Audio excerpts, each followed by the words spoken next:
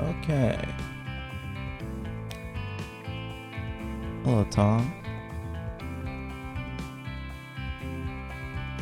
My bitrate seems to be all over the place. I'm not sure what's up with that.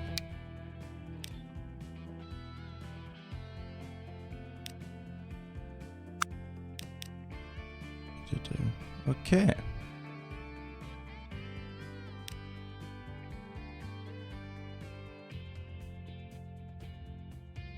Let me just get chat open. Alright. I'm starting like 20 minutes earlier than I said I was gonna. Just because I have time right now. So this is a custom map for Transport Fever 2 that recreates the island of Cuba. We're starting off in 1850. We got 10 million in the banks. 5 million of that is loans, I think. 2 million of that is loans. Okay, so we got 8 million freebies. I'm on hard difficulty. And our goal is to create a great transport network for Cuba. With trains and buses and transports. I think I want to get to like 1960. To get those nice like classic Cuban cars running around the street, and then like pause the progress of time for a bit. I think I want to get through the 1800s as quickly as possible, because it's kind of hard to make money in the 19th century in this game.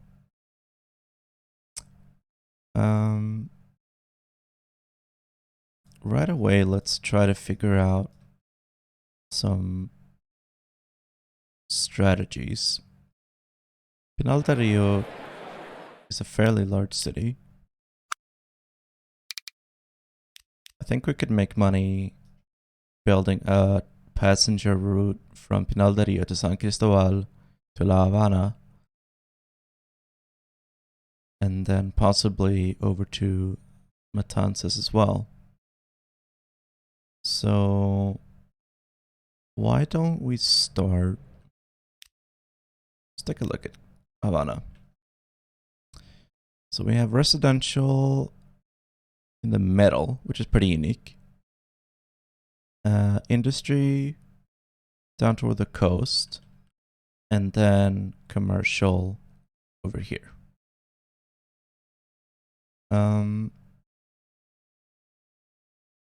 Ideally, we would have a train station not next to the residential area, because people don't like it when a train is running in their backyard, which is understandable. So if we could have a train station up here. Fortunately, there are a bunch of hills here, but we have a lot of money. Can even afford to do eminent domain on that guy's house.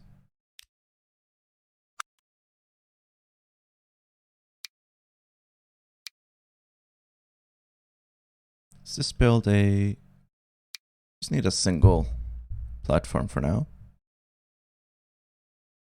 Put it right here.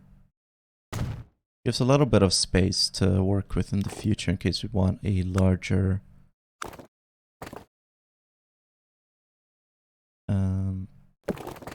station in the future. Oh, that's... Okay. Well, that's fine. Hey, hope you're doing well. A bit off topic, what are your opinions on Olof Palme? He was a social democrat first and foremost. He played his part in de-radicalizing the Swedish left wing. But he was against the Vietnam War, which was nice of him.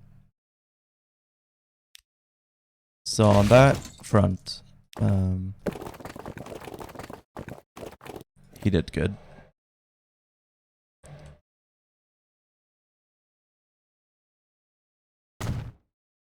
But he definitely continued the work of Per Albin Hansson and Tage Erlander in softening and declawing the trade union movement. So for that, I can't say I'm a huge fan. Alright, there we go.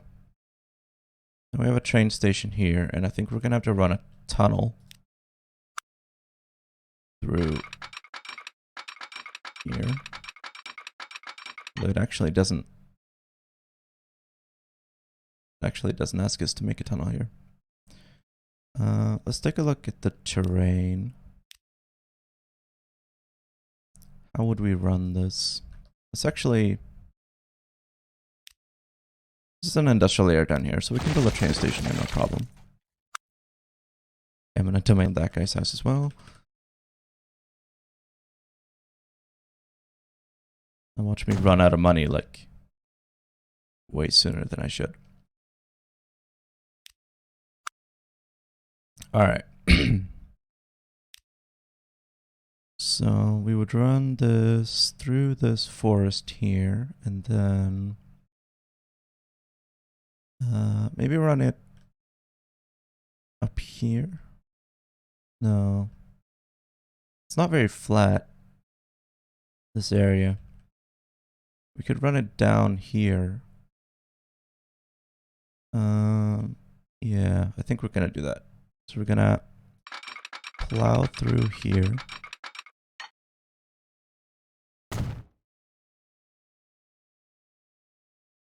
Turn down, or what?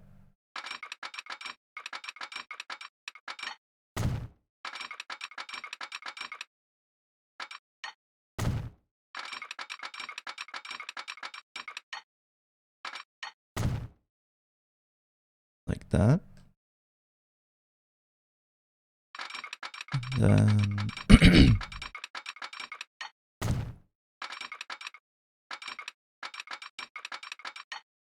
connect it up like that. It's a bit loud.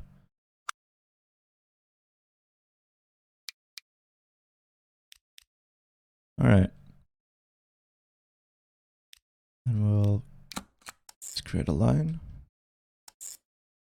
We'll call this Havana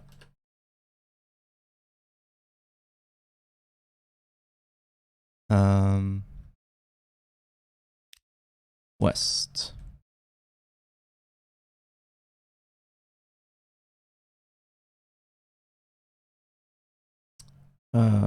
Yeah, no, on foreign policy matters, he was fine.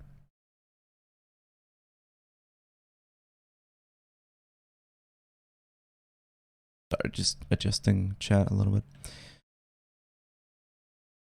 I'm not saying he was the worst.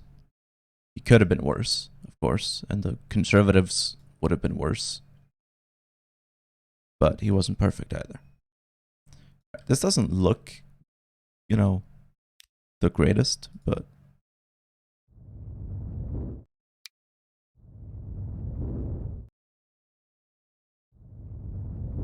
we can smooth it out a little bit. Try to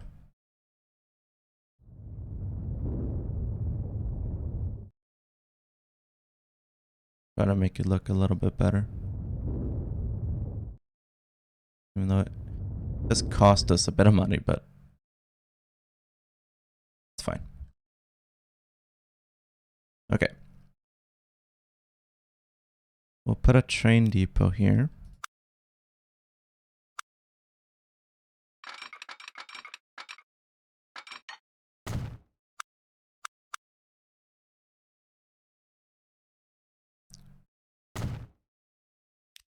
Okay, I'm gonna turn up a little bit of music.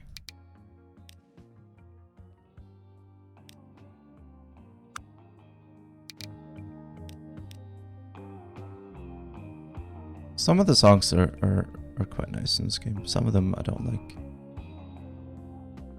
Alright. We'll start running a train. We'll do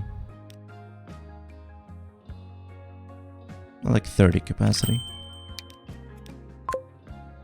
for now.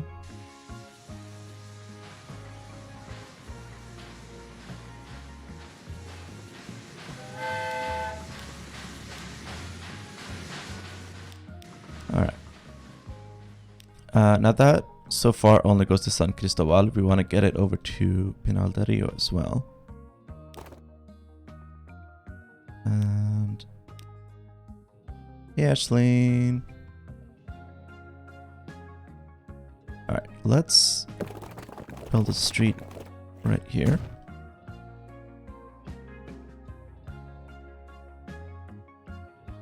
And we'll build a little train station, a terminus station.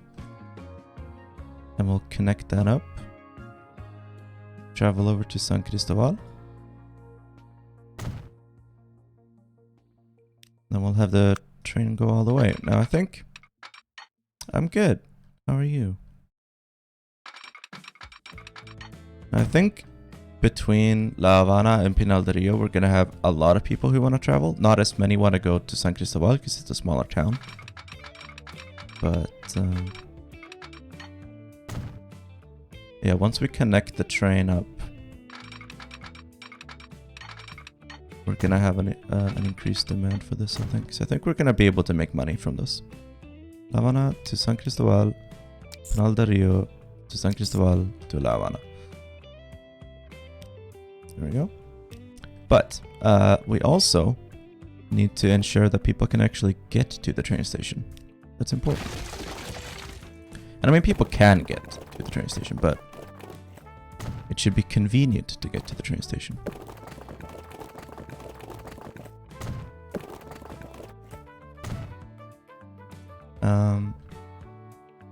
Now everyone is living like in the middle of town, which is interesting.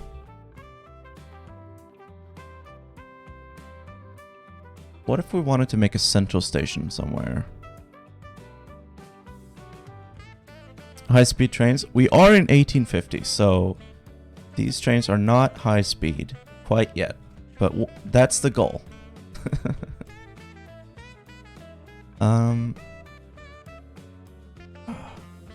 Let's think. Like we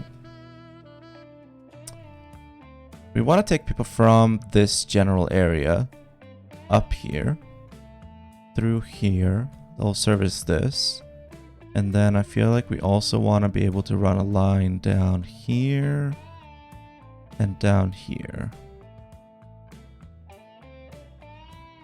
Possibly even do a line that goes around like this. That might actually work. We just have lines going around like this. But we need somewhere for people to exchange over to get the bus over to the train station as well. What if we built a central, quote-unquote central? It's not a central station if we build it up here, but it's a station, right? We're gonna build a station up here. And bus stations. So we have a station here. We'll build a station here. And then okay, we'll build a station there. We'll build a station here for people who want to get off at the stores. And then yeah, like right here, people want to get off for work. We can throw in an extra one here for good measure, I suppose. Although this is a steep hill. Okay, we're not gonna have one there. Oh, and reverse as well. So here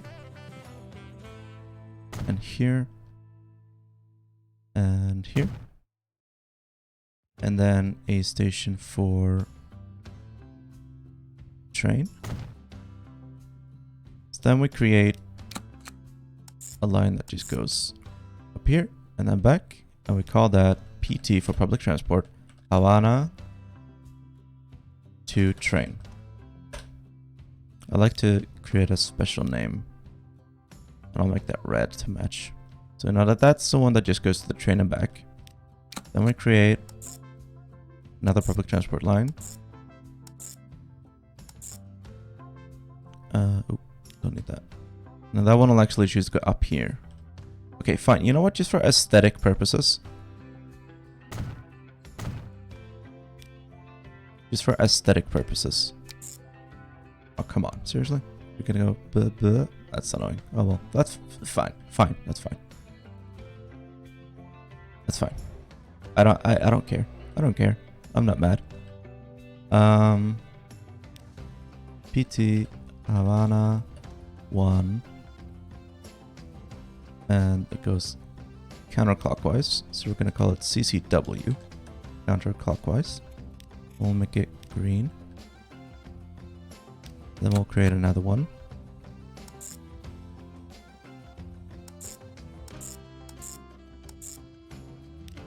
PT Havana 1 clockwise.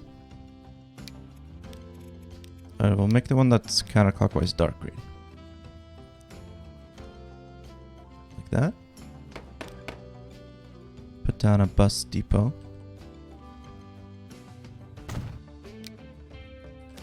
And we'll buy some omnibuses.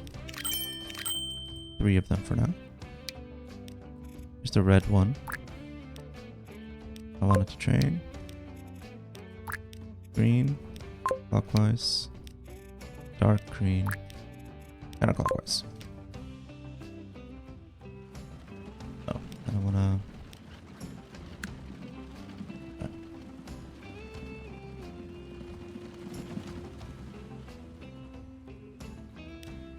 So now we have 2 lines, one going clockwise, one going counterclockwise, picking people up, dropping them off. And then we have a special one that just takes people from this transfer station. Actually, let's enable these alternate stations here.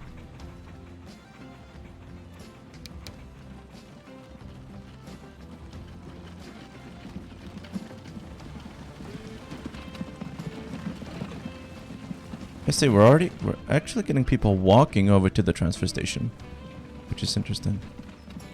People will always walk further than I think. I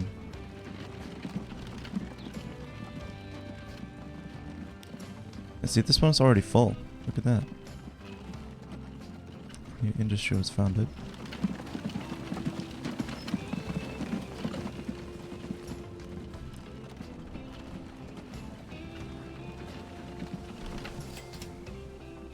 Look at that, yeah.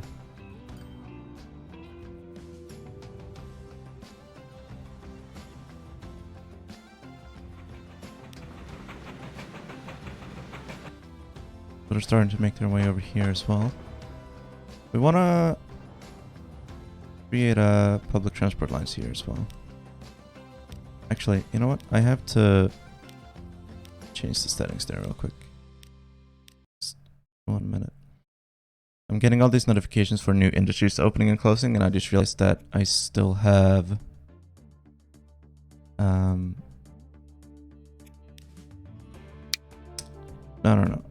basic options.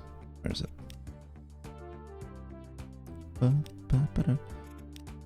Never disable. Okay.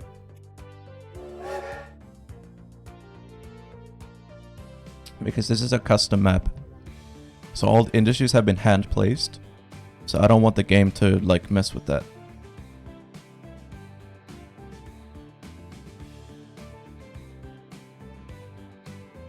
I do like this menu music. Alright, so we're gonna create some public transport lines in San Cristobal and Pinal del Rio as well, to make sure that people are effectively getting to the train station. Because that's our main moneymaker is the train station. The public transport lines, the bus routes, we don't really make much money from them. Like if we're lucky, we'll break even. But the purpose of those public transport routes is to get people to the train station, which is what we actually make money from. So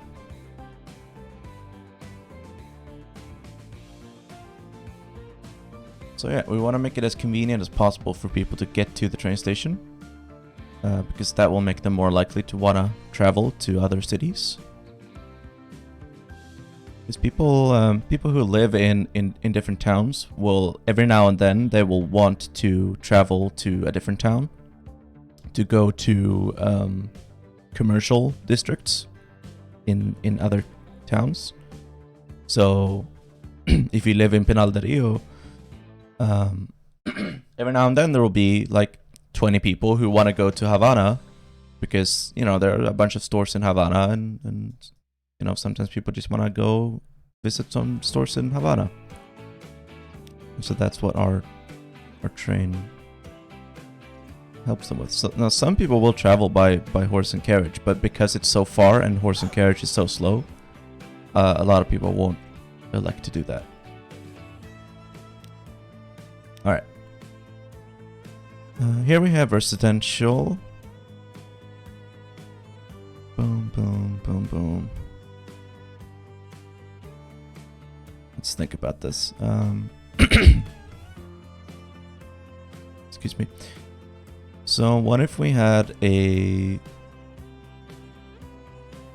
Maybe just for now, we just make it simple.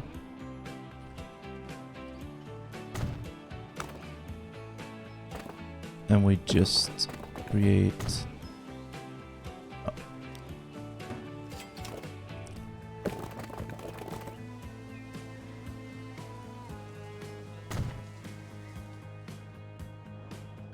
And we just do this.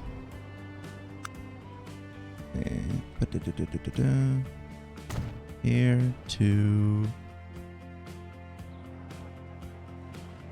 here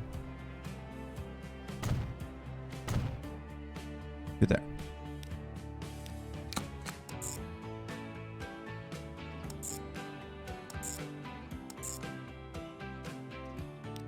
PT PDR.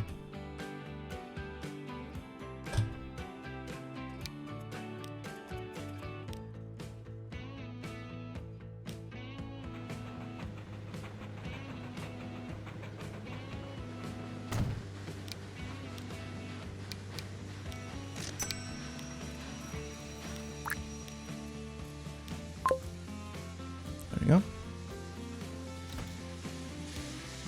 Got 15 people already, even without a bus taking people to the train station. Still got a lot of people who want to get to Havana. Most of them want to get to Havana. Some of them, I imagine, want to get to San Cristobal. So this is interesting. Here, I think we want to create a line that goes here with a stop here.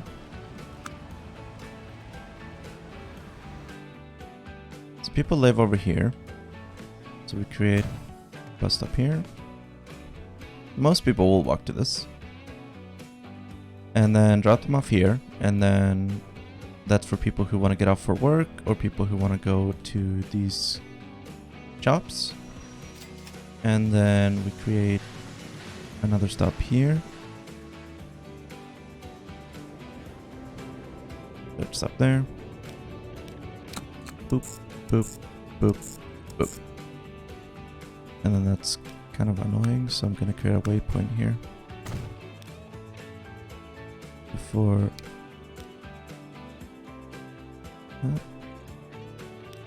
PT San Cristobal 1.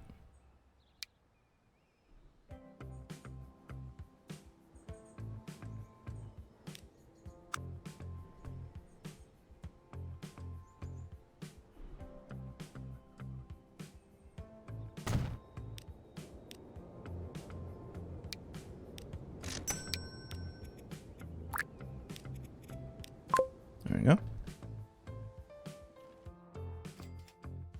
Oh, look at that. Got 21 people waiting here now. So 14 people there. Okay, so we should have like 2 of these. We'll just double it up.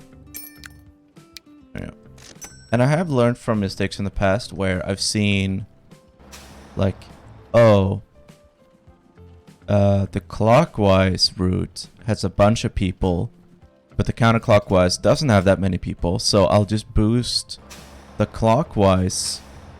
I'll just add vehicles to the clockwise route and not to the counterclockwise. That's a bad move, because when you're moving people clockwise around a city like this, eventually people are gonna want to go back home. So always keep the clockwise and counterclockwise routes even in number of vehicles. That's something I've had to learn the hard way, because even if it looks like, oh, people are only using the clockwise route, no, people are gonna want to travel back the way they came. Just because people are traveling clockwise right now, that doesn't mean that we're not gonna have demand for the counterclockwise route.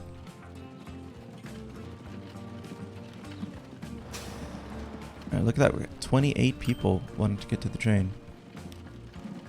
We need even more than this. We took three omnibuses. Ka-ching. Well, let's see, I think I've got like assets.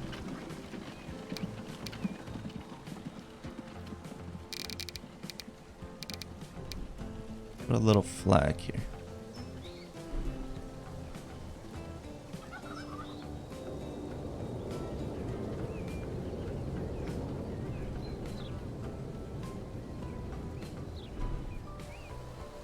Oh, beautiful.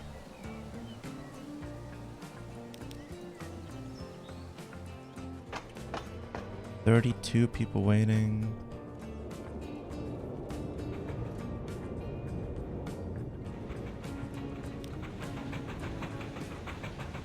Yeah. Oh, this is getting popular. 21 people. Okay, we're gonna need some more buses here as well. I guess because this is serving a dual role of both taking people to the train station and taking people to and from work. So yeah, it makes sense that we would need extra vehicles for that. Wow, look at this. 33. 35. Yeah. Man, we might need double track this. Or just wait. I think we're just gonna wait. And upgrade this train later. I don't think we're gonna double track it. Not yet. I wanna like... I feel like I wanna stay in this region.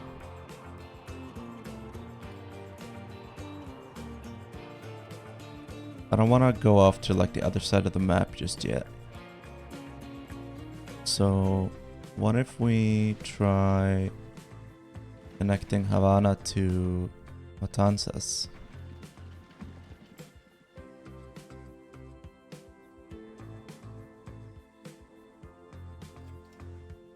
Yeah, it's very hilly. It's a very hilly route between these two cities, so I'm not sure what the best way to get here would be. We could take a long route and go like all the way around here, but even then, it's almost like Matanzas is in like a valley. It's like surrounded by mountains.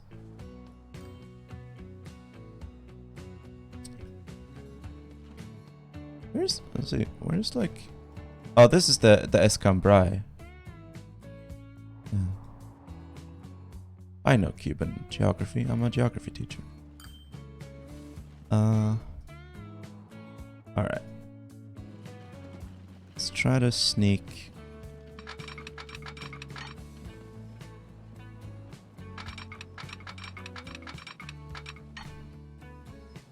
So we did something like this. We'll like go along with the road.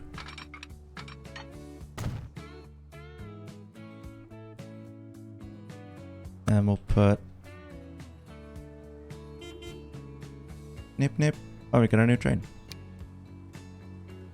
The Borsig and the Bavarian passenger car. I do have it on like a very fast speed here.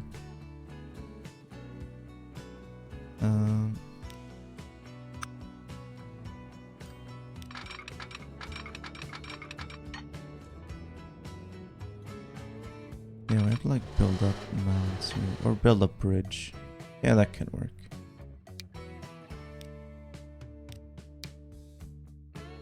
Building bridges.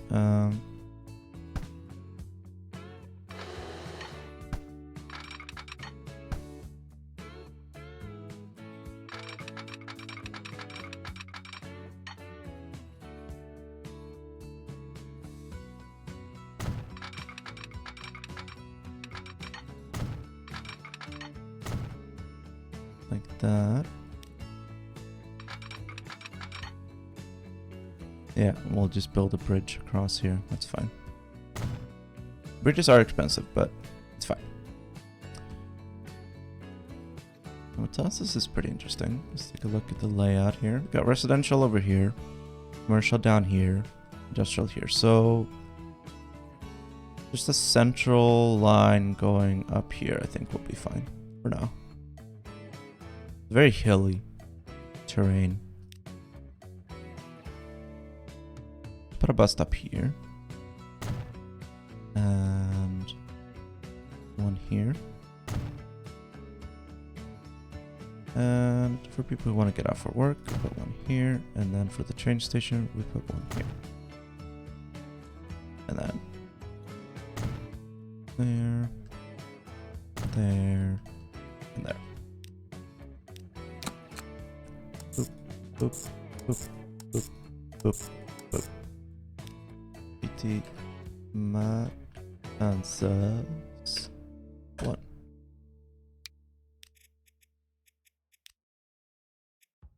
If you're asking, if you want to know what the colors are for, nothing. I don't have, I don't know why I'm coding them like I am. I'm just picking random colors. How flat is this? Oh wow, look at this. I want to fix this row. That's gonna bother me otherwise.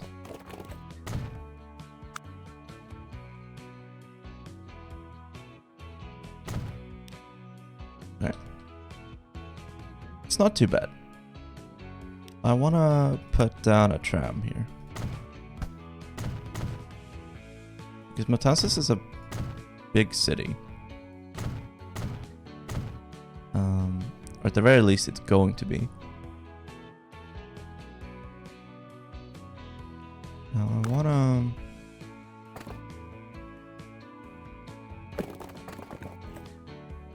This isn't strictly speaking necessary, but I just really...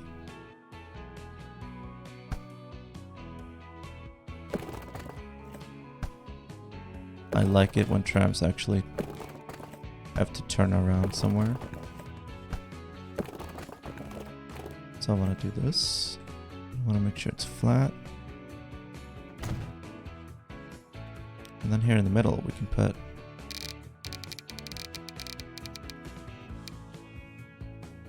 flag. Why should I have it like this?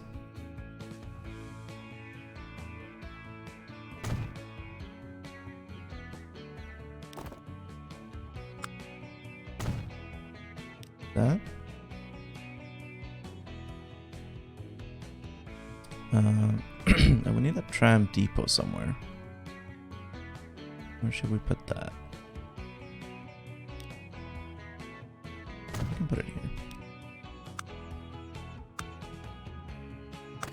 What are my buildings?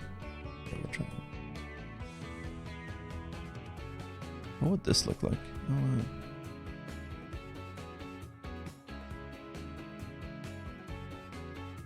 you know what? Let's do that.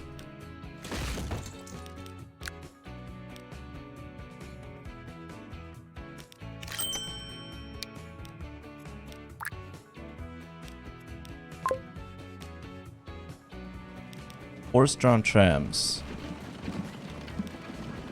Not quite as cool as electric trams, but I mean, who doesn't like horses?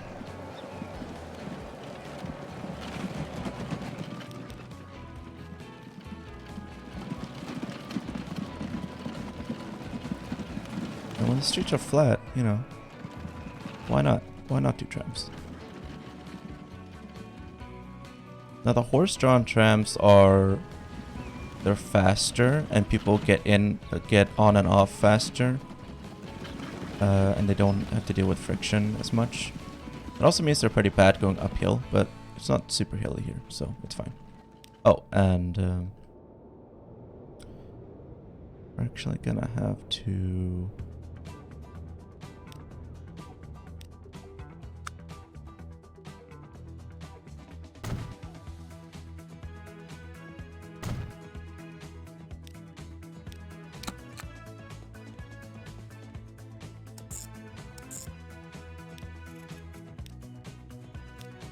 we'll make this like...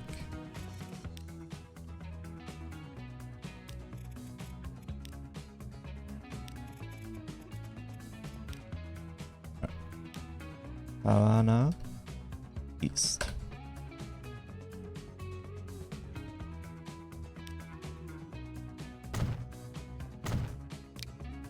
Where's the west? Where's the red train? Red train, red train, red train. Over there. Now, because this one's only going to Matanzas, just do 24 capacitor for now.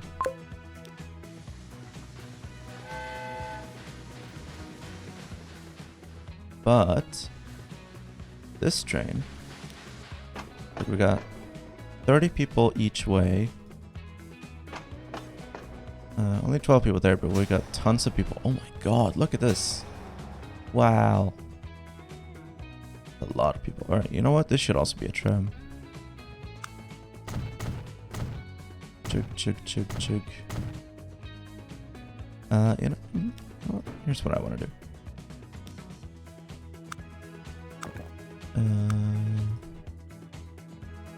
Where is it? Here.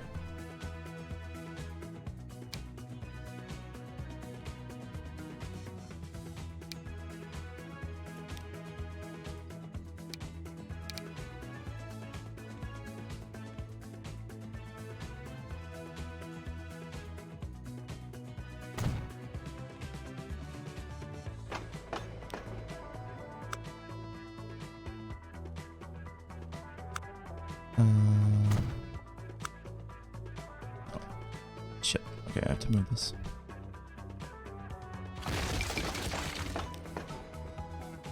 I don't actually want another track in the... Well, maybe I do. I don't know. I mean, eventually we're gonna probably... Well...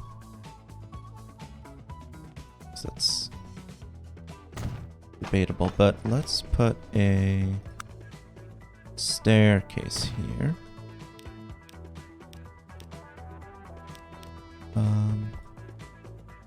No, nothing? Really?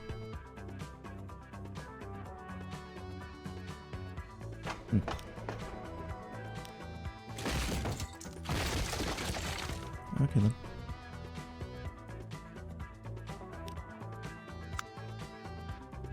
Never mind. Alright.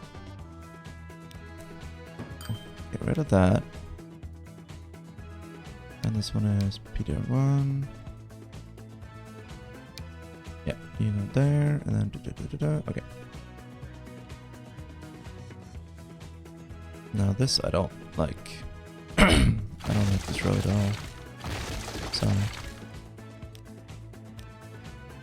Oh shit, I totally forgot.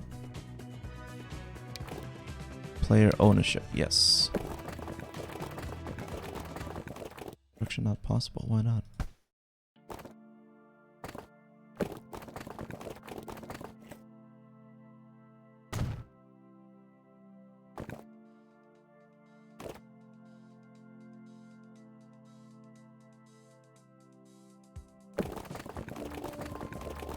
What do you mean construction not possible? What's going on?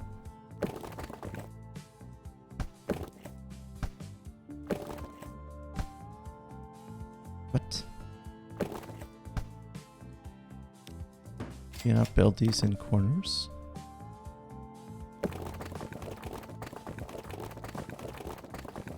Oh. Oh well, we'll have it like this then. That's fine.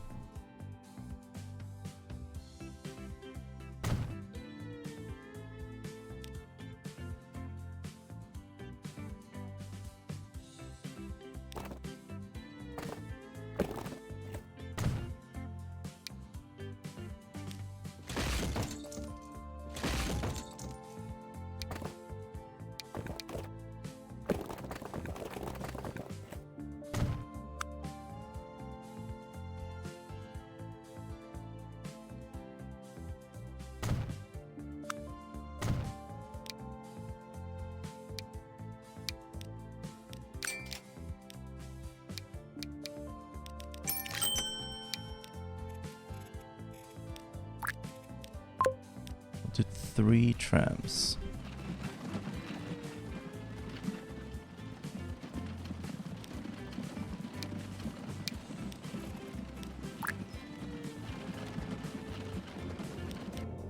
I'm gonna ask this first one to turn around. But they're kinda... Wow. That's so many people, oh my god. 70. Jesus. Yeah, we're probably gonna need some more.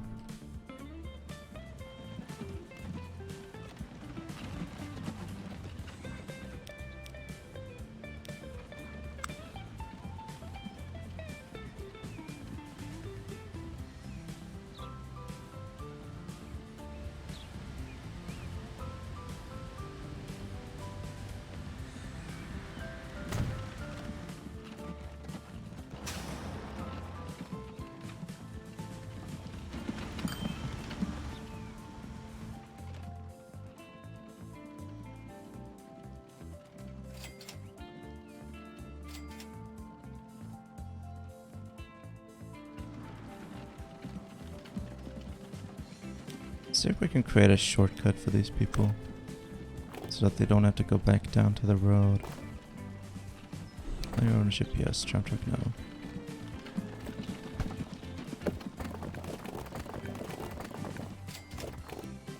Hey, Alice. Good morning.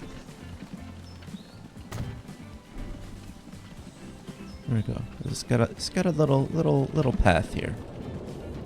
You know, Desire Paths? It's an old subreddit that I remember.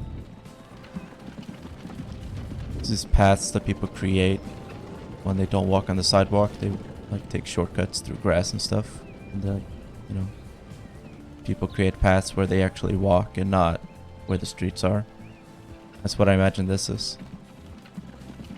Like, this is clearly like, if you're going to the train station, clearly you would just walk like this. You wouldn't walk down and then around just because this is where the sidewalk happens to be, you know?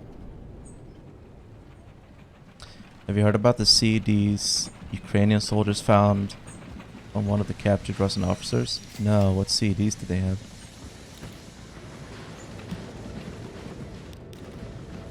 I haven't heard about that. Alright, so this is like filled to the brim every time, so we want to upgrade this. New train. Some Bavarian passenger cars. Boom. CD's nuts. Good one. You got me.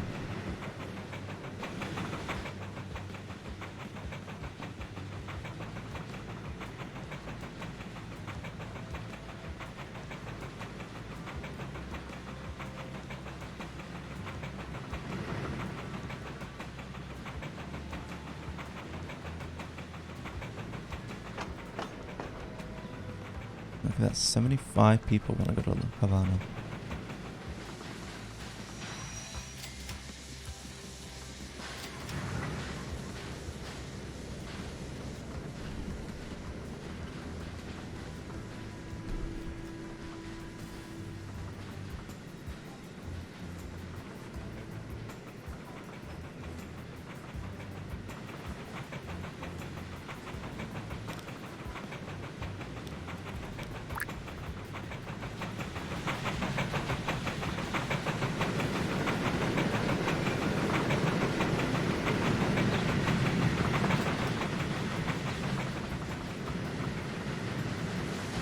It's a pretty steep hill to get up. Oh shit, that was a fucking deer.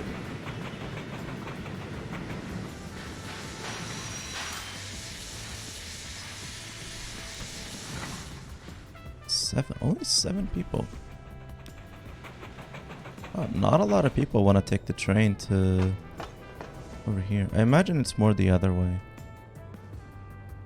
There's got a lot of people waiting here, actually. 61. Alright, we gotta get some more trams then.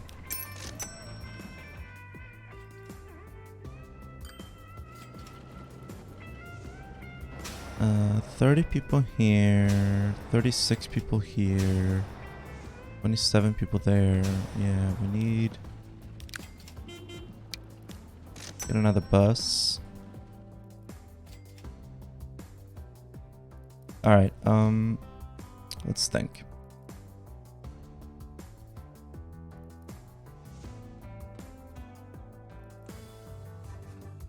We have 3 million.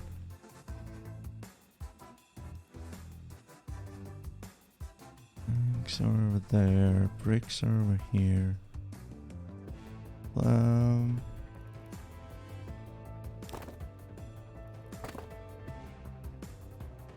Let's start transporting some goods. To get ourselves an extra source of income. Oh wait, I don't want player ownership. I don't wanna pay taxes on these roads. What do you think I am?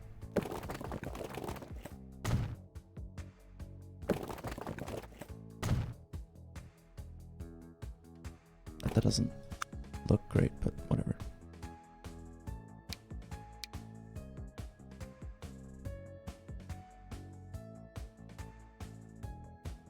Can we cheese this?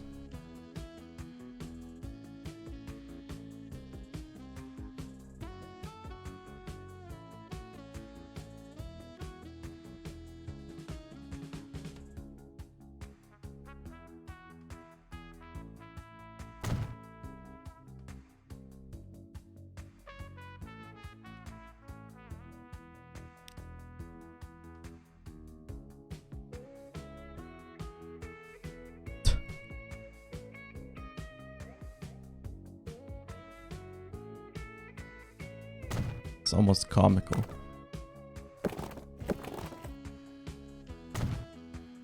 Do we actually get the same amount of money for this?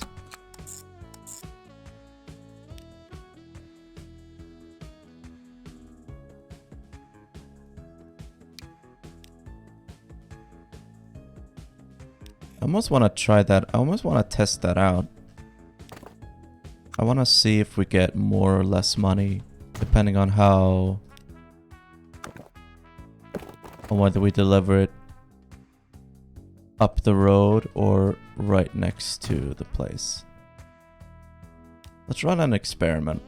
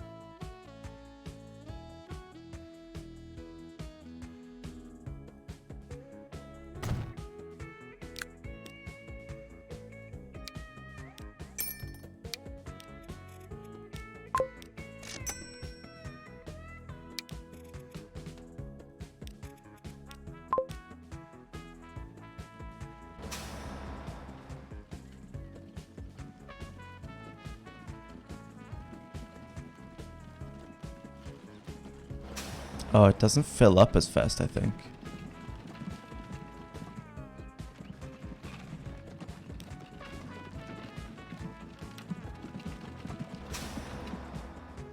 It definitely seems to prefer...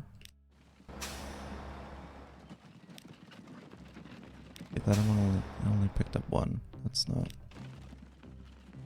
Okay. I think...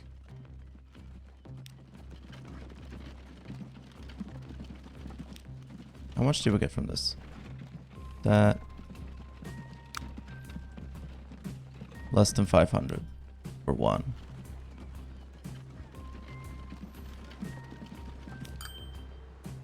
$3,000. Okay. So... Alright. We do get more money for that one.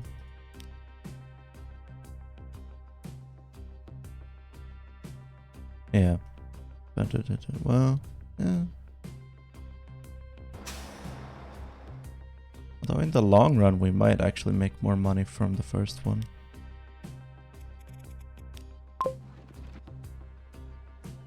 If we lose like 600, no, it might actually be the same amount of money. Let's see, do we get 3,000 from delivering 5 of these?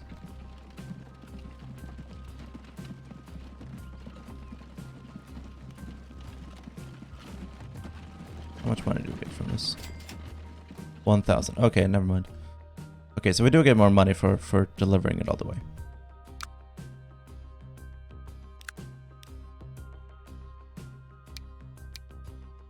I guess that makes sense.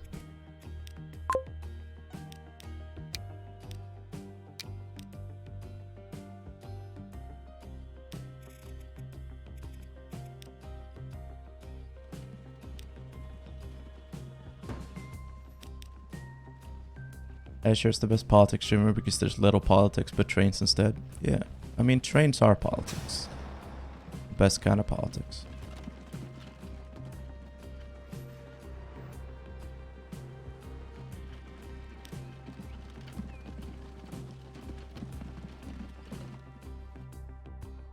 Okay.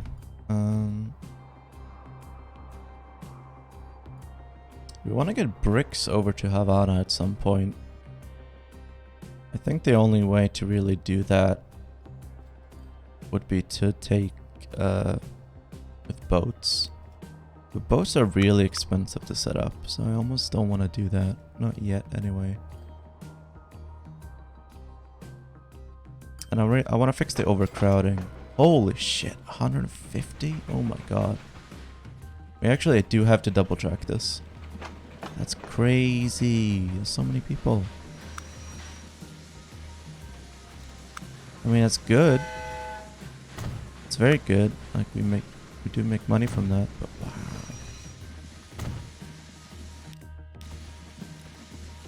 All right, let's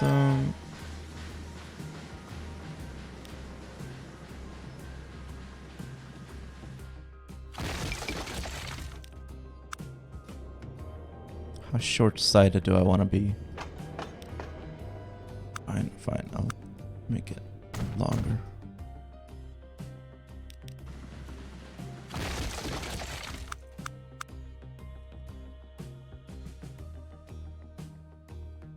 There, and a switching back.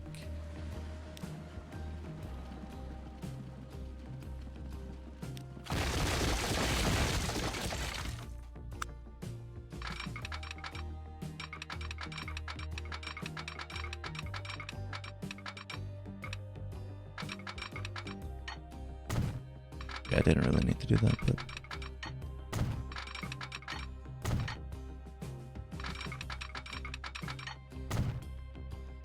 is that? I don't know. I thought I could make it more sloped, but whatever. We have to fix this depot, I think. Let's do this. Put the depot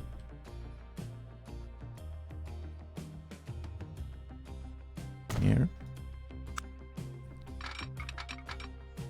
And there.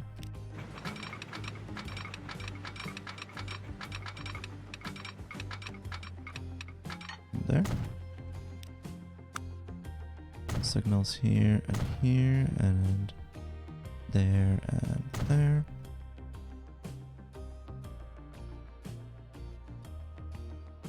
Signal here. And this is a relatively straight path, so we'll put a switching track here. Fit it in.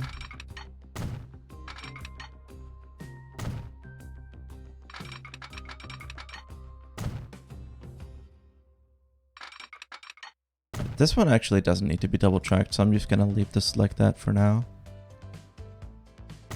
Oops. And we don't need that.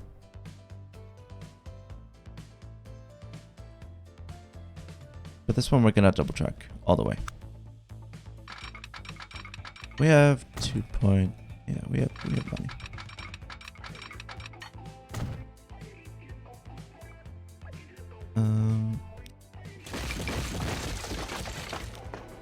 We'll expand this.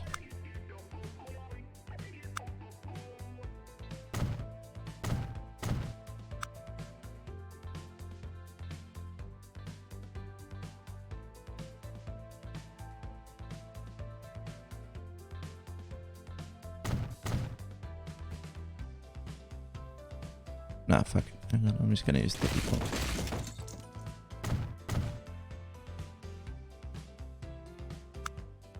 And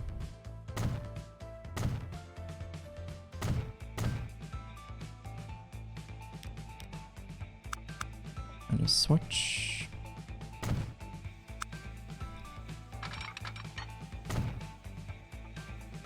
It's very curvy, hang on. Doesn't need to be that curvy.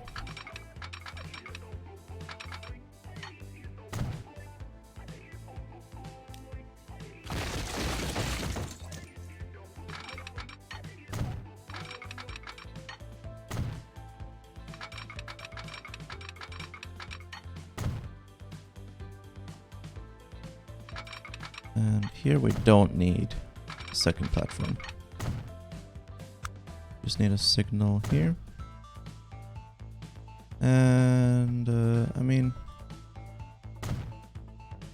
I'll just place a few signals over here and there. There's a signal here. There's some signals here.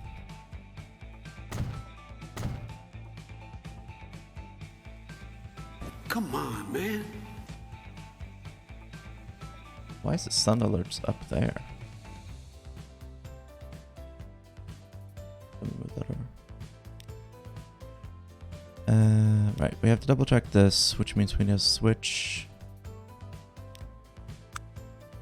We could do... Not really a straight place to do this, so we'll just do it like this.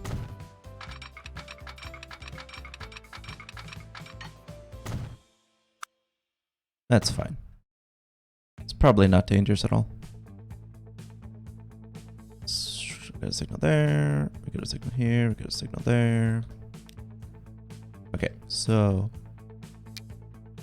here travels along to here, but then on the second one, I'm gonna be on that station. There we go. Cool. Now we can clone. Oh, I don't have enough money to clone it. Well, we'll do our best.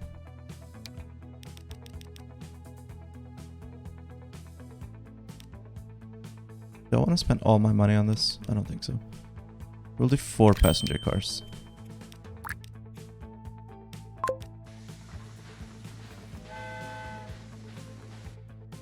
But I mean, it should be... Oh. It should be making money. There are a lot of people here. 107 people waiting. Choo-choo.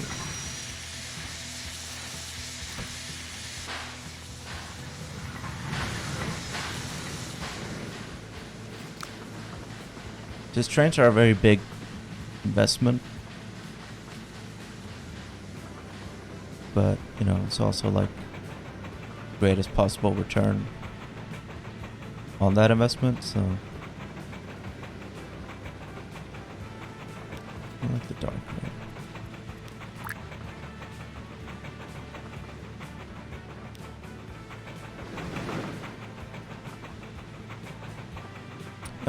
Like boats are like even more so. Boats are really slow, but they can carry a lot of stuff. So while you can get a lot of money from them, they're also a huge investment. And I mean, even just the infrastructure for boats, the harbors cost so much money.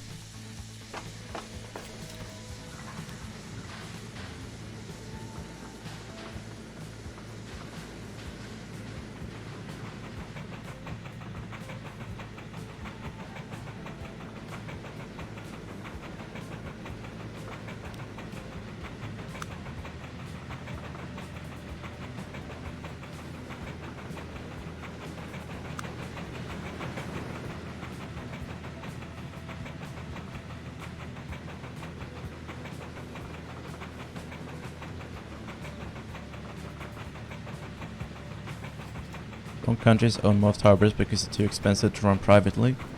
Yeah, private harbors are not super common. Harbors are also one of those things that are... Like, harbors are so vital for a country's economy that it doesn't make a lot of sense to have them be privately owned. So, yeah, a lot of harbors are public. At least, like, most places have state-owned, government-owned harbors. And then you might have... A few places, I think, have private harbors on the side. But for the most part, yeah, no, it's state-owned. Like most countries.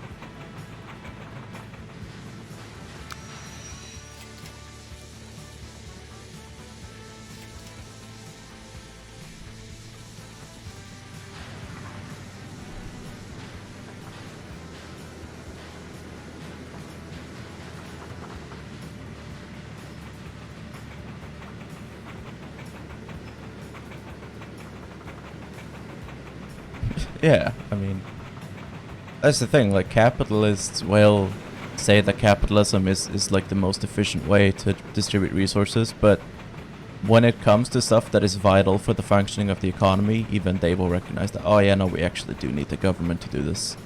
Because it's too important to let private interests dictate. Okay, this is... Oh, man, I want to fix this track.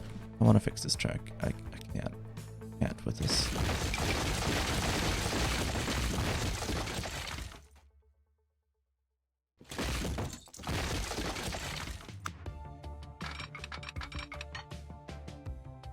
Okay. It's gonna cost so much money. But I can't.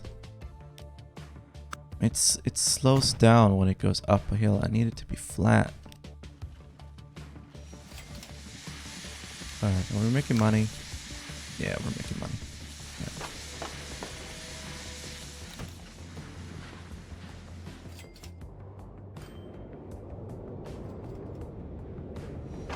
We got 63 people. Wow. Even this little baby train might start making money eventually.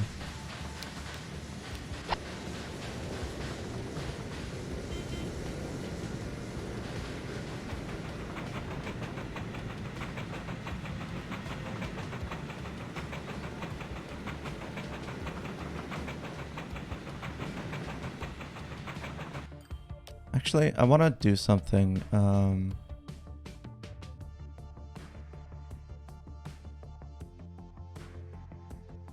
Let's find some place. You know what? Maybe we can do it here.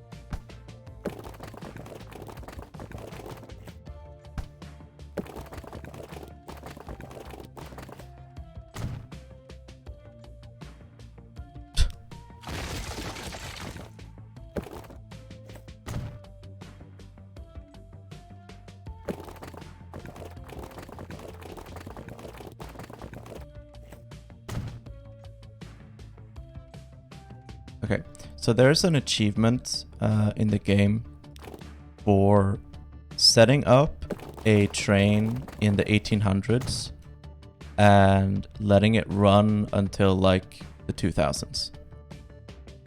So I'm just gonna set up a teeny tiny little baby train here.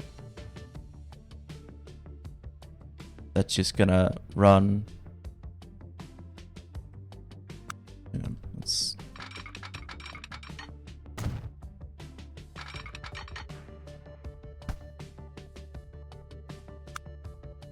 between here and there.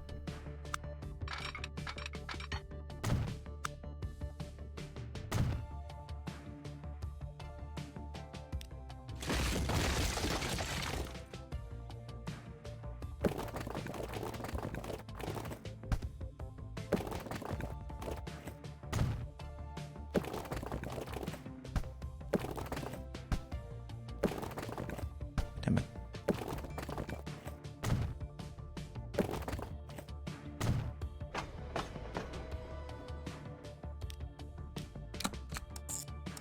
Like this.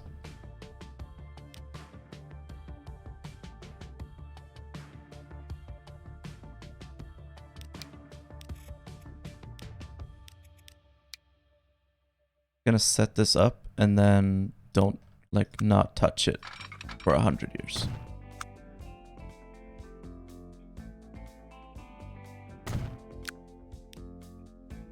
And that's an achievement. Oh, I don't I don't have the money. Oh, damn it. I mean, we have time.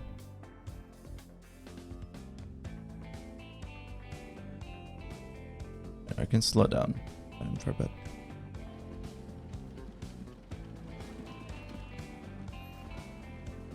Voting with dollars does not work. Perhaps if you organized en masse, but at that point other methods have higher efficiency.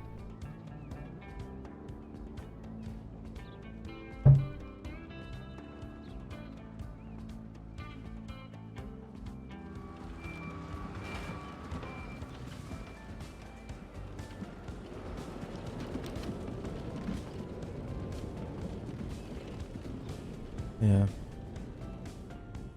Sweden is so fucked that like since the 80s, vote with your dollar has become the official policy for like healthcare and education. Fucking free school choice and stuff.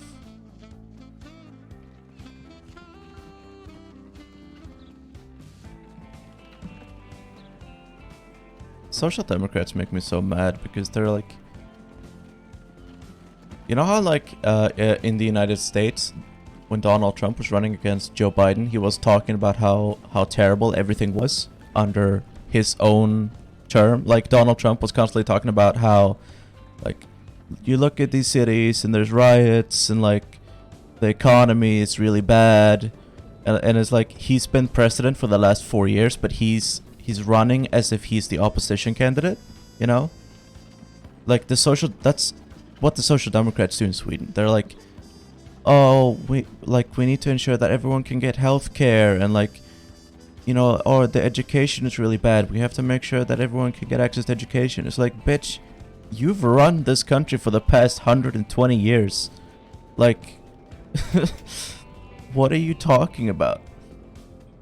Like, whose fault do you think it is that the healthcare and education system is in the shitter? It's because the Social Democrats fucking sold it out to private interests. And the Social Democrats are like, oh man, we really gotta do something about all these capitalists. Am I right, fellow comrades? And then they're literally the ones privatizing shit. Makes me so mad.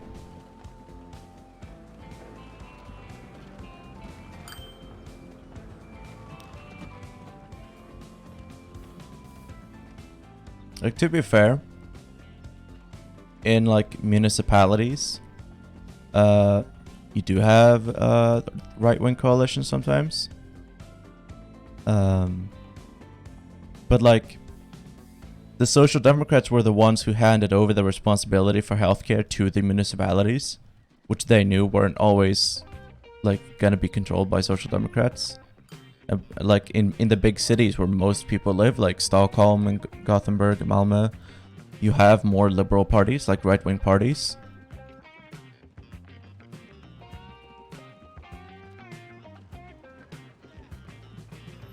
And so like now they're in control of municipal healthcare, which like the Social Democrats handed to them. They really fucking shoot themselves in the foot. Do they do the thing the Democratic Party does in the US where they pretend to never have enough power to do anything when they're in power?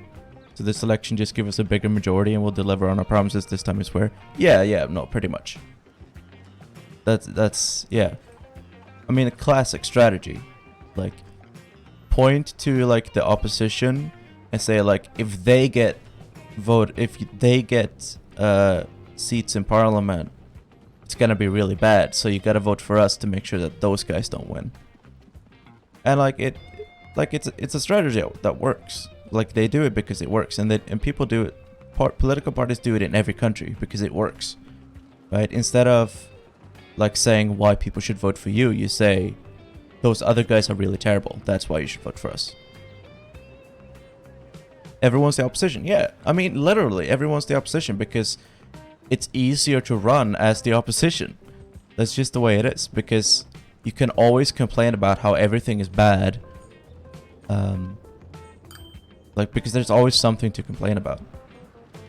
I don't know, I think it's just like human psychology. It's like we're much more attracted to opposition type arguments. So that's why everyone is the opposition.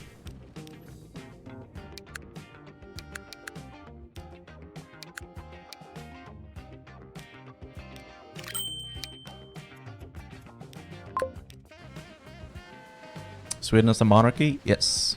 Constitutional monarchy. 63% of the Democrats' policies will be to improve email infrastructure so they can send more donation emails. Oh man, that's too true. Is Sweden in the EU? Yes, Sweden is in the EU. We're also about to join NATO. We had 2 referendums in the 90s about whether to join the EU and whether to join NATO. The NATO referendum lost and the EU referendum won, so we joined the EU. But now we're joining NATO anyway, despite the fact that we had a referendum on it and people voted no.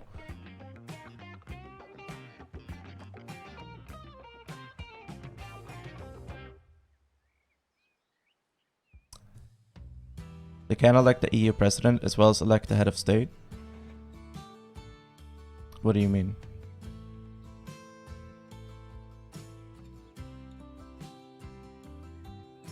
Well, there are both monarchies and republics in the EU.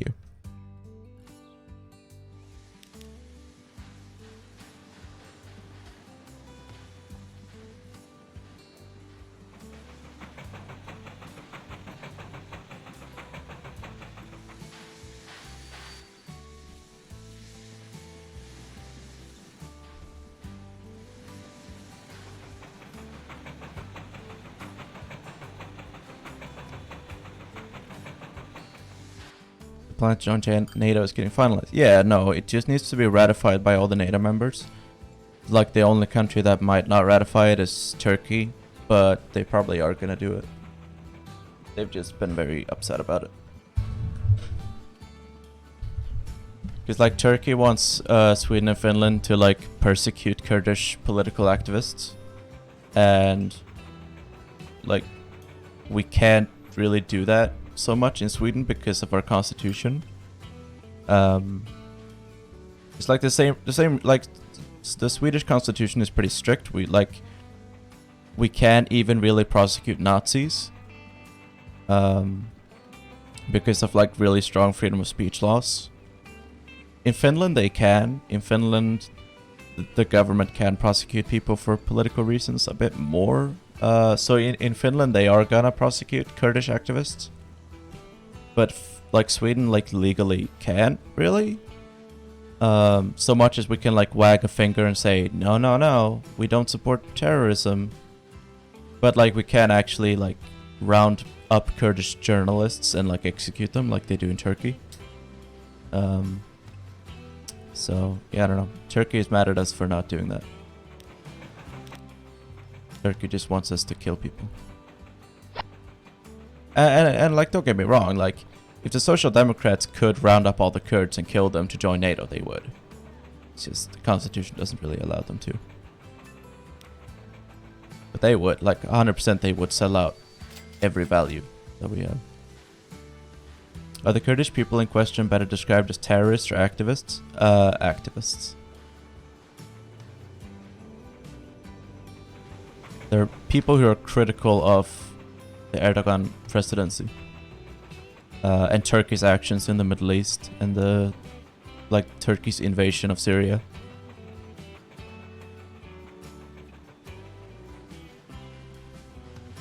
I live in Morocco and I always wonder if it's the same since we have our monarchy too. I don't know.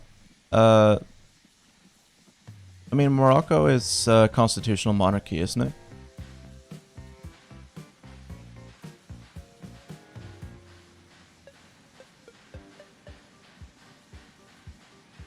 But yeah, the monarchy in Sweden doesn't really do anything. And most of the time I actually forget that we still are a monarchy. Because I don't follow like the royal family or anything. But we are a monarchy, technically. But the monarchy doesn't have any power anymore. Even like on paper.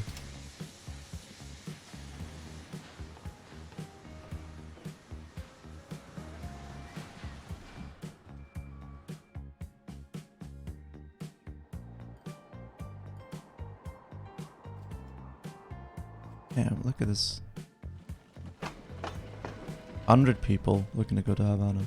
We have 2 trains running here. It's so crazy. 29 people here. 50 people here.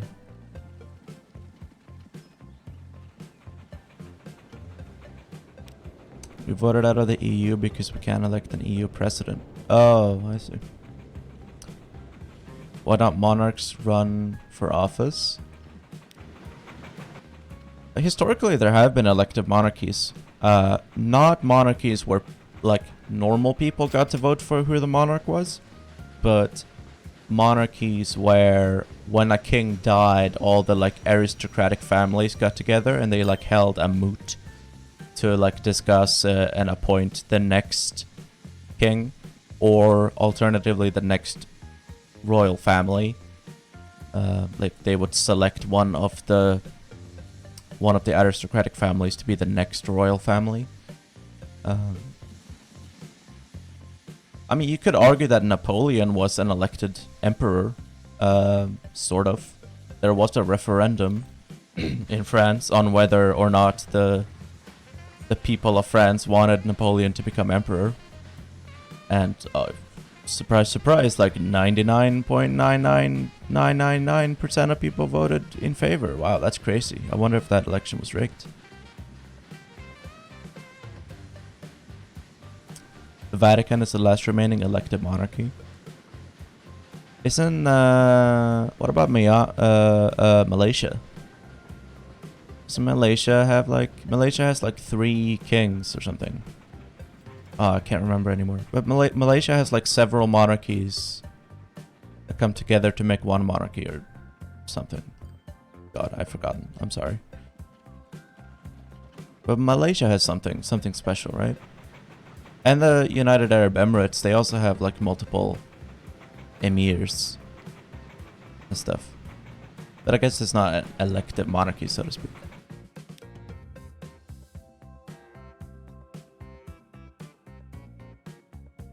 Oh, the Prince of England could run to be in Parliament. Oh, that's what you mean. Like a monarch can run to be elected. I see. Yeah, I mean, I don't know if it legally, if the Swedish king, that's an interesting question.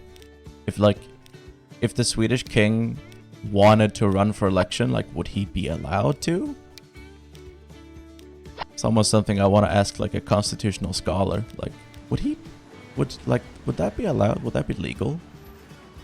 Could he do that? Who would stop him? I don't know.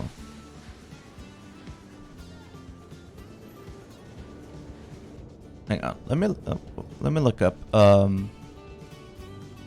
Krav för att stå i riksdagsval.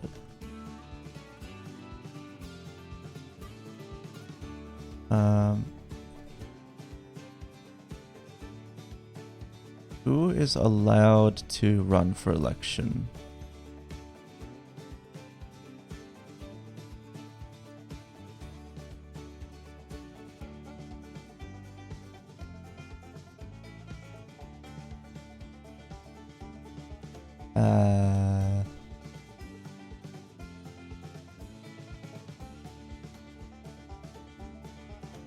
Okay, to be a candidate you have to have the right to vote. Har kungen rösträtt? Valmyndigheten, okej.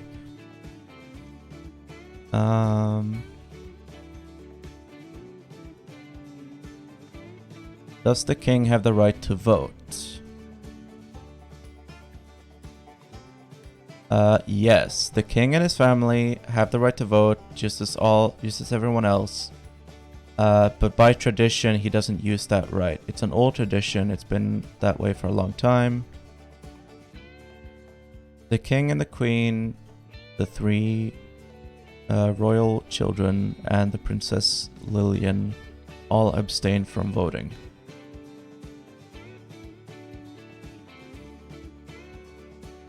As the monarch appoints the prime minister in most monarchies, can they appoint themselves? The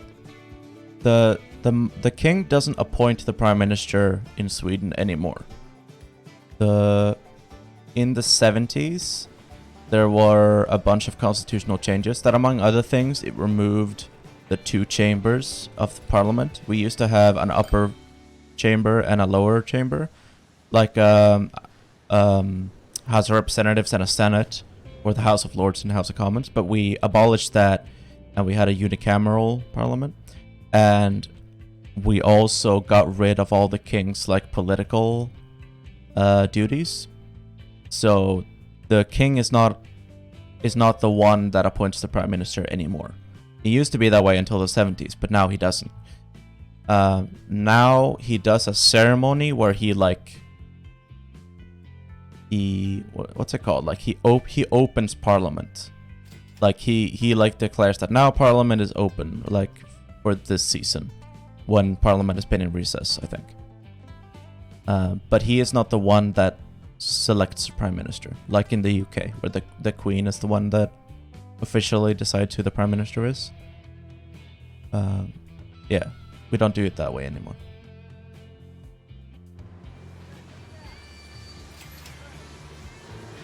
Hello, Crowy.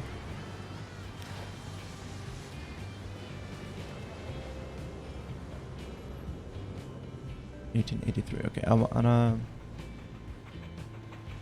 wanna modify this train until 1899.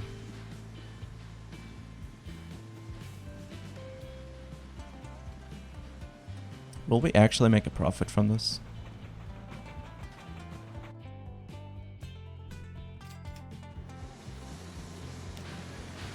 I mean, the important thing is that it's even.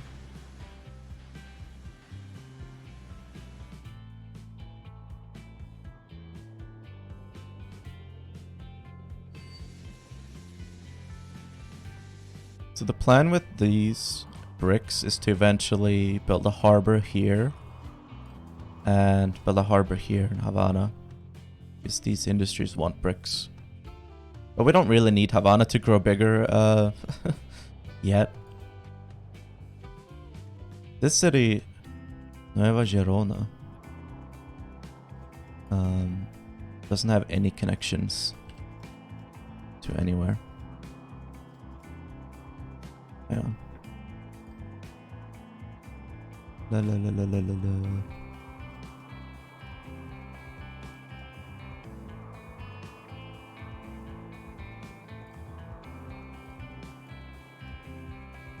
It's always funny how people from North America believe using public transport infrastructure equals poor. Yeah. Yeah, I mean, if your public transport infrastructure is underfunded, then it might very well be that the only people who use public transport are the people who can't afford cars. Like I believe that like people who take the bus in a lot of places in North America are people who can't afford to have a car, and that if they could afford to have a car, they would travel by car. But that's not because of the nature of public transit. It's just because buses and public transit in North America is so terrible. But like here in Sweden, like people don't drive in like Gothenburg or Stockholm. I don't know about. I don't live in Stockholm, but like in Gothenburg is not notoriously shitty to drive in, which I think is a great thing, because it just means that everyone uses public transit. So yeah, like no matter who you are, whether you're working class or you're like the richest of the rich, if you live in Gothenburg, you use the trams. That's just how you get around. If you're commuting to somewhere in the metropolitan area, you take the regional train, you take the commuter train. That's just how it is. That's just what you do. If you're going to Stockholm, you take the X2, the high-speed train. Like, you wouldn't drive that distance. It's way too far, you know? Like, no one drives that. No one drives from Gothenburg to Stockholm. Unless they're, like, transporting something or, I don't know. They have, like, a dog that doesn't want to be in a train or something. I don't know. Yeah, like, as a general rule of thumb, people don't drive that distance. So why would you?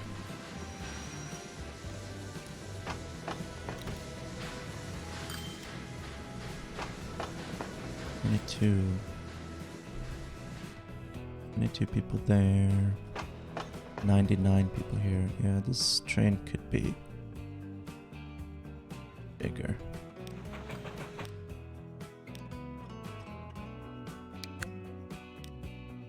141,000. I live in Florida. Somehow my city made it so no matter what the distance, it takes an hour. Across town, an hour. 3 blocks an hour. It's ridiculous and bizarre. I don't know how they do it. It's impressive almost.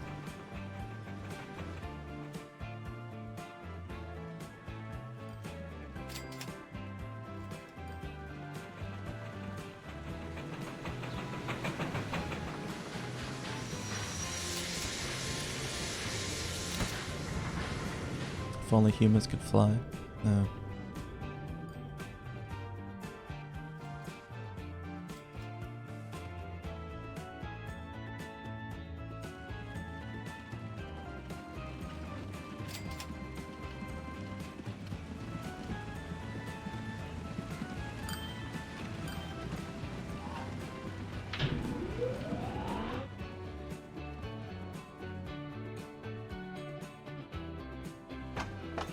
There's so many people. I have 2 trains running here. Amazing.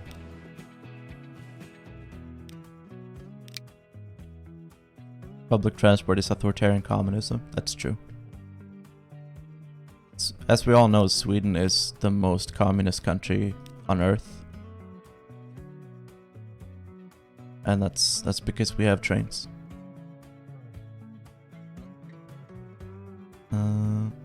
Alright, I wanna... How many people are here? 62 people here.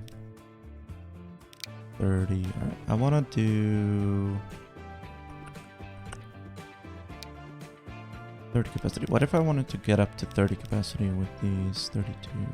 Focus 500,000. Okay. What if we add to... Vuvuzela, yeah. A Venezuela map might be fun to play sometime. Now we can carry 42 people here.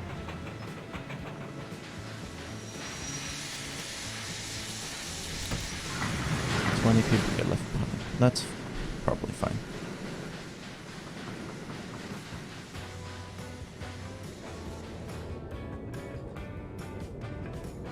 we're on hard difficulty, so on normal difficulty,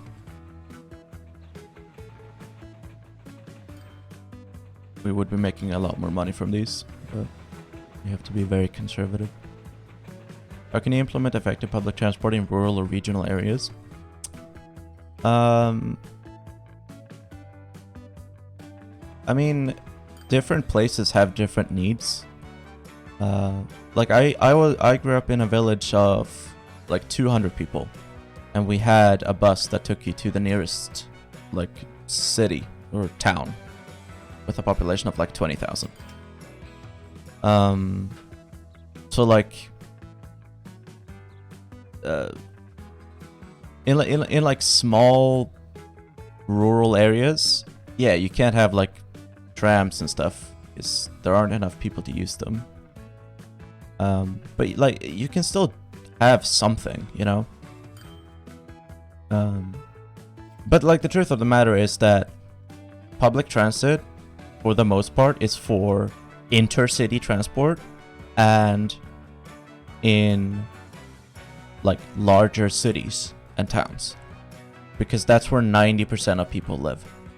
And from like an environmental point of view, if we want to counter the environmental impact of car usage, we have to focus on public transit usage in cities and walkability and like bicycle infrastructure in cities, because that's where most people live and that's where most cars are driven.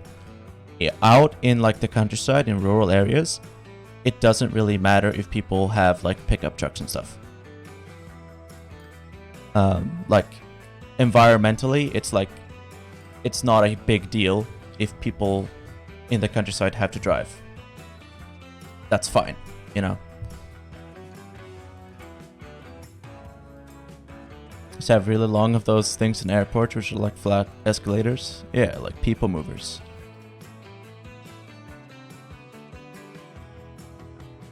I've been significantly disadvantaged from having any social life because I chose not to get a car license. Yeah, I can understand that.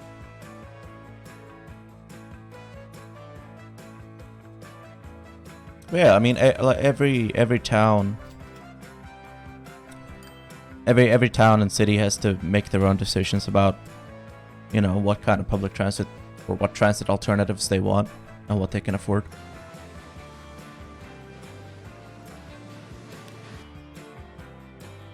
Okay.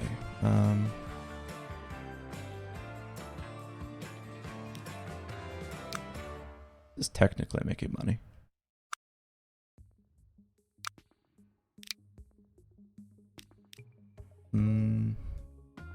We need a route. We need something that can make like a steady amount of money. I think this is gonna be it. Oil. We just got coal and iron to make steel, and then yeah, alright. So we can take oil or crude oil from here, make it refined, turn that into plastic. Here we have iron and coal to make steel, and then plastic and steel down here makes cargo, and cargo wants to go San Cristobal, Colón to Trinidad, Camagüey, and Guantanamo. Alright, well, we'll just do oil, crude oil for now. Here to here. Although, yeah, I mean, we can't really afford it. Truly. But we can start. I guess we can take a loan. I guess that's fine.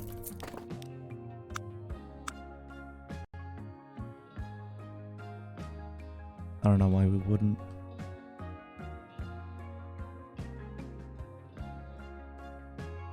Interest on these loans isn't even that bad. Alright.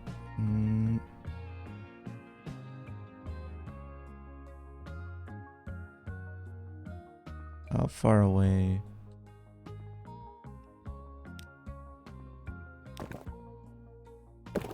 Yeah, like what if I did this?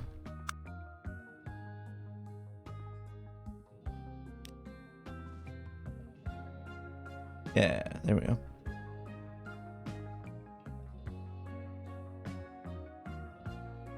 That there.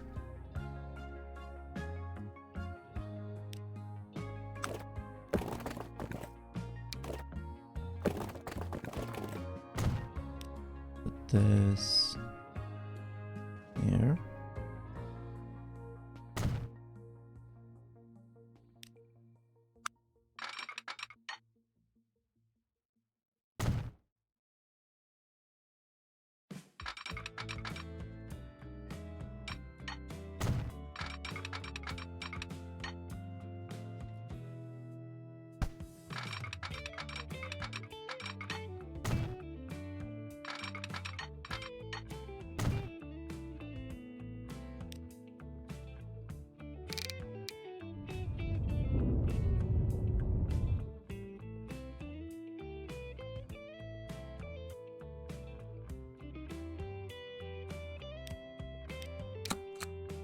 And okay, go from here to here to here. C train. C train stands for cargo train, by the way, if anyone was wondering. Oil.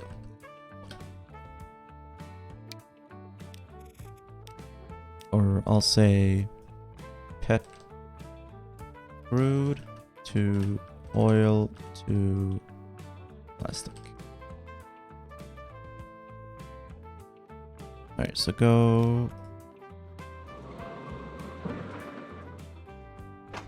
This is the oil well.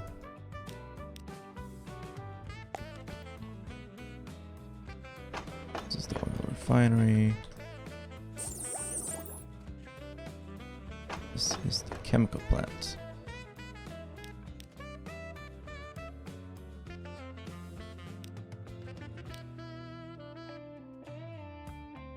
Okay, so go to the oil well, full load.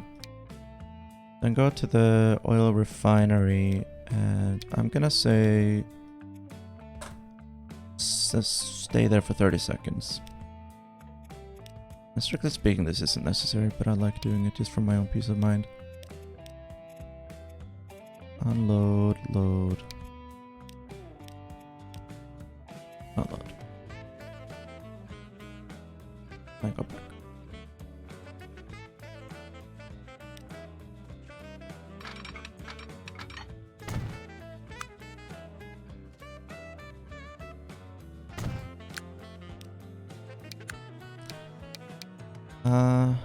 Poor sick.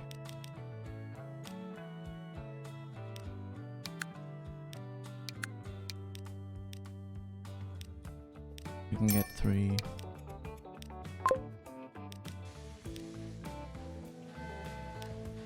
Alright. I'm just gonna go get a drink. You guys watch the train, okay? Make sure it doesn't do anything weird.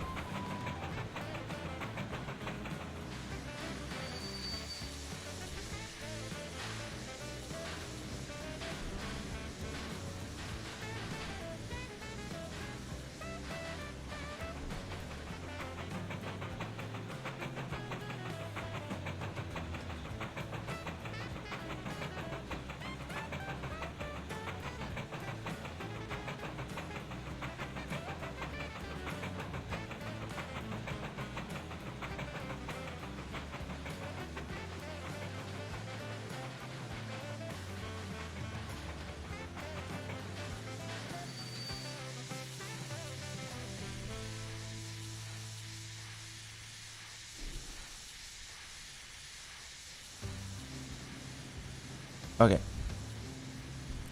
We got the electric tram! Hype.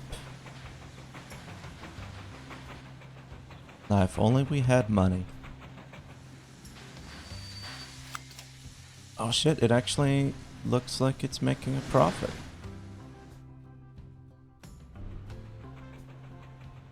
That's crazy.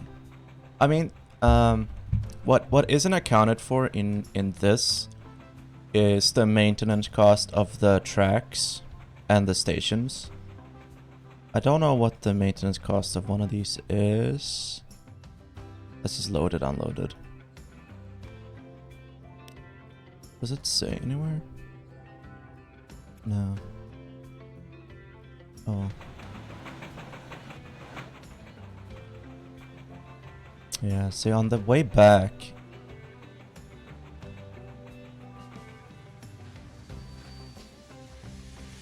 Yeah, we need another tank on this one.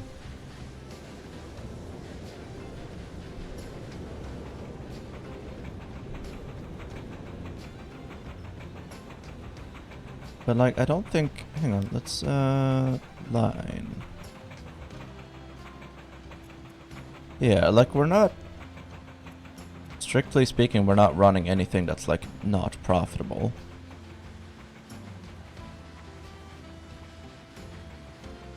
Tankistawal 1. Maybe.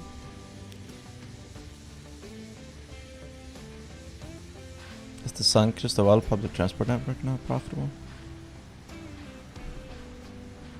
Do you have a take on artificially fueled demand on items like sneakers and how fakes are made to fill the void? I mean, it's like commodity fetishism, right? It's, like I think it's bad. Like, sneakers should be sneakers, you know? Sneakers should be valued by the quality of the sneakers, not marketing. Branding. But like I don't have anything against like people who make ripoffs or like people who make fakes or whatever. Like I don't care about that. Cause, I mean, yeah, like they're following the, you know, the demands of the market, you know. Yeah, that's a symptom. So I don't blame like the Chinese sweatshop workers for making like fake Nikes or whatever. Like I don't have a beef with them. They're just doing what makes them money, right? Nor can I say that I blame Nike again, because like Nike is doing what makes them money, right? It just happens that what makes them money is like psychologically tricking people into wanting something that they don't actually need. But like that's just capitalism. It's a systemic problem. It's not a problem with any specific companies. So like ultimately the problem is like advertisement.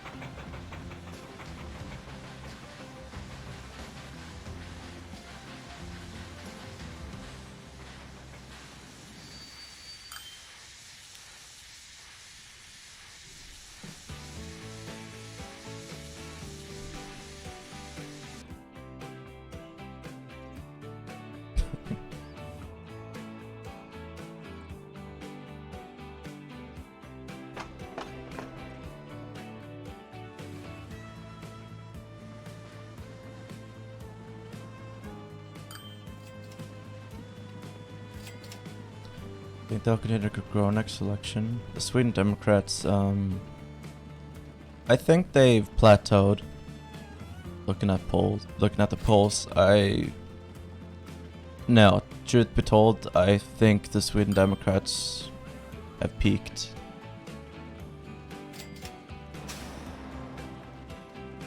Alright, we need more for the Havana public transport.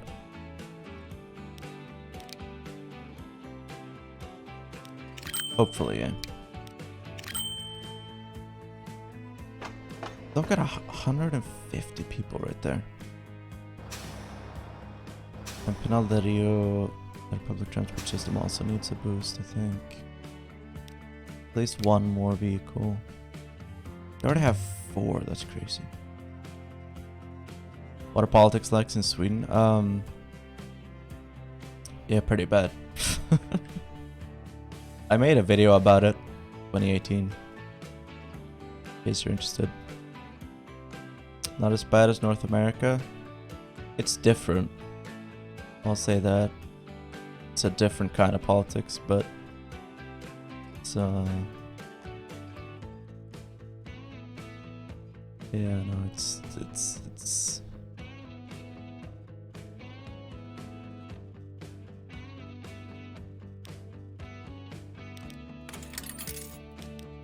okay, I'm gonna borrow some more money. I think we're gonna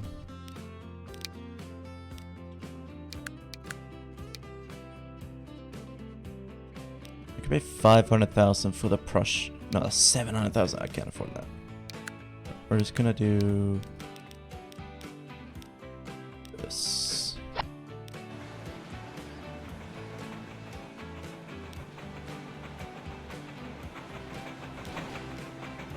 Hopefully we're gonna make a good amount of money from this. Maybe even be able to repay the loans.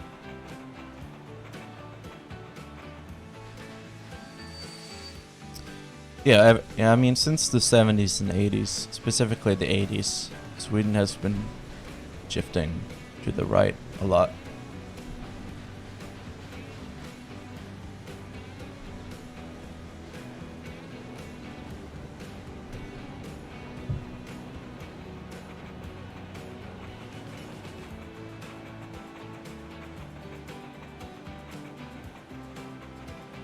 It's privatizing everything.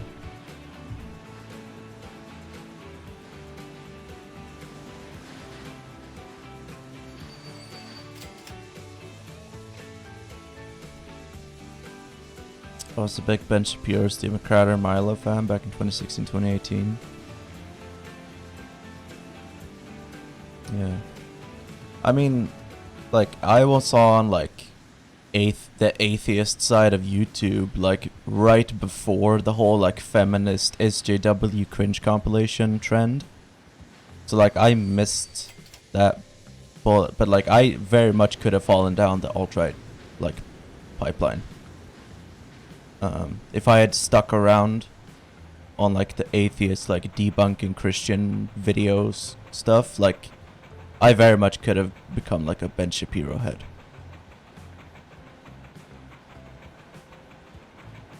But would you say to left-wing people in Sweden to say that we need to vote for the Green Party to keep out a blue-brown coalition? Compromising like that is not a winning strategy. I don't really have a good short answer. I don't think that there is much of a chance of the Green Party staying in Parliament, so I would say that it's a wasted vote. Like, unfortunately, but the way that our system works, if a party doesn't get 4%, then it doesn't matter if they got 3.9%, they don't get any representation. So, and I don't think that the Green Party is gonna get 4%. So I think voting for the Green Party is gonna mean that you're throwing your vote away. And the Green Party is like to the right of the left party, which is better. So I mean, it is a catch-22, right? Like, people don't want to vote for a party if they think it's not gonna get any representation, but then also, you know, like it's like what's the word? It's like it's a self-fulfilling prophecy. But yeah, no, the Green Party is bad. They're not even green. Like, they're like less environmentally friendly than the left party. Fucking like trying to give tax credit to, or like tax cuts to fucking Amazon and stuff. No, fuck them.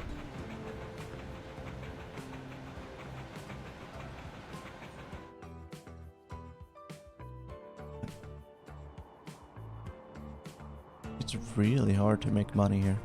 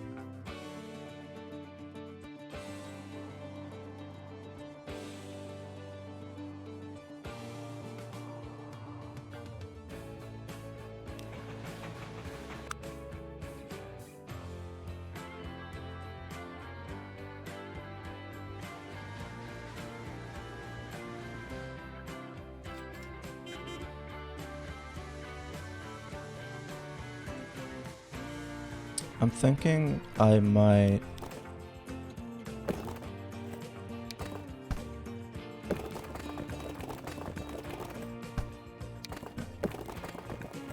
Ooh.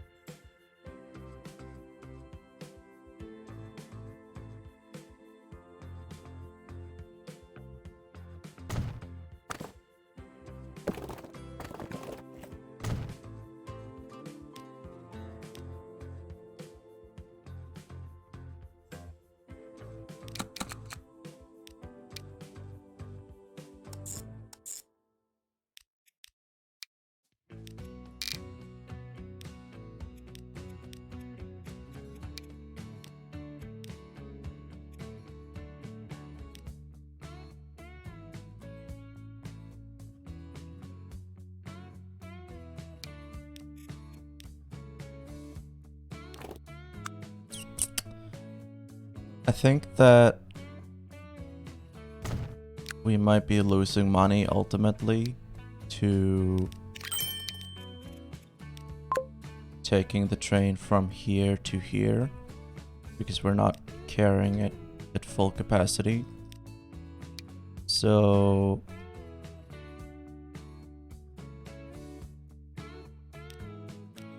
can we just do this? Don't load anything there. Just turn around.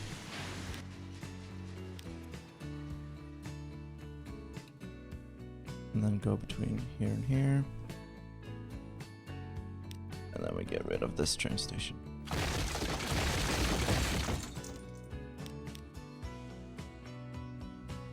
Instead we have these trucks. Take the refined oil over to chemical plant. Because the amount of refined oil is always going to be a lot less than the crude. And if you just look, just look at this. There's so much crude oil that we can transport. I think we're going to be making a lot more money if we focus on that.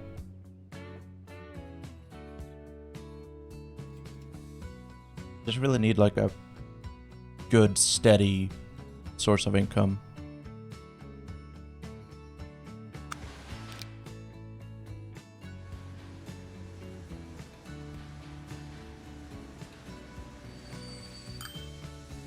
One event that changed me instantly from conservative to looking at progressive ideas was the Capitol riot and Hassan's coverage on it.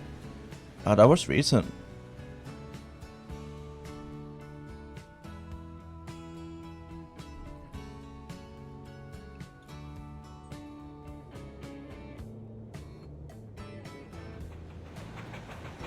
Yeah.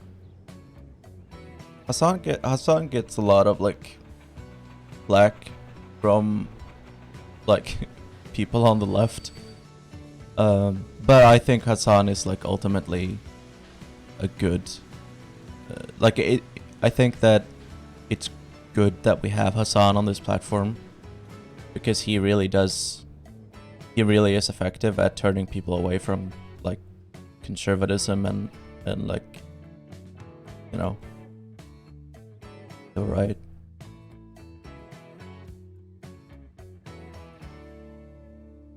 I think it's even like a meme in his community that like you start off watching Hassan when you're to the right of Hassan and then you end up to the left of Hassan when you're in his chat.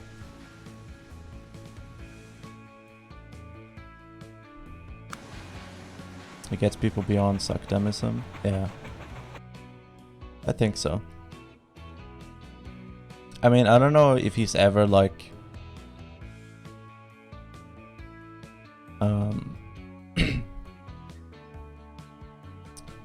I don't know, as a Swedish person, I think that even though Hassan is like not strictly speaking a social democrat, I think Hassan is too quick to praise Sweden and like Scandinavia and the Nordic countries. I don't see enough criticism of Scandinavian and like quote-unquote Nordic socialism from like an anti-imperialist perspective, because like the only reason that social democracy works in Scandinavia is because we utilize third world labor, and like our economy is built on the backs of like terrible working conditions in the third world, in Bangladesh and in Nigeria.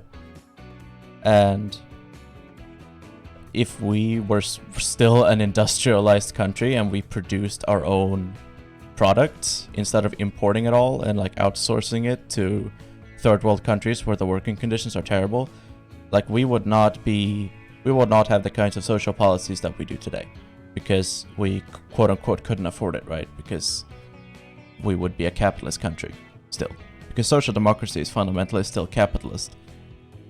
And like we can, we see that in social democratic nations, like every victory won by the working class of like decades of struggle in the 20th century, it was undone in like 2 years in the 80s. Like 100 years of struggle from like the 1880s to the 1980s, like so many victories won for the working class, but fundamentally the system remained. And so then one day came and neoliberalism came to Sweden, and then it was just like, well, time to privatize. And then just all the victories won, or like a bunch of the victories won over the past 100 years were just undone, just like that. It wasn't due to the Red Scare, it was like the opposite. It was Reaganism, it was neoliberalism, it was like the Cold War is over, communism has lost, we don't need to worry about that anymore. Like capitalism has won, capitalism is like, has proven itself to be the superior system, and so now we just have to embrace capitalism completely and just privatize everything. And then everything became shitty and terrible.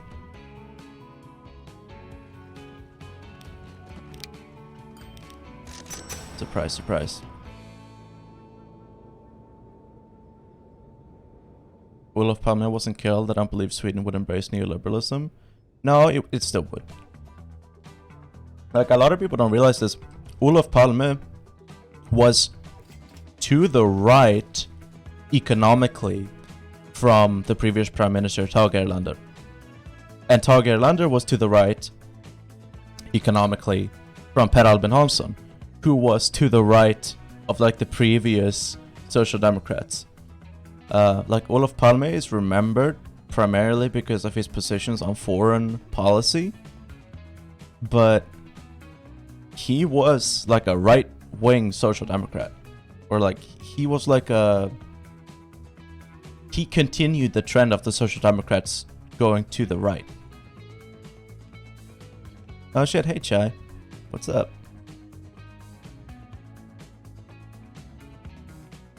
Yeah, Tage Erlander was like, on foreign policy wise, Tage Erlander was like pro-West, but like economically, Tage Erlander was to the left of Olof Palme, and Per Albin Hansson was to the left of Tage Erlander. So the Social Democrats went from like left wing to center to right to even further right.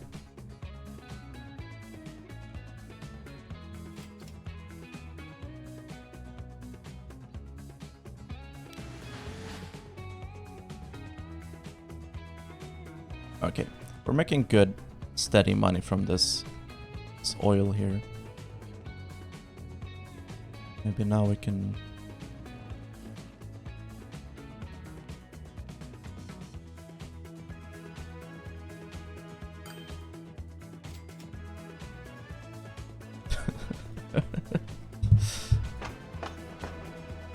$50 people going west. 100 people here. Man, it's so crazy. Like, we're moving more right wing currently. Because the Soviet Union isn't around anymore. So when the Soviet Union was right on our doorstep, there was literally the threat, the constant threat of communist revolution. And when capitalists are terrified that there might be a communist revolution, they hand out like social security and healthcare and education and like all this stuff, just like tech tax, just to make sure that people are comfortable enough where they don't consider violent revolution to be necessary. But then when the Soviet Union is gone, well, there's no need for all of that stuff anymore, so we can just dismantle it.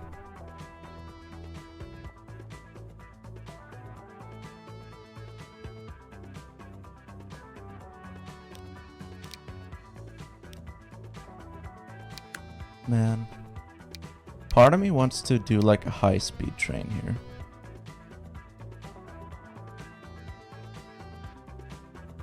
But no, they would have to be the same speed, both of these trains. It wouldn't make sense otherwise. 5, 6, 7, 8. I can add 2 more of these.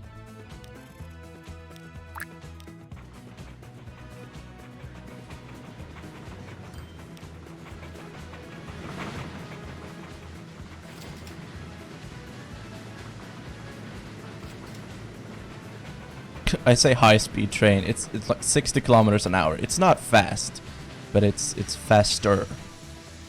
Higher speed. It's even not.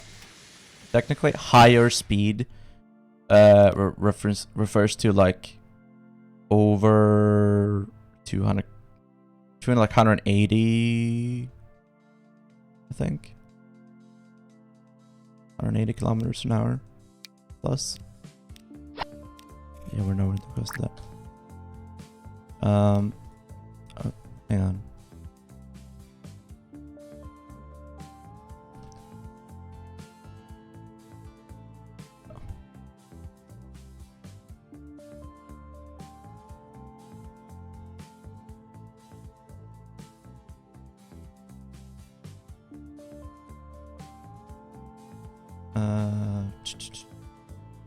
I think I have a command for Socialism 101. Is it like exclamation mark website or something? But yeah, I have a website called socialism101.com that you might like. That has a lot of information about the basics of socialism. So give that a read.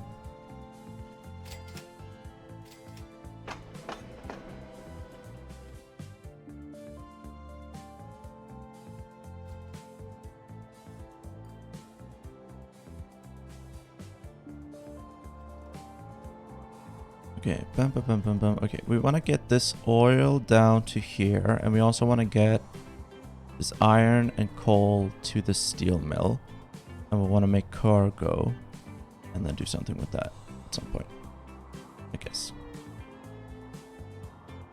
But maybe we should do more trains.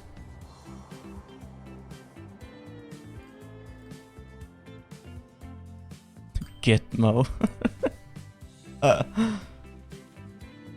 Are you content with the current left party? I like the left party in Gothenburg. I like the local branch of the left party in Gothenburg. They're the people I know. They're cool. They're radical, they're left-wing, they're communists, they're Marxists. At least a lot of them are. Nationally, the left party can be like pretty social democratic. I don't like them that much, or as much, but I still vote for them. But yeah, in Gothenburg, like the left party is radical. Totally radical. I think I want to build a train from Matanzas to Cologne. And then continue over to Santa Clara. But this city has fucking grown up there. How do we want to do this?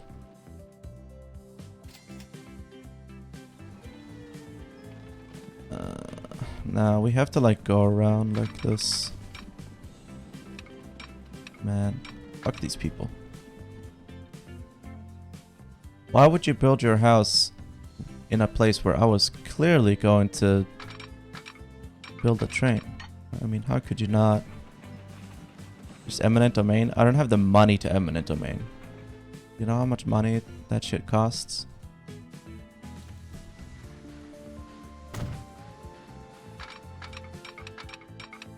I didn't say dibs. You're right.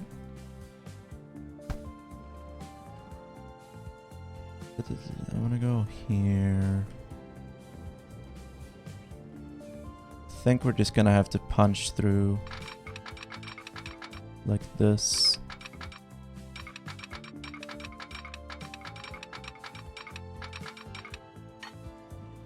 Like that.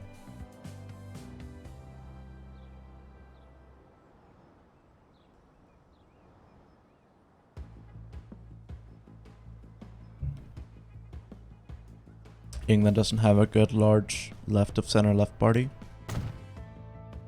No. I mean, I've heard some good things about the Greens in the UK, but I really don't know enough to say whether... But like, aren't the Greens like normally to the left of the Labour Party? Or like nominally at least?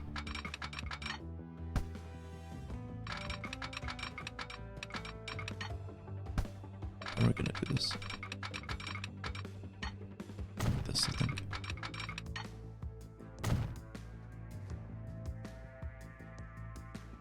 Alright. These people are not gonna be happy with a train going through their backyard, but frankly, I don't care.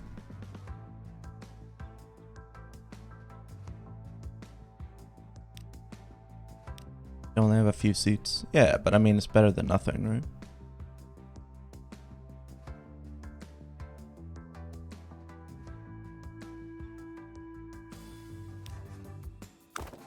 I like, at least they have seats, you know?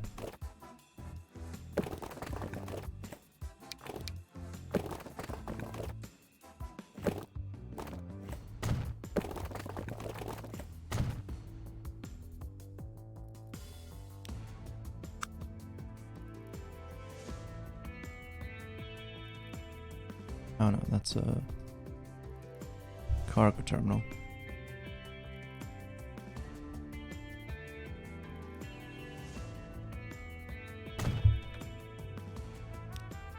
Right?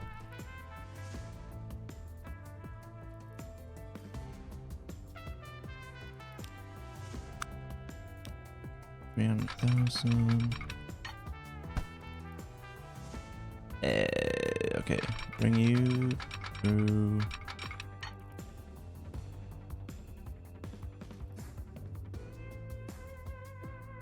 Yeah.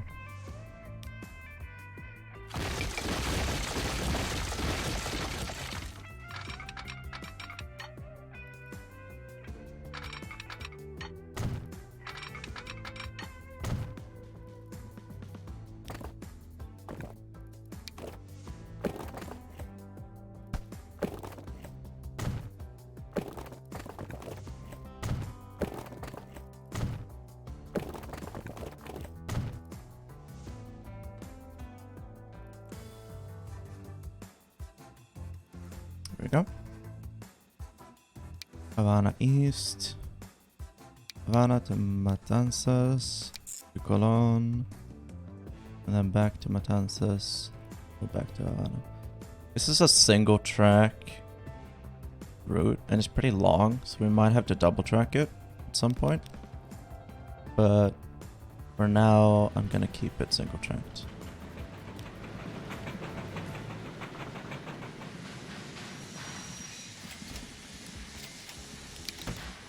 I think my goal with this is to turn this one, Havana East, into a 60km/h train.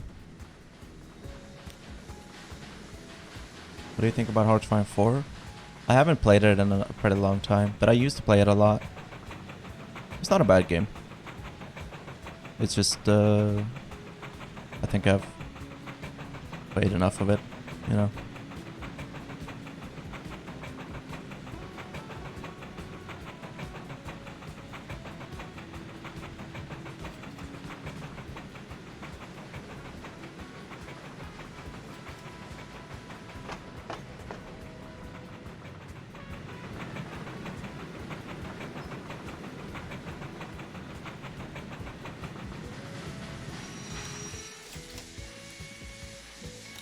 Oh, damn.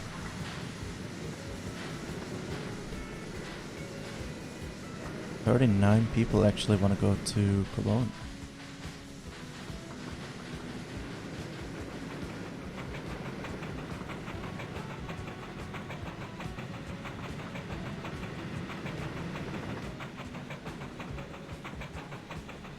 Well, there's no one waiting here yet. But people are probably on their way. Let's see, we got some money. I think just create one main...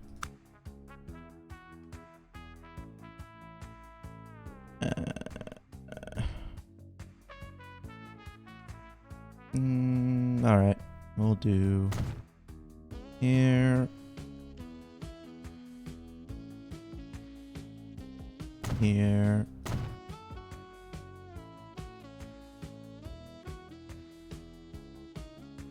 Here.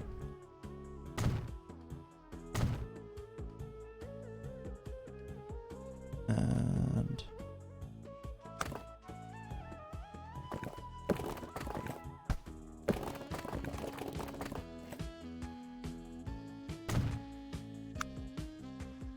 here.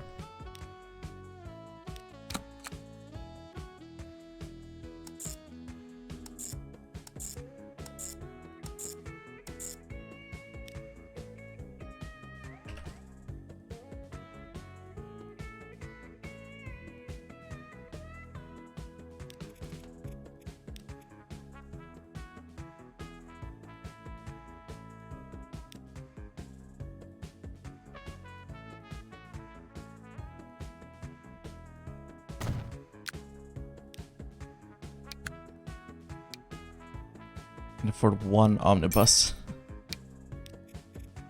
This one's probably gonna get filled immediately.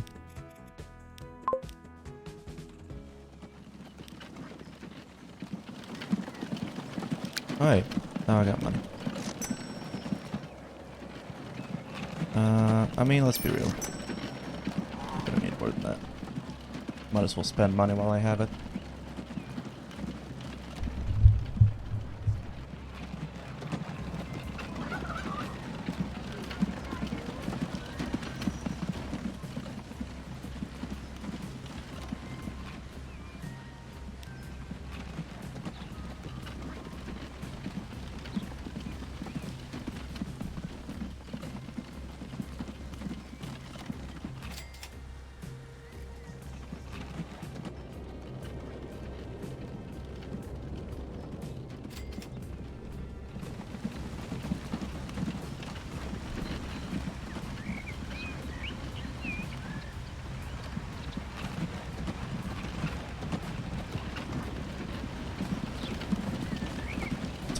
Hello. Whoa.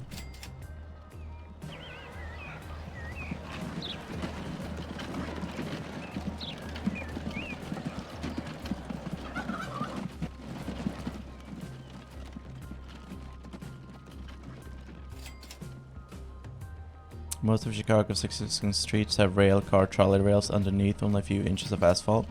Yeah, you told me that yesterday.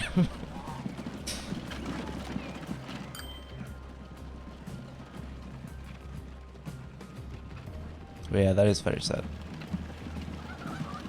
Fucking bus rapid transit. I'm convinced that bus rapid transit is like a psyop created by the automotive industry to like undermine trams.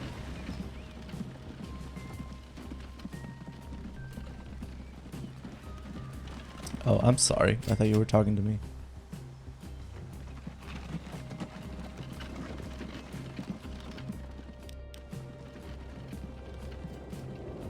Yeah. North America really needs streetcars back. Like, did you guys know that like 100 years ago, Raleigh, North Carolina,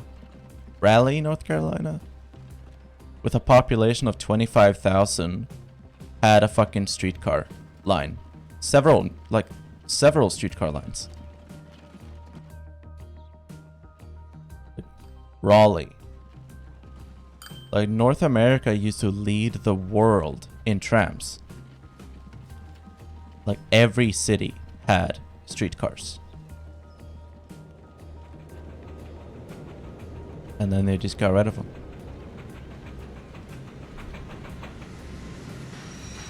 In favor of cars and suburbs.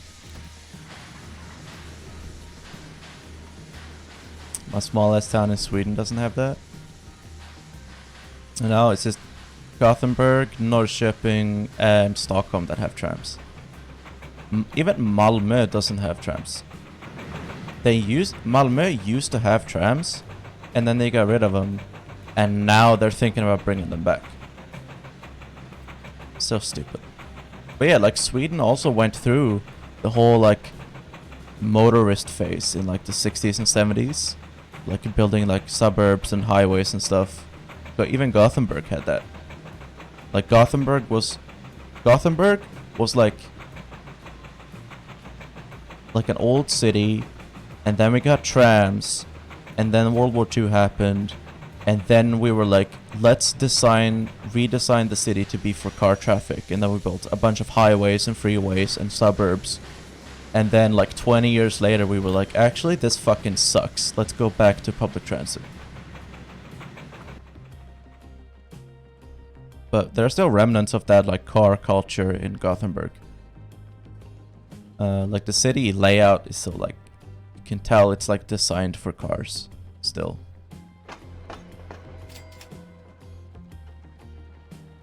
But yeah, you know what? Speaking of trams, I wanna make this a tram line.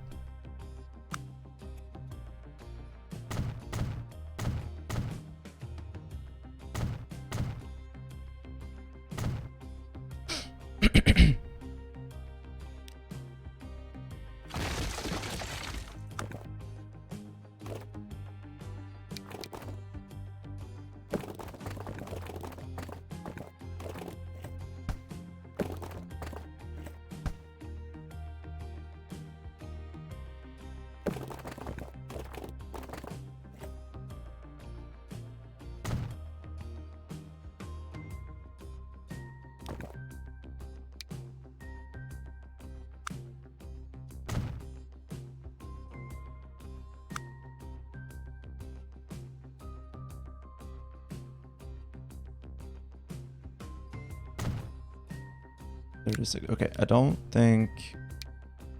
Okay, I need 93,000 to get an electric tram. Which is a really cool tram.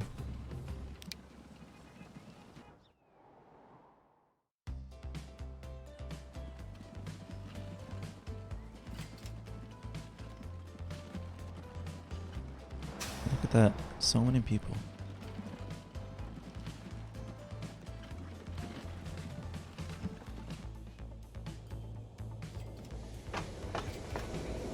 Oh yeah, now everyone wants to fucking travel east.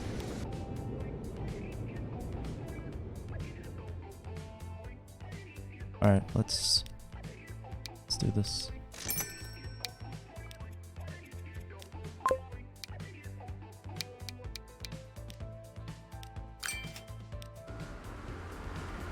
These might actually be like my favorite, one of my favorite trams in the game. I don't know why, there's just something about it. It's just like such a classic streetcar design.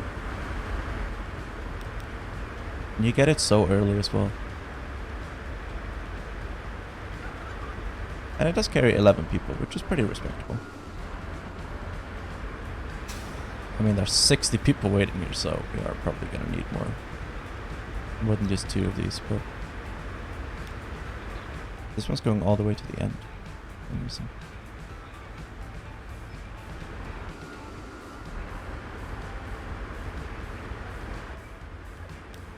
I should...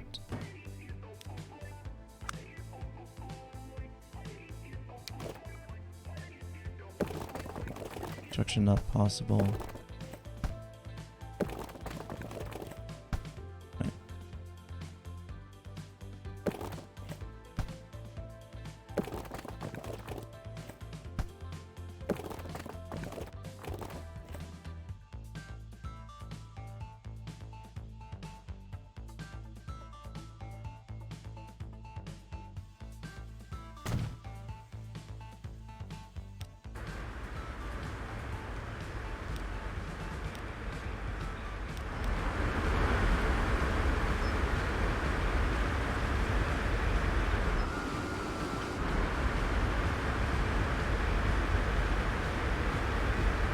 It's not that hilly.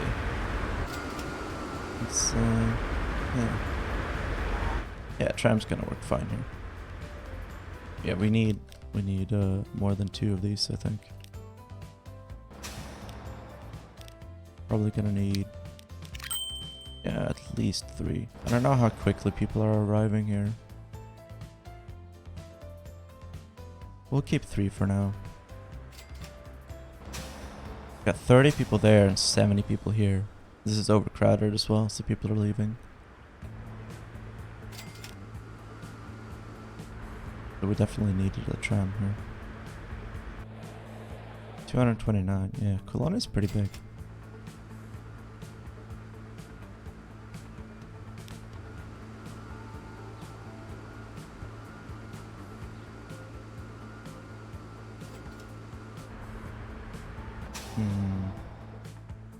Not a lot of people are stopping here.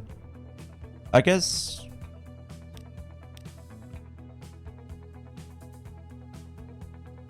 yeah, you would only go there if you lived here.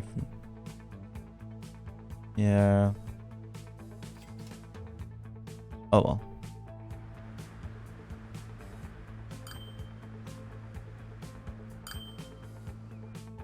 Yeah, we really need to upgrade this the Havana East line. It's a lot more popular than I expected it to be.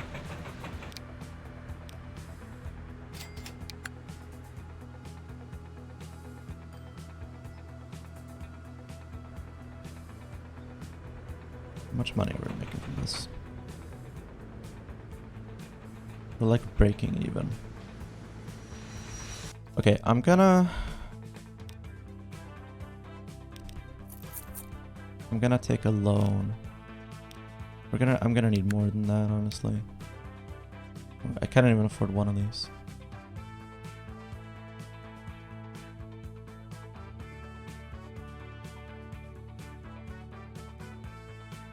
Okay.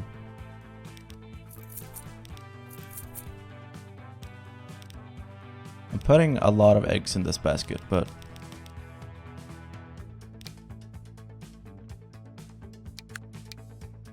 one of these costs 300,000. It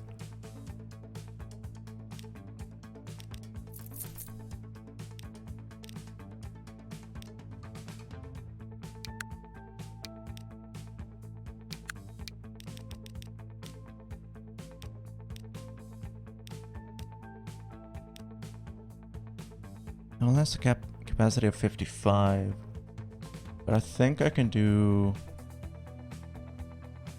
90 meters. I think that's gonna be fine. I think 90 meters is fine.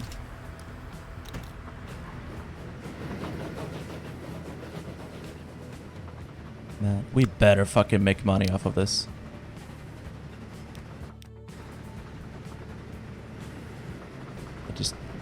Oh man, I took so much money. 60 kilometers, alright. And people do, the ticket price is higher. Like, people will pay more if you get them to their destination quicker. So making your trains faster is worth it. Why? What the fuck? Oh, wait. Matanzas to Cologne. Havana to Matanzas to Cologne. Back to Matanzas. Oops. Sorry. Oh well. Damn, so everyone who's in Cologne are only people who want to go to Havana? That's crazy. We're gonna need to even more people.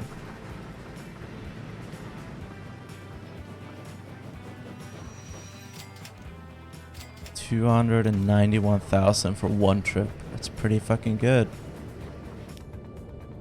I'm gonna start repaying this loan. It's pretty good.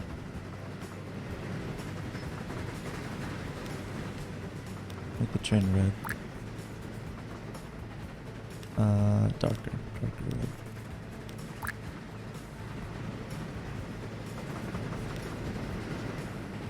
Although technically,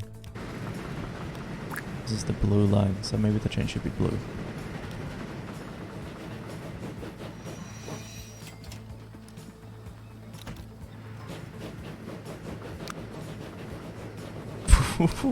Wow.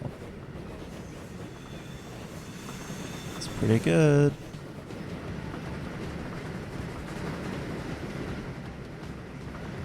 Look at those stocks. Yeah, the maintenance is a lot. But I don't know. I think it's worth it. I am thinking about adjusting the difficulty. But the thing about difficulty with this game is that when you're playing on medium, it's like way too easy to make a shit ton of money. But when you're on hard, it's like you have to be so conservative. And like any line that doesn't make a profit, you just immediately have to cut it. Okay, it's 1898 now.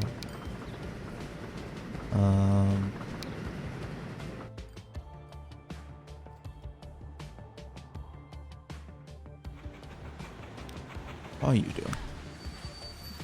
This one is not making money. This one is losing money. That's fine. So for those who weren't here when I built this, this line is for an achievement. It's the achievement train. So there's an achievement in the game where if you build a train before 1900 and you keep it running until I think it's like 20 something. 20, I don't know. 2000 maybe.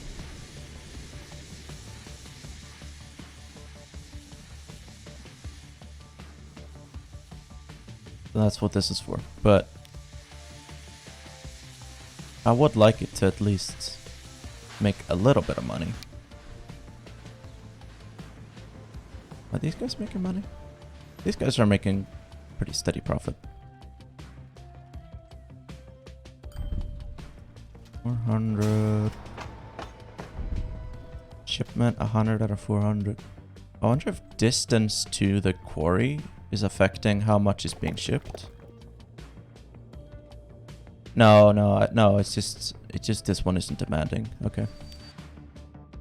It's just not demanding.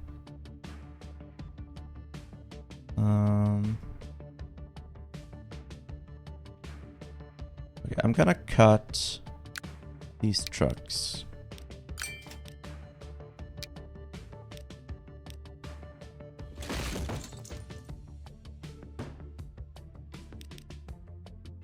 And this.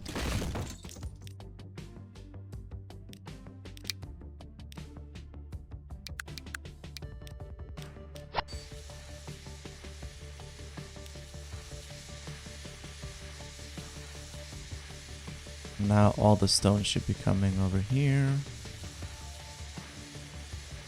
Or at least you would think.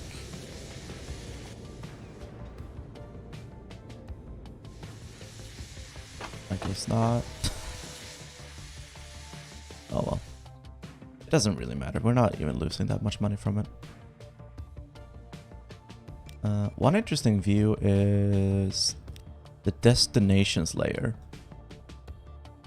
It shows you where people are actually traveling and which method they're using. So here we can see 67 people are using public transit.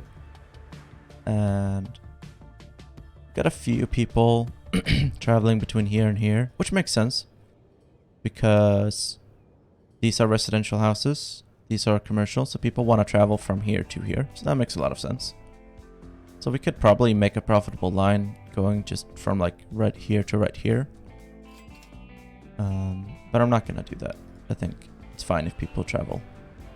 This is fine. It's fine. It's not that bad.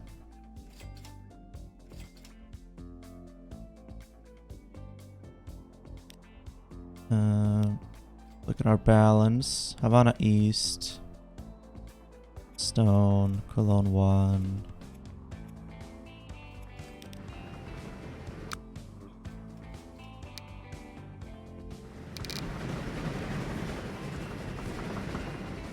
Are we losing money from this? It's kind of hard to tell.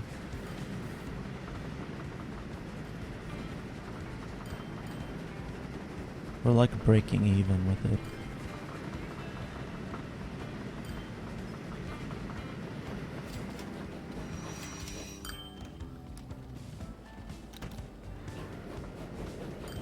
Wait, what? Oh, fuck, wait. Oh, shit. Or, no. Oh, no, sorry. I thought this was Matanzas. Oh, it's Havana. Never mind. We're cool. We're cool. It's fine. Yeah, a lot of people want to travel east. Okay. I'm gonna adjust the difficulty. Because this train should be making a profit, I think. Like the fact that this fucking train is not making a profit is, I think, a sign that the difficulty is too high. But I don't want to put it down to medium. So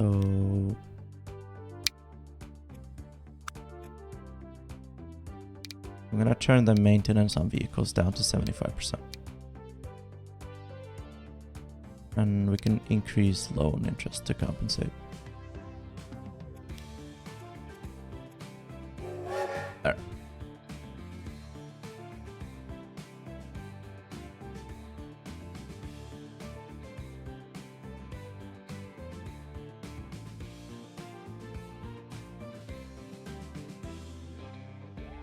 Oh, wait. To check Discord.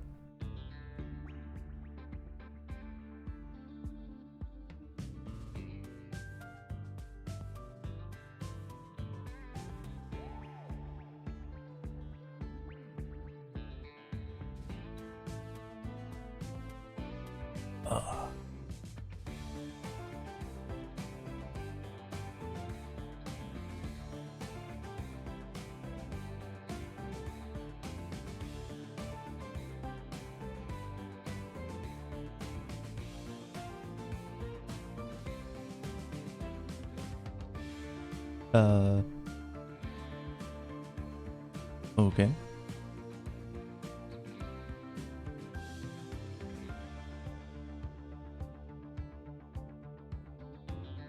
Oh, there we go.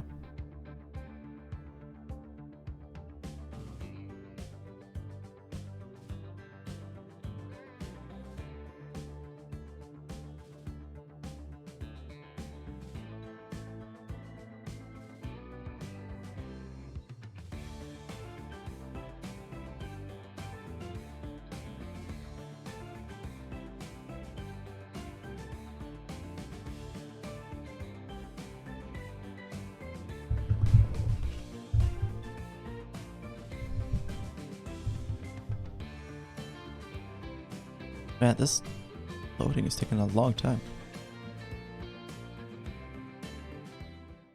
This music grooves, yeah. The music in this game is good.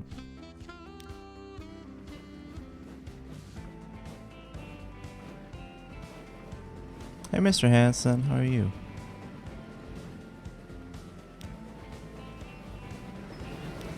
Okay. Now we should hopefully see it's like a 20% more profit from this. I mean, like, look at this. This is ridiculous.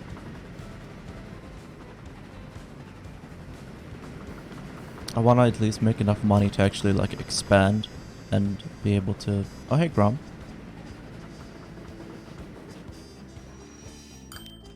Grom?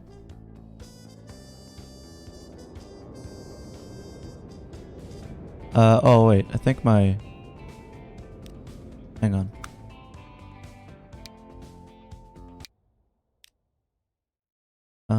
I think my like headphones on Discord is different or something.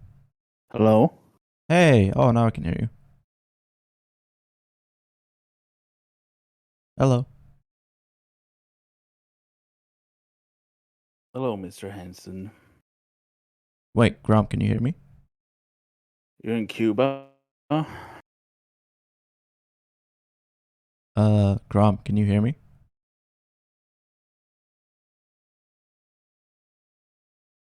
No, your mic. I can only hear you on stream. I can't hear you in.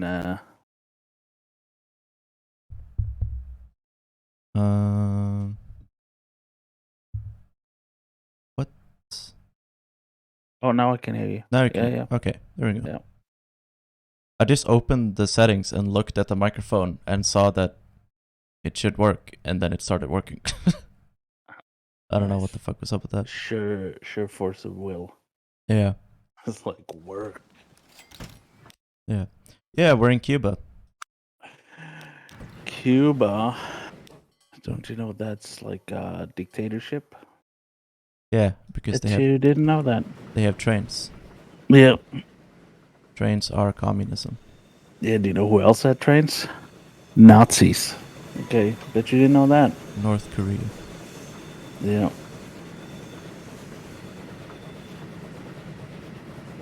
That's not a very efficient train line right there. A lot of turns. Well, yeah. I mean, do you want me to just ram through the town, just eminent domain all these people's houses? Yeah, of course. Oh, should I share my screen with you? Yeah. You probably should. Um, there.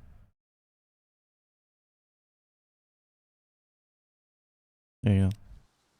Enjoy it. Thank you. Yeah, I think the goal for now is to double track this Havana East line.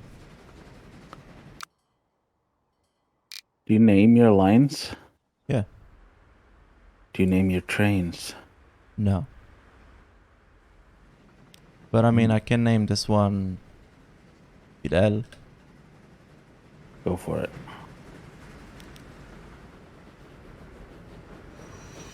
Yeah, we got a lot of people here who want to go to Havana.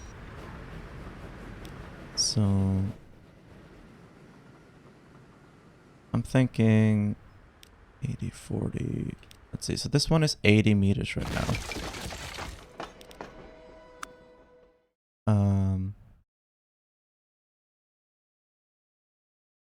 So we do this.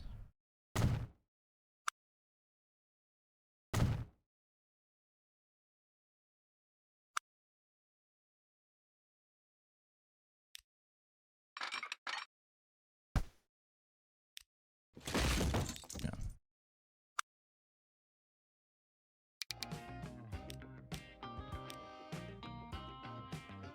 Hello, Dorian.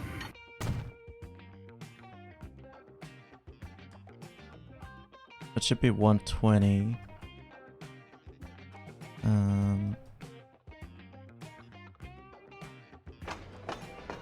This one is 80.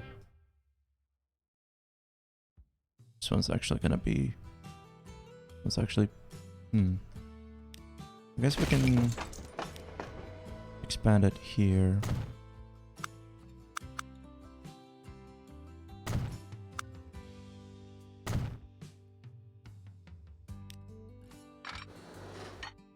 Okay, I need to adjust this bridge. Man, that sucks. Oh well.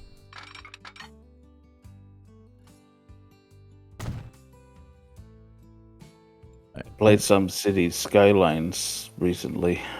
Yeah. And I tried out like the road hierarchy,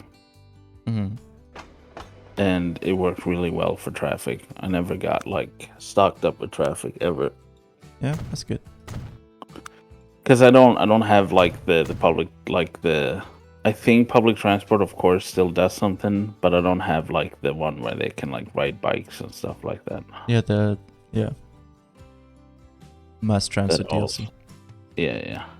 You should still have buses, I think. Yeah. I did buses and stuff like that as well. Yeah. I haven't been streaming, Dorian, for like 2 weeks. So you haven't been missing anything. Wow. I'm just wasting my subscription. Yeah, you are. Why am I giving you money if you're not even streaming? Are you even subscribed to me? Yeah. Oh, sweet. Well, I mean, I'm not gonna be now after this. Yeah, just cancelled. Oh, you miss seeing my streams. Yeah, I don't know. You know, a lot of anxiety and stuff like that. For some reason, it just goes hard on the stream. So like sometimes it's difficult. No. You know.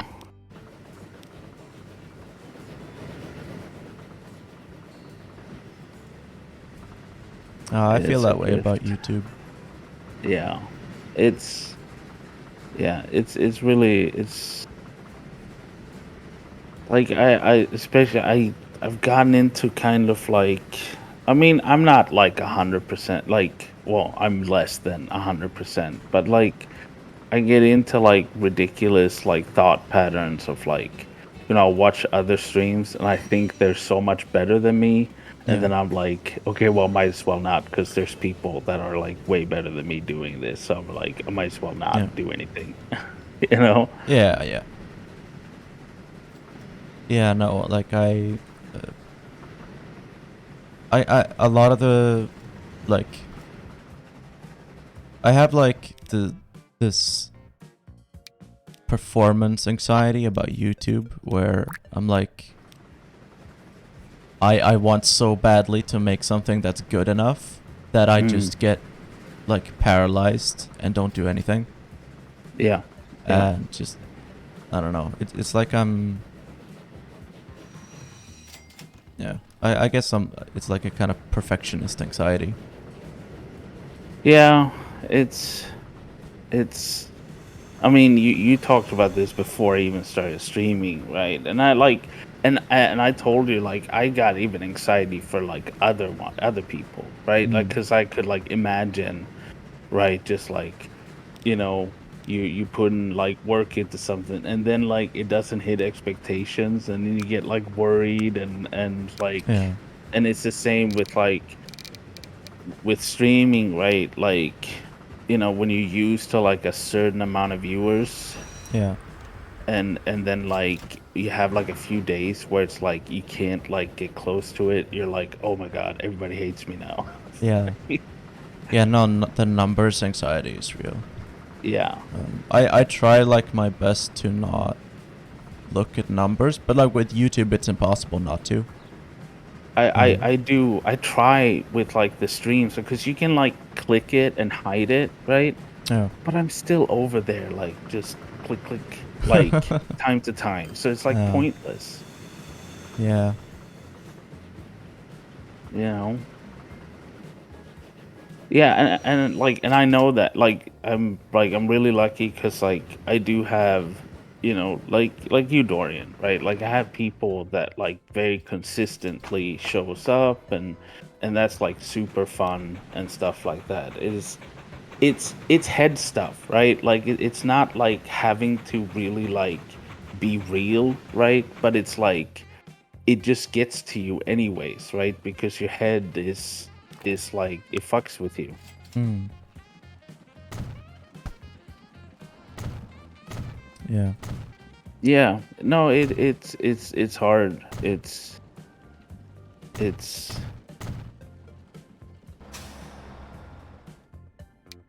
and then it's politics as well. I know that like like politics is stressful to begin with, right? Like it's Yeah. oh my god, John. No, I really don't.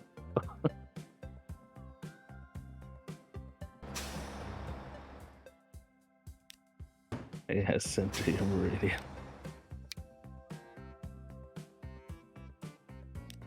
But it is what it is. And I'll get back to it. It's just for now, I'm kind of like, at least right now, I'm not super stressed about not streaming. Yeah. So I'm just like, because that's the thing too, right? You're stressed when you stream, you're stressed when you don't stream. But right now, I'm all right with not streaming, so I'm like kind of just like, okay, well then I won't stream right now. Yeah.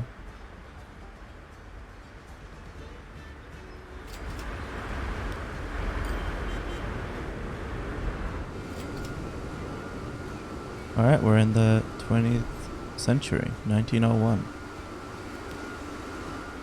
Nice. Electrify all our public transit. Although I think San Cristobal is fine. We like don't even need.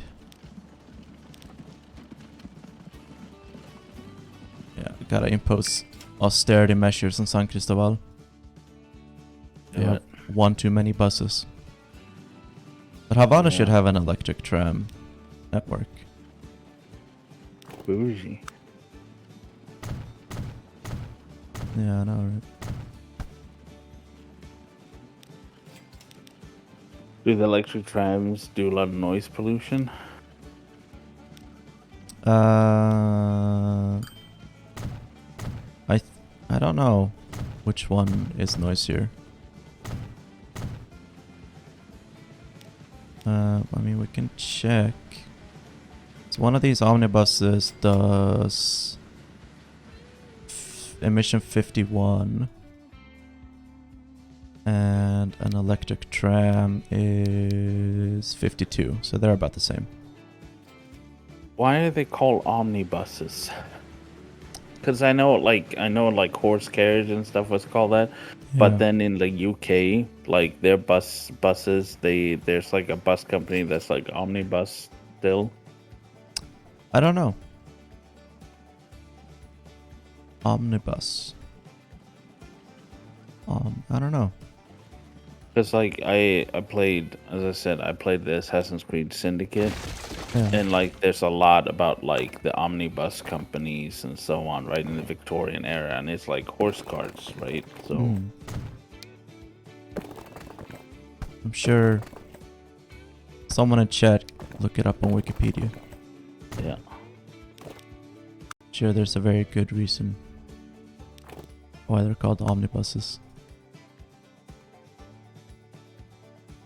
Or it's one of those things where it's like, oh no, they're just called that, no one knows. Yeah, maybe it's like the company that was Assassin's Creed Syndicate Reformers Marx. Yeah, I was excited to meet Marx, and then like the first scene, he's literally begging the police to like do the right thing and help the working classes. Like that ain't it. And then he's like, oh, we're really hoping to get these reforms through, and then like you have to, he's like the only way to socialism is through democracy, right? We cannot. He even said, right, like doing property damage and killing people doesn't win us anything. Yeah. No property damage, folks. Marx was strictly against property damage.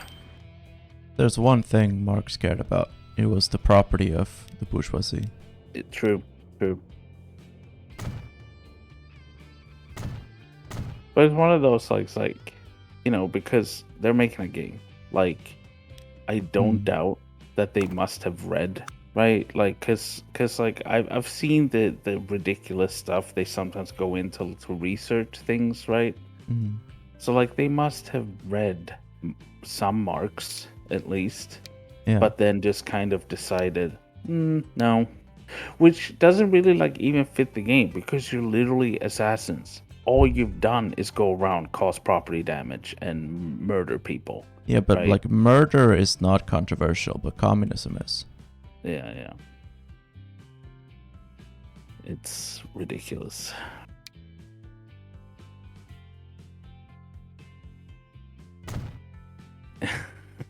When our turn comes, we shall make no excuse for the respecting of your property. But yeah, I was kind of bummed. I was like,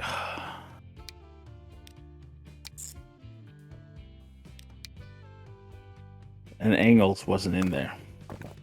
Sugar Daddy Engels. Well, who Nowhere even to is be that? found. Yeah.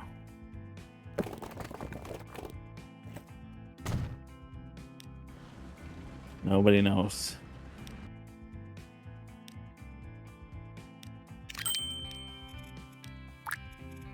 The omnibus derives from the name from Latin. It's the bus for all. Okay. Unlike the Yeah. bus that's only for white people, Yeah. like in America. Yep.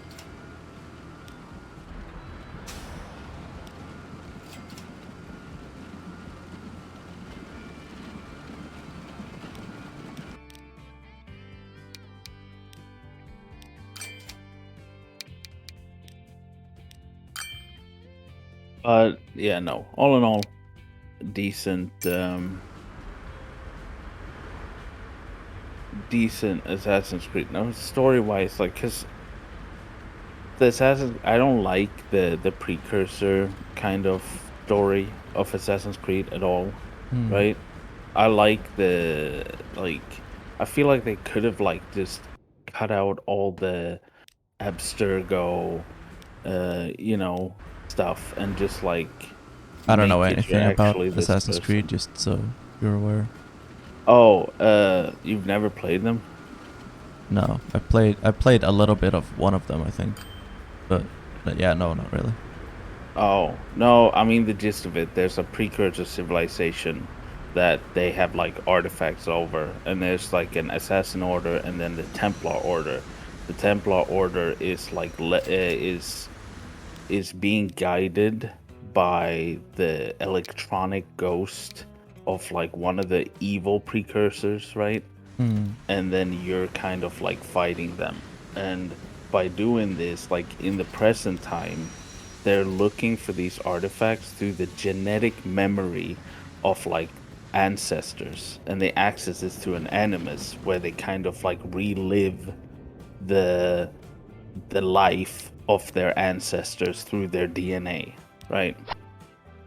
Ah, So they could have like cut all that out and just like, oh well, here's the story about the assassins and stuff like that, and not have this like, oh well, technically you're reliving the, yeah. you're in a computer program reliving the memory of your ancestor to find this artifact from the precursor that they came across during their time. Uh-huh. Which like introduces a bunch of like supernatural kind of ish bullshit, and it doesn't really like, it's not a big part of the game. It literally just becomes apparent towards like the end of the game, where like you're getting closer to finding this, because like when you're playing the assassins, I mean, they're not aware of any of this stuff, right? Like until the end when they're like, their ancestors located the artifact, and then you're like in the presence, like, I know now where the artifact is, right? Right.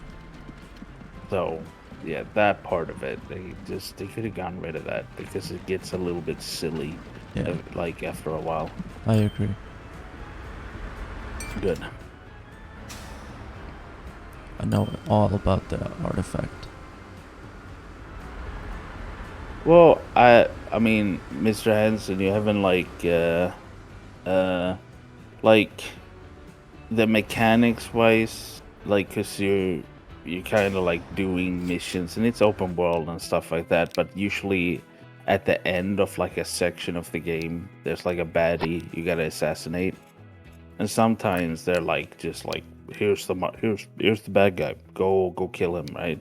But this one, the syndicate had a little bit more, right? Like, your bad guys there, these are infiltration opportunities, this is how you can get in and stuff like that, so you kind of got a little bit freedom of kind of like, how am I going to infiltrate this location, how am I going to get to my target, a little bit like that stuff, which was fun.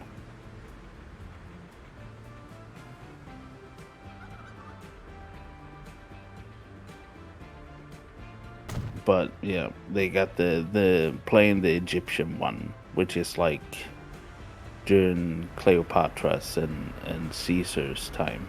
You Yeah. know? And it's all right. Then they got the Spartan one, where you're in this Spartan time. I think around that battle that they lost. Mm-hmm. And what else? The new one, the Vikings. I think that one's during like Danelaw or something. Oh, is it set in the UK? Yeah. Uh, So you're Vikings in England. hmm. Uh,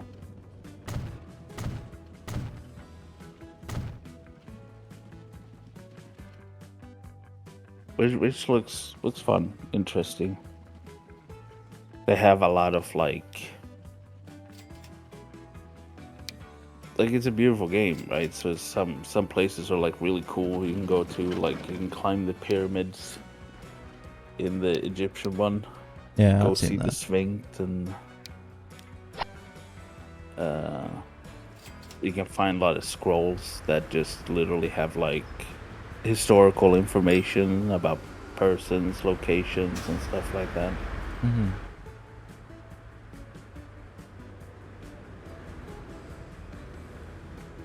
It's like no, the nose isn't broken at that time. It wasn't that like the Napoleonic forces that shot the nose off or something. No, only part of it. Yeah. Yeah. But the nose was still there, Dorian. I checked. I was like, yep, that's a schnauzer right there. As far as I recall, no one knows. First of all, no one knows exactly who the Sphinx is supposed to be. It's assumed that it's one of the pharaohs, and there's a pretty good theory about which one it might be, but we don't know for sure. Mm. And we also don't know when the nose fell off. They taught me in school, I think middle school, that Napoleon's forces shot it off or something like that No, with that's a cannon. myth. Yeah, well, there's a lot of that. I think I don't know if it's even true, but that they might have damaged the Sphinx somehow, but the nose was already off by the time Napoleon got there. I think there are like old medieval texts from like the Muslims describing the Sphinx as not having a nose. So Yeah.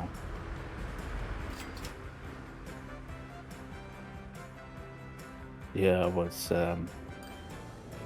Alexander the Great's tomb is in Alexandria in the game. I was like, I showed my girlfriend because she wanted to see it, because you know, her and Alexander. yeah.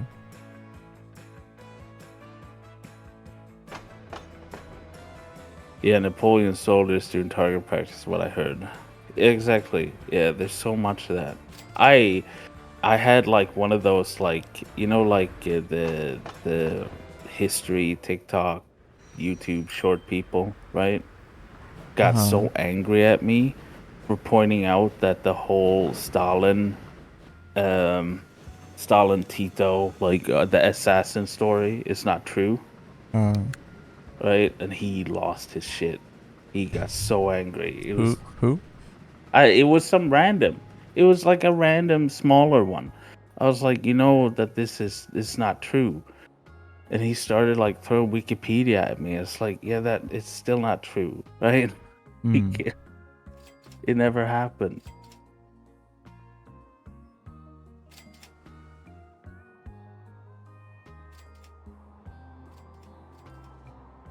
But it's funny how like just small stories like the Napoleon one, right? Just like becomes like because I'm in Sweden.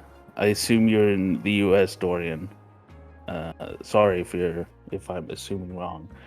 But like, yeah, that's like a prevalent thing that I think a lot of people have heard, that Napoleon shot the nose off.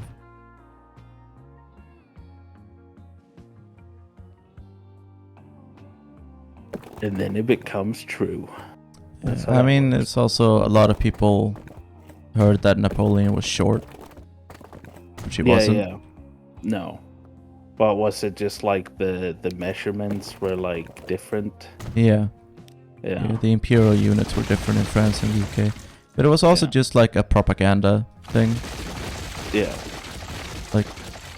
Like small hands Trump. Yeah. Wow.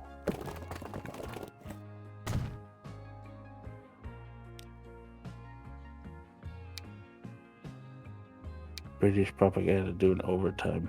Yeah.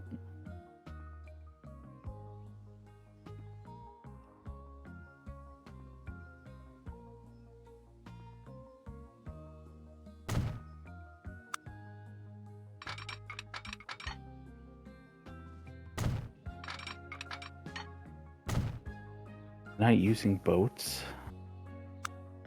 Or what? Shipping stuff around. Like I did that a lot. I made like a hub, like connected like trains and so on to a hub, and then the boats were taking large amount of goods around. Yeah, I mean some distances, but I don't have that much money, and boats are really expensive. Weren't people also shorter due to dietary conditions?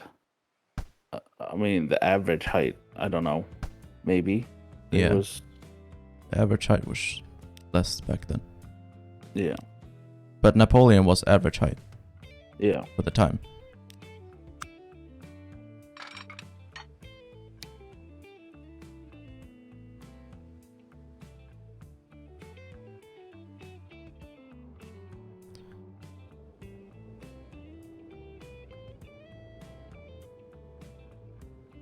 Average.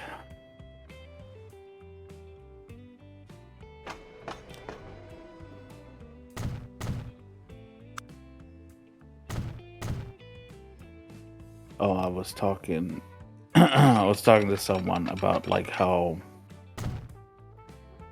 like American politics, right? Like I know of it. yeah. Like it's really ridiculous, right? Like there's always like really ridiculous things happening in the US, right? That are like you can almost say funny, right? I mean they are funny, but they're also at the same time horrifying, right? But like the political landscape is like just comedic, right? Because it's so ridiculous. And I was talking about like how in Sweden, right? Like there's not too much like cartoonish stuff in our politics, right? Like, do you get what I mean? Sure. Yeah. And then literally a day after, a Sweden Democrat gets caught taking penis pictures in the parliament. Yeah, but I mean, who hasn't done that? Yeah, exactly. Isn't Whole Foods affordable in Sweden?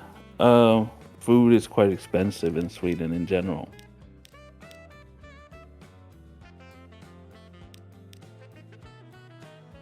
And like Whole Foods, you mean like we call it like ekologiskt, eco food, right? Is that what you mean? It's like Whole Foods. Isn't Whole Foods like not processed, like organic? Yeah. Like what we would just call normal food.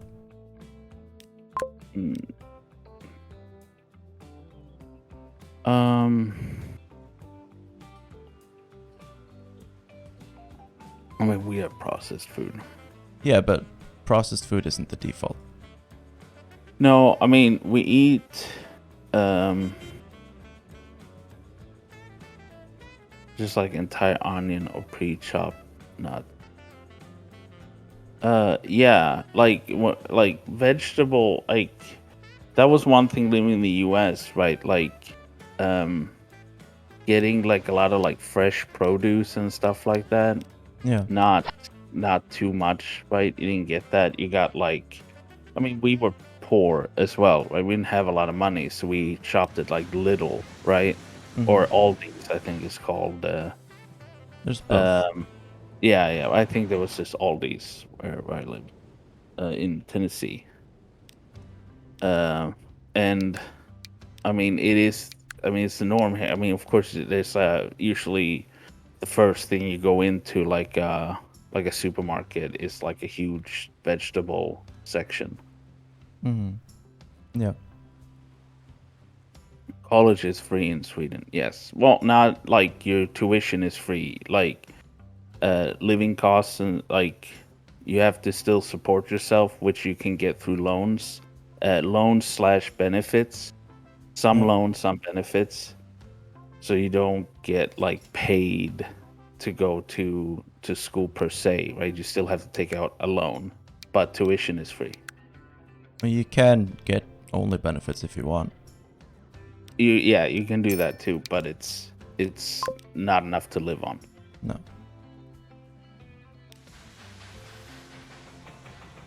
But some people work at the same time as well, like especially if you're doing it later in life. Yeah.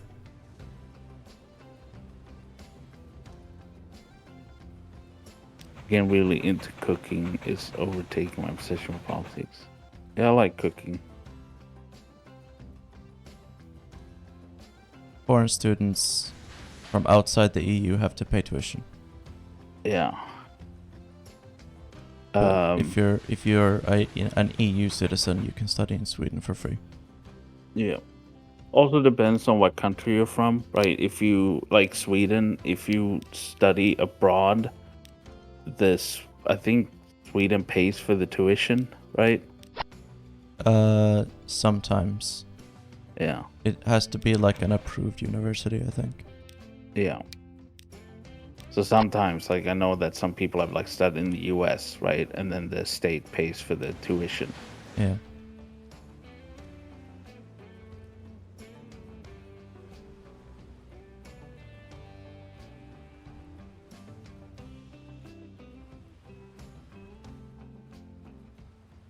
We don't have an Aldi's or Lidl or anything here. The cheapest one I shop at, which is the cheapest in my town, is Willie's.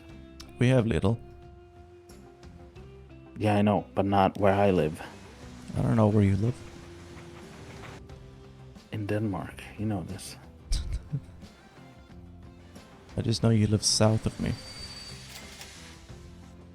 I don't live smack dab in the middle of Skåne.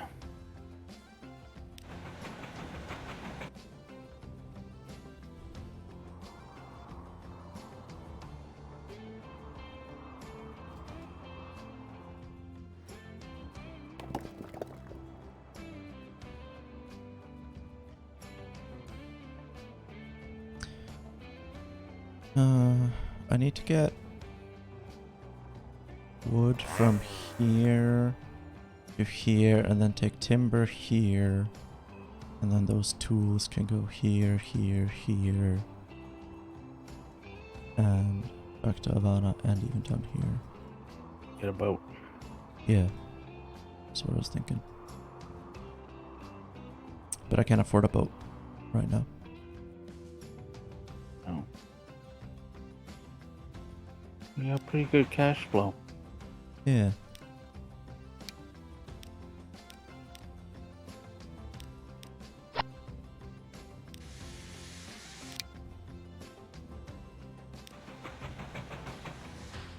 I haven't been in Aldi's or Lidl in a long time. When I don't remember.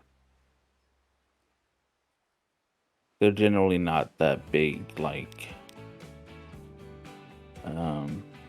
here. They're quite small. Yeah.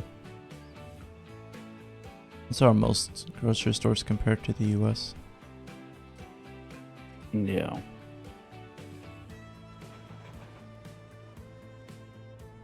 Yeah, beans are good. Like, I eat meat. I know it sure doesn't, but like, I don't use that. Like, when I use meat, I use very little of it because it's expensive. Mm. So, like, when a recipe calls for something, I usually just do have the meat that's required.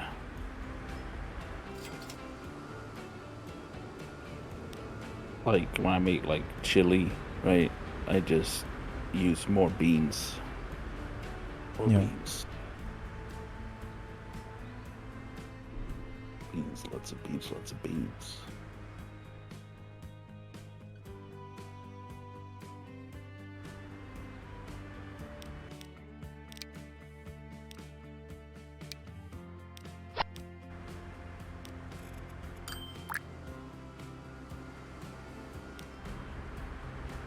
What have you been up to lately?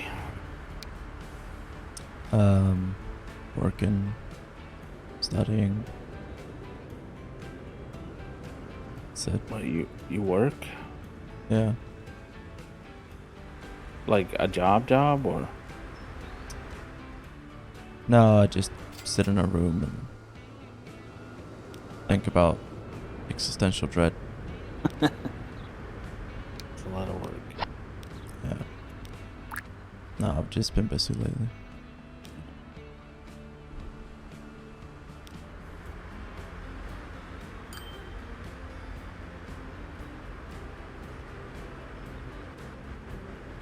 Rice. Rice is good. I like rice. Working the old thinking muscle. Yep, exactly.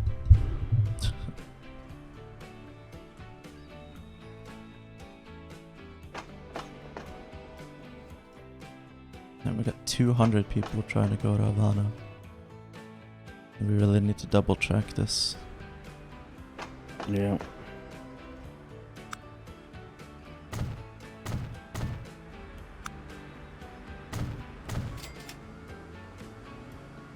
As soon as I have the money.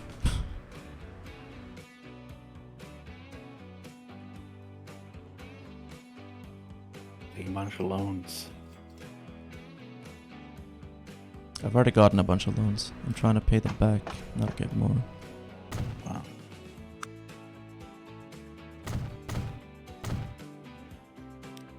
How very responsible of you. Yeah.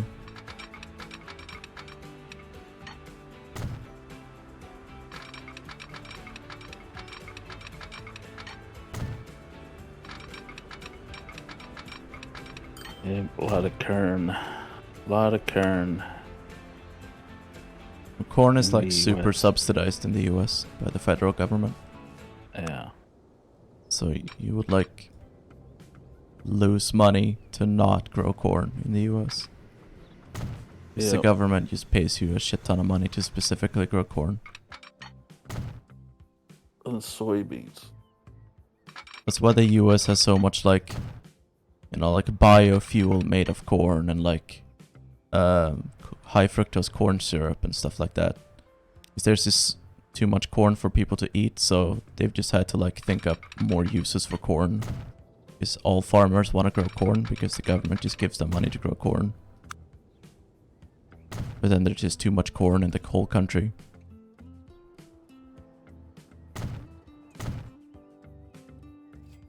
Corn is tasty. Just there are probably better things that can be Just too much of grown. it. Yeah.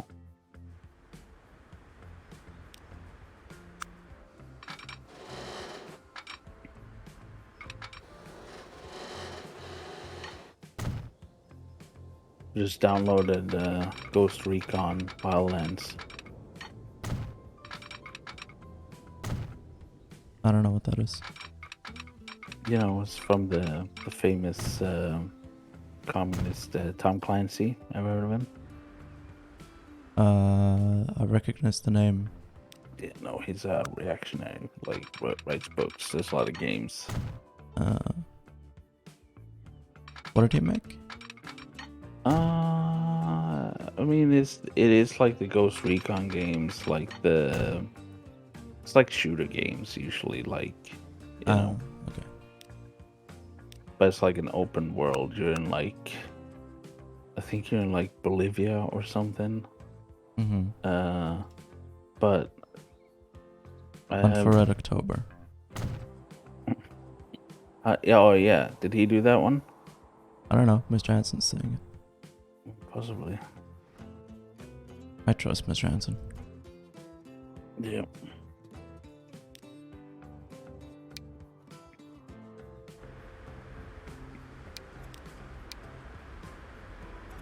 No, it's like you're basically in the game. You're like you know, like you're there to like coup the government or whatever, which is pretty reactionary. But apparently, according to a friend of mine, like the story kind of turns into like the soldiers going like, "What the fuck are we doing here?" kind of thing. Mm-hmm. You know. That's good. Yeah.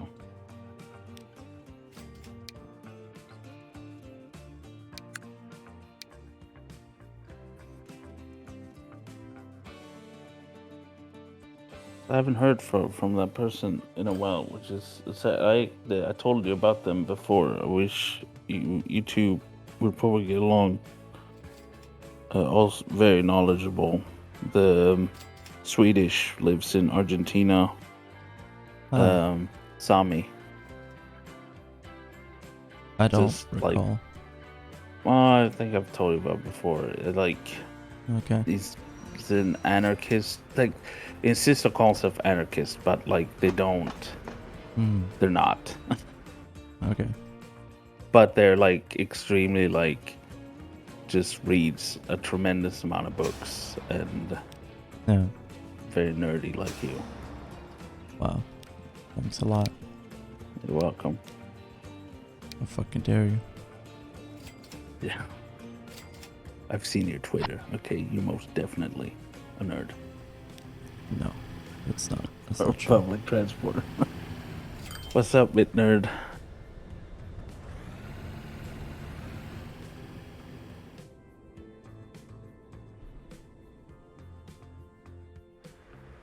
Yeah, sometimes they get subsidized to like destroy. Like if yeah. Because food is quite cheap to produce, right? But of course like the market requires scarcities to run, or else there's no motivation to create anything. Yeah. So can't have the price dip below the cost of producing it.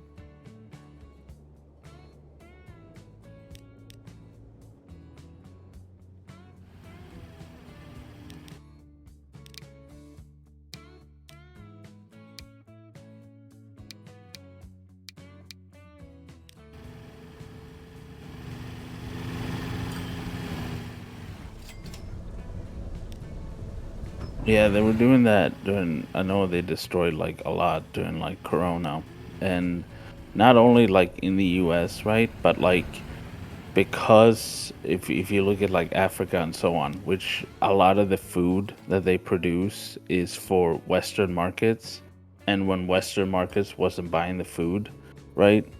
The food was just sitting there rotten, and then at the same time they can't afford food because they rely on imports of food which they couldn't afford anymore. So yeah, markets just great. It's the most efficient way to distribute resources. Exactly.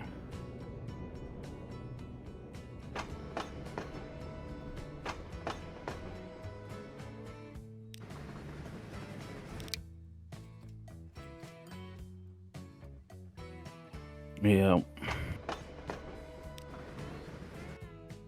Yeah, the market is poo-poo, guys.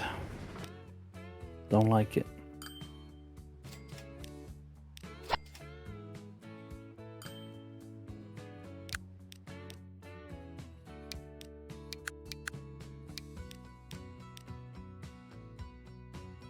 At least the line goes up. Yep.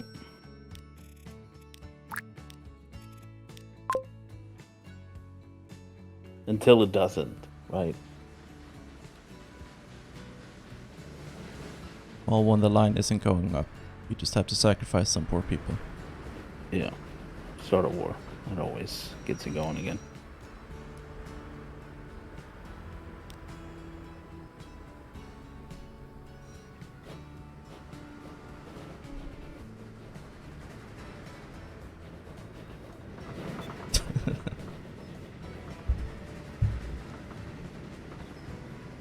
I'm sorry, Mr. Hanson.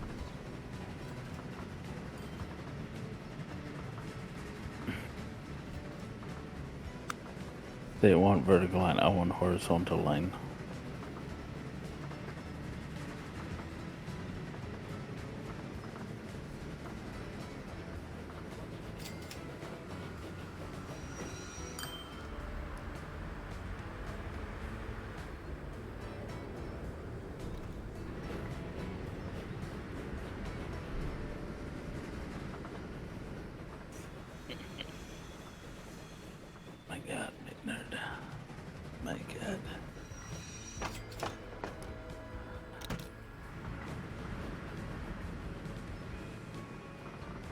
So I recently found out that the GDP of the like Russia or USSR or whatever dropped more during the democratization of Russia than it did during World War II.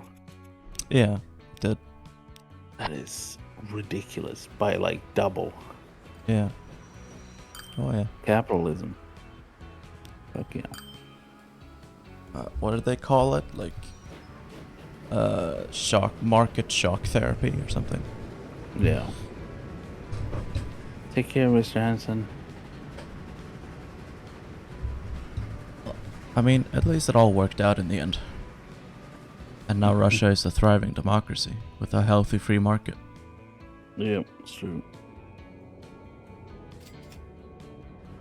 And Ukraine. Yeah.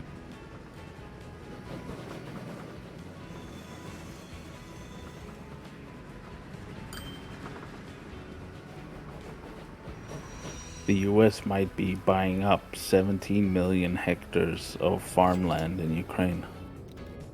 Yeah. Could have seen that coming. It's funny because like now with all the China stuff, people are like freaking out about the fact that like China is buying up farmland in the US. And they're like, we should let them do that. Yeah.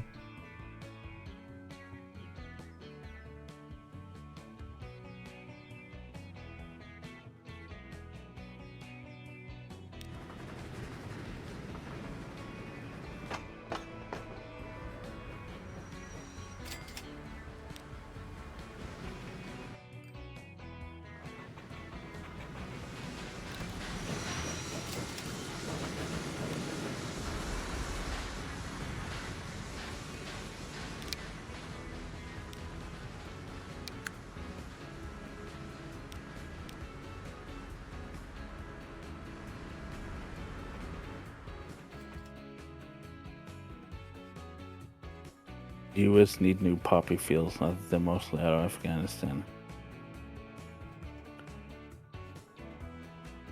Well, I think they need food, to be honest. The US? Well, everyone in general.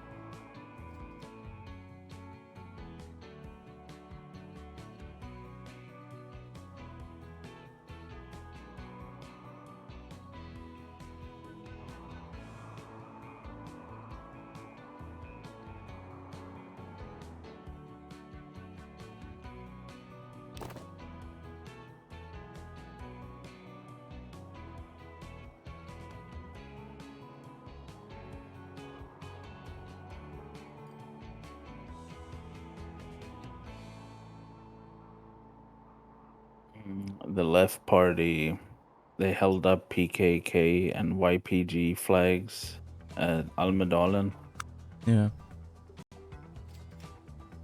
Yeah, I saw. and people are. But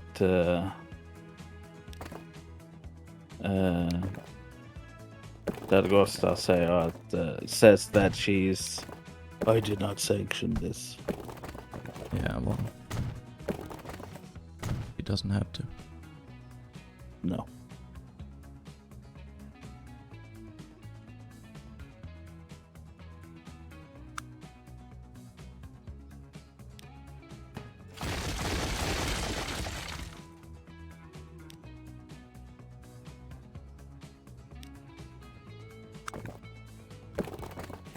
No such thing as shitty trains, my nerd. No, US trains are pretty shitty. Yeah.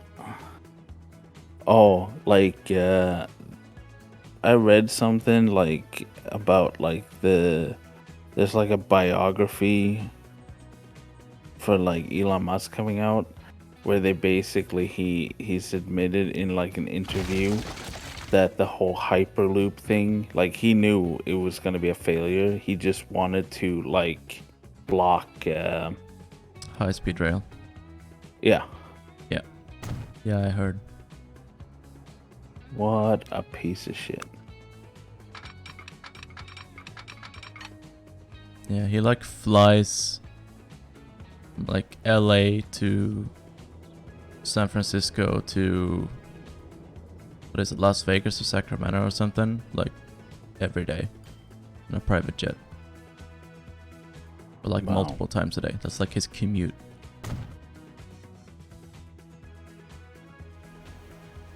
ANCAP. I mean, ANCAPs. They're kind of a meme, but probably.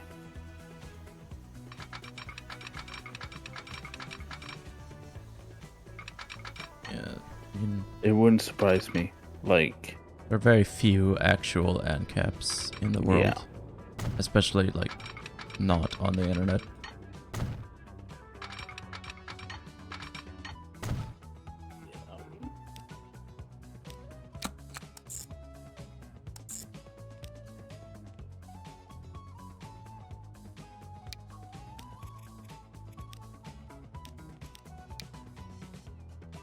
Yeah, they're just kind of a meme.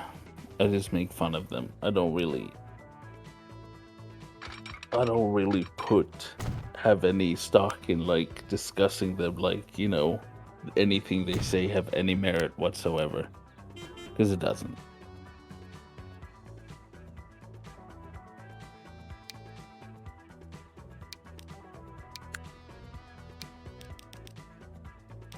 They just want feudalism, essentially.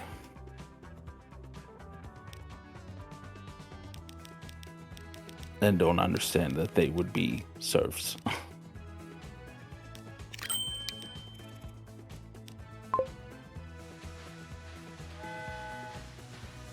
Well, in my ideal hierarchy, I would be on top. So. Yep, exactly.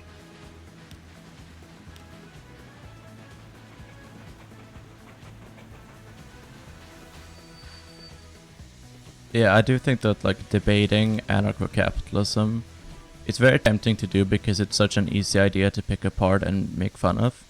But when you debate it, you are giving it legitimacy. Exactly.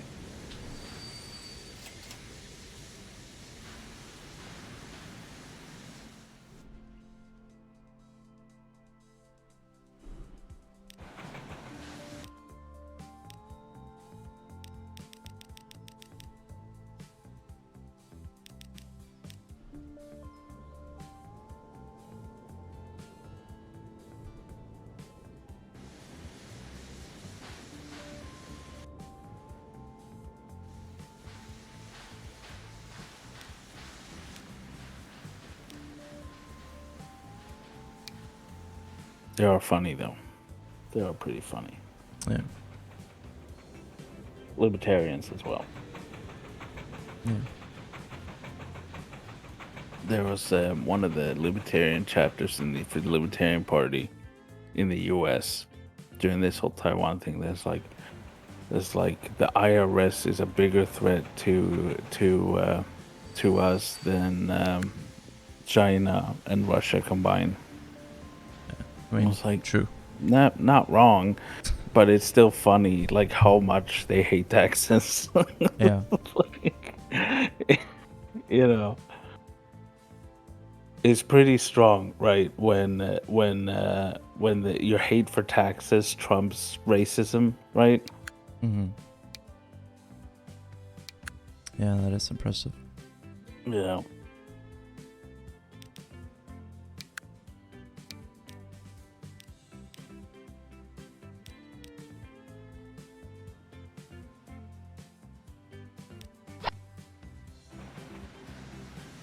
Goddamn taxes.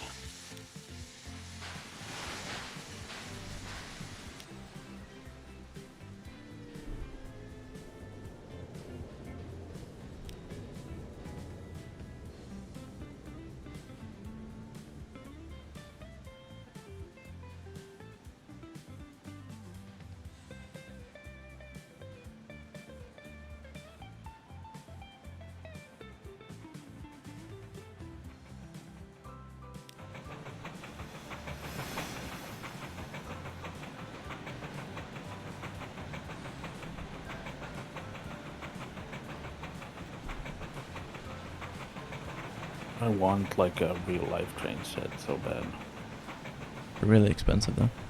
I know, but that's always like since So as a kid, like I always wanted to be like that old dude that retires with like this in his basement, just like this big train set. Yeah. I'd sit there and watch it for hours. That's pretty much what Transport Fever 2 is for. It's a virtual Yeah, train yeah, set. exactly.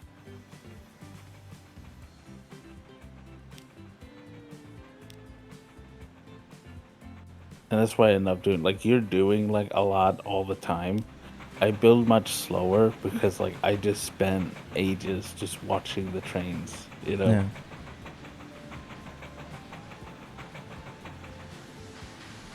My coworker keeps complaining about taxes, and then I explained the surplus value stone from our labor power, and he was like, I can do anything about taxes if I can't stop my employer from exploiting me." What are you gonna do about taxes? Yeah, You're gonna kill the IRS agent when they show up at your door? yeah. And it also bugs me, right? Because like the election the election stuff is starting in Sweden, right? Yeah. And like you have the moderates and stuff like that talking about like tax cuts and so on, right? Which is like those tax cuts are not for us, right? The people they're trying to talk to as if they're going to cut their taxes. It's not us they're talking to, right? Like Yeah. our taxes will get like a minimal cut or anything like that, while the people who make a shit ton of money, they'll get like a major tax cut, right? But people think that, oh no, they're going to cut my taxes. It's like, it's not your taxes they're cutting. Yeah.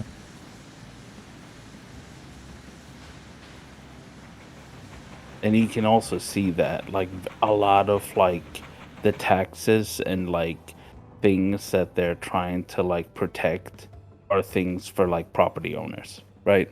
Those are the people that benefit. It's not, you own Obviously. property, yeah, you'll make a lot of money, right? Don't own property, it's not for you. They're not talking about you. Well, I own a fishing boat. Do you? No. No. That would have been very cool and very, very Gothenburg of you. I wish I had a boat.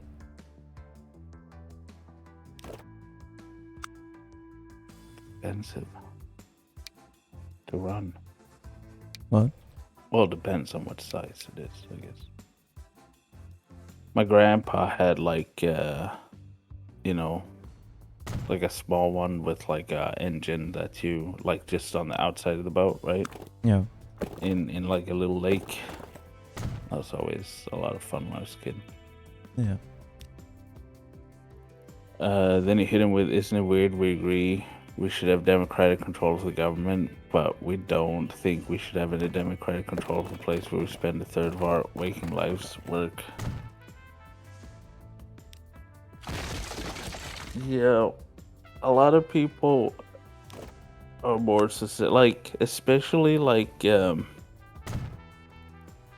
those types, right? Like when it comes to like compensation and so on, right? Because when you start pointing out things like as like who do you think does more work, like your boss or you, or like do you know your job better than your managers and so on, right? Because they'll use no, like they don't know anything, like Yeah. I'm holding this place together literally, right? Like they'll agree on that stuff, right?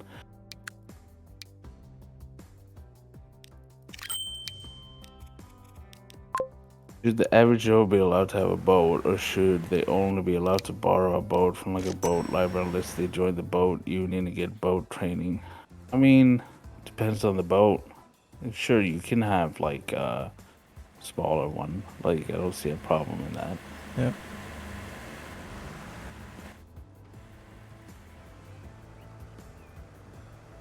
Like, you know, especially, I mean, we have a lot of islands in Sweden, and currently there's a lot of just usually well off people that live there. But like sometimes boats is like the only way to get around, unless Yeah. I mean they have ferries as well, I guess. But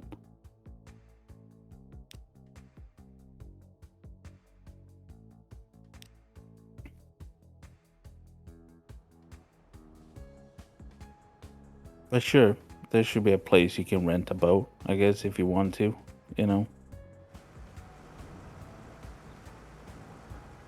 That'd be nice.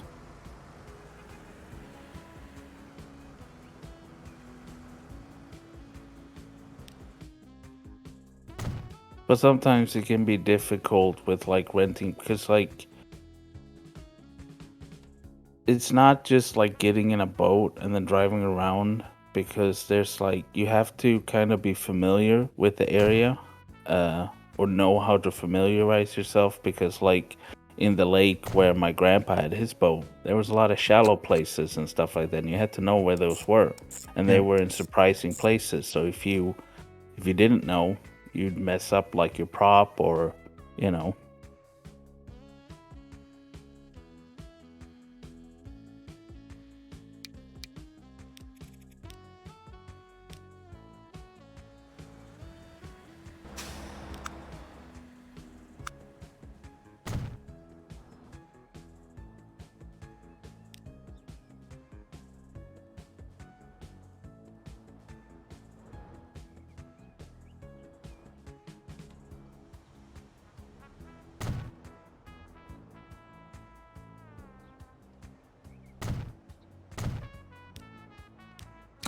Boats.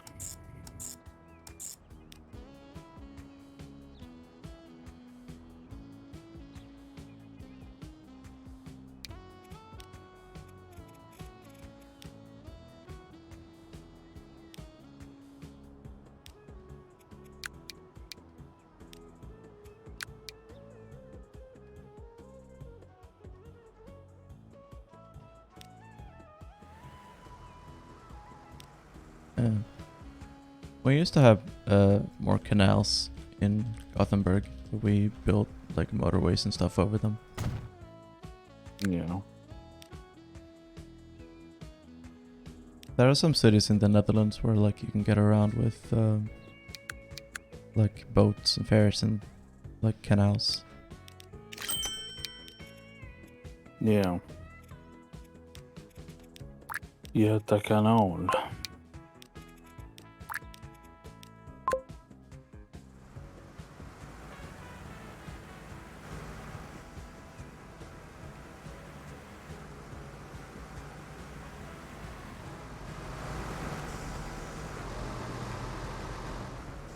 I used to watch like it was a few years ago. I was really sick and I spent like the whole time like almost for some reason just started like getting obsessed with it, right? Just watching those river boats in the UK, those long ones, Mm-hmm. in the vlogs of people who like live on them and like drive up and down. Yeah. I was like, I want to do that.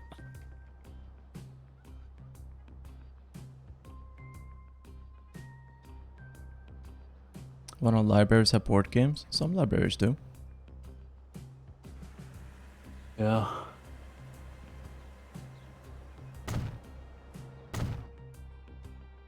I mean, libraries can have all sorts of stuff. Yeah, I think I've told people about this before, but when I was a teenager, I used to be in like a board game organization. Yeah. Coincidentally, it was ran by communists. I didn't know that at the time, but they weren't allowed to like be political because they were getting money from like the city, right, Yeah. as a youth organization. Yeah. But there is like an organization called Sverok, which is like there to promote board games, and they'll associate themselves with local ones and give them games and so on. Yeah. Well, the one that I was in a small town, but eventually it moved to Malmö, which is a city, right? And Yeah. became bigger. And now they have their own locale, and anyone can go there and play board games whenever they want, and so on, right? Then you can become a member, or you don't have to, right? Um, and so on. And an old classmate of mine is still like in the management of it, and it's like voluntarily, like it's not a job, but like yeah, they go there, play board games. They have tons of board games. Yeah.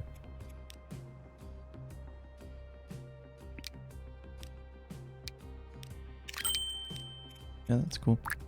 Yeah. The library in my town, you can go 3D print stuff. They got a 3D printer there. I think my university has one. Yeah. Yeah, I saw that. Like in my I think you have to like book it or something. Yeah. And it's like you can go there, 3D print.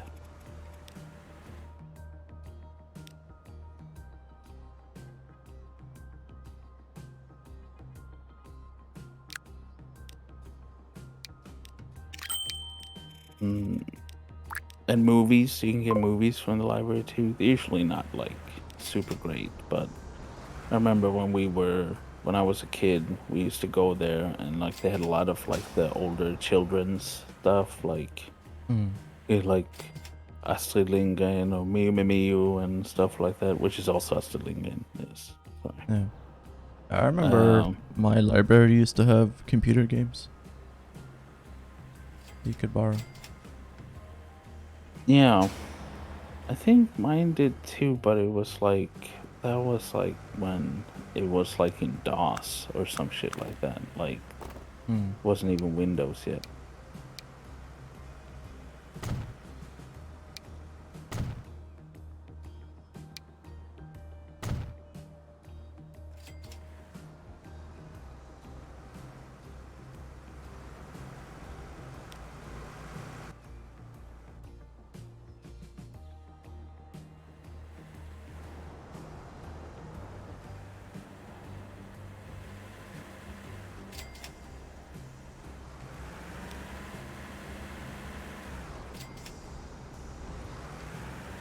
Copy paste. Stealing. How dare you? You wouldn't steal a library book. Yeah.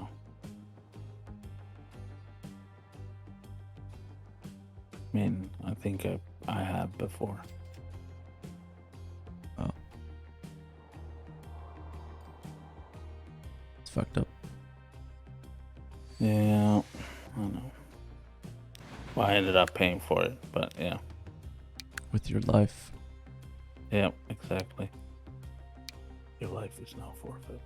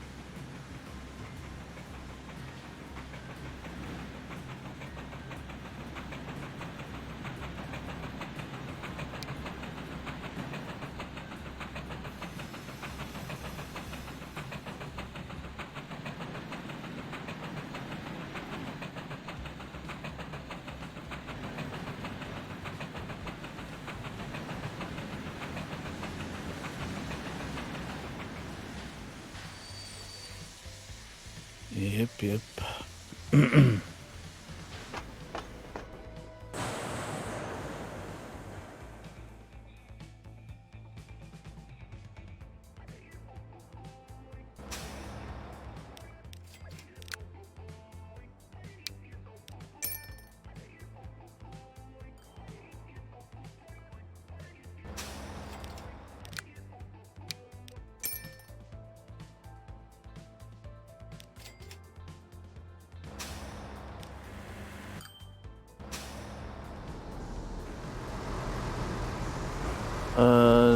The public library limits 5 copies per ebook or something. I had to wait behind 50 others to read Dawn of Everything last month. 3 copies per audiobook, I think. What I am. Yeah, I mean, it's a licensing thing, I think. Yeah. whoever publishes the book like decides how many digital copies can be rented out at once or loaned out. My girlfriend is a librarian, but in Macedonia, and the library is not free there. You have to pay for membership, and with a membership, you can take out 2 books at a time. If you want to take out more books, you have to buy another membership. It's like $3 per membership for a year, but Yeah. that's more money there than it is for us. Yeah.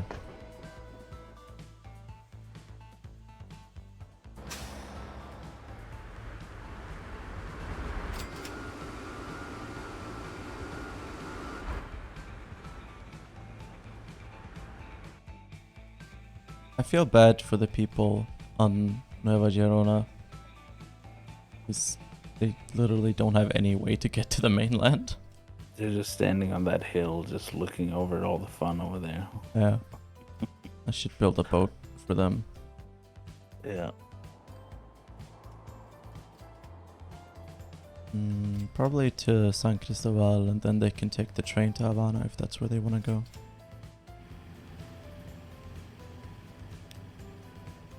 Havana. Havana, Unana. Yeah.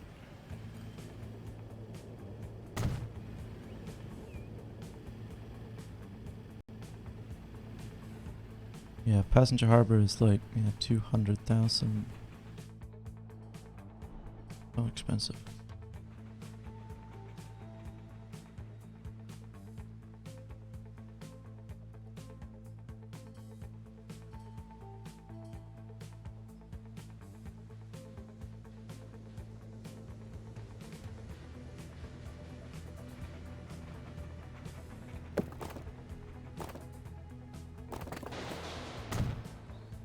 My hometown was free, but you had to show mail to an address in the county, New York City. You need a New York ID or mail from state or utilities companies. You just need your personal number in Sweden to get a library card, I think. Yeah, but they don't like the social security numbers in America. It's communism. Yeah. It's authoritarianism to have numbers for people. Well, they do have numbers for people. Yeah, but it's not tied to them as a person. Well, yeah. Well, it is, but it's all, you get it on this little flimsy paper card that doesn't have your picture on it. So if anyone knows your number, they can just steal your identity. Yeah.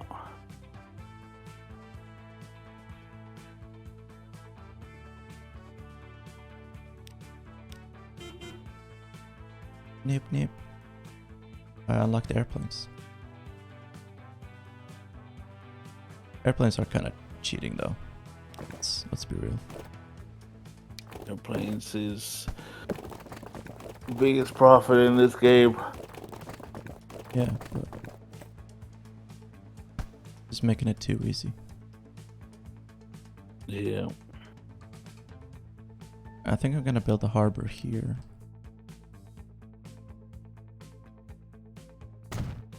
Who are you gonna harbor? Criminals.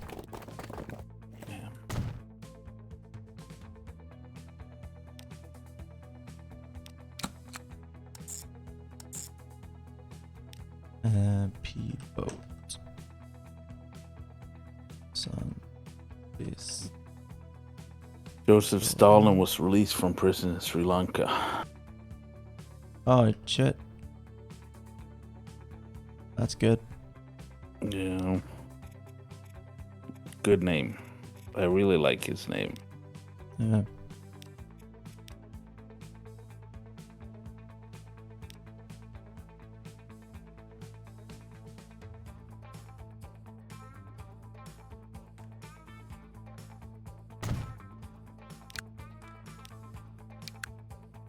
Let's see. Ukraine fans turned a Russian flag upside down to insult Putin, but Bosnia fans thought it was a Serbian flag and attacked them.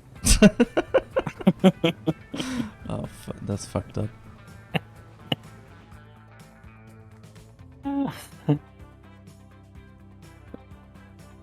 I saw, Reddit had that April Fool's thing, like the pixel thing. Yeah. And like the Serbian subreddit were trying to draw the Serbian flag, but everyone on Reddit thought it was the Russian flag. Yeah. So they had to write in like big black letters, "Not Russia," above the flag. We're Serbians, okay? Serbia is a different country.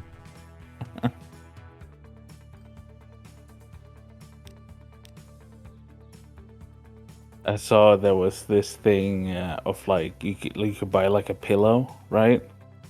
And it was like a French flag pillow and a Dutch flag pillow.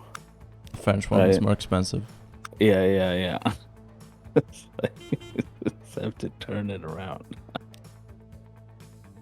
Like it was square as well, right? So it was literally the same pillow.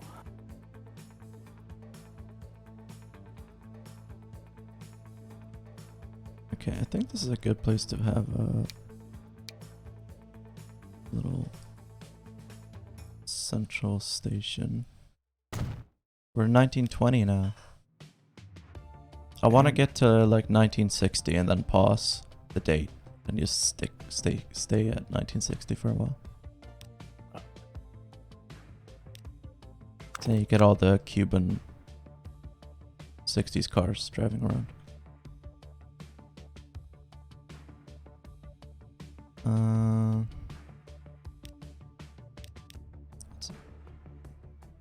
Yeah. But I don't know. It's just Balkans. I mean, it's not funny, but it's still funny. Like,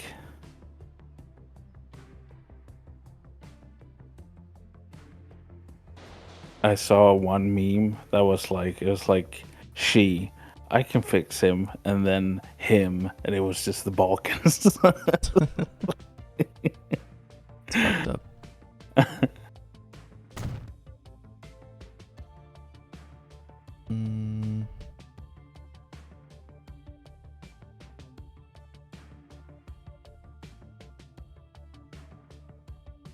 Yeah, there's a lot of Balkan memes, yeah.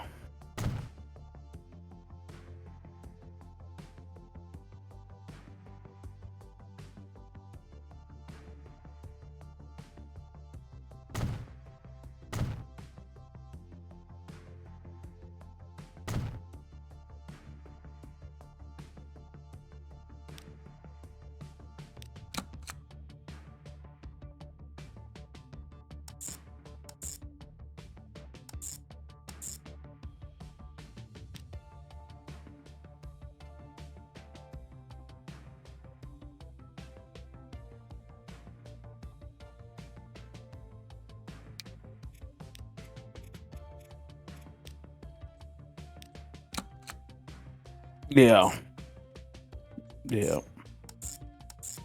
There is a lot of that.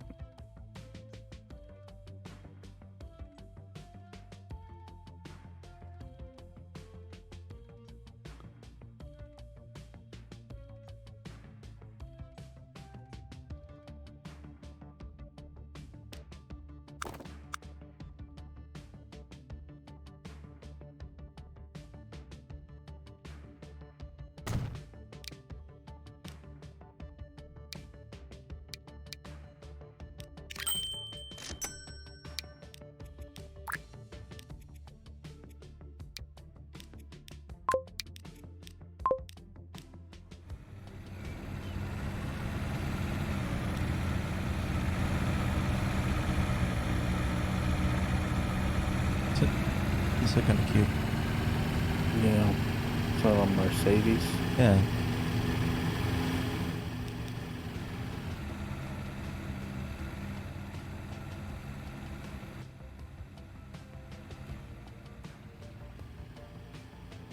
Nueva Girona is a pretty big city. I mean, for being like isolated on this island. Yeah, did you turn up the city growth? No. Hmm. Default.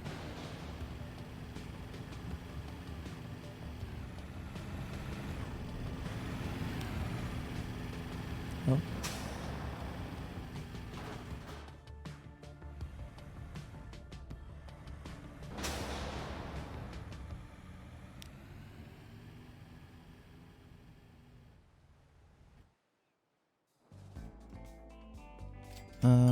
I guess I should run.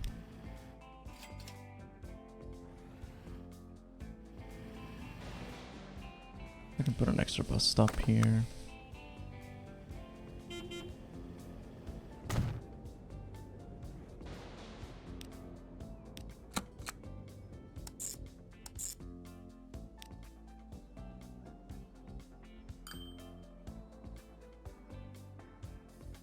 Buses. Yeah. I don't have anything against buses.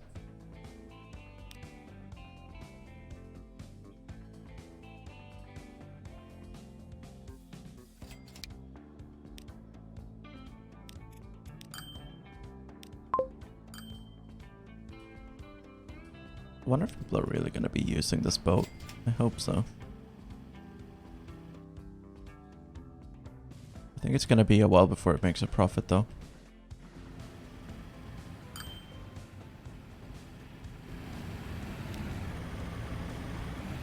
Oh my god, this article. The rise of lonely single men. Dating opportunities for heterosexual men are diminishing as healthy relationship standards increase. Is it The Onion? No. Oh. Well, it should be.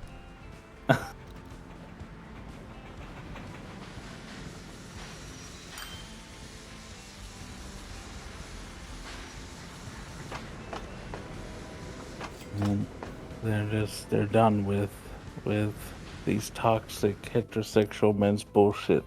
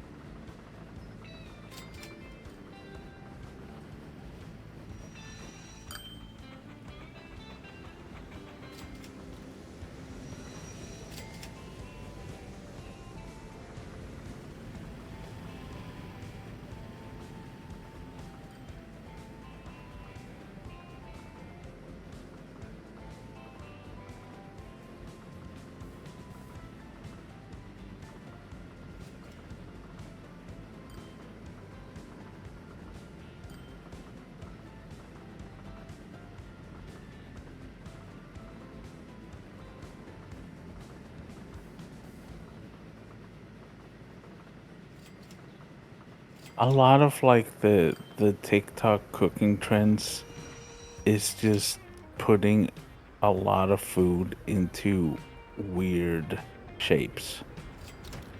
I don't have any cooking videos on my feed, really. No, I'm just seeing one here, right? Like they literally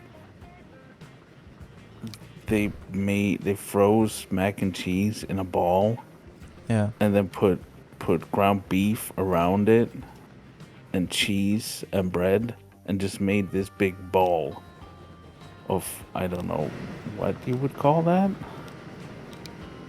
American food. Yeah. American breakfast.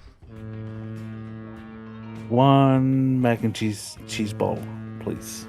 Yeah, you can get that at McDonald's, I think. Yeah. Yeah, that sounds so freedom to me. Exactly. That's what freedom looks like.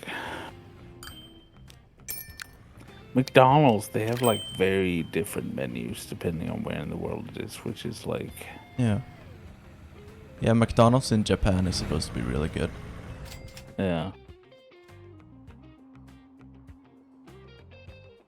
Like some places they have like spaghetti, some places they have like Yeah. hot dogs, right? They have gazpacho soup in Mexico. Yeah. More fast food places need to serve soup. Okay? Yeah. You know, like a really hearty soup. I would like that.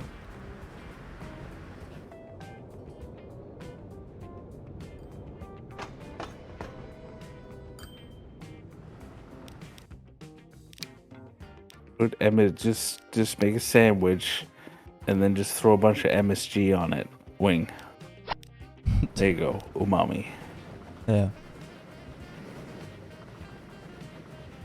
It's impossible. I think you have to like order MSG online here because I can't find it in stores. Oh, just go to like an Asian supermarket. I think there's a Thai one. We'll have to check that out because I make fried rice Yeah. and I'd like to have MSG for that. Yeah. Now they sell it in some places here, but it's not super common. No, they most definitely don't have it in like Ika or anything here. No. Like I've looked, so. But they do have. They do have. There's one Thai lady that has like a shop, and she has like ramen noodles, but like I think from Thailand and some from Japan, and Yeah. like you can get like what was it, 20 for like 100 kroners, just like pick and mix, like anything. It's like a lot of it. Yeah. I've done that a few times. I love the Tom Yum. It's called Tom Yum stuff. Yeah, the chili, like spicy stuff, right? I mean, it's an interesting, and not necessarily spicy, but it's like this interesting little. It's hard to explain the flavor, but I really like the thing. It's just very strange flavor, but it's very pleasing. They got those ramen noodles. It's good. I do like the ones from Japan and Korea, like the bigger noodles, right? Like they have the ramen noodles, but they're so expensive. Yeah. What's up, Maria? Local Asian supermarket had MSG and lapchong sausage, so my fried rice is the shiznay. What is lapchong sausage? I don't know. Well, I am obviously asking Maria. Okay, Oh, I'm sorry. not all about you here on your stream. All right.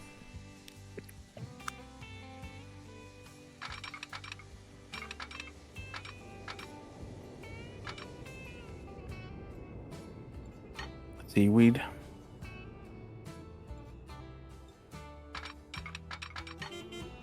I really like making fried rice. I'm not like I don't make anything fancy, right? Like I literally I I make like uh, I have eggs. I do like scrambled eggs first, right? And then I have the rice.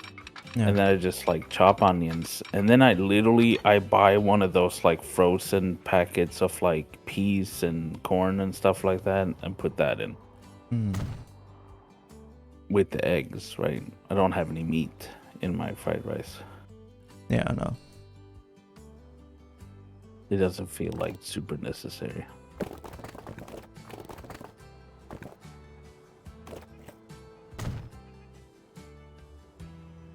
A slightly sweetened smoked pork sausage commonly used in Chinese. That sounds expensive. Sounds expensive, Maria. But yeah, I would like to get some MSG. I don't know, I've heard that stuff turns you gay. Well, you know.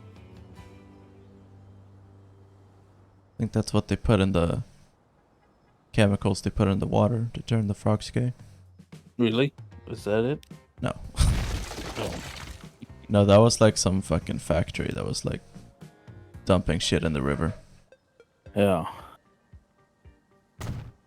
It Dumping didn't make the shit in frogs my- gay, but it did fuck up their hormones Yeah. and make them stop reproducing. Turn the freaking frogs gay. I crave fancy and mostly you can make them affordable if you have no techniques to avoid the recipe with random expense stuff, I guess. You don't, I mean, if like you turn gay, I'm guessing you don't like then you're gay, right? So you don't mind, right? Because that's what you are, right? I mean, you can have like internalized homophobia. That's true. I mean, I think there are a lot of, maybe not a lot of, but I think there are definitely some like conservatives who would be happier if they could realize themselves. You know? Yeah. Yeah. But then it is also like a kind of harmful thing to say that like all homophobes are secretly gay. Yeah. Yeah.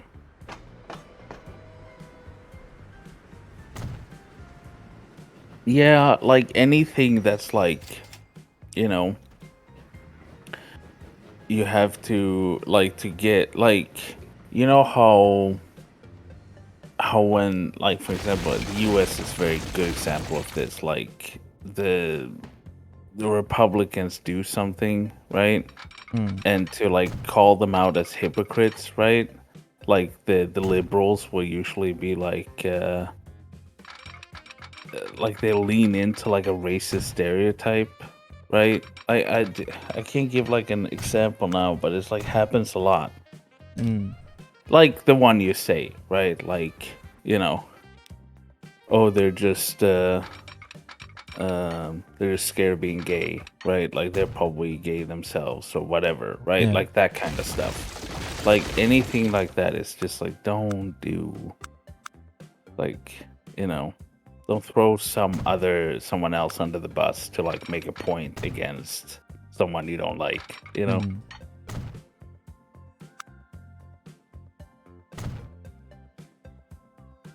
Yeah, I mean, I've seen stuff like, oh, Republicans are all just secretly attracted to trans people, and that's why they're transphobic. That's not great either. Yeah. Yeah.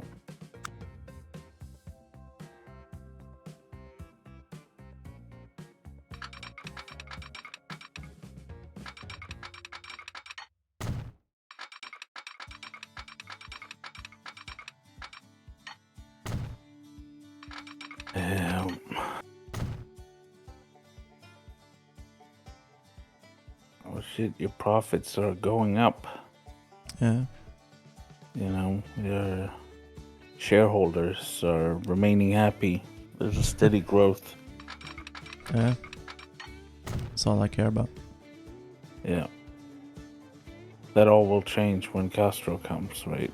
He boots out. Yeah, 1959. That's when it's all gonna Yeah. change. Yeah. Hey, look at that. We actually got a bunch of people using it now. Yeah, it usually takes a little bit.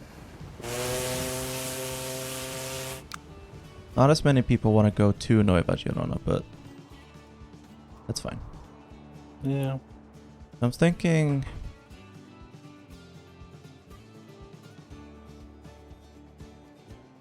I'm gonna run Havana to Santa Clara, and then Santa Clara to Sancti Spiritus. So I'm gonna run Havana East, is gonna extend to here, but then not go further. Yeah. And I'm gonna create a new line for that. So So I want to It's a double really, check. really nice map in general because like everything's on a line. Yeah. You know. Like it can sometimes it gets really like when it's like you have to connect a bunch, but here they're all like lined up along, which is Yeah. gameplay wise is pretty fun. I You would have a think. direction in which to go. Yeah, exactly. Yeah, I like it because it's like you like start in Havana and then you work your way east.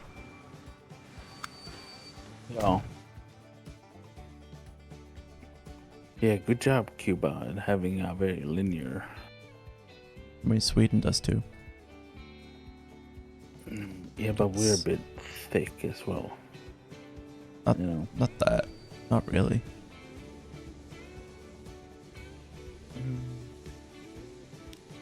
Widest point. Wait. I guess if you count Gotland. Yeah.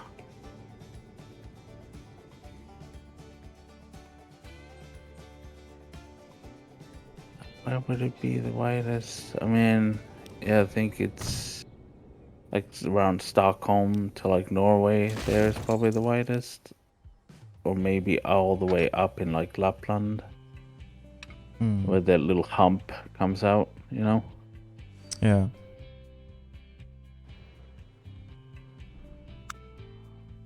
Very long country.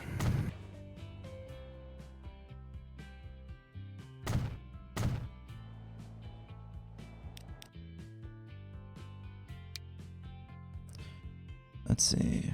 Havana to Matanzas, Colón, Santa Clara to Colón to Matanzas. Wait, do we have a lot of uranium in Sweden? We have some. I don't know about a lot. You mostly have iron. Yeah, and also we might have a lot. It's just we're not really doing extraction on it. No, we're not. Copper. Oh, we had a lot of copper. Yeah. Or we used to, at least. No, we still do. Yeah.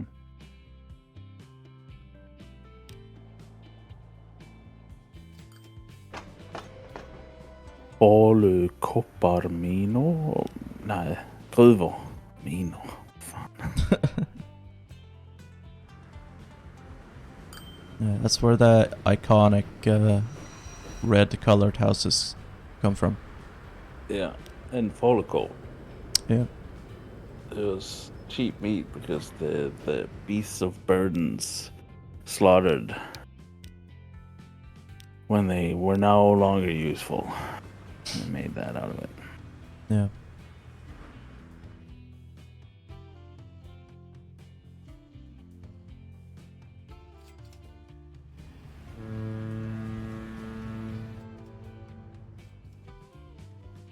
The paint's pretty expensive, isn't it?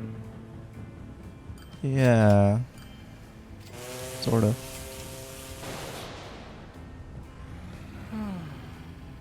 Probably mostly because it's kind of famous.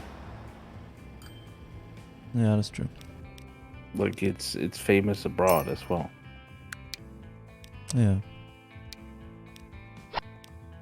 Like China made like a whole Swedish village with with the red paint and everything. Yeah, Japan has one too.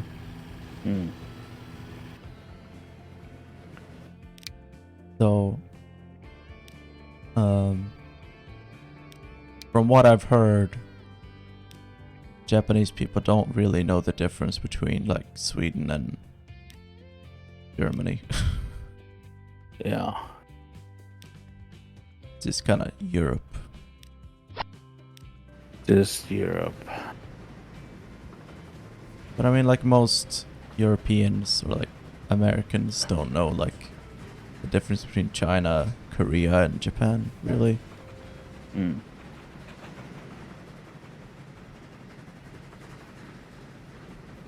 Yeah.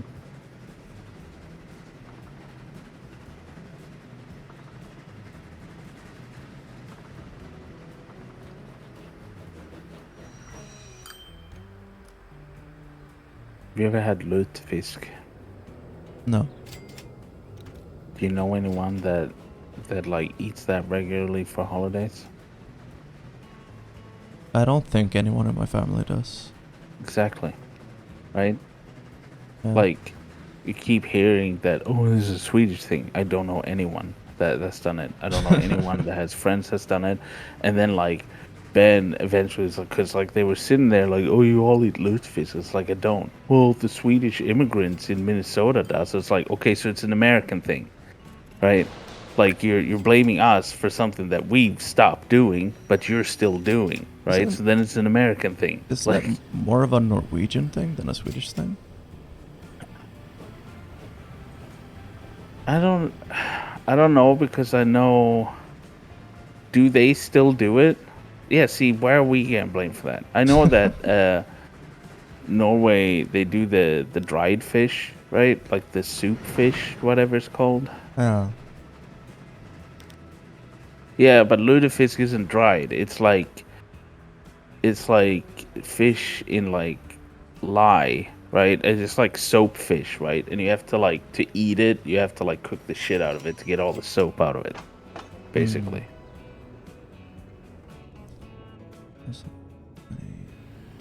Hey,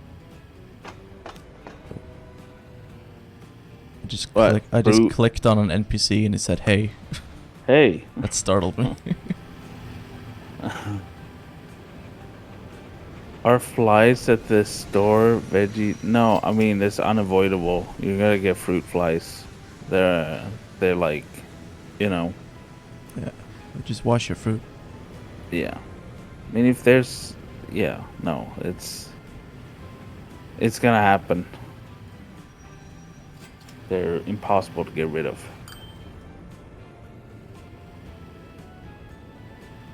Just one of those things. Yeah.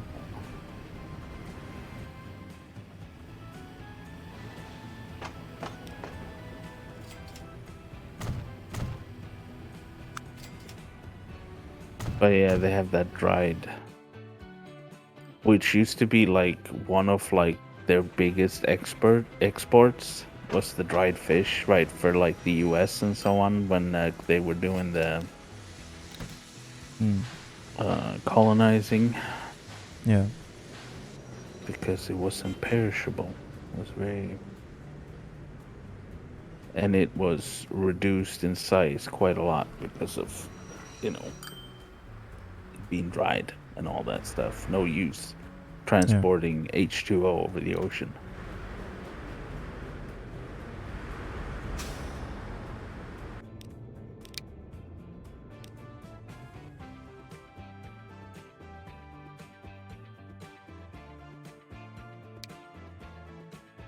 Wow, this is so expensive.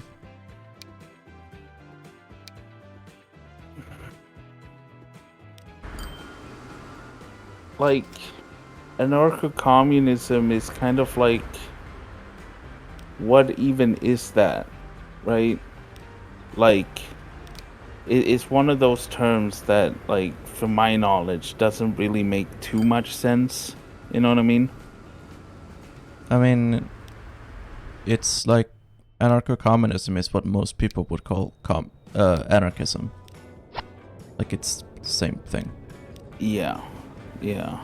But no, I don't think so, Femboy. Personally.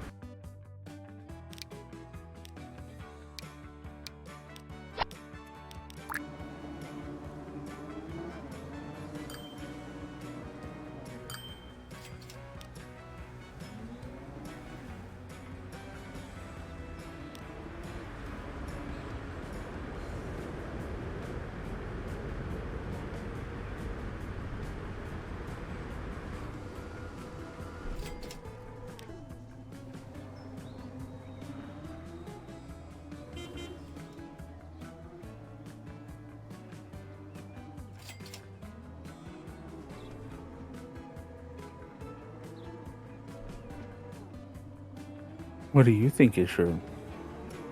About what? You think anarcho-communism could work? Sure.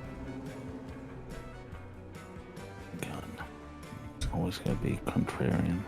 I mean, there are a lot of different schools of anarchist thought. Anarchists don't tend to agree with each other that much, so... No, I know. It's yeah.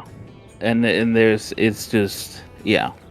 There's so, like, when it comes to just, like, it's very hard to extrapolate, like, too much information on just, like, something like a label anarcho-communist, because you have anarcho-communists who are more towards communism than anarchism that still calls itself anarcho-communist. Then you have the complete opposite of that, and that goes with any definition, right? Like, that's why labels as, like, you know, just what people call themselves. I mean, like, things like Marxist-Leninism is a thing, but there's people that call themselves Marxist-Leninists that is not based to, like, it's just what they identify as a label, and not just talking about the theory of Marxist-Leninism, right? Mm-hmm.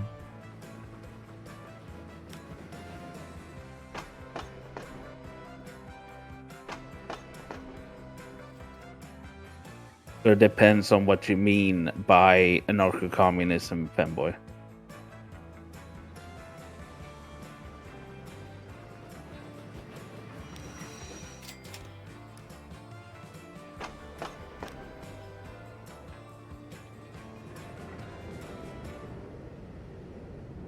Damn, you just took the rail straight.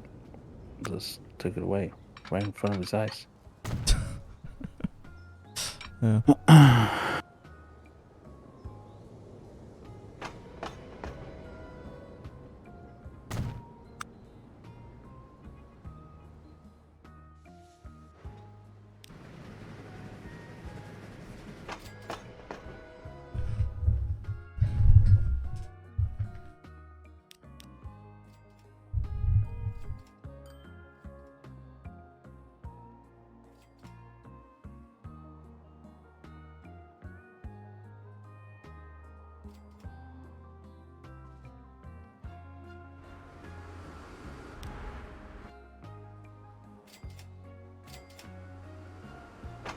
But it's like, you know, because I read Anarchism or Socialism by Stalin, right? Mm. And the anarchists he's like talking about there, I don't recognize them at all. Yeah. You know, it's like he's talking about completely different Marxists. I mean, anarchists than I've ever like come across, right? Like their talking points are not the same as the one I'm encountering. Mm. Yeah. Which is like, again, like what I said, like, because I really like that one, because in like, you know, he's being a little bit shit posty in it, but in doing so, he explains dialectical materialism and the scientific approach really well. Mm. Very understandable. Yeah, Monsieur Anarchists. You know what I'm saying.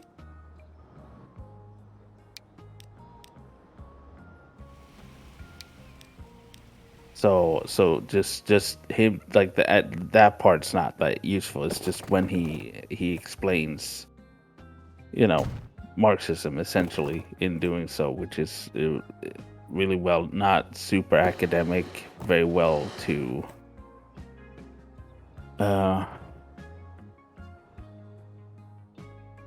not all. I mean, again, it comes with, like, if you talk about people who call themselves anarchists, like, there's lots of anarchists that don't believe that, but they're more like, but yes, essentially, right? Which is like, if you look at, like, it's usually what comes down a lot is like a kind of like a misunderstanding of, like, what the state is, right? Like, when it comes to, because there's been so many times it's like, oh, when are you going to abolish the state, right? And it's not like they seem to think that it's more of oh, so now is the time, right? This is the abolish the state day, right? Like an event of it, right? But it's essentially, you know, the state is a tool of class oppression, right? It is there to oppress the class interests of a class, right? It could be the working class, or it could be the bourgeoisie, or whatever, right? So when you have when there's no longer a need for the state, as in like you've gotten rid of like the bourgeoisie class, then only one class remains, which is the working class, which then the definition of class goes away, right? Because there's no point, like you only have one class, and then the need for the tool of oppression of the bourgeois class disappears. That's when the state disappears, right? Yeah, that's the classic Leninist view of the state. Yeah.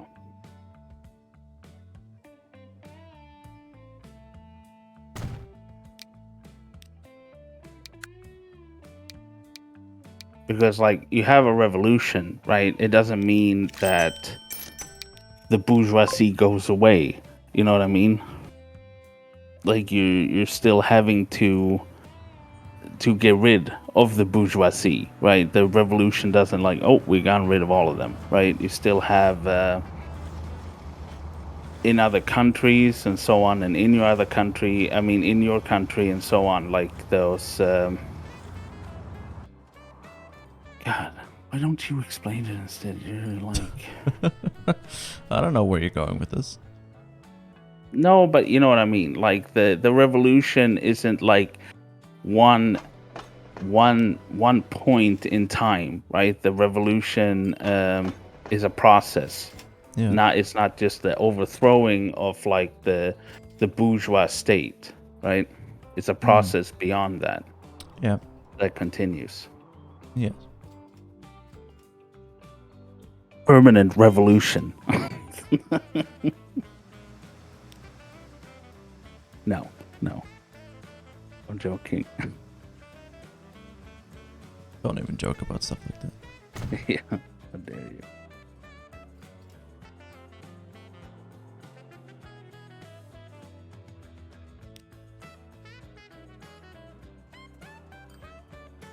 I think about all the people who aren't bourgeoisie but still uphold capitalism. You could expropriate all the private property all at once. There would still be tons of people wanting to uphold capitalism. Yeah.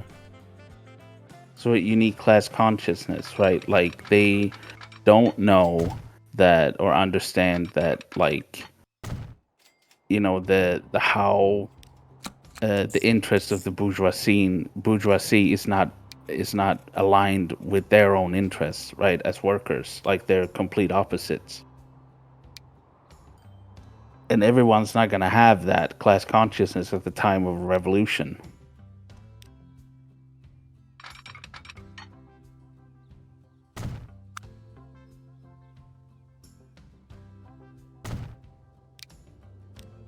So the building of class consciousness continues after the revolution. I mean, of course, you do it like to get a revolution, you have to build class consciousness, but that's not like, oh, now everybody's class conscious. Just gotta put out like a banger tweet to get everyone class conscious, I think. You've been waiting this whole time with this banger tweet when you could have just done it. I've been saving this banger tweet. It's gonna bring class consciousness to the people. Just gotta find the right time. Yeah.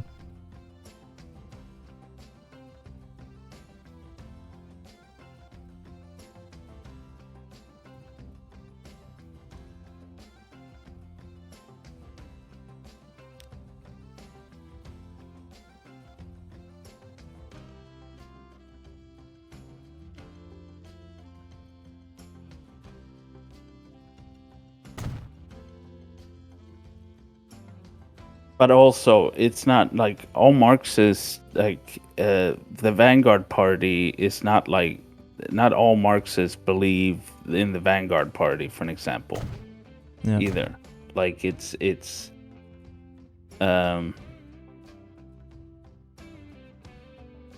you know.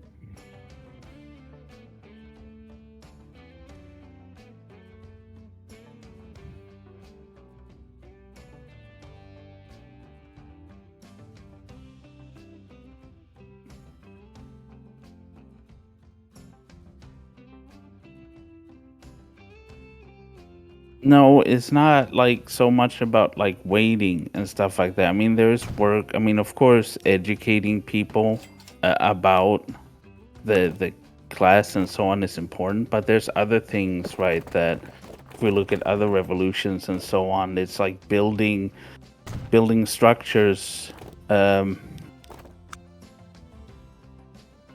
We call alternative power structures, right, in society to prepare for something like that. Now to like just say now we're going to start a revolution, right? It's like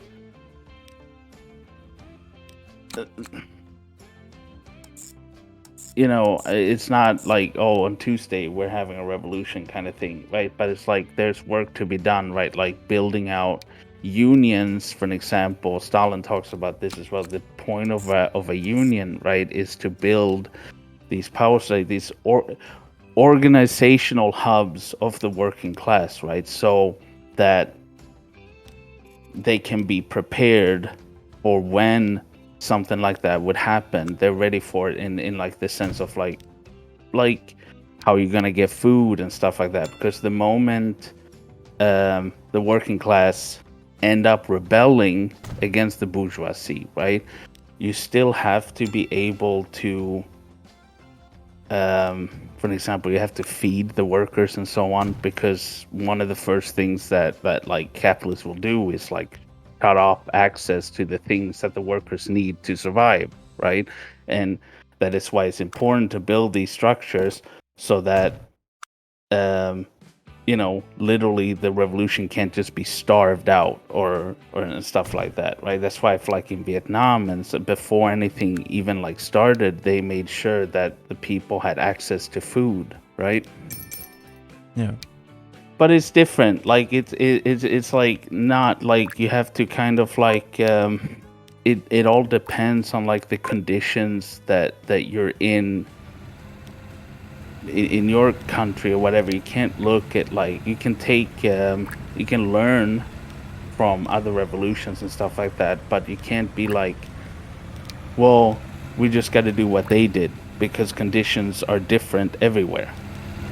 And that's what you have to also find out, right? Is like what obstacles are we facing, uh what do we have to do, and so on, right? But it's generally right, like when it comes to revolution is when capitalists are no longer able to maintain stability, right? When people when the conditions of workers get to a certain point to where it's not sustainable, then of course eventually they will try to rebel against that system, right? They're like, and that's the point essentially.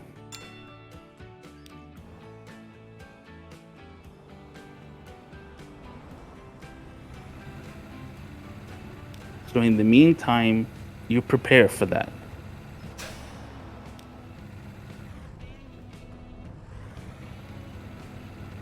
Which is I think is more important than kind of like sitting and like thinking about this is how we would do a revolution and so on, because we're not there, right? Like in the country I'm in, we're not there and so on. So it's like it's a lot of people get really far ahead of themselves and just think of like the clash, so on, right? But there's like, what is the next step from where we are now? That's what we should be like focusing on.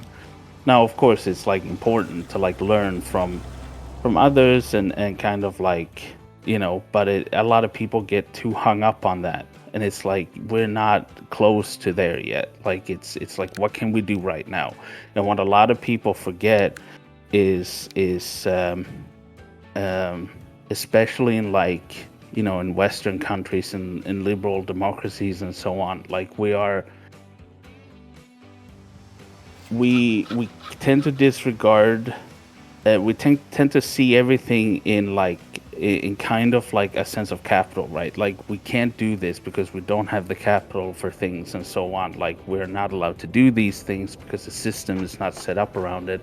And then forgetting the fact that the one thing that workers do have is their labor, right? Which can be used to build these things without necessarily relying on capital, because if you're relying on capital to build these structures, you're inherently vulnerable to that then being sabotaged by the bourgeois state, and then you're back to square one. Mm-hmm.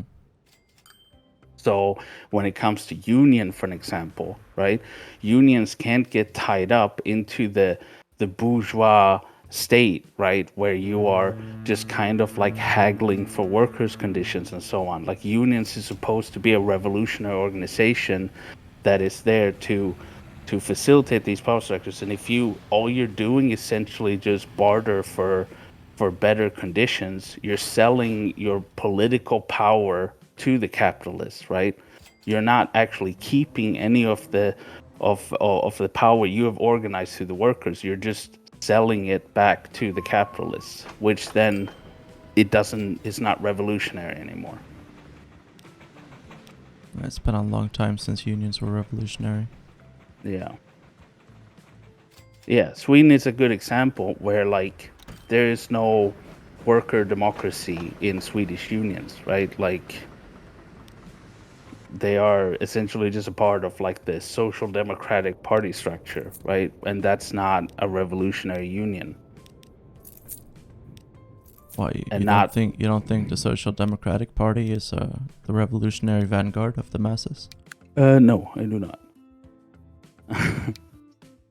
So it's like it's just especially now with like all the union organizing in the US and so on, it's a sore subject for something, but it's important to understand the actual role of the unions for communists, right? And again, I recommend anarchism or socialism because Stalin explains it very well in that one as well. Essentially what I said is how, you know, it's supposed to be like this. The main point of union is organizing labor, right? For a revolutionary purpose, and not like just handing it over once you've gotten it back to the capitalists, because then you've just been played. Yeah. We unlock trolley buses. Nice. Love it.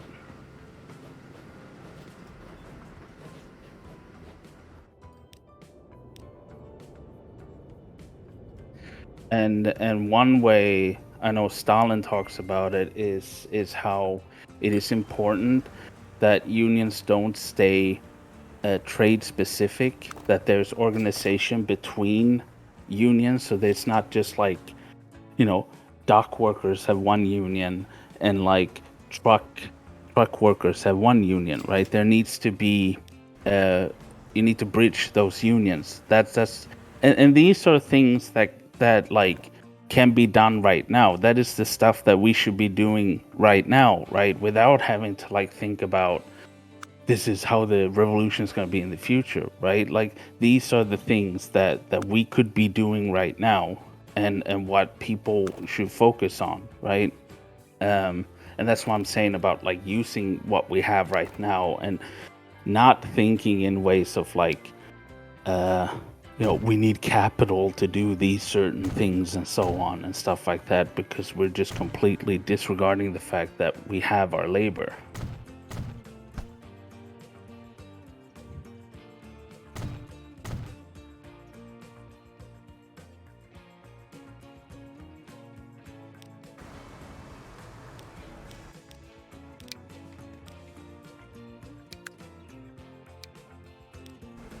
Yeah, it's pretty expensive. But it carries a lot of people. Use your labor. Okay, don't think capital. I'm just like a bureaucrat, I think.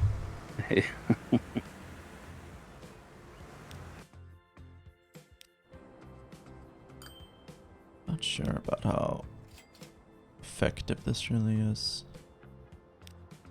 Maybe I should do another route. Maybe just like a...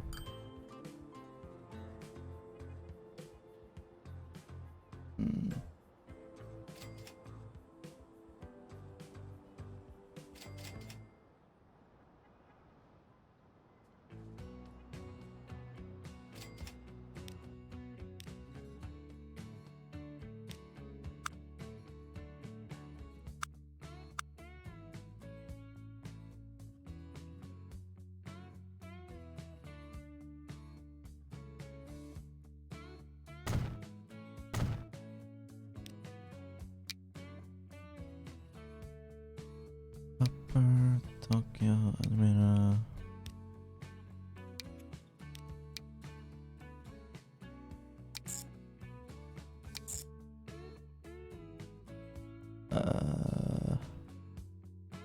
Oh.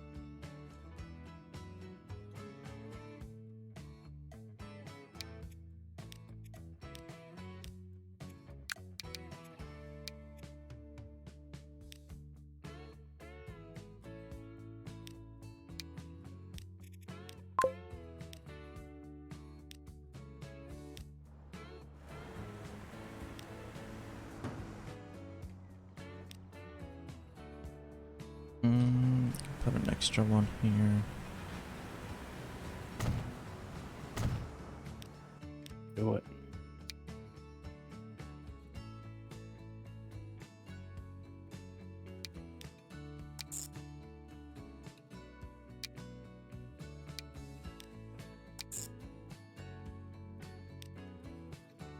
And then trolley bus street. Here, here, here, here, here, here, here, and then there. That's it, I think.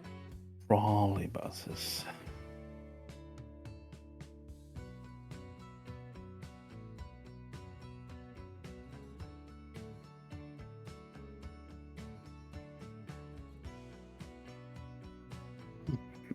How's trains in Cuba? Could be better. Mm. They got some trains from China recently. Nice. Very nice. Yeah, the train workers union in Cuba wants there to be more of them.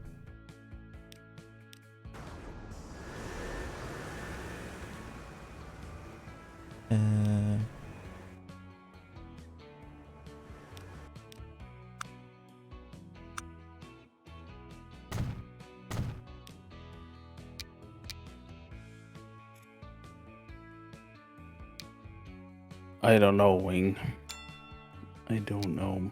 Probably someone's written about it. Depends on what you mean.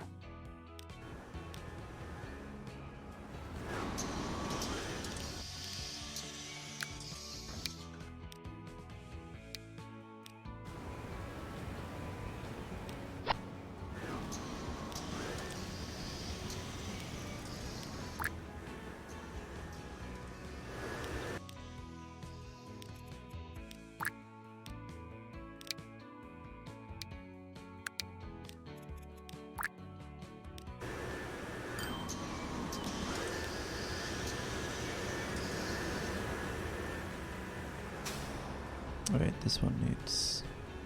Well, it's fine.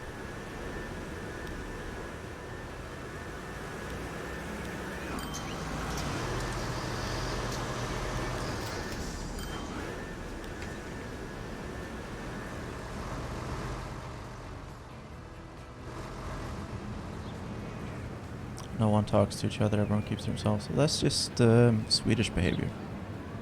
Yeah. I don't think that's a problem. No, but like, I don't know.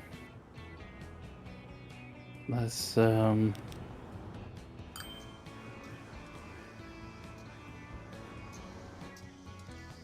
I guess I mean creating hubs where people interconnect. I mean like things like I talked to before, like that gaming or like organizations and stuff like that. That like you know stuff that just in general brings people together in your community for various reasons, right? Whether they are for entertainment or utility, right? Like, like some people are growing food and like sharing food and so on, right? Or, I mean, churches, right? You have like anything like that, right? Like, Yeah. that just in general connects people for various reasons, right? I don't think there's really any bad ideas in that regard or any like could hurt, right? Like as I said, whether it's for entertainment or whether it's for whatever. Like if you're able to create something like that just gets people in touch with each other, because if there's not, then people are just going to you know go to work, come home, spend time with family, and then that's it, right? Yeah. And then you're not going to have points of connection with the people around you, you know.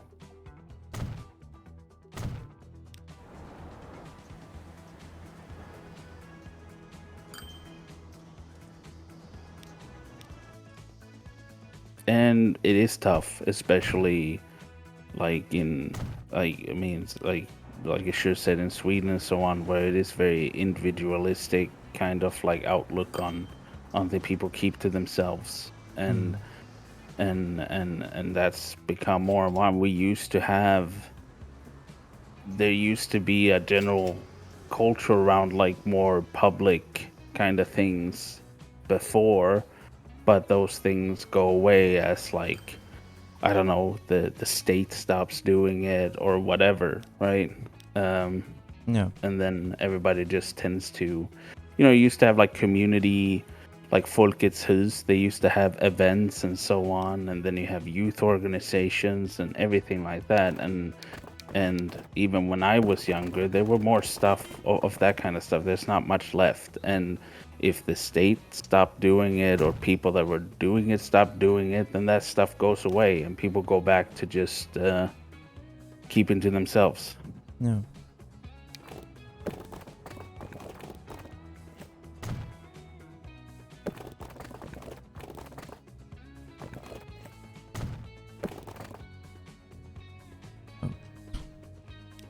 That's a lot of money. That's fine. They built one right there. Yeah. Like AI is immediately. helping me. No, that was free market. They were like, you're like the city, and they're like, no, we'll build a road here. Oh yeah, private roads. Yeah, private roads. Gotta build an intercity bus service here in these two places. Yeah.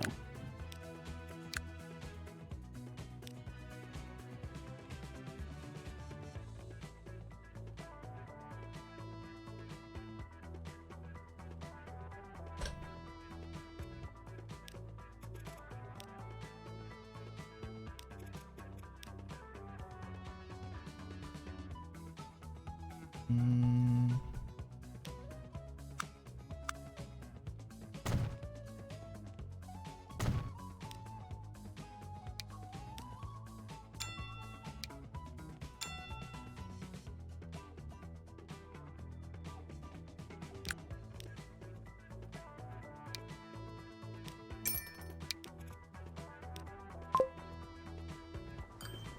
Got this Greyhound bus. Classic American. These things are still running in the US. Yeah.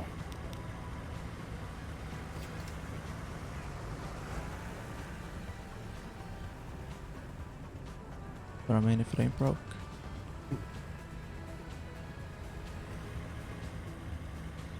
But yeah, Wing, to be honest, like churches are really good at, I mean, and like churches, yeah, I mean, like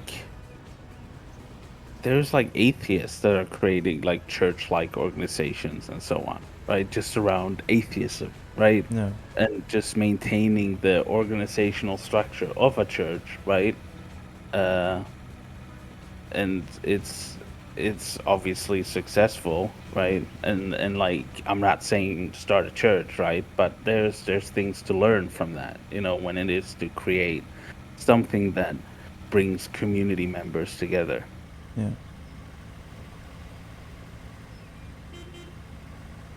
Like I know in Finland they have like metal churches and shit like that. It's just a bunch of things you can do. And it doesn't have to be like, even though I mean we're communists and we're doing it for like certain reasons and so on, you don't even have to make it like political in any way, you know? Communism Like isn't political. yeah. Hey, No, Ben. but like we're communists here, right? Like you know. Um no, you're just up late, Ben.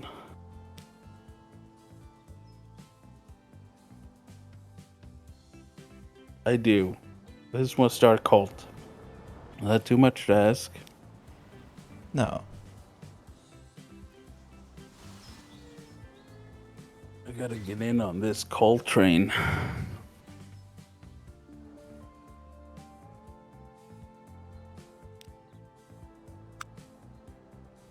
What, Maria? Are you saying you wouldn't join my cult?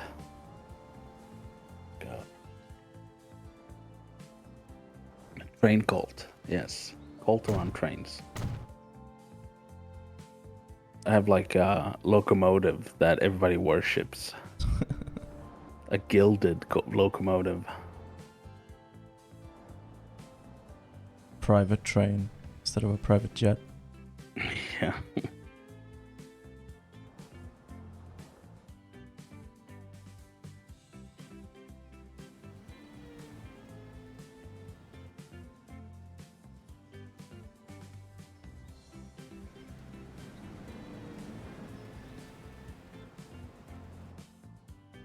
This fucking city is built so weird. Yeah. It's extremely hilly.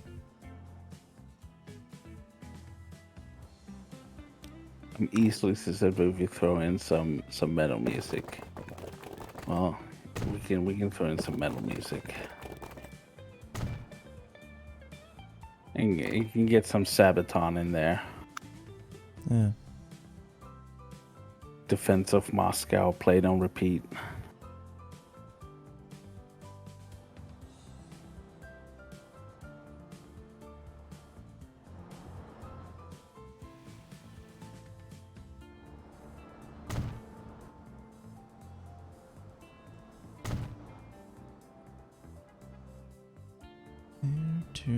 Here to here. And turn around.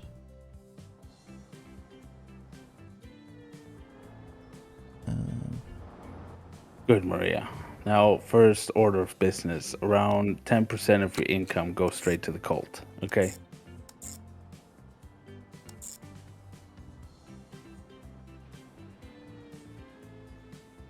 Keep the trains running, of course. What are those like televangelists call their private jets again? Like, this isn't a private jet, this is a preaching machine. Yeah. God. It's really sad, that whole thing. Like, Yeah. it's disgusting.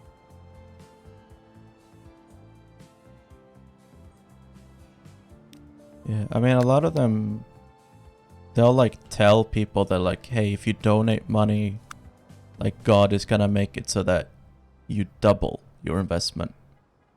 Yeah. Like this whole like seed thing. Yeah, or when like literally something bad happens, someone they come and they say that, like, well, because you didn't give enough money, Yeah. you know. Oh, your daughter got cancer. guess you didn't pay enough to you didn't seed enough, you know. Yeah.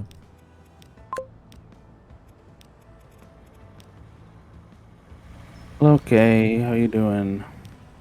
It's very predatory. Why you do something with a chirp, or what do? I want to randomly say I want to try grow food or something.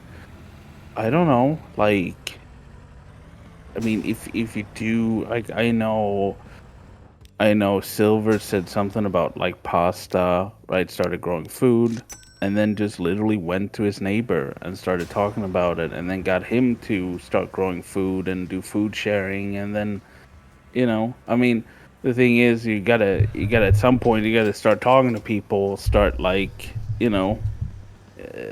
maybe not just like come at them, but like try to develop a relationship with someone, like a repartee, so to speak, right? And get it going. And then, you know, uh, so, which is, it's, like, I get it. Like, that shit sounds extremely scary to me personally, right? Like, if I was gonna, like, I'd be terrified of, like, I gotta go talk to my neighbor, right? Like, Yeah. it's like, I would rather die.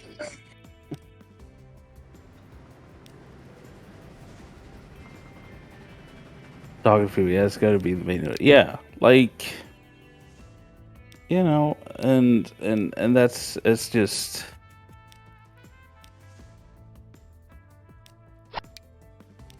you start doing something, and then you gauge interest among other people. Like, I mean, I'm doing this, right? Like, and I can show you, right? Help you, right? Huh? What? Oh, never mind. Sorry. Never mind. Yeah. I just know how to do it. Like, I just knock on their door? What if I interrupt them? I mean, Just move to Sweden at this point. I mean, those things are just kind of like, how do you, some people are good at like social interactions, and some people are not, and I don't know, like, you know say hello to your neighbors when you see them, right? Like, cause some, I mean, there's, I don't know. I don't know. I'm a very isolated person. I am all right with social interactions. Like, I know the procedures of interacting with random people, I but I don't. still don't do it, right? And it's just different. It's just, you know.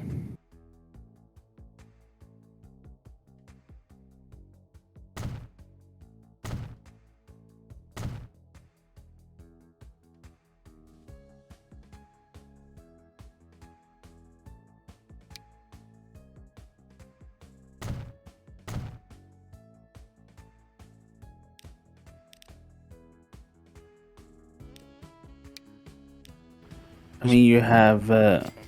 have people. I'm talking to Wing. Sorry again.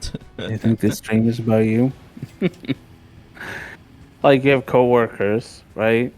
Tell them, oh, like, just an example, not saying do this, but like, if you start growing food, tell your coworker, oh, I'm doing this thing, and it's like, it's really good. These are the benefits of doing it, and whatever, right? Like, and if they seem interested, you can be like, well, why don't, like, you know, why don't we look at what you can do, and so on, and then, you know, you get it started. Just make friends.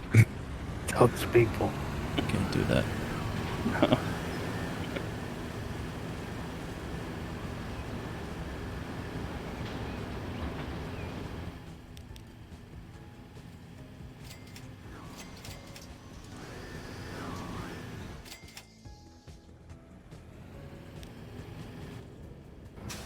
Make friends. What is this? The Middle Ages?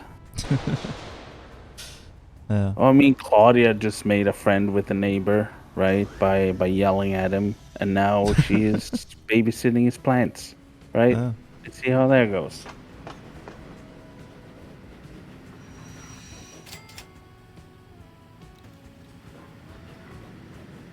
Oh, we're in 1950 now. Oh damn, almost there. Yeah.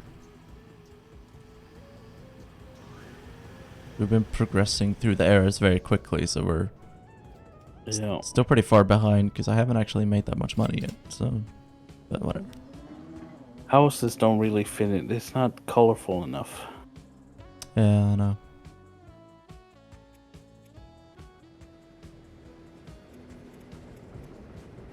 Yeah. I mean, I finally made a second friend who became my boyfriend. I just need to figure out how to do it a third time. Well, you know, do the same thing. Just don't sleep with them at the end of. Jesus. Boom! That's a friend. Yeah. I mean, friend is just a boyfriend you don't sleep with. Exactly. I think that's about right. Yeah.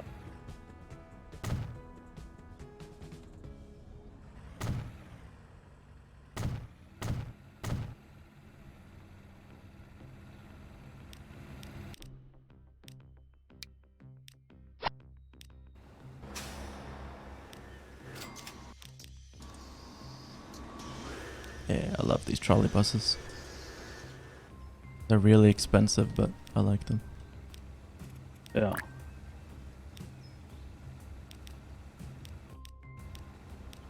And also, Wing, you don't always have to like be the one that to create something. Like maybe there is something, like as I said, maybe someone's already doing something, right? Maybe there is like some kind of community thing that someone's doing. Just join that. Like someone is playing ping pong together on Sundays, go play ping pong on Sundays, right? Like, you know what I mean? I do like ping pong. I love ping pong. Hello, Ben. Oh, hey. I'm not gonna lie, it's really weird that they're standing in a perfect grid right there. Could you imagine if you went to a bus stop and people were standing like that? Yeah, that's Sweden. Yeah. Oh my Just god. everybody, just uniform distance from each other. Just They're standing You way know. too close to each other for this to be Sweden, though. true, true. In Sweden, they would be even more spaced out. Hey means hello and goodbye. It can mean goodbye. Can. I It's mean, like a that's casual, like, see ya. yeah. Like, hey, Yeah. you know. But like, generally, it's a greeting. It's just, people like to have fun. Yeah. Spice it up a little bit sometimes. Yeah. Just saying, hey, do, it's boring. You say, Mm. hey, shadow, hoda, or just It's a more usual way. Hey do. Yeah, hey do. I actually don't use hey do very much. You don't? No, I will go like I usually just say Vi ses i gryningen. yeah. What about? That's what I say. Ja. That's usually 2 words. Hey do. Not 1 word.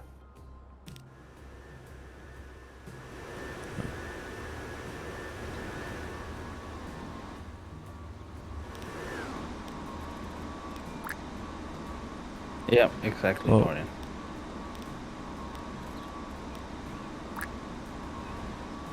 It's like if you translate, it's like hello then, right? Yeah. Like you'll say hello to them at another point, right, in the future. Is that where it comes from? I don't know, but like I mean, it kind of works, right? I guess. Like I'll say hello to you later. Maybe.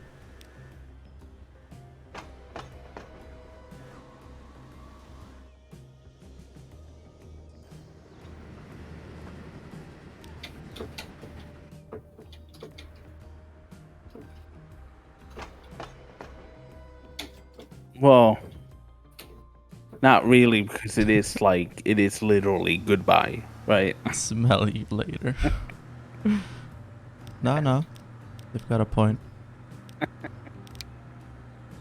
Like, I don't know where the origins is from it, but like nobody thinks that it's like something like a slang for something. It's just bye. Yeah. Who needs a bunch of words as well as they say hey thing. You would be surprised how many things are like slang or stick in Danish. Yeah, I mean, it's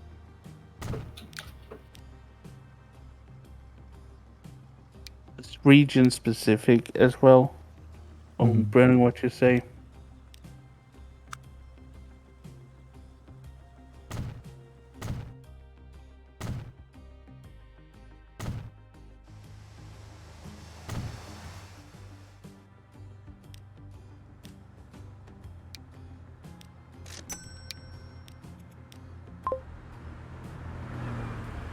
Which ones? The slang, yeah, or stick. I got a mod that adds trolley trucks. So goofy looking. My God, That's like that's it amazing. feels like a nerd truck. That truck looks like a nerd. It actually is a real thing.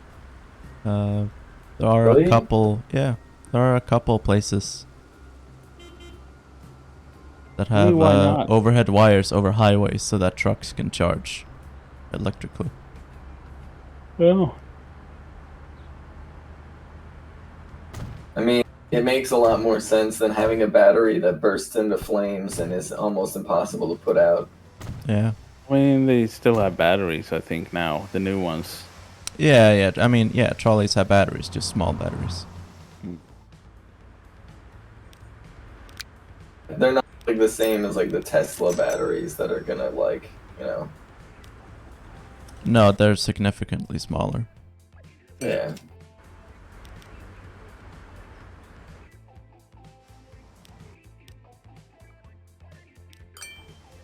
Are you trying to learn Swedish, Dorian?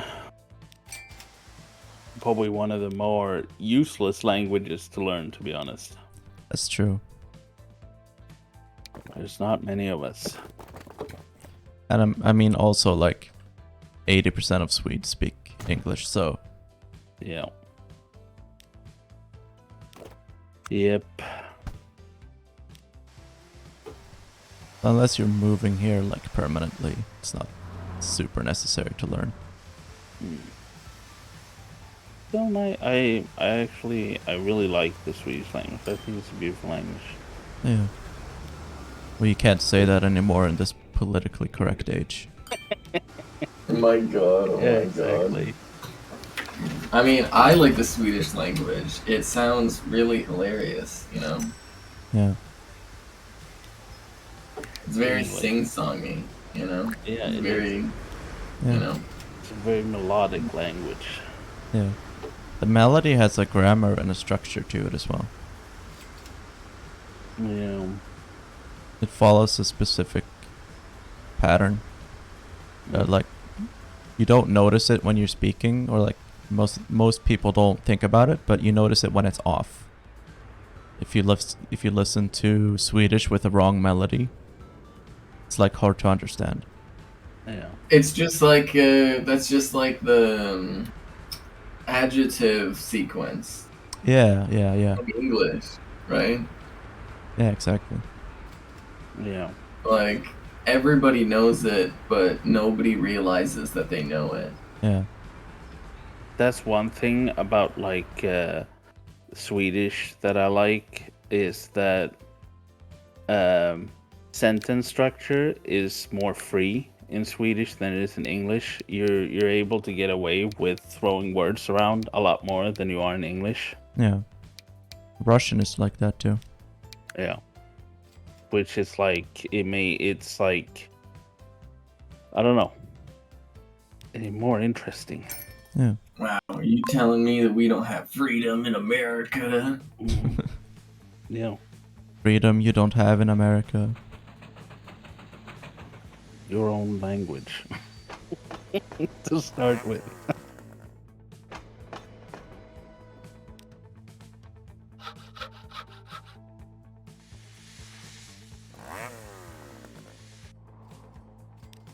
Oh, these planks have to go somewhere.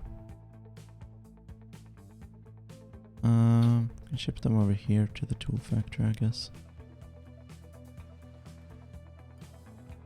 But yeah, I didn't like Swedish when I was younger because, like, when I was younger, like, English sounded so much cooler to me. It wasn't until I got older that I just really started appreciating Swedish. And like, I wrote a thing about it, which is like, it sucks, right? Because like the way Swedish is, like, what it seems like the only point of Swedish is to exclude other people from certain things in society, which is like, yeah, that's fucked up. Like, you know, they're constantly trying to make it so, like, oh, permanent residency, well, you need to speak Swedish better than a Swedish person, right? Like, why? Like, if you come to Sweden and you're like, and they hear you're like struggling with your Swedish in any way, even though your Swedish is like 70%, right, where you're completely understandable, they'll still switch to English. Yeah. And like, as I said before, right, I used to know an Indonesian student in Sweden, and she wanted to learn. She was like, it's fucking hopeless. Can't talk to anyone. They just start speaking English to me immediately. Yeah. And there was some other like forums for like foreign students, and they were all like, yeah, it's impossible. Like, nobody is speaking Swedish to me. Yeah.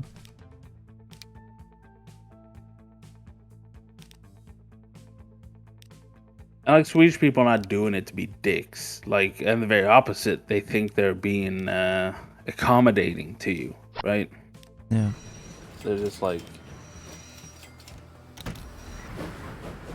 not gonna force you to speak Swedish.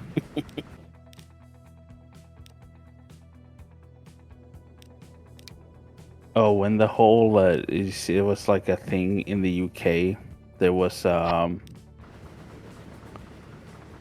Swedish person got attacked in the UK because someone thought he was speaking Russian. My God, are you serious?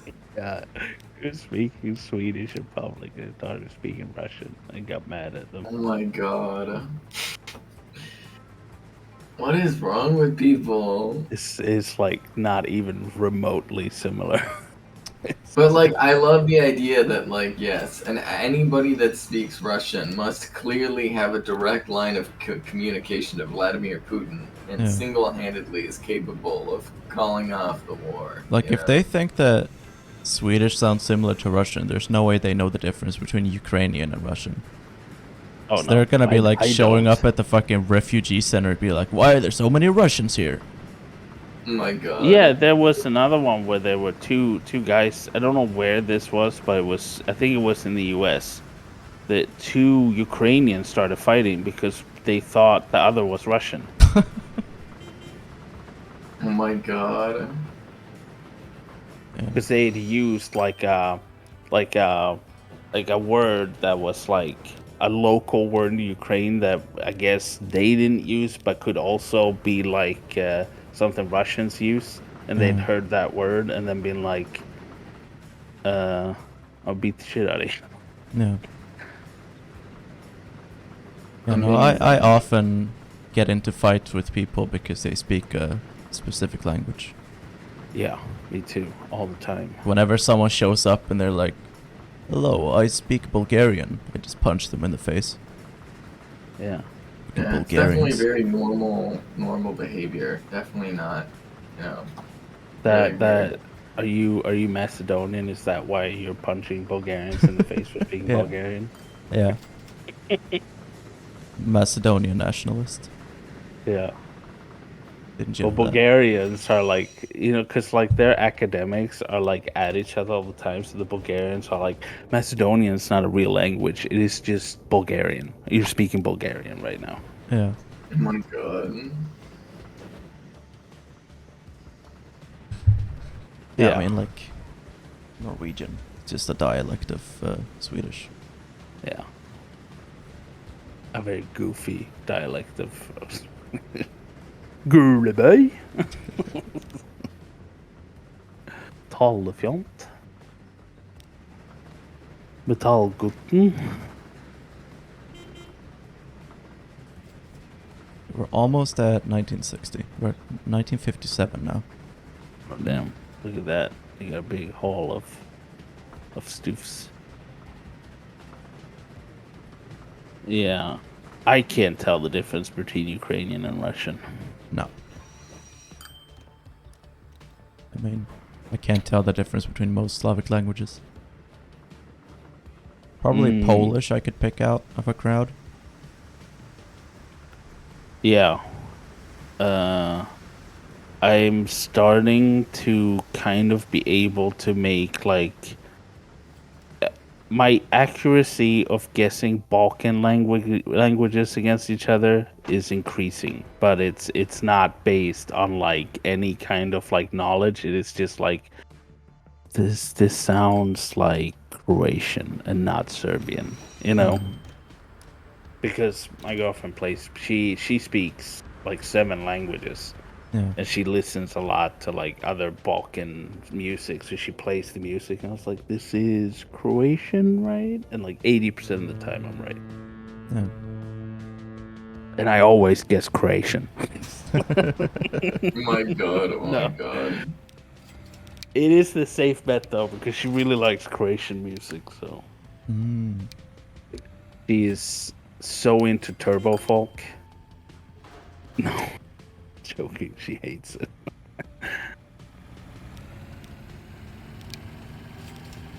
But yeah, no, she speaks Macedonian, English, Spanish, Croatian, Serbian, Bosnian, Bulgarian. I think those are it, right? She understands some Turkish and some Swedish. She can't speak Swedish or Turkish, but she understands some of it, like context.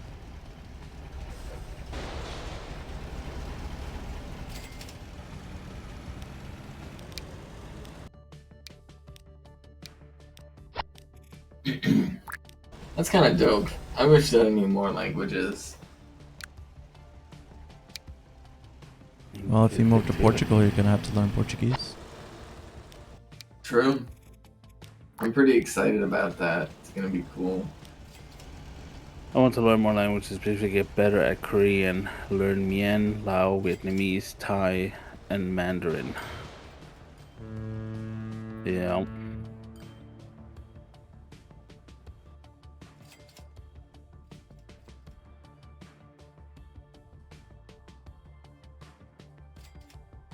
In Mien, of course, Dorian.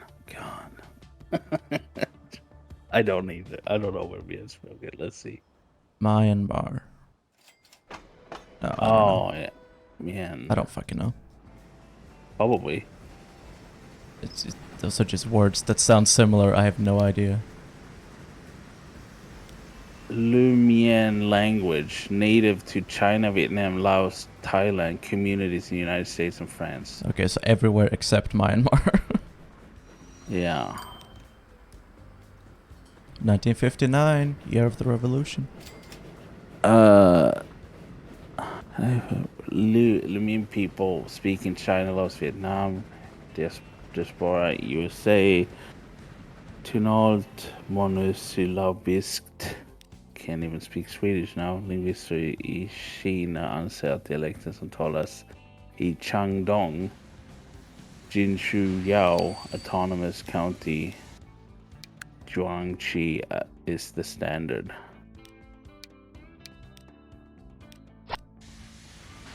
I see. I can't believe you're so wrong. You were so wrong. Sure. Yeah, I know. I'm sorry. Yeah, it's 840,000 native speakers. It's not a lot.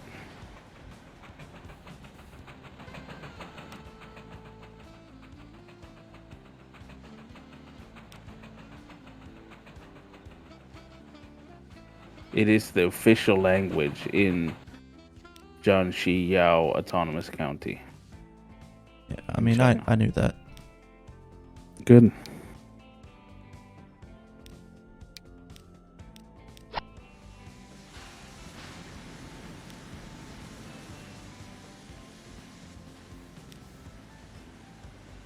Oh, I see, Kay.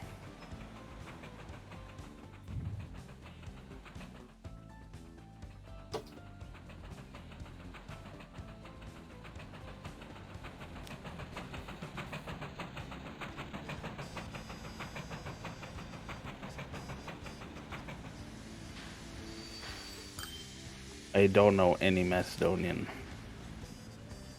Don't know anything. No, I know some. I know Dobardin is good day. And then there's Dobra means good. Yeah. Tesakam means I love you. What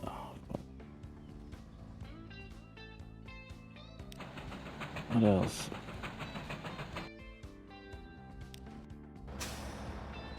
Stravo is like hello as well. Mm.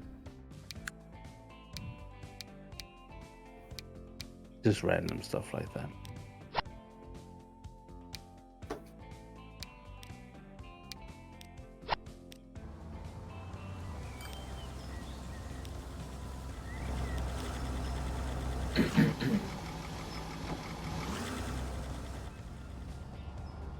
Alright, now we're in 1960. And we're gonna stay here for the foreseeable future. Yeah. Stay here forever. The United God. States has imposed the embargo. We can no longer import any new vehicles. We're gonna have to stick with what we have. Wow, immersion. Yeah, I know.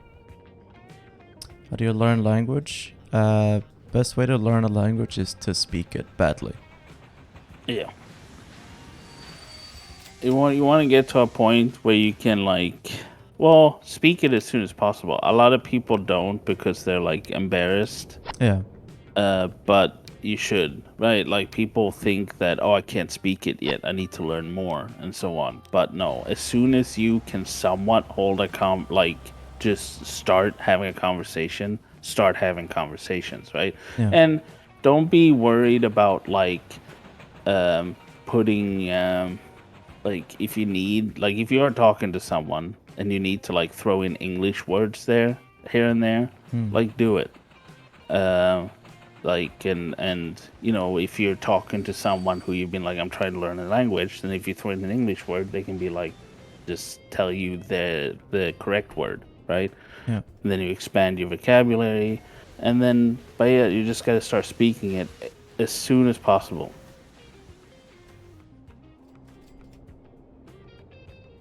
A lot of people oh, I'm gonna sit here, I'm gonna read books and stuff like that. Just start speaking. Bless you. Thank you.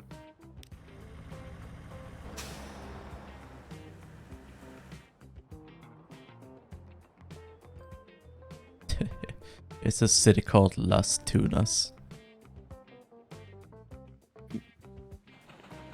I mean, there are forums I think you can find that specifically are to connect people who want to learn languages and have conversations on. Yeah, Discord servers. Yeah.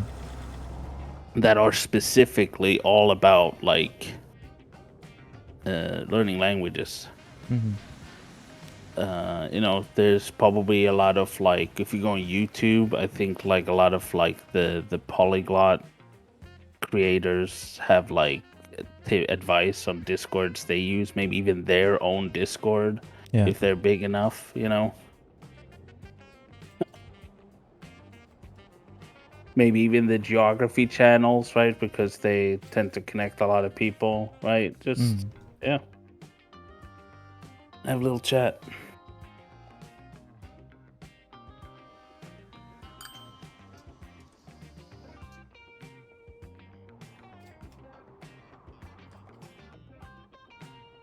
Sweden does these things. It's not Sweden, but people in Sweden in some places have these language cafes where they basically meet for coffee like time to time, and there'll be like they're just talking to each other, or there'll be some like Swedish speakers there to just have conversations with over coffee.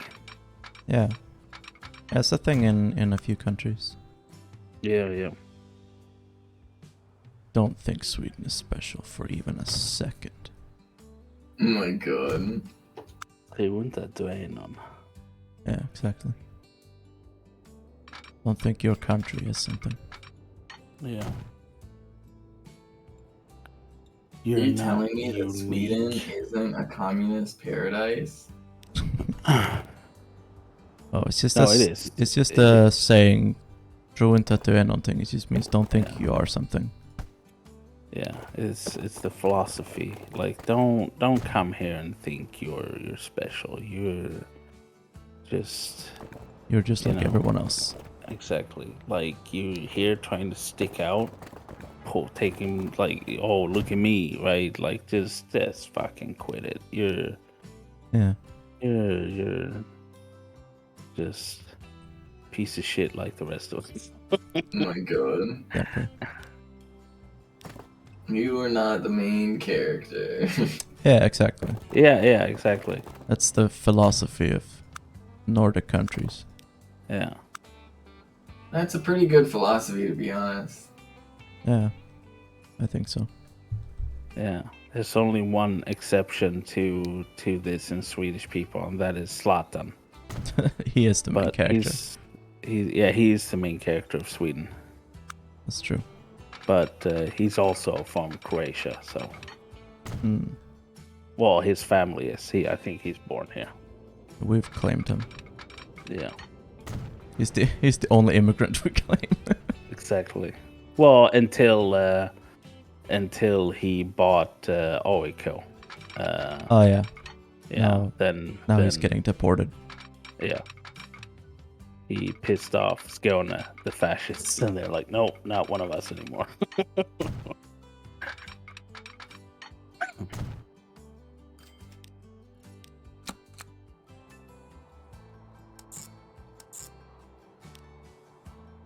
If anybody doesn't know, Zlatan is he's a very good and very highly paid soccer player from Sweden, but plays for European. I don't know where he plays now. And he's very sure of himself. His self-confidence is at 110. Mm-hmm.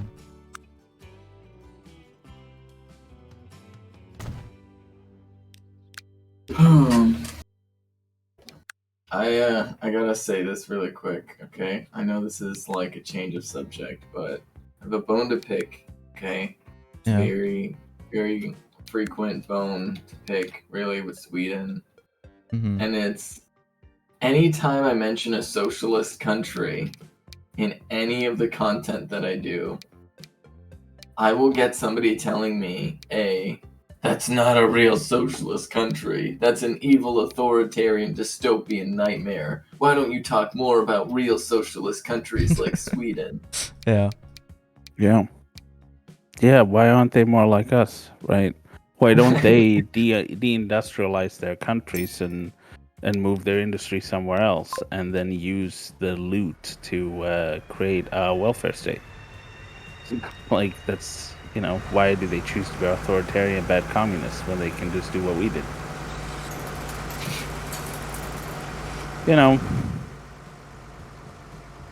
It just melts my brain. It just is like brain melting. Yeah. social democracy is literally like the Ponzi scheme of like socialism, right? Mhm. It's like even if other people could do it, eventually you'd run out of countries to exploit, and then it all falls apart. Yeah.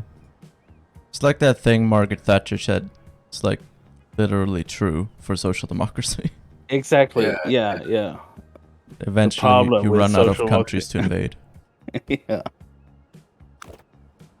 Well, I made a that- similar joke a while back with just like I think it was like landlords, right? I made that joke. It was like eventually you just run out of other people's money. You know what I mean? But Yeah. like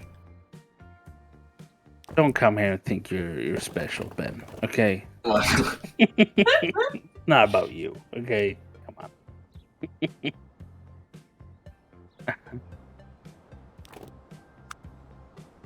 But yeah, like that like the Thatcher quote is so funny, right? Because like the problem with socialism is that eventually you run out of other people's money, and it's like that's capitalism that works like that, right? Like you know, yeah, literally Spider-Man meme. like they're so like Reagan. There's one thing where he retells a story that he was told like supposedly by like a university students that were like talking to a socialist at university, and then doing like sea lioning this socialist, and we're like it's like basically saying it's like, oh no, we believe that everyone should have what they need and stuff like that. And then the university student was like, well, what if I want a yacht? Right? And it's like, that's What if the I most need a ridiculous. yacht? Yeah, exactly. What if I need a yacht? But like the way that like Reagan was like, yeah, no, that guy's so clever. So it's like they're just no, it really isn't. Like, yes, you should not be able to have a yacht. I'm sorry. Okay. Wow.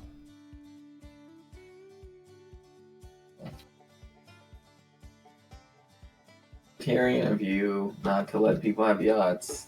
Yeah. Pretty evil. Could you imagine? That's literally oppression. Okay. Yeah. Are you saying if you can't have a yacht, nobody can have a yacht? Yes. That's exactly what I'm saying.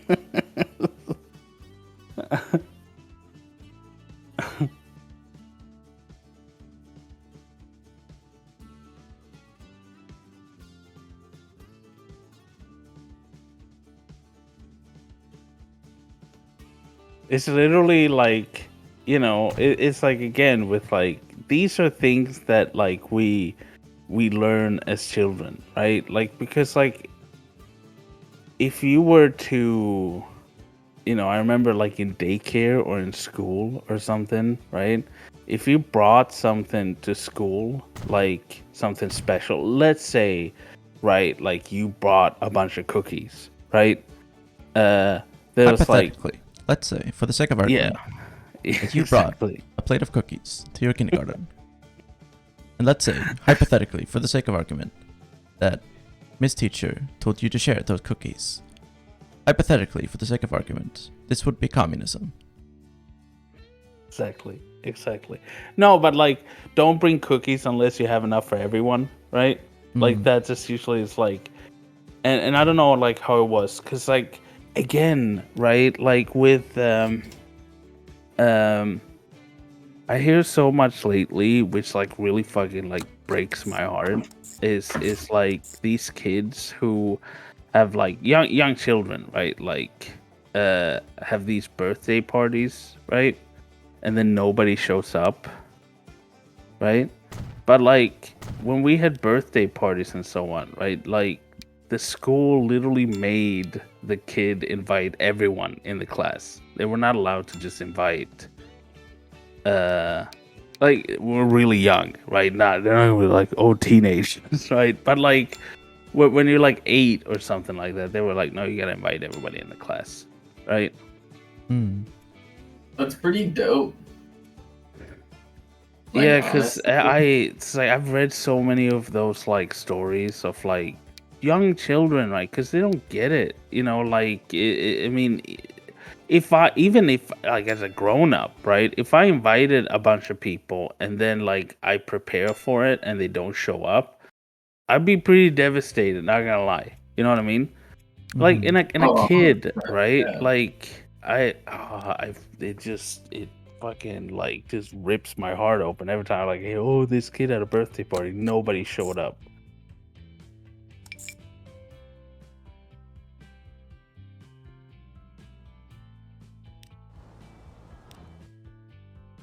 What the fuck? Oh, What kind of cookies are they? They are dammsugar.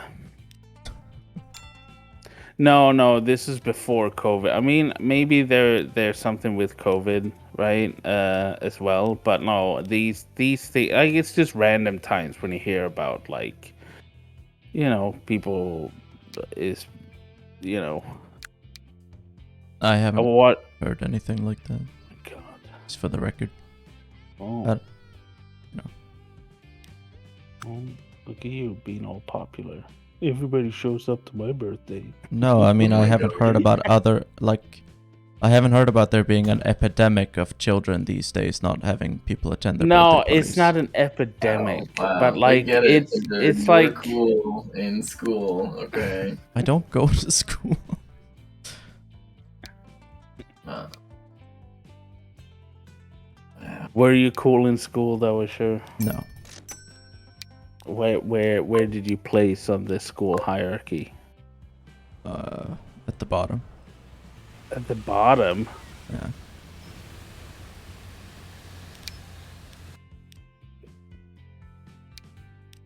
No, I had like a group of friends that I hung out with, and that was like that was it, you know.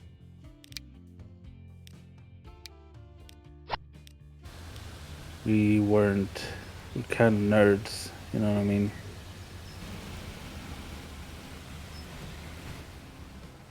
Is that a taxi? Yeah. Yeah, but the taxi doesn't go to like stops. Yeah, it does. Then it's just a small bus, very small bus, low capacity bus. Yeah. Well, what's wrong with Because that? I think the definition taxis were served to like get in, take you to anywhere you want to go. Well, what if everyone just wants to go to the bus stop? Well, if You thought of that? if you had the possibility to go wherever else, then Yeah, but what if everyone just elected to always go to the bus stop? yeah, it's still a taxi though, because technically Exactly. you have the possibility to go Yeah. somewhere else. Yeah, and that's the case here as well. No, because it wouldn't work without you actually assigning it to a bus stop. Yeah, but that's just gameplay mechanics. Is it though? You don't have to. You. No, it's not. Like you actually do route planning in real life as well. So Oh my what God. you're doing is also not just a game mechanic. Yeah, it is. Wow. Also, it bothers me that they don't have like these colorful Cuban homes. They need to paint their Yeah. homes in all kinds of pastel colors. True.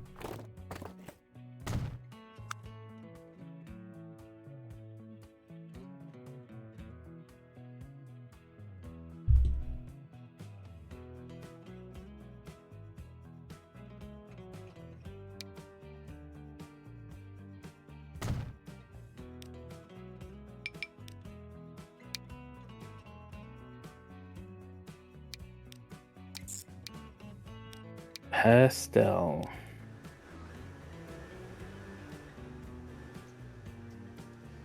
Socialist Sweden. Love it. Yep. Socialist utopia. You know.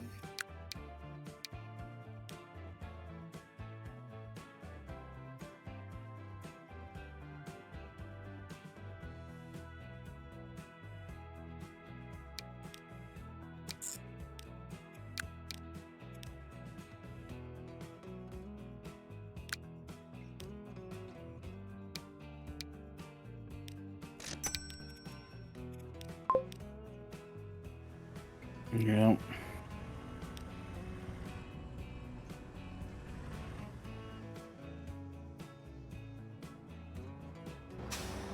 Alright, these taxis aren't enough. They can't carry anyone. I have to get like a proper... What is this? Mercedes-Benz 6600. That's kind of cool looking. But I like these Soviet ones.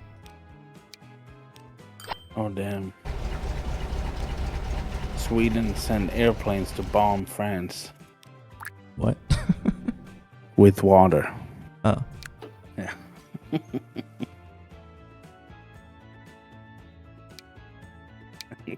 What? We're fighting with France again? Not again. That was the 30-year war, right? No? Last time we fought with What? France was the Napoleon Wars. Yeah, Napoleon. But also 30-year war, right? Yeah, isn't that when you got your new king? Yeah, the Napoleon Wars. Yeah. Yeah.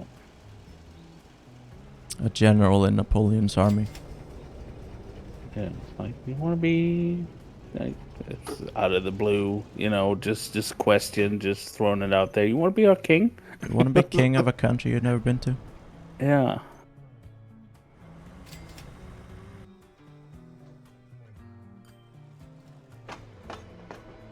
Why not, right?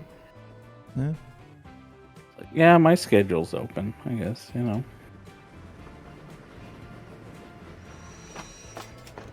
I'm just saying, if somebody offered me to be the queen of a country, I would take that deal, Could do a lot of stuff. Could do a lot of stuff. I think all he really did was declare war on France. Oh my god, this is so amazing. What? You know how Ukraine spoke out against war crimes committed by Ukraine? What? Amnesty International Oh, yes. released a report about war crimes that Yeah. that Ukraine is committing.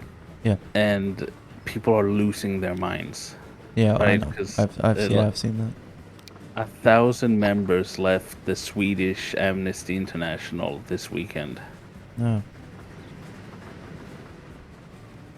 Well, you can't just report Hey, this is like, things like that. Yeah.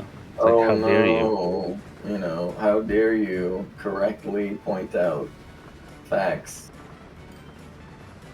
God, these organizations are so trash. It's I'm honestly surprised. Because Amnesty International is not good. Yeah. They are awful. Yeah,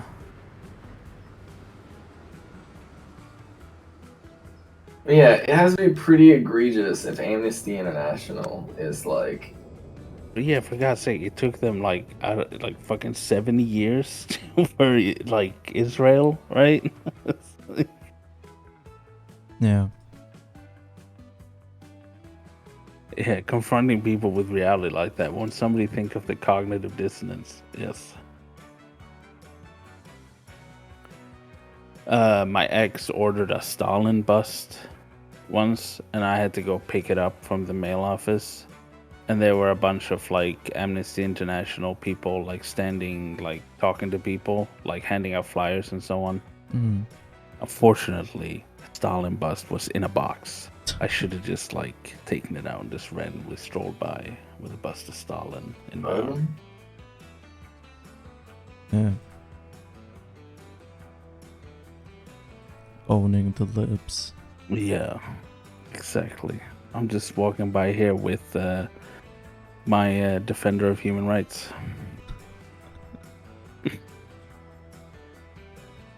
Do you think Amnesty International put out that report because the NATO powers are getting tired of Ukraine and want to pivot to Taiwan, or they let out some info to cool people's enthusiasm for Ukraine? I mean, even though these organizations are like they receive money and stuff like that, they're still like, they're not getting a script to follow. You know what I mean? So there's people probably in those organizations who think that oh shit, we're here to care about human rights. Like, oh, silly me, right? And it'll do work like that, right? Which is that's why, and it works in the long run, right? Because when somebody tries to criticize them, they'll just put up the odd random one where it's like, no, look here, look, we did this once, right? Never mind that, like, we consistently follow an imperialist narrative, right? But here's the odd one out, right? So it works in kind of giving legitimacy to these organizations. Because as far as I know, the U.S. is not happy about the fact that Amnesty International, in cooperation with Amnesty International, CBS putting out that the documentary on like the weapons, literally the U.S. having no idea where the weapons are ending up. Yeah. Like that's not something the U.S. is happy about, right? But the narrative always does pivot eventually, right? It did with Iraq and stuff like that, and it gets to a point where people think that, oh well, everybody was always against that war, and that's not the case. I mean, as we know, right? People are against it, but then, and there's this shock of like propaganda from the West coming out, and like literally anything that opposes that is just misinformation. But then some people start, like, cracks start to form in the charade that they put up, and the actual narrative starts peeping through, and eventually it's too late anyways to do anything about it. They've already accomplished what they needed to accomplish. Public interest is somewhere else, and they've moved on to something else, and then they just don't care about upholding the charade anymore. And that's when most of the people kind of find out the truth. But at that point, nobody gives a shit anymore. Organizations like Amnesty International largely just depend on hiring the most insufferable people you've ever met. That's basically like, like, that's how it all works. Is just hiring the worst people, right? People like Matt Iglesias. Yeah.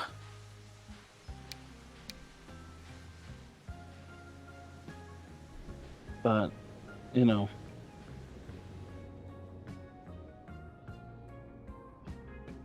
a broken clock is right twice an hour. Or no, twice a day. Twice an hour. No, you know what I mean, right? Like, so yeah. But no, Amnesty International is most definitely like an imperialist organization, right? And it's funny that like something like they've accidentally done, like, called out something that's actually a problem, but it happens to also go against the empire, and they're like, oh my god, how could you? Yeah. It's running really fast.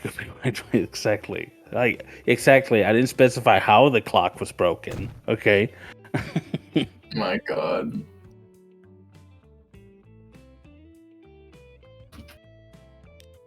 But, and it's the same. And it's like there's a lot of stock in these because,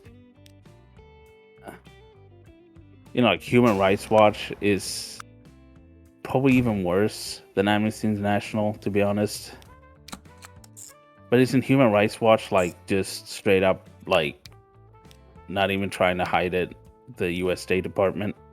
Or I don't know. I haven't looked into it.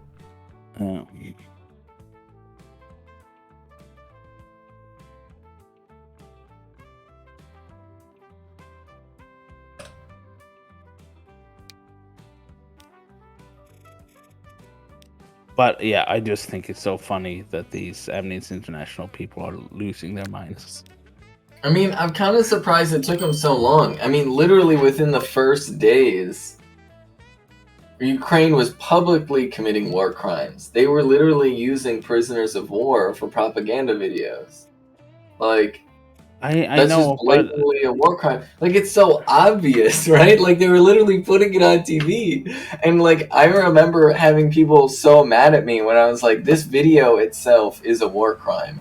And they're like, they're being invaded. What do you expect them to do? Yeah. Like, okay, not okay, commit war crimes. I don't but also know. you expect them to like the U.S. literally drone strikes weddings and are like, "Oops, collateral damage," and nobody's like, "No, that's not collateral. That's a war crime right there, right?" You know. Hmm.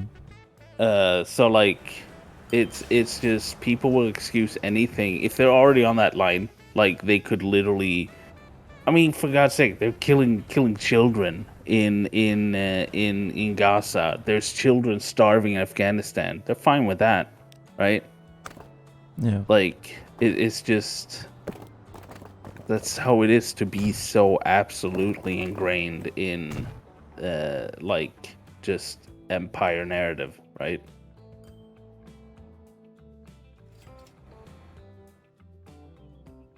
What is It's this like just random ass nipple? That's the Mount Castro. It is to symbolize the libido of Fidel Castro. Oh, I see. oh my god. Is that the Hong Kong flag? No. No. There we go. Perfect. Beautiful. Beautiful.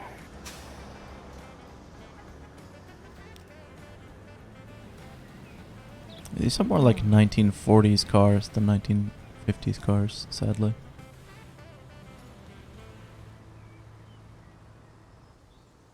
Oh, well.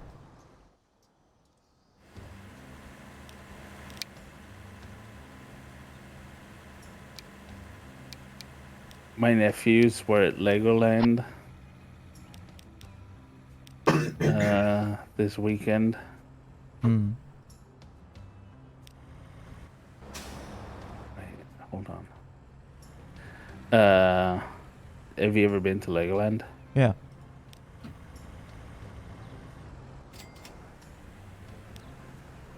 There's Legoland in Sweden? No, Denmark. Denmark. Oh. Do you remember there's that one where you can like take a driver's license and you drive those little cars on like the roads? Yeah. I think so. My sister sent me a video of my nephews, and one of my nephews is in the lane to turn left, but the other one isn't. He's in the lane to turn right, but he just like swerves across everyone and go to Oh my follow his god. brother. Should get his license revoked. Exactly.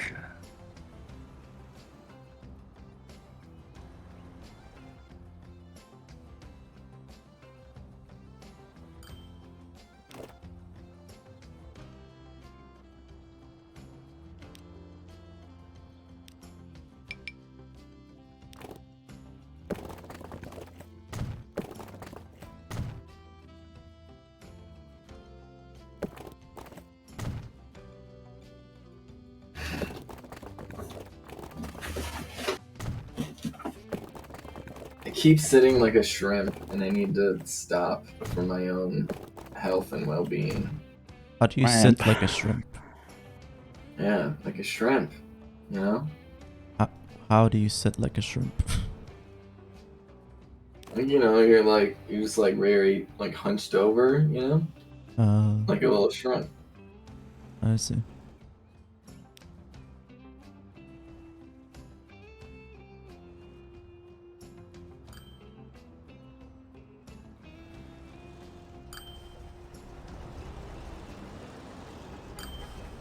Sister said they did a lot of, they even crashed their car. They still got the license.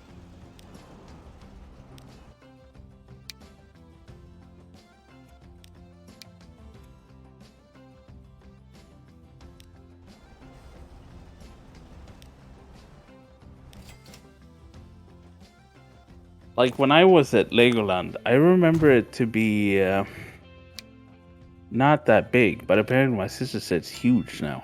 Yeah, it is very big now.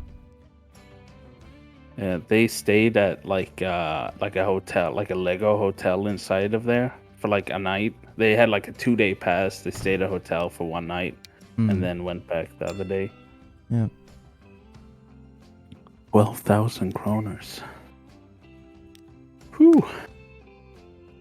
It's less than I expected. Still quite a lot for 2 days. Yeah. It's fucking Legoland, dude. Yeah, they looked at going to Disney World as well in Paris. That was like 50,000. Yeah.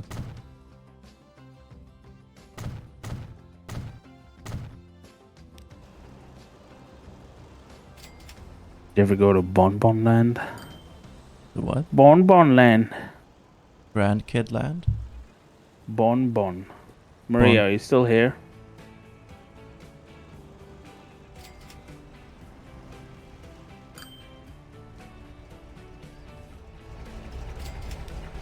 It disturbs tourists. Like Bonbon Land? I don't know what that is.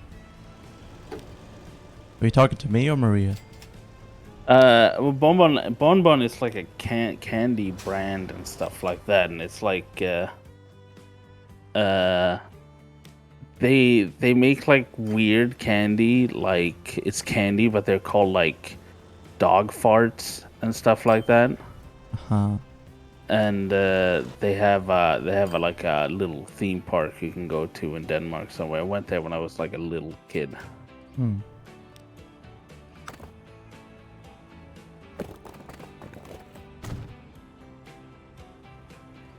Would you eat a candy called dog farts? No.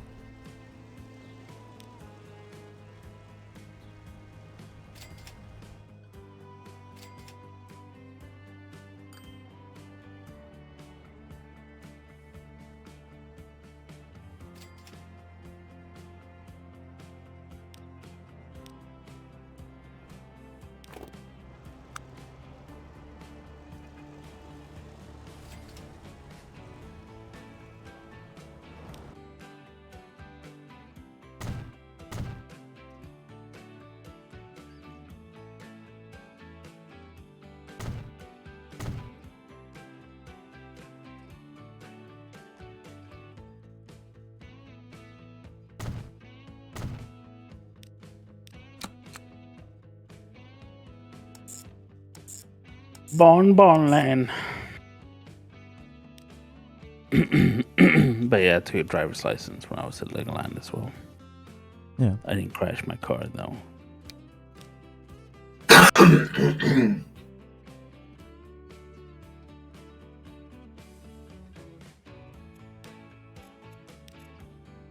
Yeah, I'm getting sick of this music.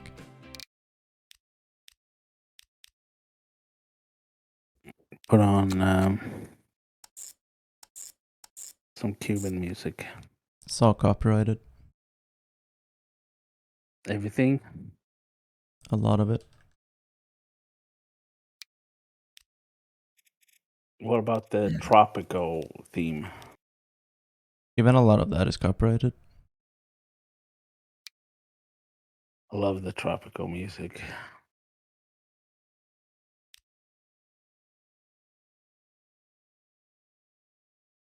Here, I got soundtrack by Twitch. I can just put something on.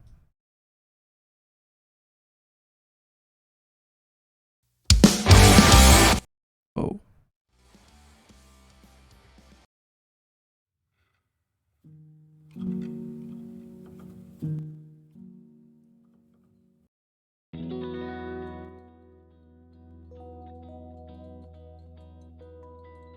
Okay.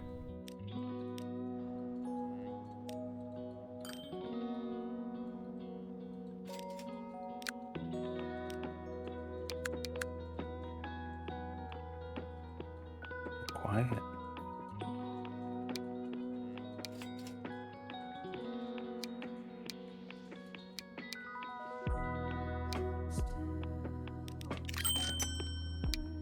Oh.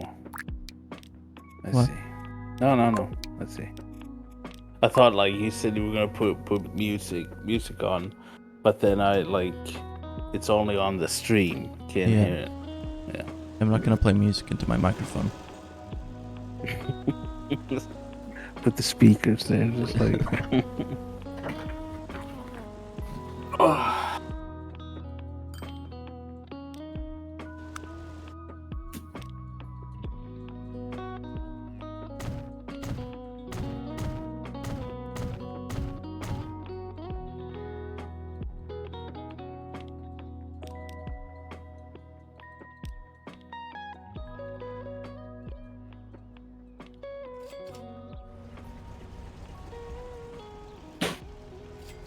Wait, what?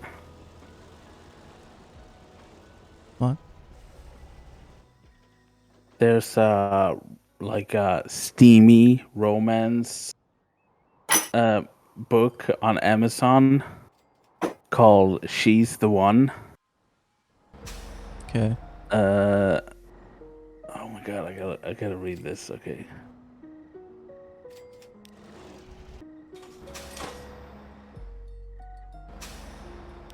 Okay, here's the synopsis.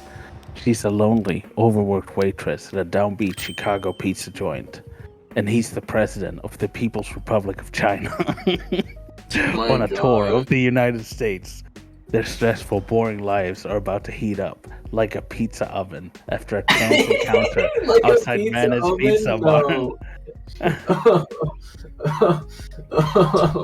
Call me Xi Dada, he says. From there, Delaney takes Xi Jinping by the hand and leads him on a whirlwind tour of Chicago as they struggle to keep their hands off each other. Oh my God. What on earth?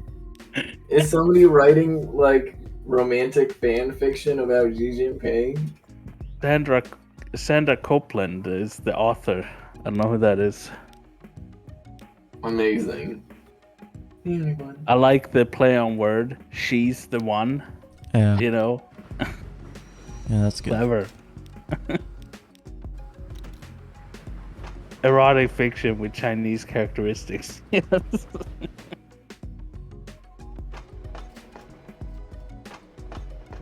Wait. Oh. Amazing.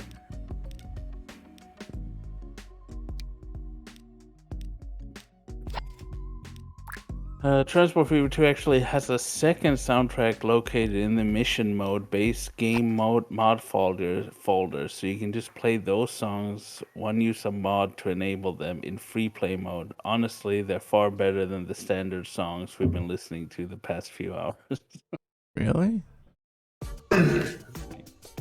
This Easter egg, you just have to mod the game to get the bonus tracks. Hang on. Let me look this up. Transport Fever 2. Mods. Oh, I see them. Huh. Let me see if I can find campaign music. Adds 91 songs from the main campaign. Damn. Alright. It's gonna take a second to download. It's 1.5 gigabytes, but yeah, I'll enable that. Nice. It'll be a treat for all of us. Well, not for you. No. Well, no, if it's game music, then it comes through your stream. Oh, okay. The share screen. That's good. Yeah, I know.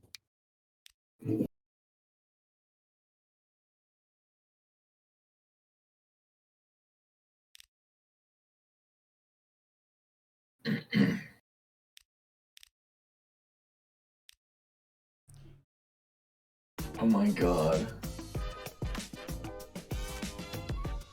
I did a video on van life influencers today, right? And I just made the mistake of looking at the comments.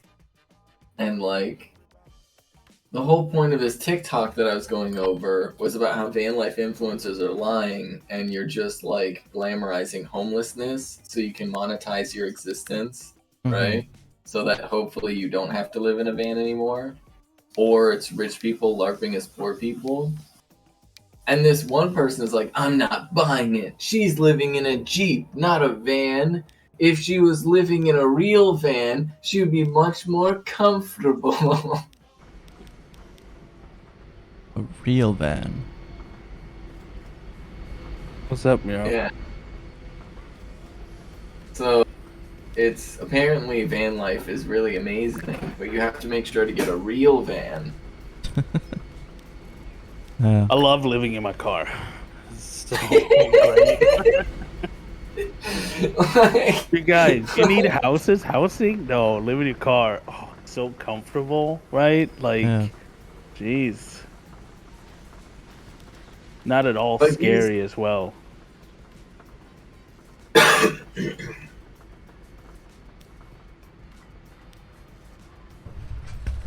I It's gotta just go. so wild. It's just so wild. I gotta go get foodstuffs and things like that. All right. It was nice being on your stream, sure. Thank you very much for having me. You're welcome. Take care, everyone. Take I'll care, see you Grom. all later. Hi, Peace. Grum.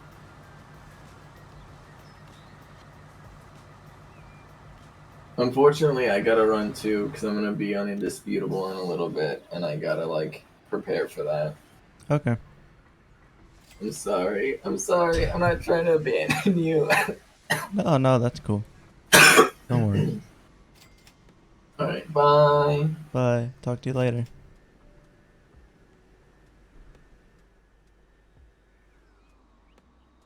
All right. Finally, we're rid of those fucking nerds. All right, I'm gonna enable the soundtrack mod.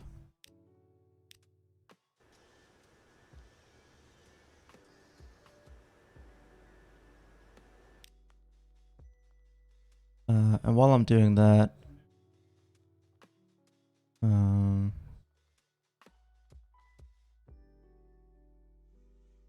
on. Do I have a?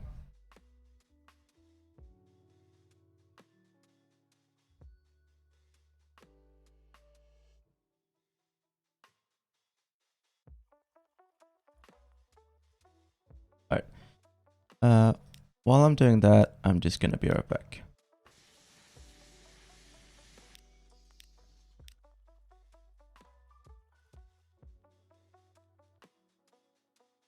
Right.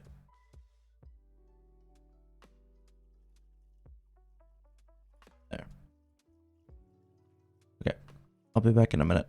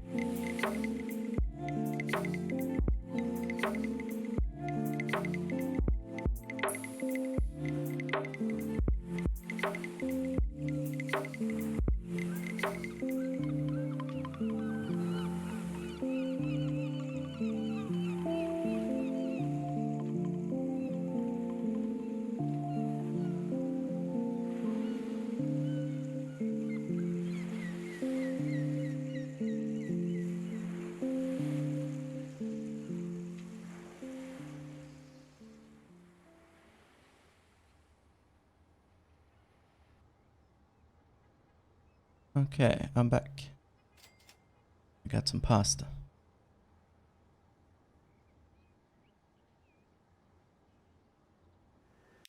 Let's see if the music worked.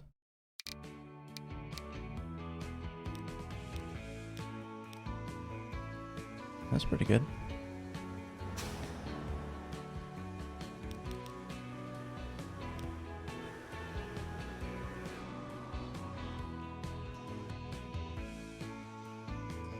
Oh, now we got a lot of people. Oh, there's a rail bus between Cologne and Cienfuegos.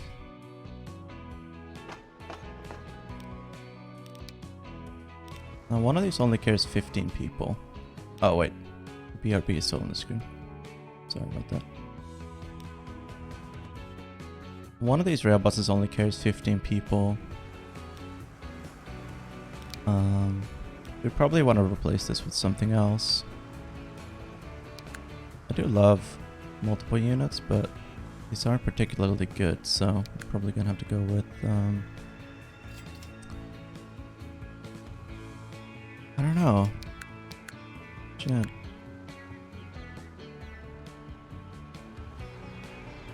Maybe we want to put an old steam engine on here.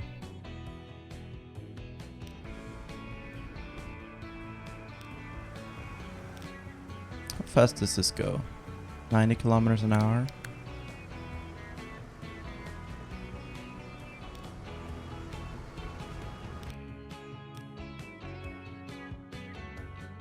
I guess technically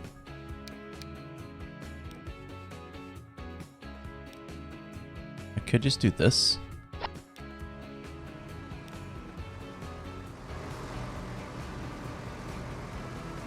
It's very jank.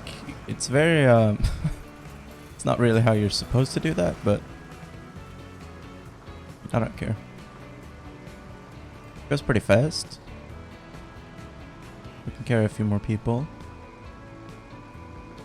Yeah, fuck it. Why not?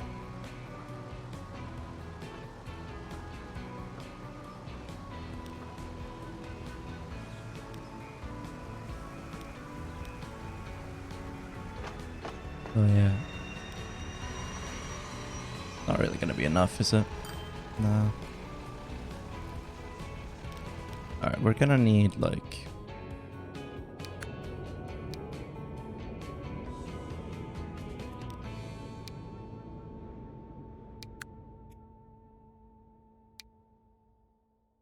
One of these actually isn't too bad, but it only goes 60 kilometers an hour. This thing goes 90. I think 60 is fine.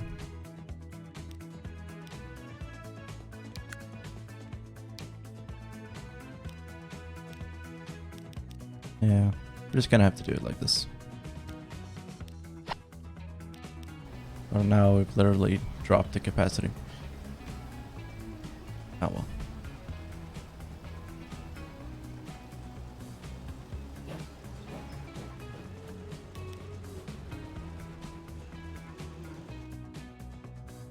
Oh, look at this.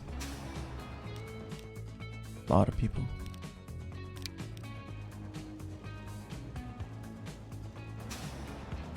And this blue bus, really.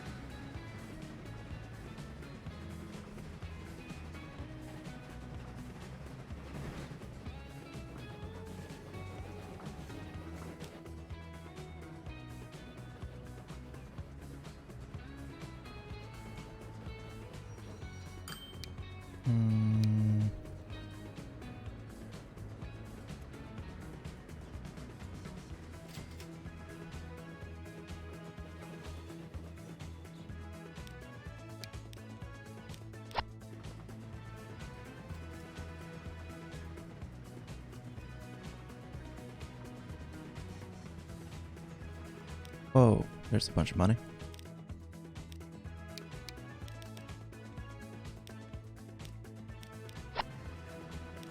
There you go.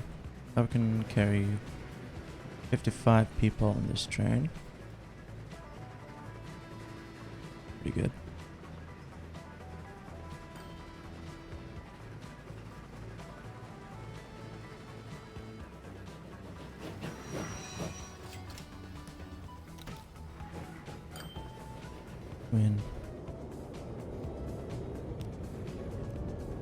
Not a lot of people are taking the bus, which, I don't know, it's always hard to compete with cars.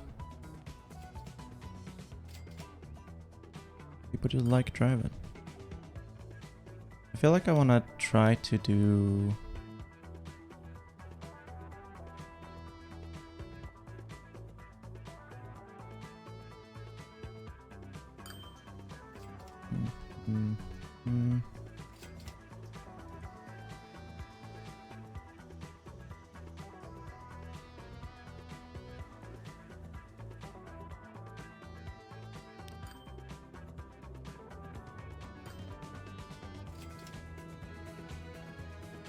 Like it's so hilly, but I think I want to put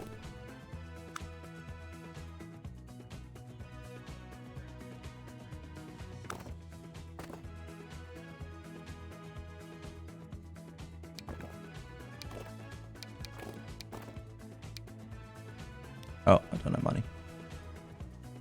I want to really try to improve the public transport in Santa Clara. Oops.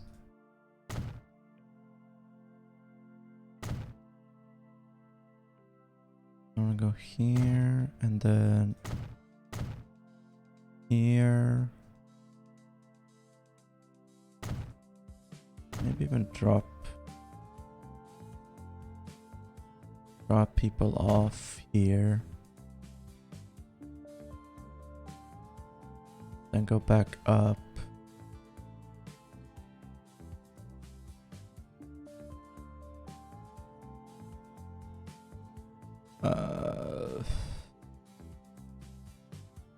What is this?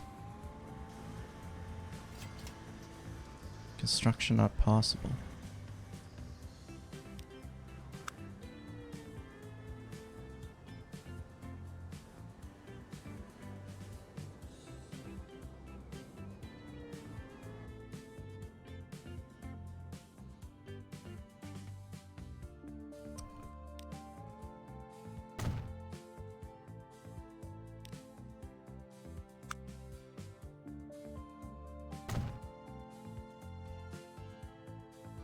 That. Let's see. So let's put a.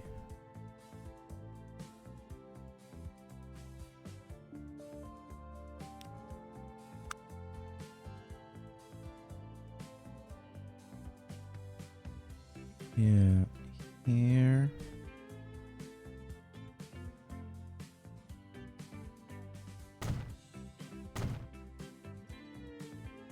And here.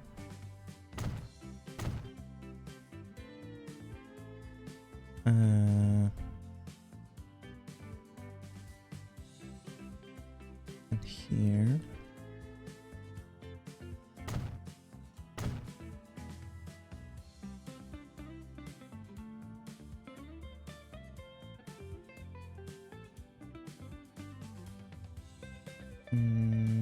And I guess here as well.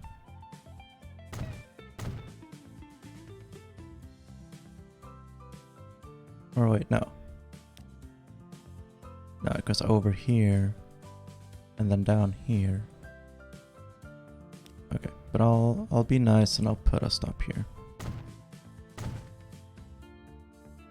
And then it goes here and then up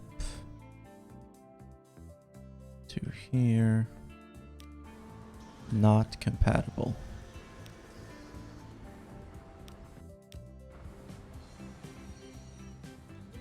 Oh, because there's a waypoint here.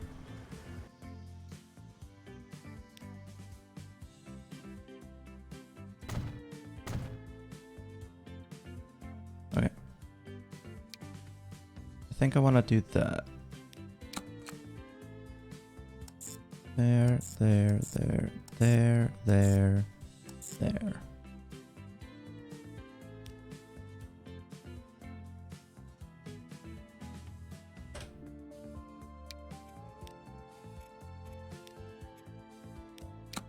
And then the opposite.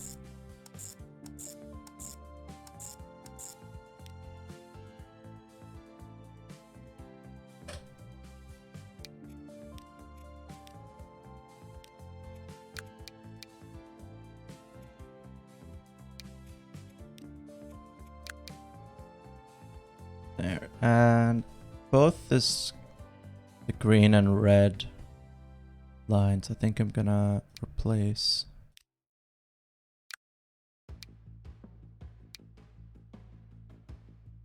So these ones will be counterclockwise. This one will be clockwise. Get that. I don't have the money.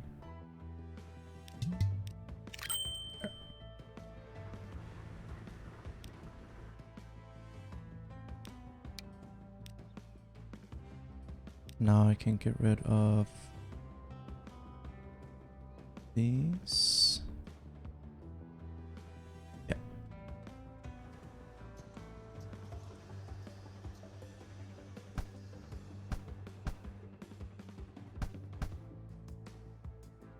There. I think that's going to be more helpful for people in general. Not only going to be taking people to and from the train station, but actually do like commercial areas and stuff as well. And should create a...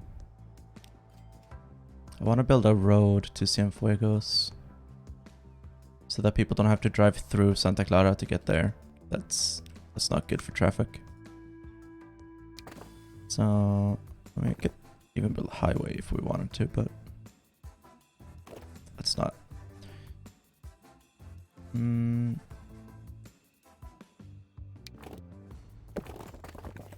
Oh, no, no, no.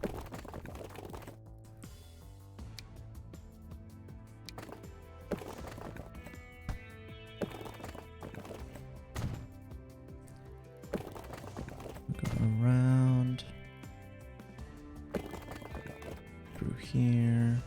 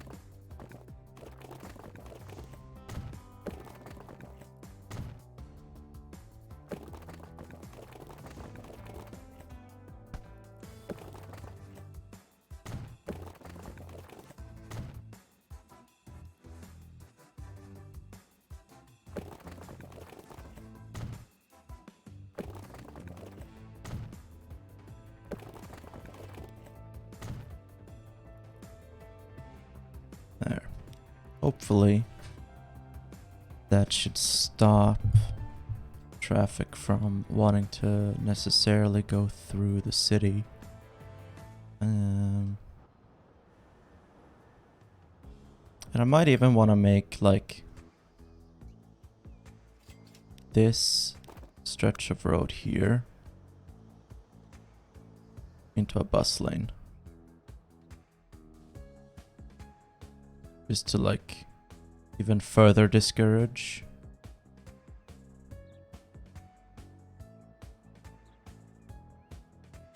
Or like even just this road. I'll do this road too. There.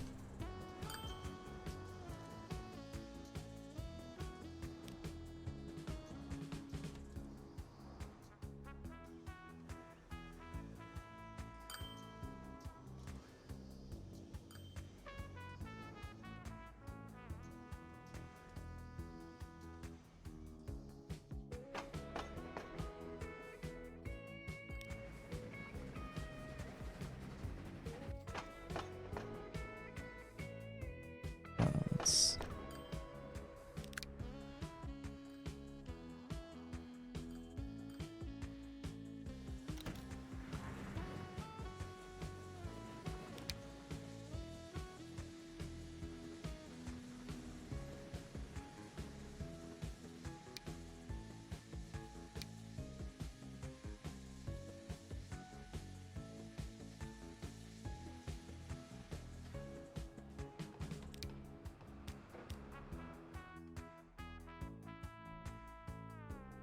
Trains are so expensive.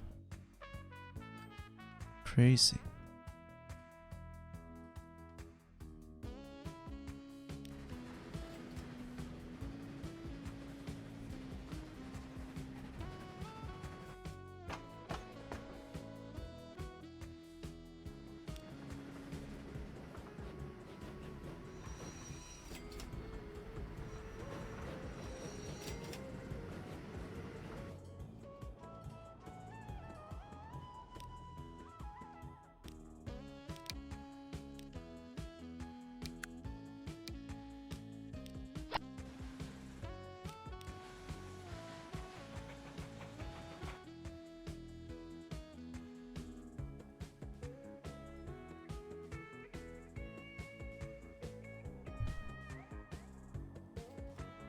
I need to be putting like all of my money into oil.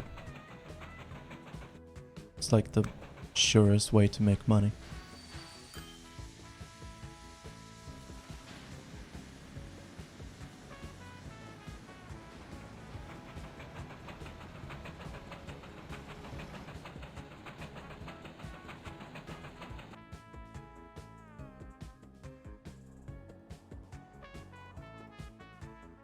What are we paying in interest? 100,000. Yeah. I guess it might be worth it to start repaying the loans as well. Man, how boring. What a boring thing to spend money on.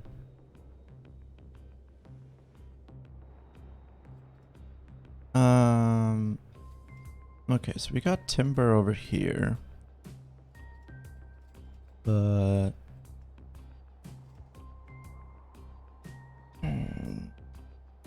another timber place here, but no forest, so we would have to like take timber via boat from here to here, and then also take wood from here to here, and then timber from here to here.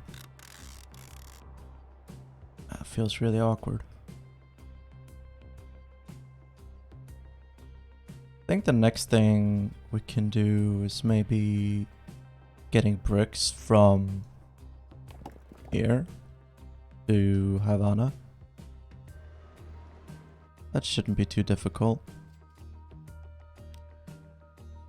Gonna cost us though. Let's build a little harbor down here. And a harbor here.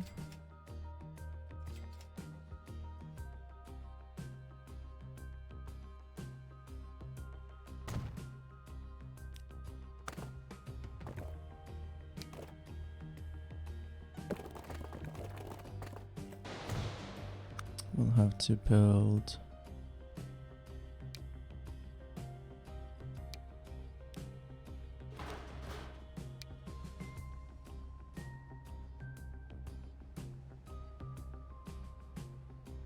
truck stop and somewhere to drop off all the bricks. Yeah, like up here is good.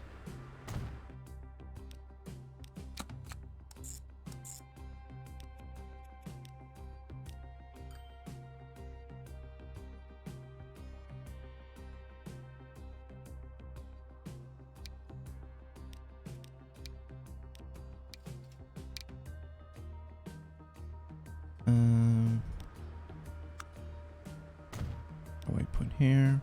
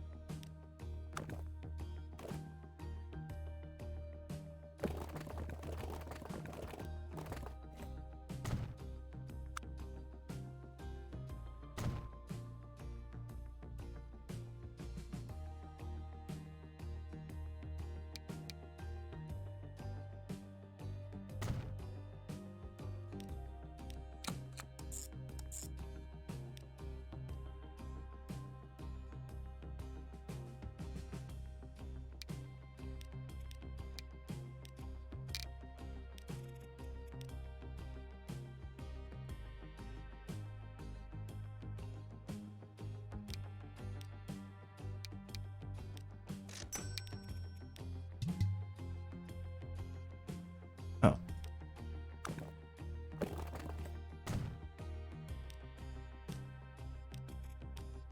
There, okay. Now you take bricks here. Now we have to buy a boat.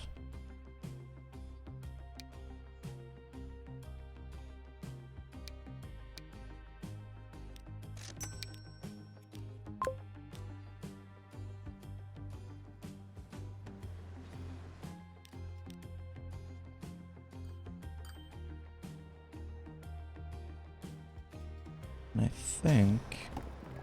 yeah, there we go. Shipping has started.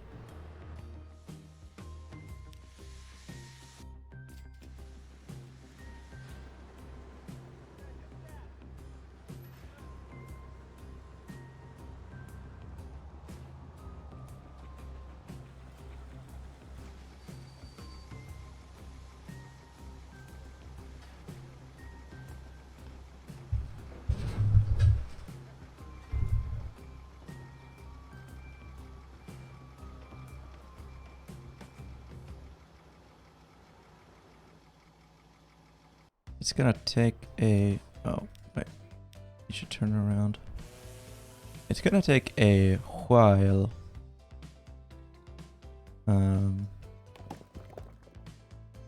To ship all this stuff. What is with this quarry? It's only shipping 100. Is that because it's far away?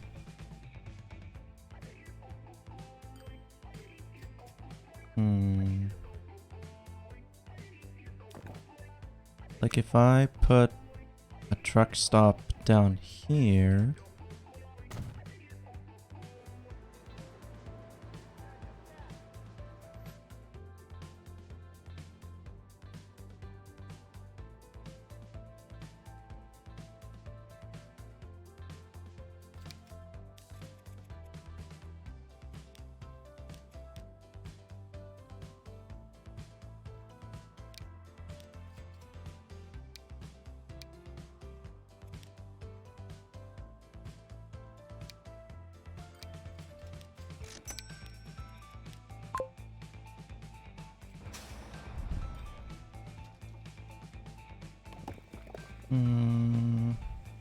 I don't know.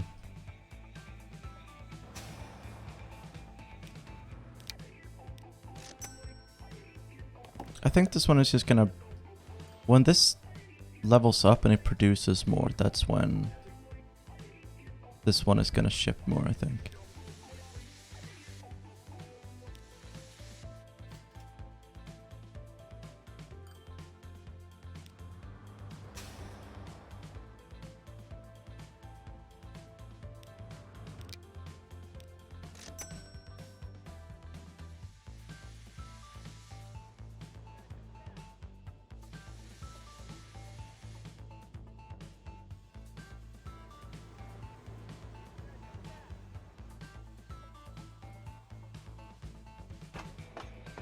You really have to improve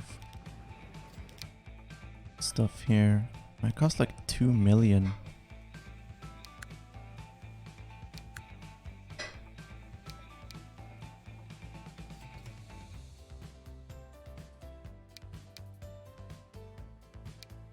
Guess we can do this one.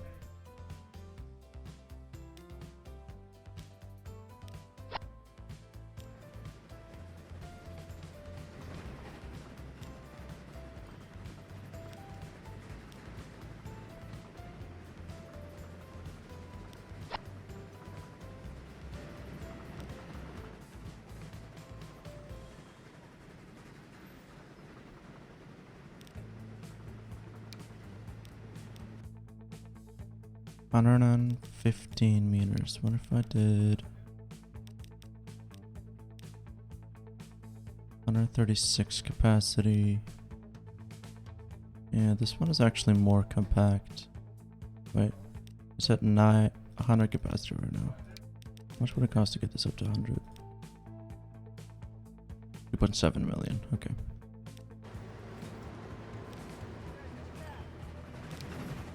Not really worth it.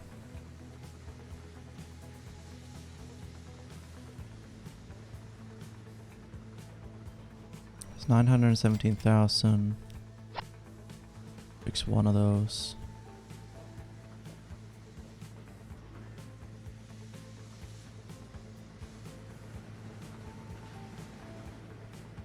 I like this train. This train is like fully packed, but it's not even a fast train. It's slower than like most cars. Though. Oh shit, we should really build a road. Like,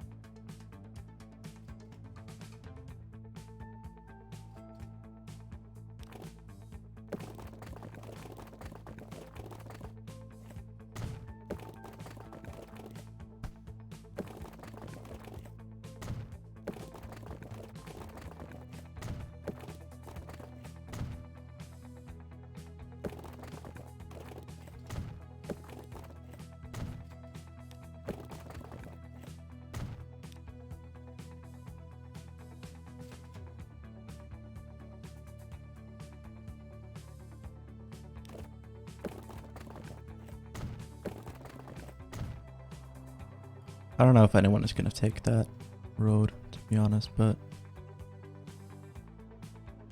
maybe.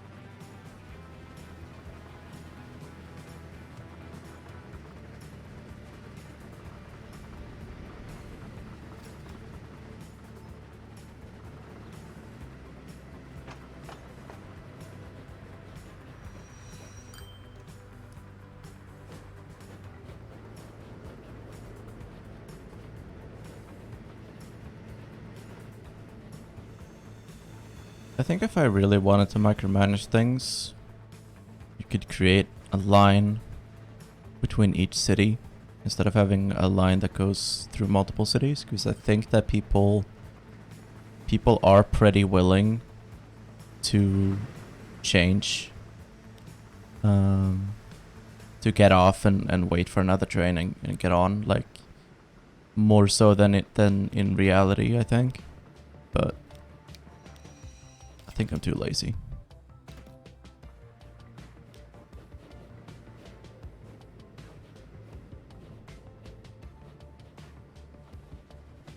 But I am thinking that maybe Cologne is the more natural exchange as opposed to Santa Clara. So maybe I want to run a local line from Santa Clara to Cologne. And then Havana East doesn't have to travel all the way to Santa Clara every time. I think that could make it easier on our trains. Oh wow, look at this very overcrowded bus station.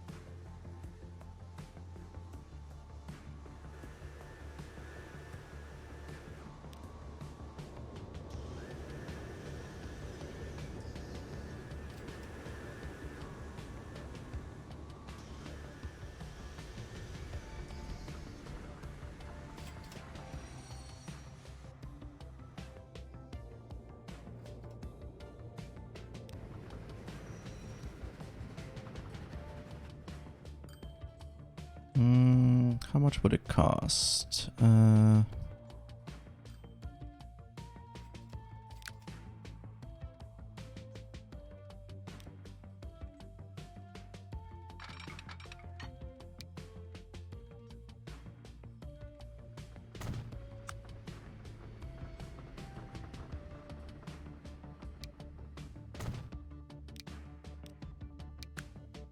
Let's say we wanted... Man, I don't know.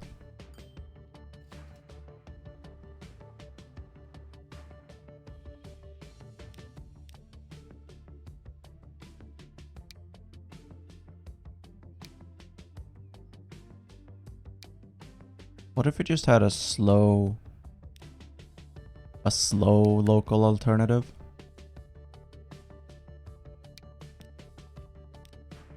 Pretty much all we can afford right now. I mean, we can't even afford that. 1.4 million. But I think it would help. Oh, come on.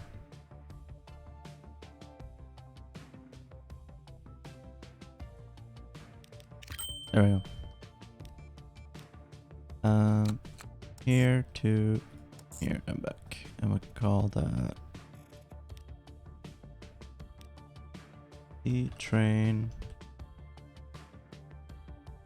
Cologne to Santa Clara.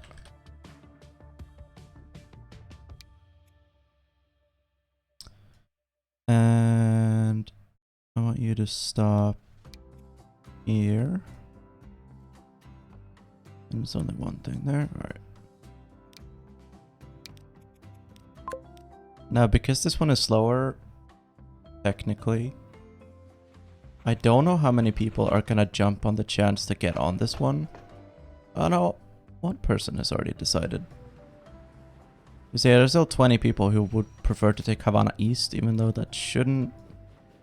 Like, this train should get them to Santa Clara much faster. But people are still like, no, I specifically want the blue train to take me. which is kind of silly, you know? But I don't know.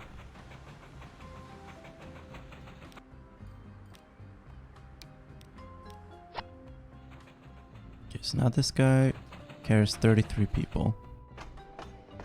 I got 12 people who are recognizing the slower alternative is valid. That's good. It's not even like, you know, it's a shorter trip, so it's gonna arrive more frequently. So it's not even gonna be like slower. It's just the train is slower. You know, it's not a big deal. Now this guy can carry 44 people. There are 98 people waiting. Alright, fine. Where is the nearest? Here it is. Havana East no longer goes to Santa Clara.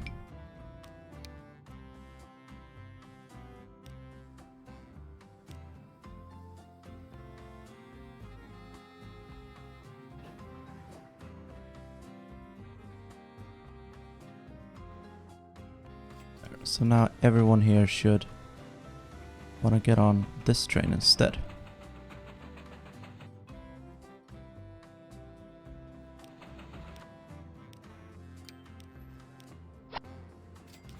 I think should be much more manageable.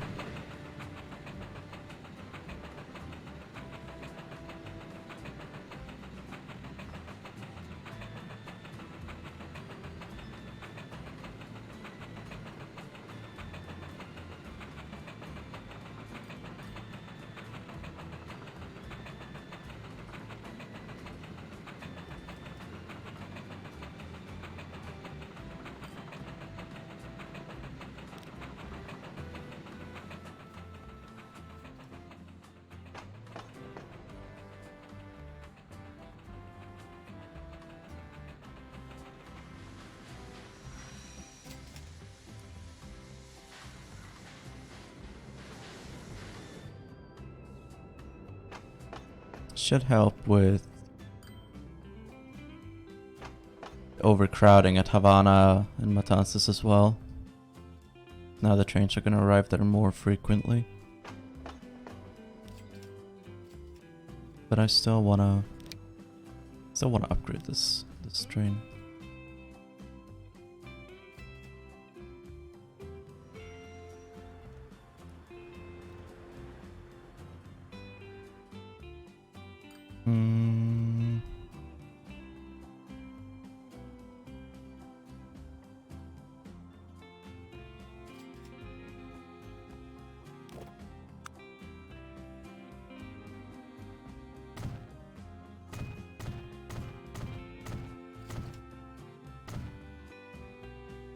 This road is a bus lane now.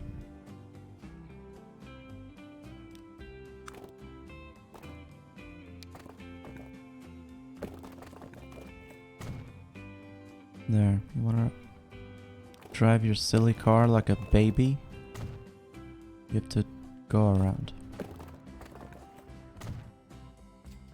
There. Main Street is for trams. These trams are cool.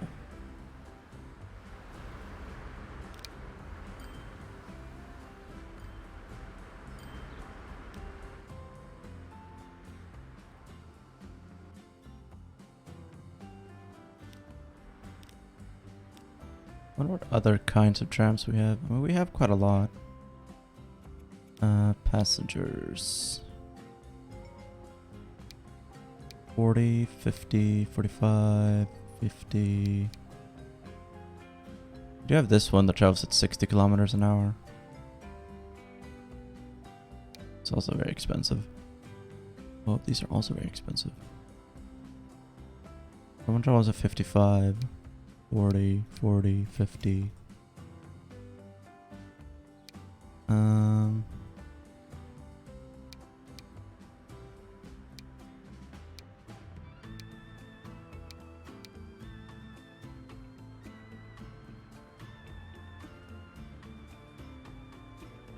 Capacity 15.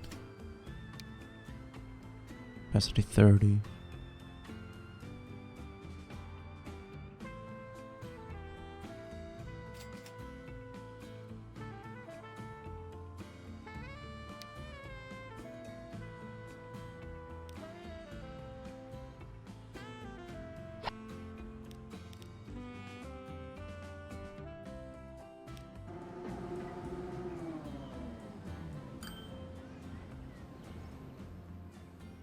This one's cool.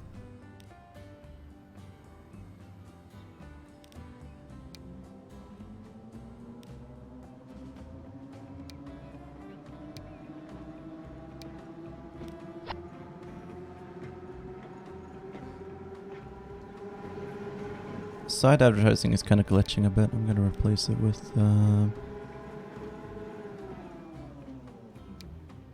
which one was it? Oh, this one.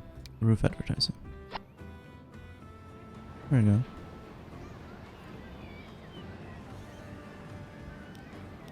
Although I think I want it in the Vienna red color.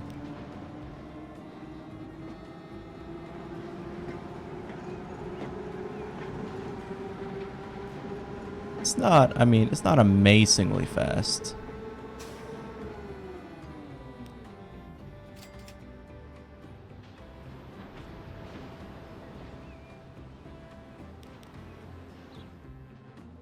Whatever. A lot of people.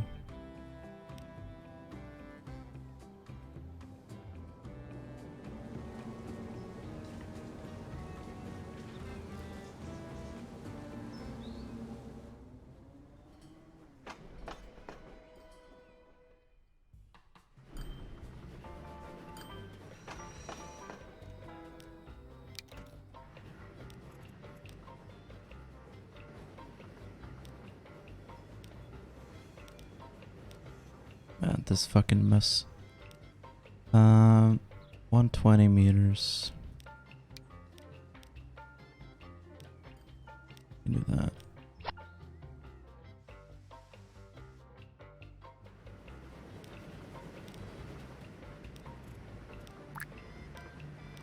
Nah, fuck it. These trains should be blue.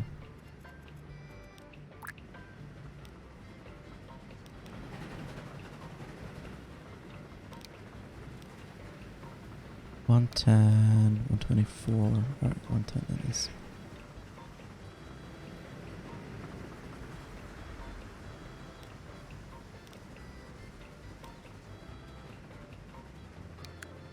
I want to replace this with this one.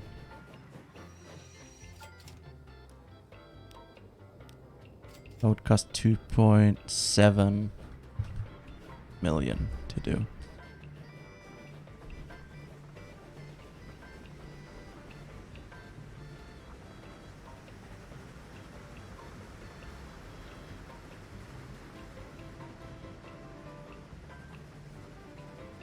Oof.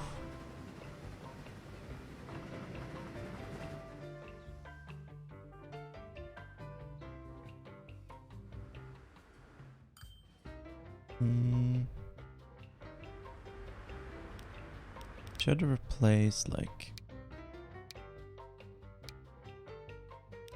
all these. Replace these with, what is this one? Oh, this is a Soviet one. That's pretty cool looking, isn't it? Yeah. That's pretty cool.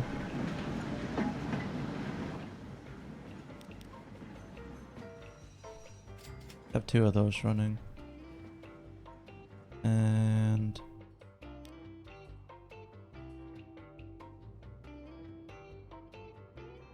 let's see. Here and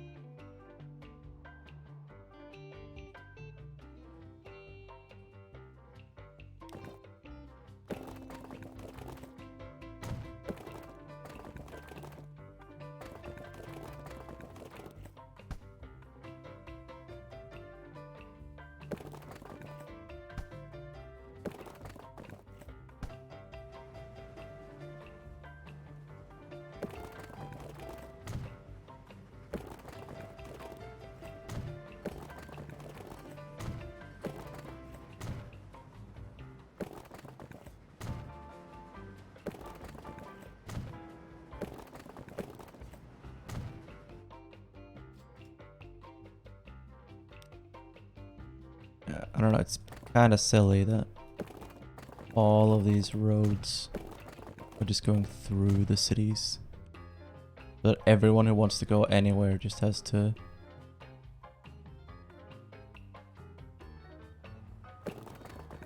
drive through all the cities that are in the way. It's not good. I don't want that. There we go.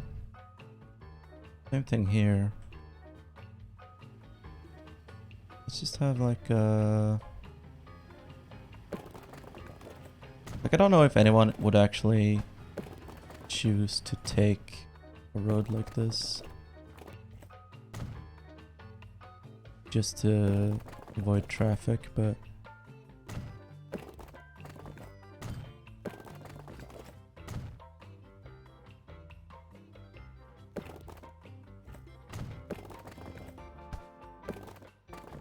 I definitely want to discourage people from driving through the busy middle.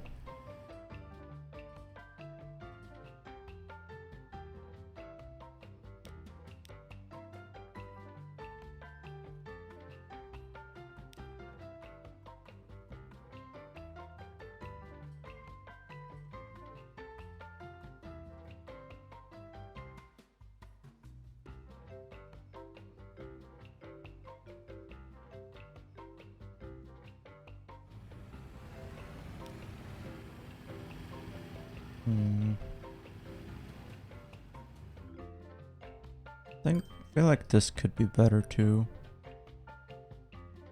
We could go around here maybe.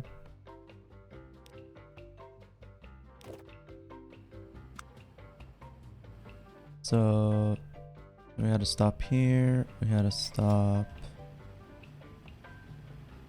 here,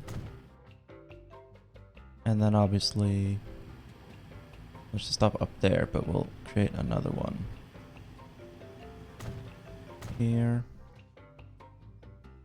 and a stop here, and here, although there's a waypoint.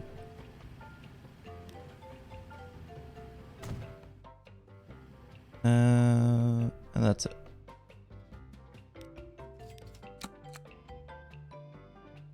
So we would do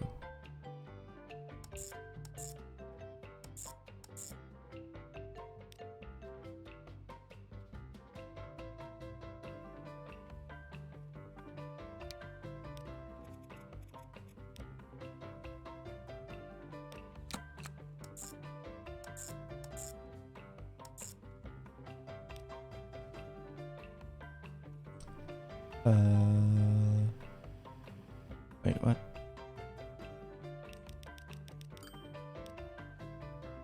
That's going clockwise. Oh. Counterclockwise.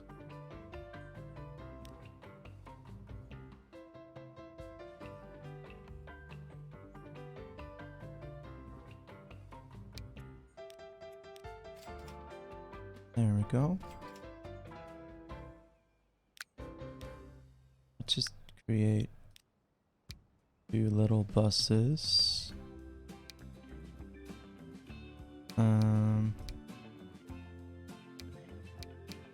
50 kilometers an hour is fine.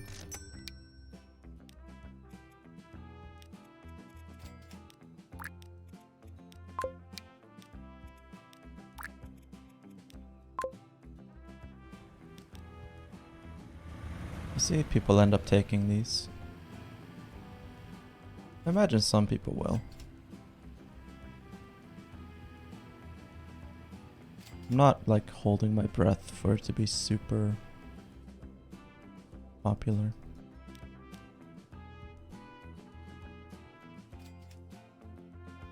I wanna create better transport here as well. Here's industry, here's residential. We have one line going here. I feel like we can create another line going through like this. A pretty simple plan, I think.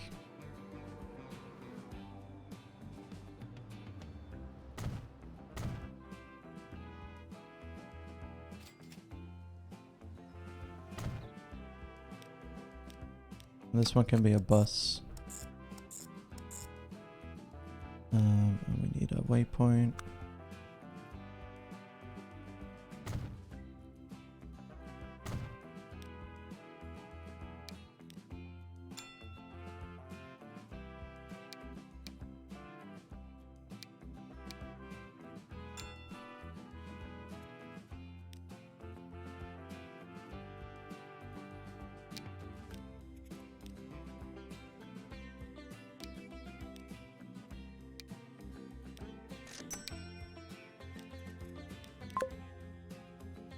Needs more roundabouts.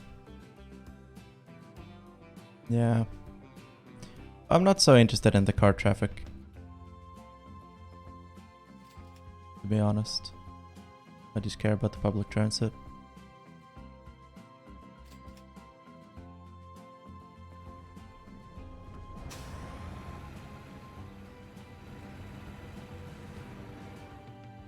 How big apartment buildings here.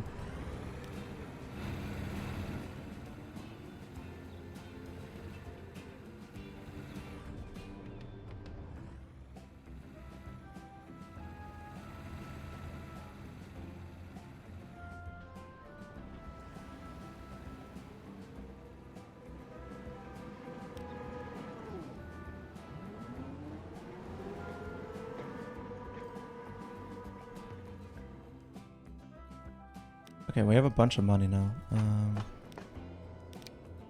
Havana West. What if...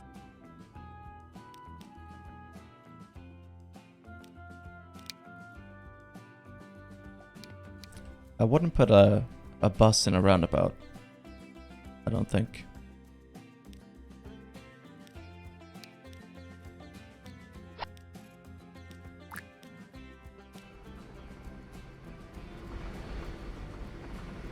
Yeah, no, this travels a lot faster.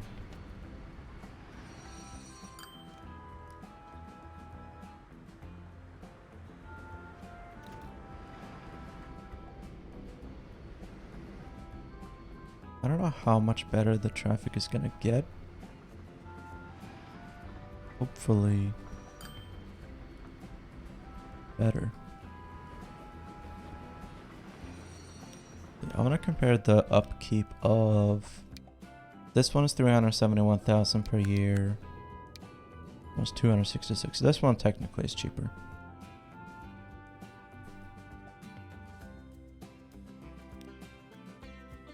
$3.1 million, 1.8. Oh man, it's so fucking expensive.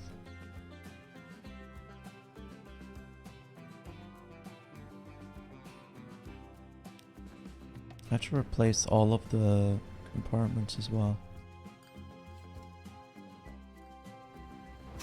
What's this bus doing? I don't know. Probably gonna need to... Oh. That one isn't even a trolley. There you go.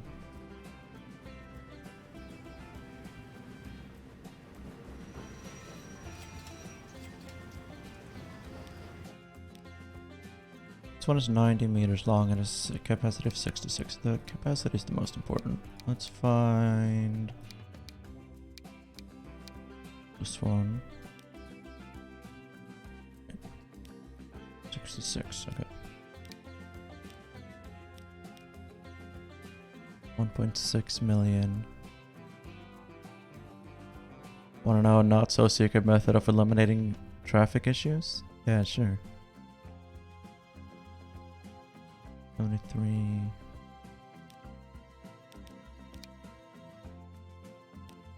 28, 67.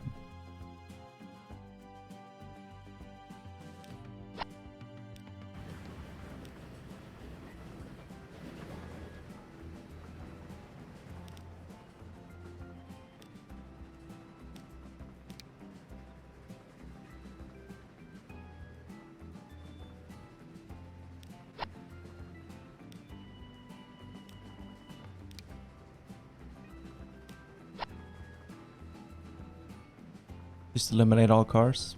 Yeah. Yeah, that's the plan.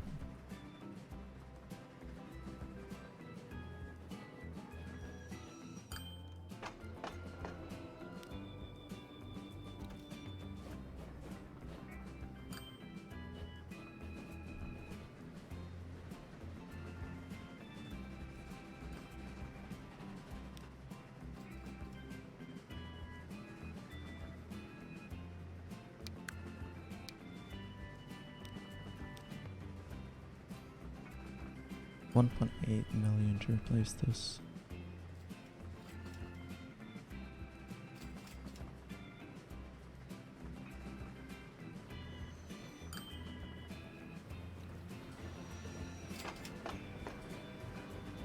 But like, is not enough. So I have 2 trains running on this line, and one of them is going at 90 kilometers an hour, and the other one is going at 60. Then the faster one is just gonna catch up with the slower one eventually. So it almost doesn't even matter. Like, I would have to replace the locomotive on both of them at the same time, so that's gonna be like 5 million. 4 million. Math. How's it going over here?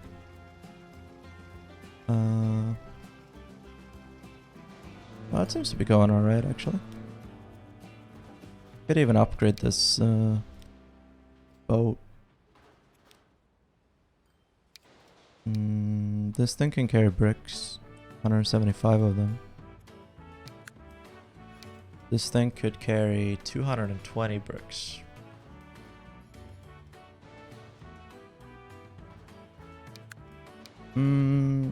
Let's just do this.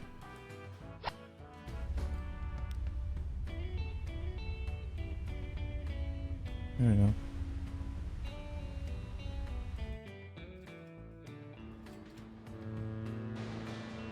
Got a bunch of bricks.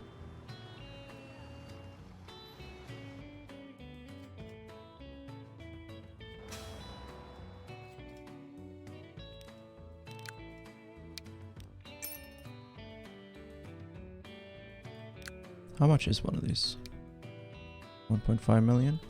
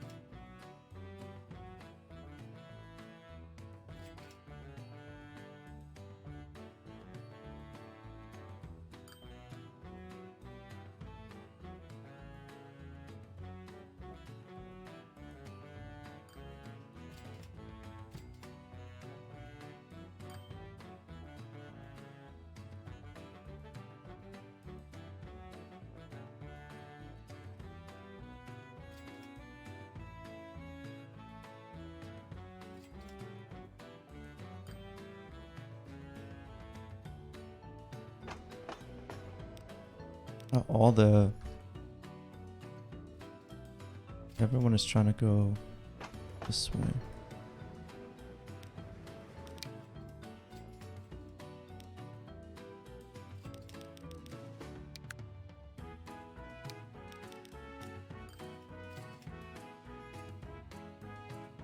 $3.3 million.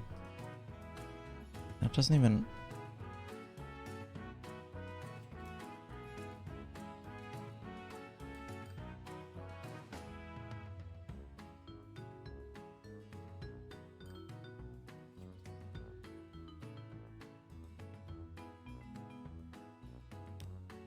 Okay. Got new passenger cars here now. We gotta paint them red. But I still need faster locomotives for both of these trains. It's not enough to just fit more people.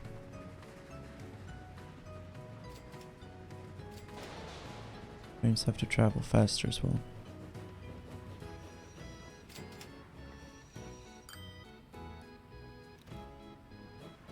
So, you know, we have to compete with the cars. Cars are fast these days. And these trains are really old by now.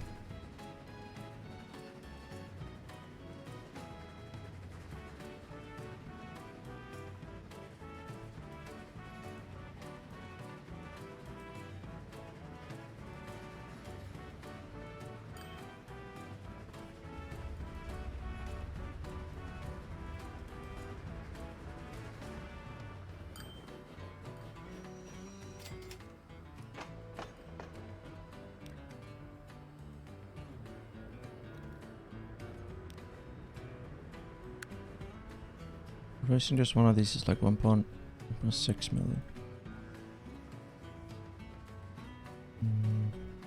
Alright, well we can do it on this one.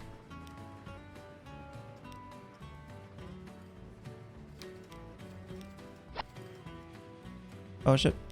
Got the money. I can do it on both. Nope. 1.8 on this one. Well, I almost have enough.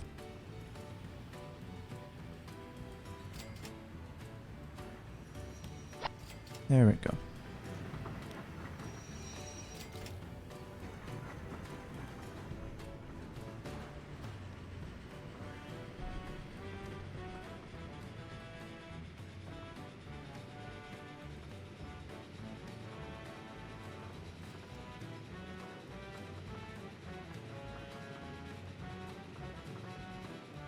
We are going faster than cars, so that's important.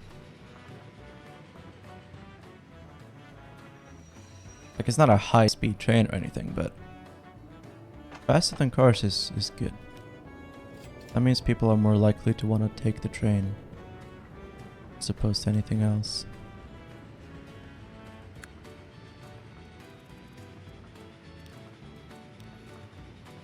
$1 mil. One of these is 1 mil.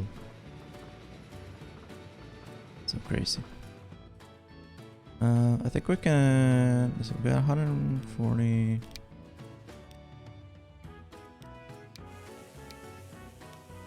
$30, $150. 1,000.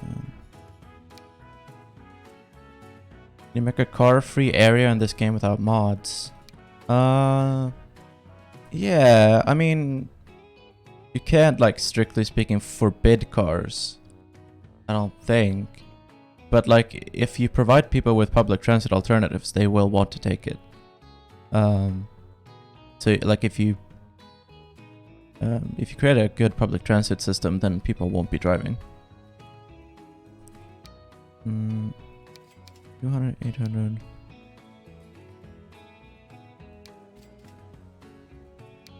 $85, 28, 32.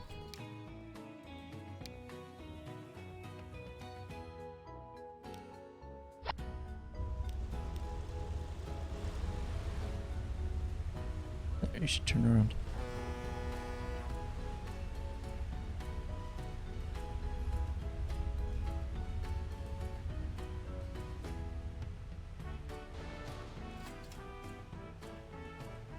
Name the ship the Jose Marti.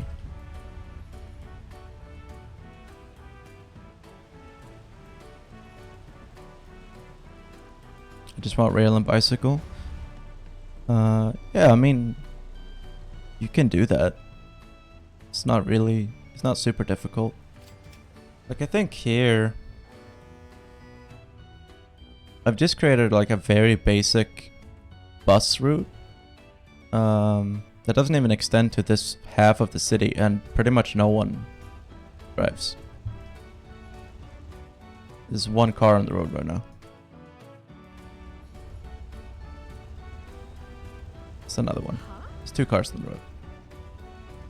Yeah, everyone else either walks or takes the bus. So it's not difficult to make a city car free in this game.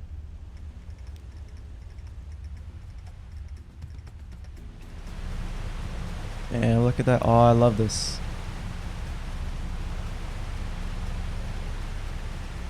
This is so cool. People are like standing on the deck and stuff. There's like sunbathing chairs. It's a cool ship. Oh, there's a little rock. You gotta plant a flag.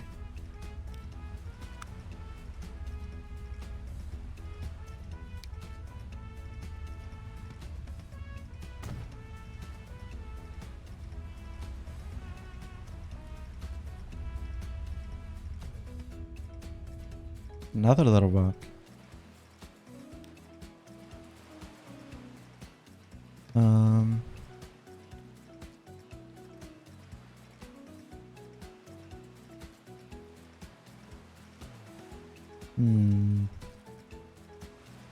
Clearly.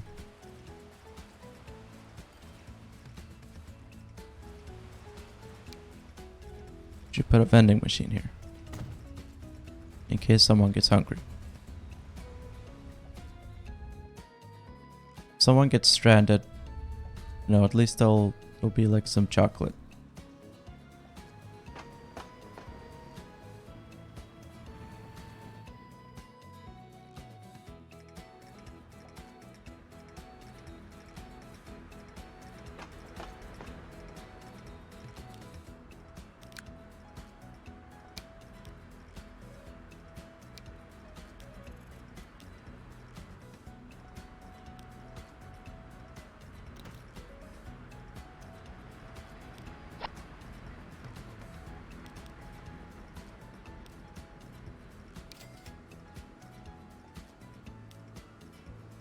Technically I can make these trains like 120 meters in length.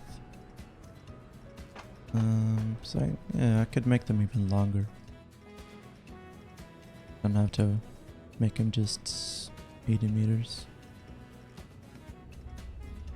80 people waiting here, 150 there, 29.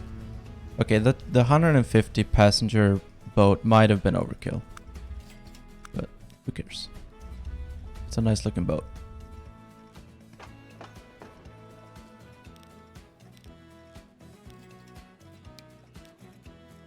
And I mean, we're just like future-proofing, right? Like eventually there's gonna be more people here, right? Yeah, speaking of that, I wanna...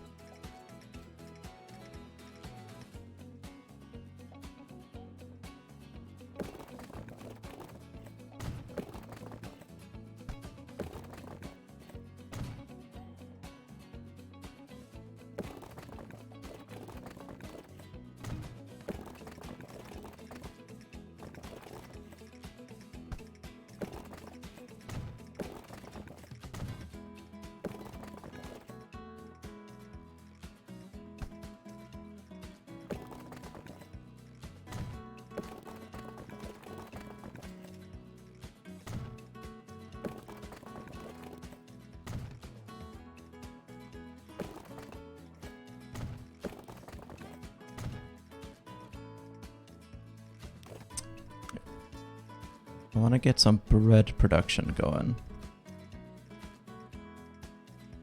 I put one of these here and one of these.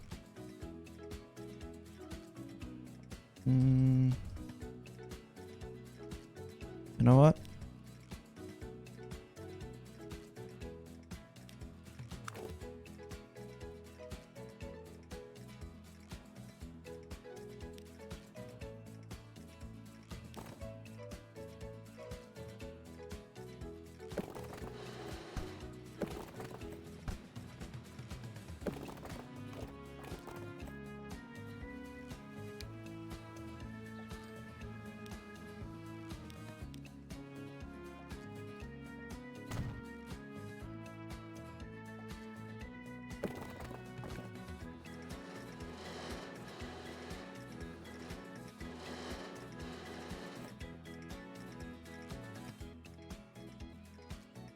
No, wait. It's gotta be parallel road here. We'll try.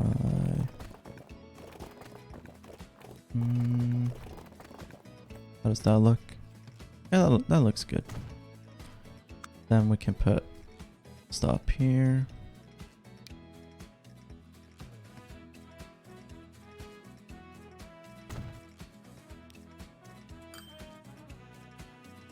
Oh, and of course.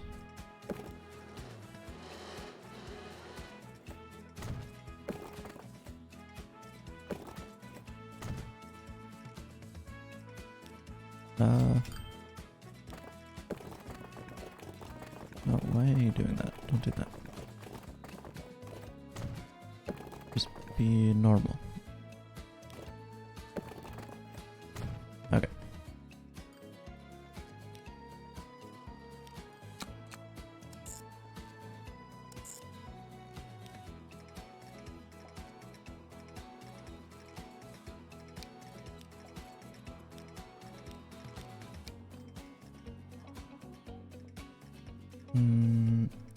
That's good. The tram depot. Here's a road depot. Grain.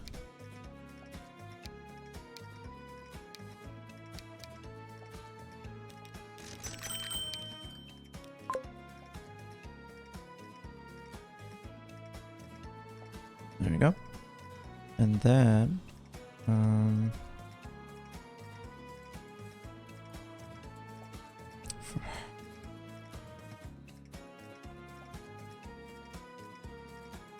I think I wanna, for like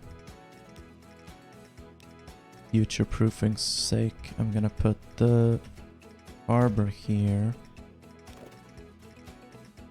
Connect that up.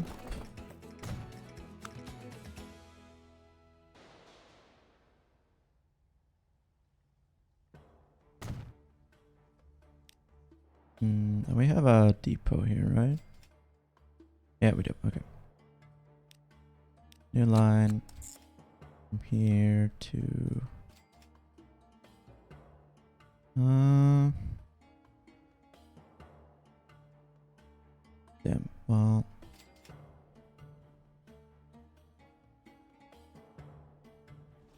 what if I go here? No, I would have to go here. Okay. Right here. And I'm gonna create a new road.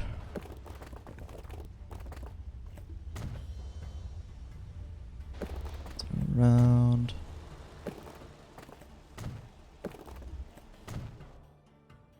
Okay. So now, if we want to get bread to the city, we go from here to here. Though, I don't know. Don't want you to do that. I want you to go here. Like that. Oh, come on. I want you to turn around here. That.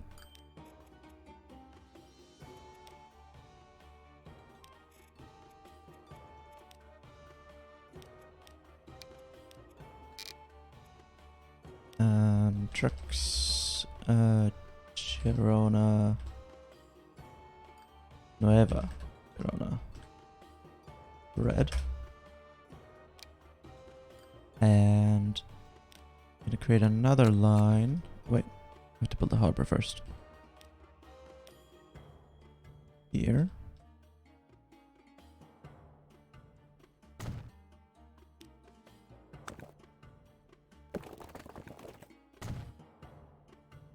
Because nothing is shipping back, we just have a drop-off point. Oh. From here to here.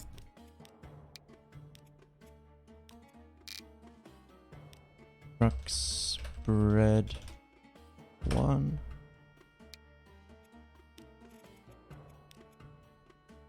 Like so, and they're using different platforms. Okay. No, it's the tram depot. Here's the road depot. Bread, bread, bread. Bread 1. Grain 1. Okay, so we got trucks going here, dropping off grain. Then we have a bread truck going here. Then we need a ship. Small ship. Ship bread. This one can do... let's just do the small one. And create a new line.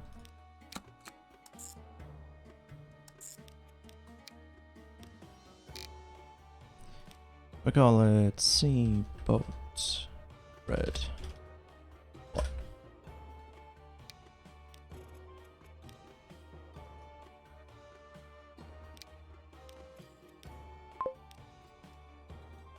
There. So now we have this truck. It's gonna oh, it has to go all the way around. Well, that's fine.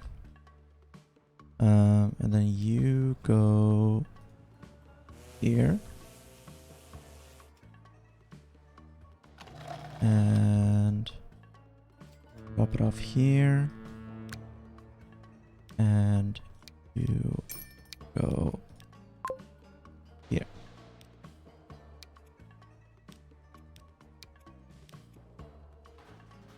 There you go. Now you just sit here and you wait for the ship to arrive with bread.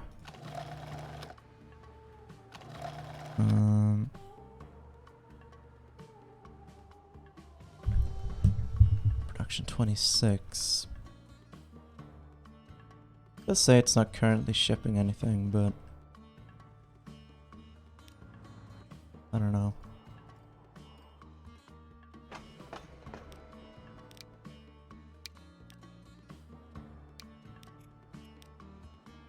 Check back on it in a second. Now we can make these trains really long. Actually, since we seem to have a bit of money now, I can replace this with a diesel.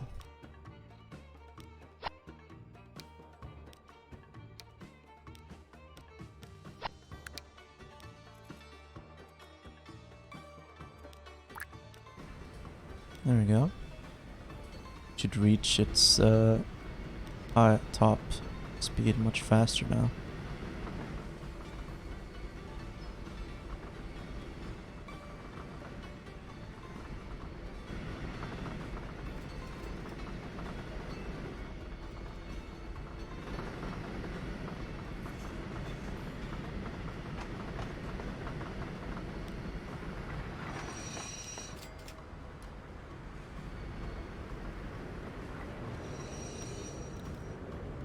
See, what's the 100, 119? Okay, it's not even that big of a difference. It's just 20 people.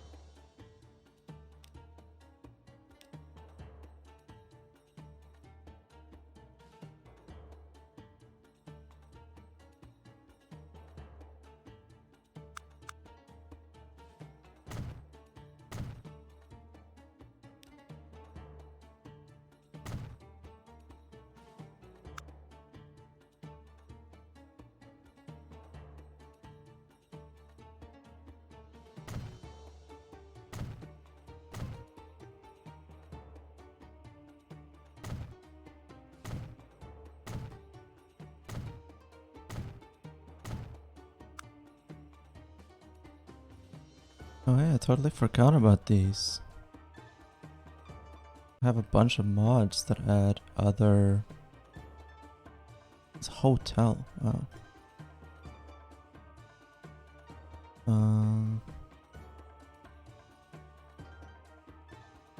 It's a very small main building. Wow, look at that. That's cute. I don't know, it doesn't really fit with the roof. Oh, I want to move this flag. And I...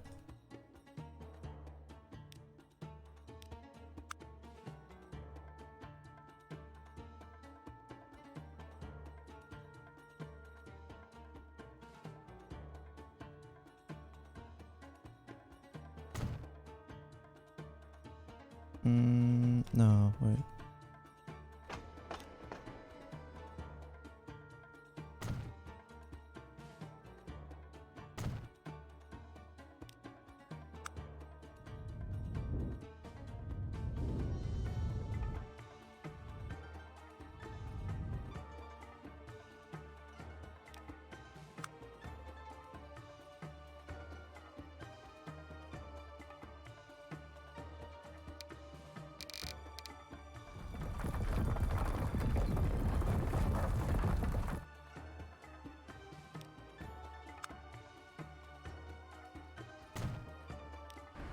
There. Maybe...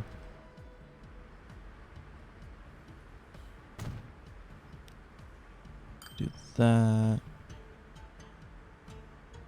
That. Make it look a little bit more centered.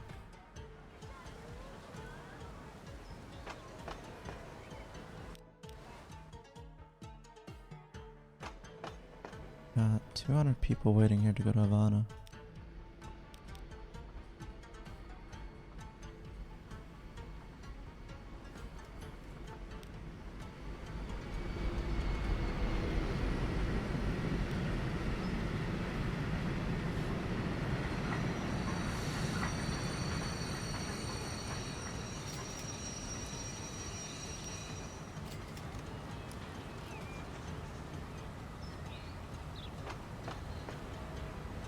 That's crazy.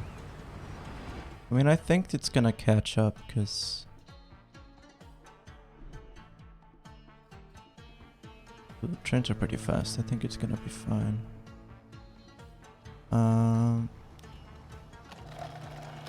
Okay, it is shipping, but I guess ideally we would build a railroad track through here to get a lot more grain. We could also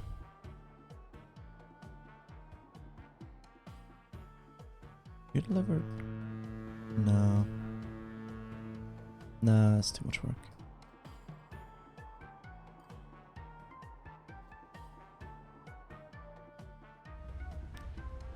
And duplicate this one.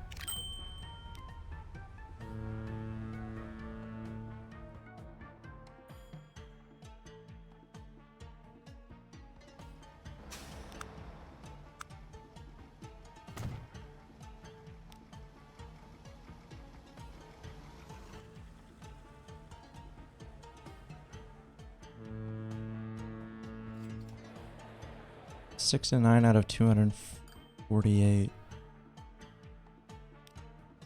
I should turn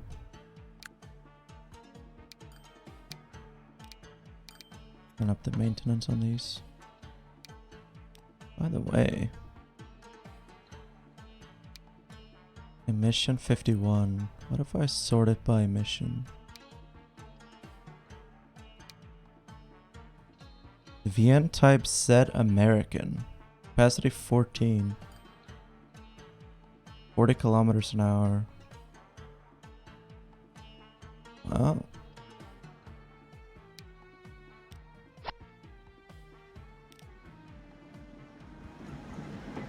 It's a very quiet train.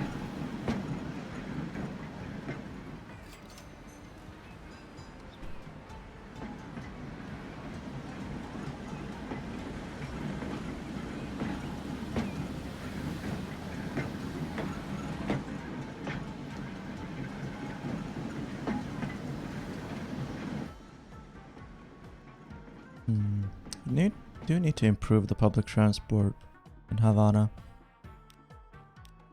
Let's look at the destinations. La Habana. Yeah, pretty much everyone is traveling Yeah, but that's people who want to get, like, onto the highway. I want to drive over there. So that's not even, like, people traveling within the city. So, like, most... yeah. Yeah, like, most of the traffic is just along here and here. Yeah, it's just highways. Highway people. I do wish some people would choose to take this road instead if they wanted to travel to San Cristobal. Maybe if we...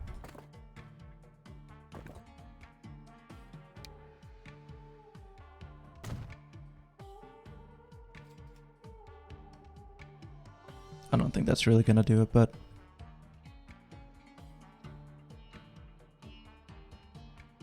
This one... 80 kilometers an hour. Would people really pick the faster road? I don't know. I don't know.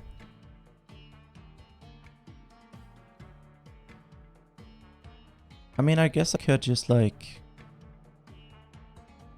Nah.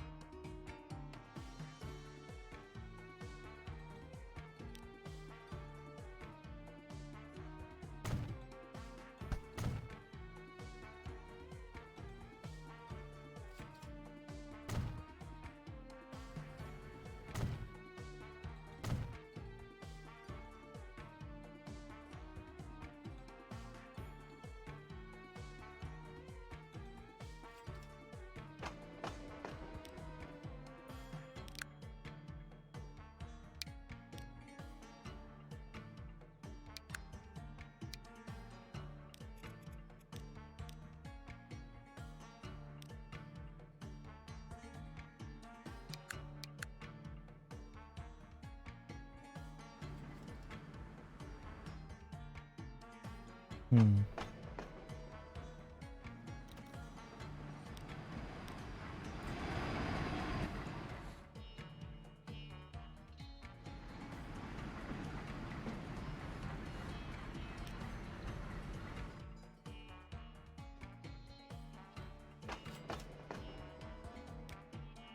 This train we should definitely upgrade. Put a diesel train in here. We have 6 million. See what we can do. 55 capacity. It's currently at 55 capacity. Let's just do replace.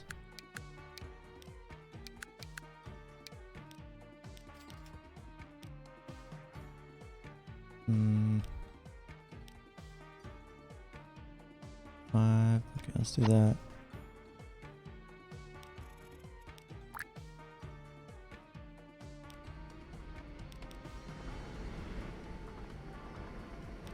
Eight.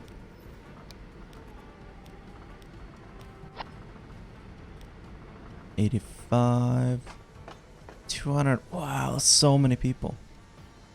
Yeah, okay. This train definitely needs to... Definitely need to fit more people on here. 95. We can do a length of 120. I think. I've got 100 people.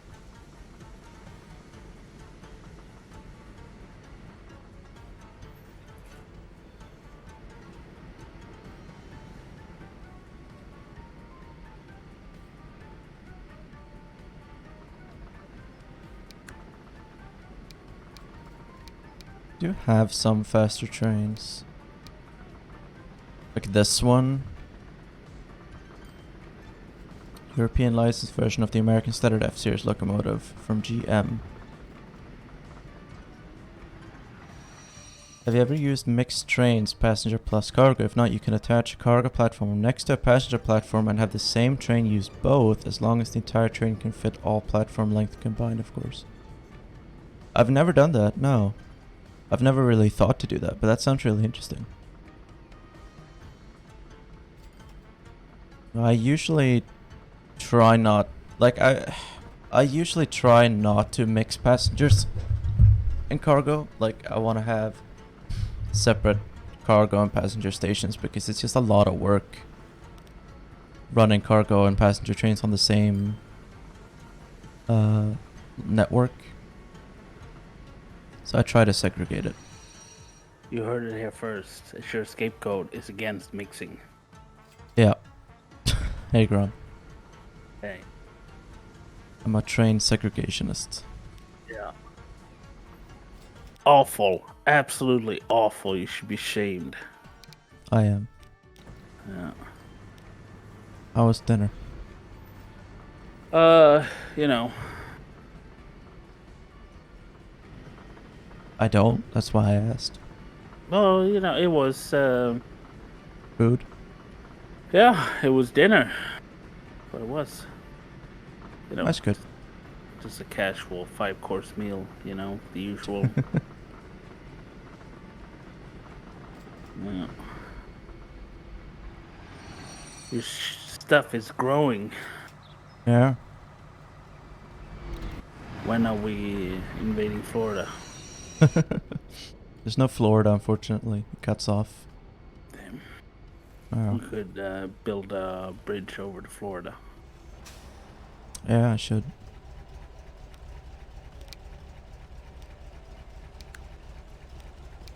You should. Have you had dinner yet? Yeah. You've eaten your din-din? Uh-huh. What was it? Pasta. Pasta? Pasture. Not pasta. Pasta. Some pasta. Spaghetti. Spaghetti.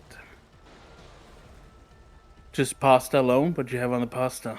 Halloumi. Really? Yeah. Why? I like it. But doesn't halloumi, like, not melt? No. It's fried. Oh, so you like fried chunks of it and put it in the pasta? Not in. Like, with. Like, Oh, so you didn't make like a pasta bowl. It was like on a plate. yeah. There's the thing. Yeah, I eat and my that's food on a plate, Grom. Well, pasta you usually make like a bowl, like a pasta dish, and put in a bowl, right? You eat out of a bowl, right? You Maybe know. you do. Well, it depends, right? Like, you know, because it's. I feel like. I mean, it's not very Italian, I think, to like have pasta on the side, Well, right? I'm not Italian, Grom. Yeah. I'm not Don't I know it? Italian. Italian. Well, do you have bowls at home? No bowls? I You don't know use bowls? I own bowls, yes. What do you have against bowls, huh? Hmm? Big plate got to you? Yeah. Sponsored by Big Plate. Yeah. They're just vicious competition with Big Bowl. Or no, bowls are the little guys, right? So like we gotta support the little guys. Small bowl. Yeah. Yeah. Well, that's nice. Very nice. I had a hamburger. That's nice. Yeah. Very nice. I put it in a bowl. Ate it with a spoon.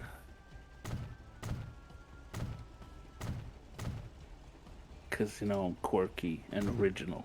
Mhm. Yep. So what's that? Send medical supplies to Cuba. Um, well, the Global Health Partners is doing a campaign right now. No, let me look it up. Mm-hmm. I don't get it wrong. Global Health Partners and the Saving Lives campaign are launching a drive to send anesthesia machines and sutures to Havana's main trauma surgery hospital. So I want to encourage people to donate to that. Yeah. I thought it made sense since we're playing on a Cuba map. Makes perfect sense.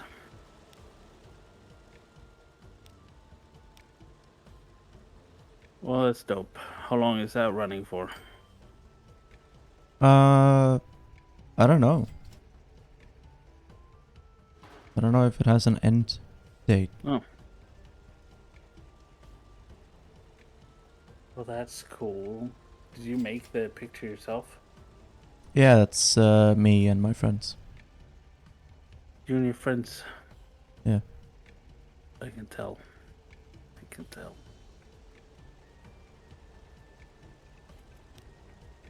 Yeah. 45.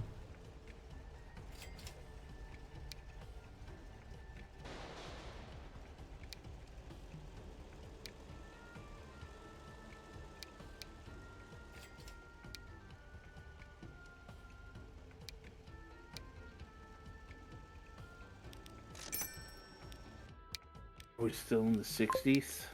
Yeah. We're gonna stay in the 60s until the embargo against Cuba lifts in real life. Yeah. 24-hour streams. Yeah. This whole island will just be one big city. Do you think there's like a cap to how big it can get? No, not really.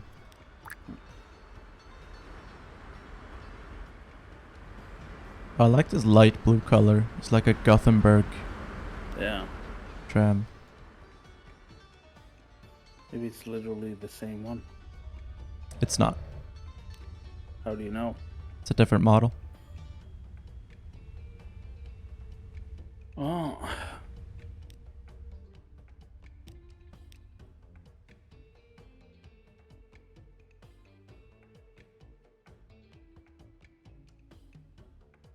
Different model. Well, I gotta bounce again. I gotta shower and then talk to the GF, but I saw you were still on. Okay. So I figured I'd come in for a visit. Are you, how's like your future streaming schedule? What are you thinking? I like, or I don't don't have know. a schedule. No, but like you thinking you want to start doing more, or Yeah, Yeah. I think so. Cool. All right, well, have a good rest of the stream. Thank you, Grom. Peace. See ya.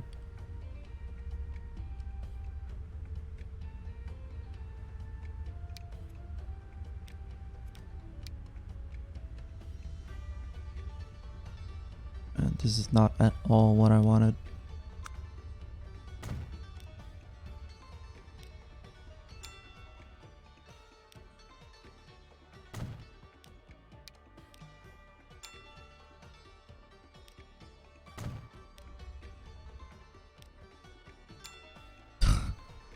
This is so annoying.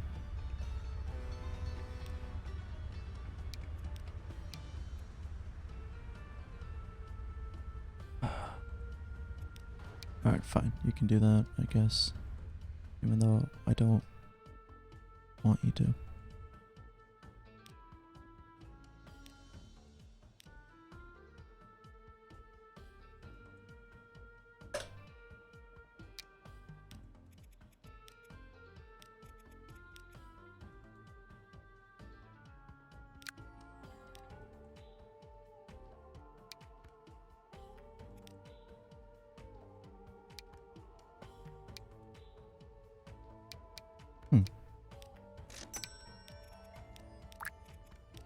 This bus actually has low emissions.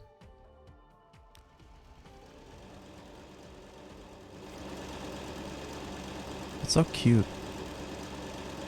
Such a cute little bus.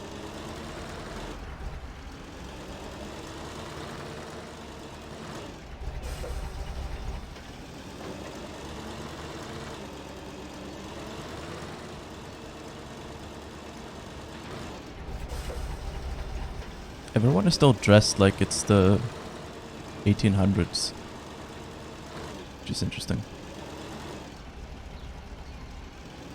And their eyes go up and around.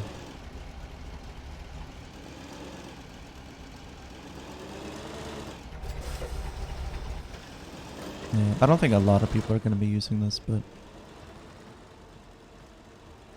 Yeah, that's really annoying. This fucking bump in the road.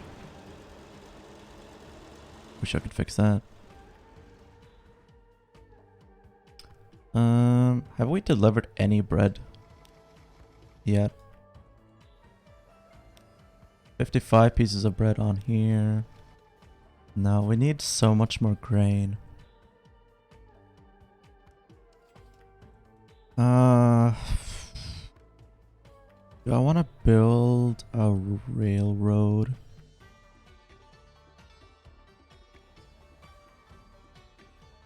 Just for this? I guess I do. Gonna put it like here. Wait.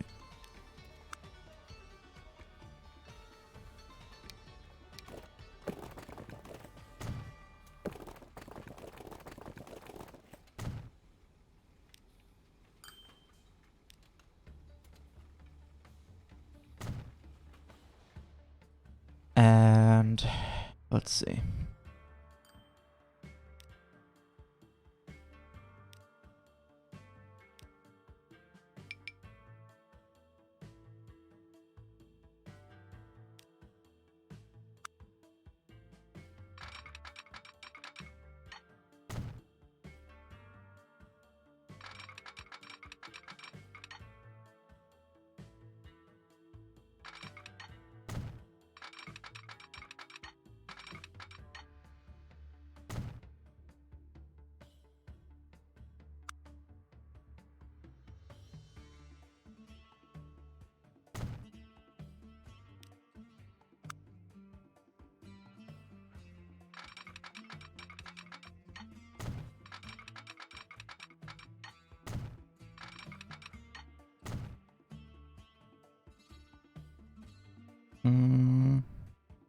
Yeah, that's good.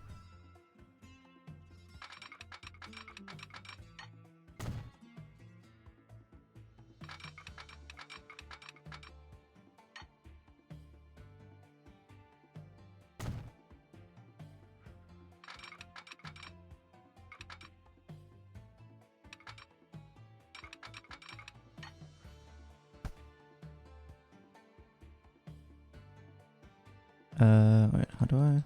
Oh. That.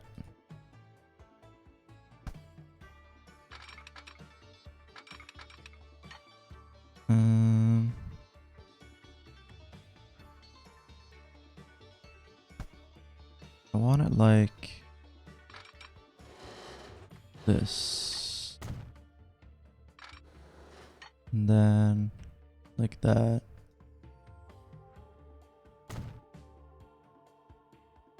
Then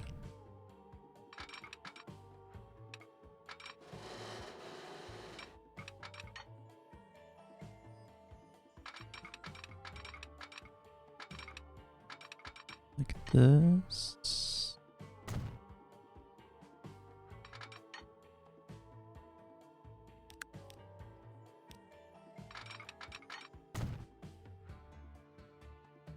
Alright, that looks a bit bumpy, but that's fine. It's like a giant ass. I want to change this actually. I'll just get a refund, I guess.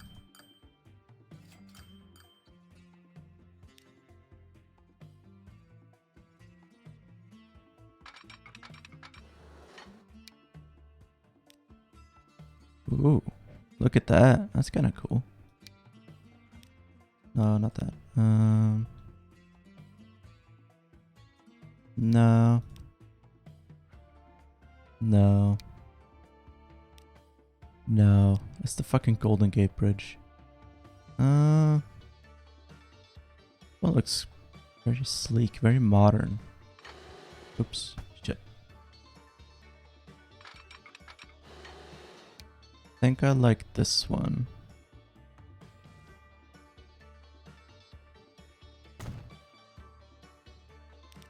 What's up? Did I? Oh.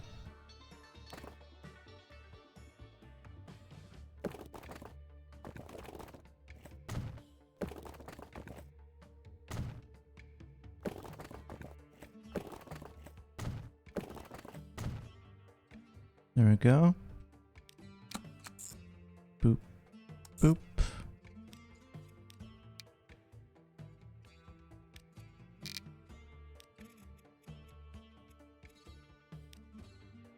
C train, grain 1.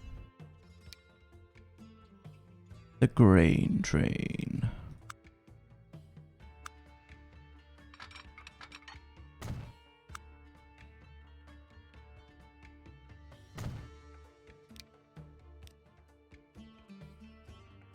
Got 9 million to spend on this. Let's see. 120.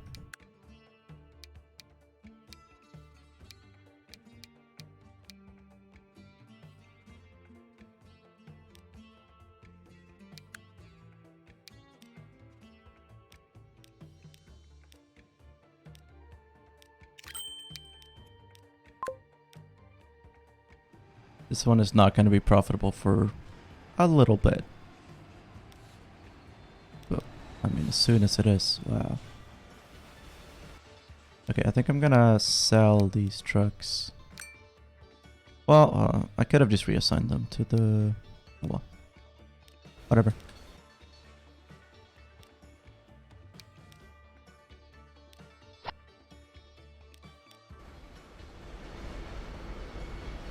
The grain train.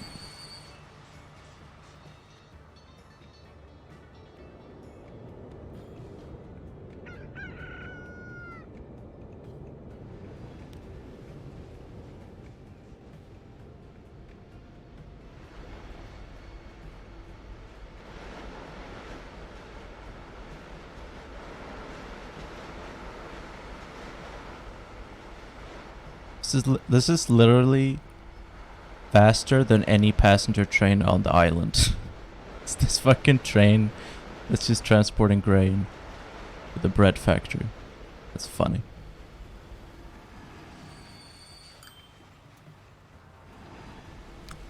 Wow, that's money. That's cash money right there.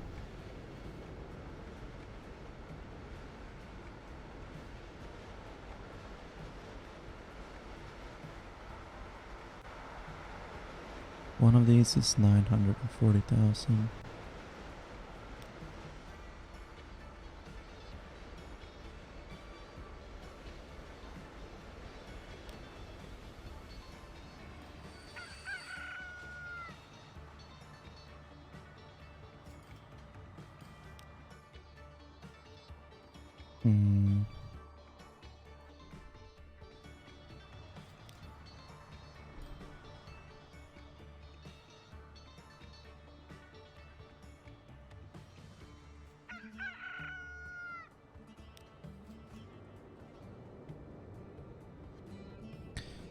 I think I'm gonna cheat a little bit. I'm gonna move that farm over here.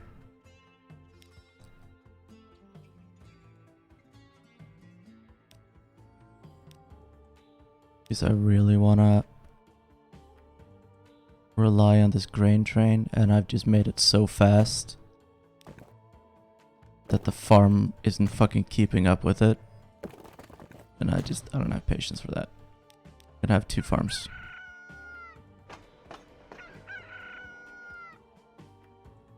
Hopefully...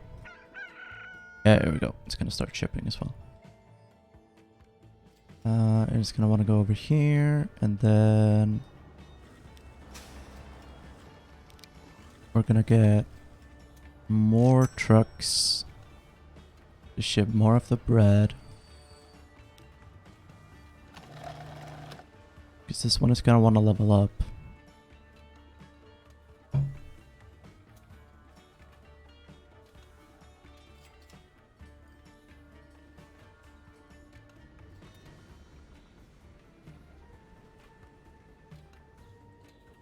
Hang on 1 second.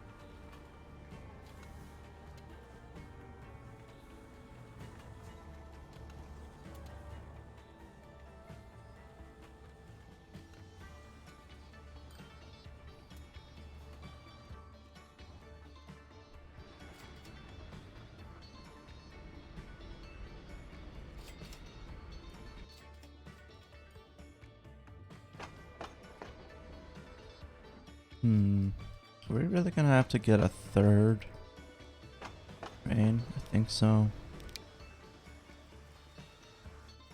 Damn. Crazy. That's crazy.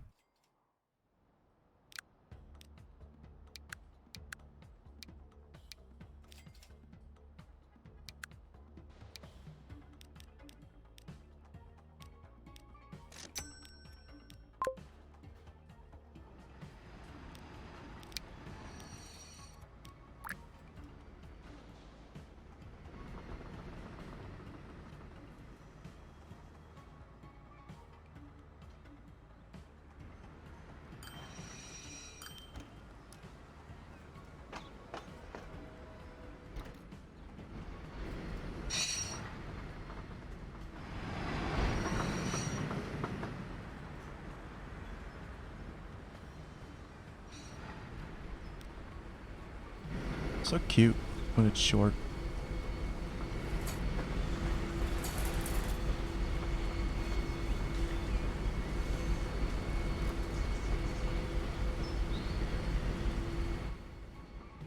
I like how I've resorted to using these ones. The East German V100s. They're not even supposed to be like passenger locomotives. Like they're shunting trains. They're for like railroad or like train depot operations and stuff. Or very short journeys. But I mean, if they work, they travel pretty fast. They can carry quite a few coaches with no problem. East Germany made some really great trains. Like the DB155. Or is it the 255? No, the 155, I think. Like one of the most powerful electric trains in the world. Still, to this day. In terms of like raw horsepower.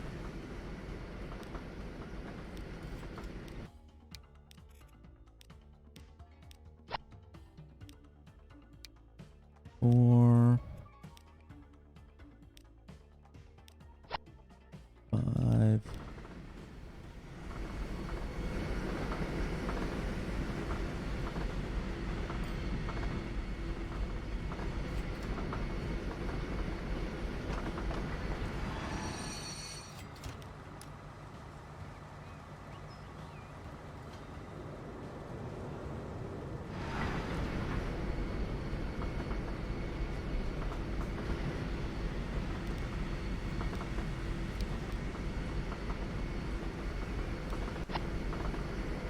Oh, 6 and 7. There we go.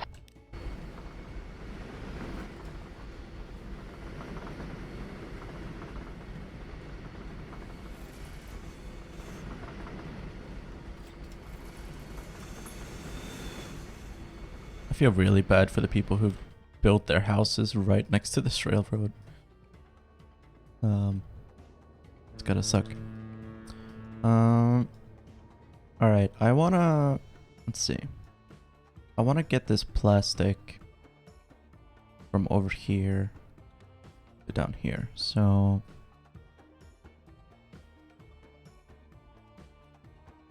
I think the way I want to go about doing that is...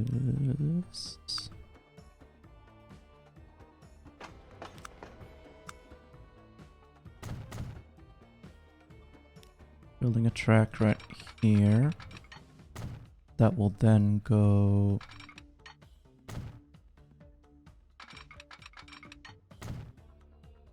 I'm just gonna get rid of this depot. Let's see. Let's put a switch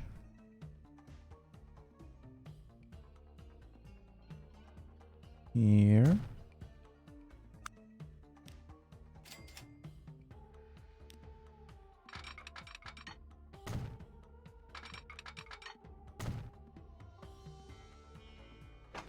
Build a third rack here. Let's see. So I want you to go here.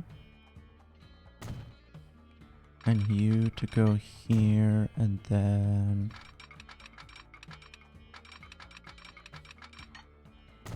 you go here.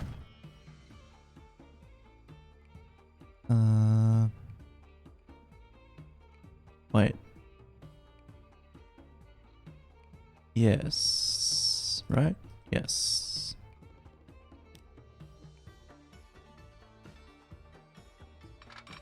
And then I'll just 3-track it.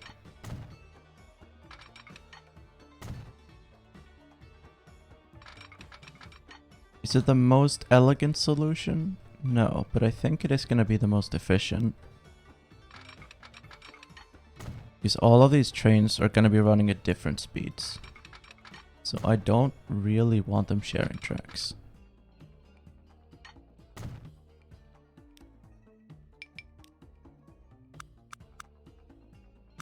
That's just going to lead to a bunch of waiting. You go here, you go here.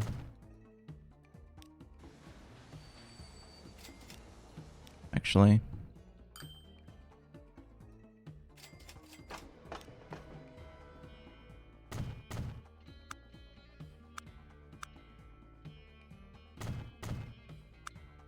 you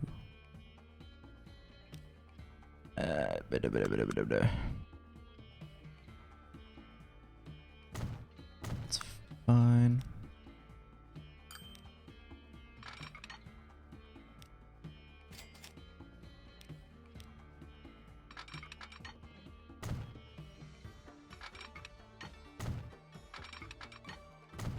There. Then we want to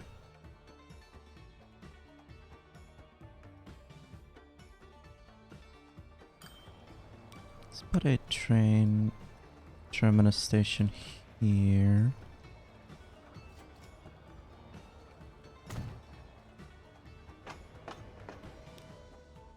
And connect it up. We want to go down there.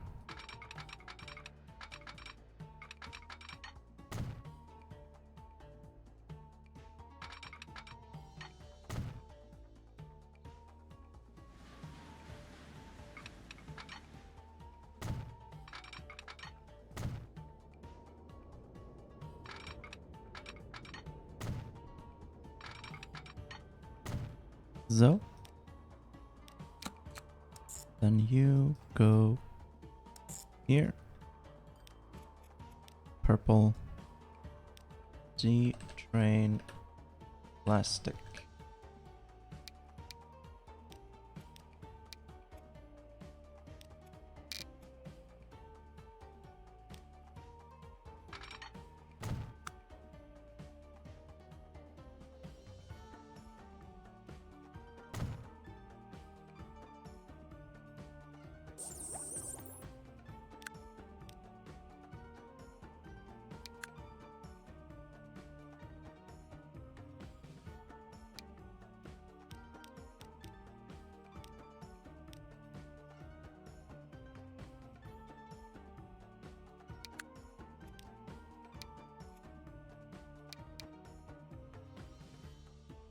A more simple 60km/h boxcar.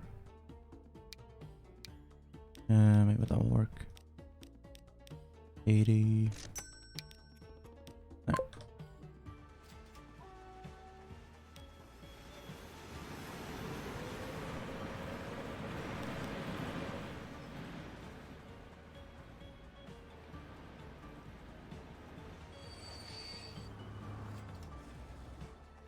And then it should run over here and above here, and then let's see. Put a signal here, put a signal here, put a signal here. And that's it. Alright, so then we're finally gonna get some cargo. Cargo wants to go up here, over here. Yeah, okay.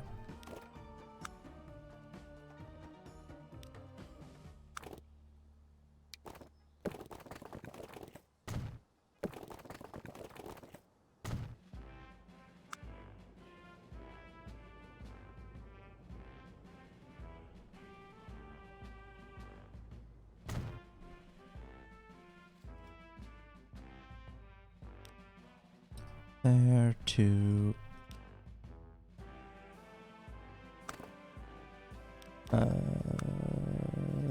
here. Cargo. Saying we drop it off. Actually just drop it off right here. And then turn it around.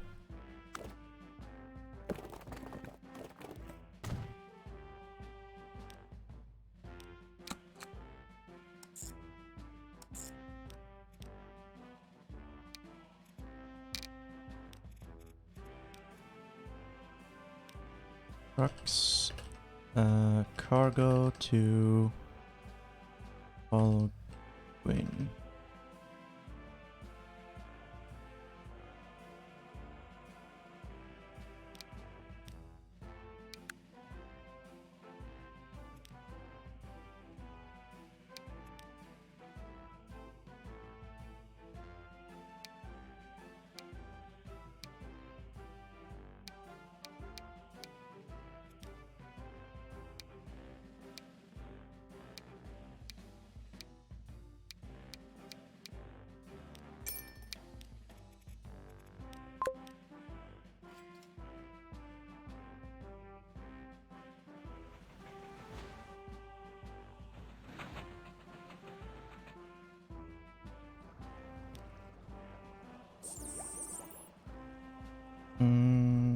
It says it's shipping everything, but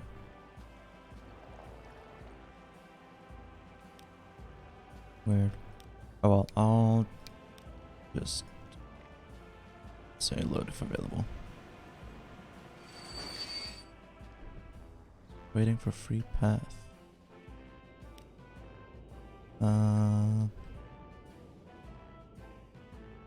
I need to put another signal here. There we go.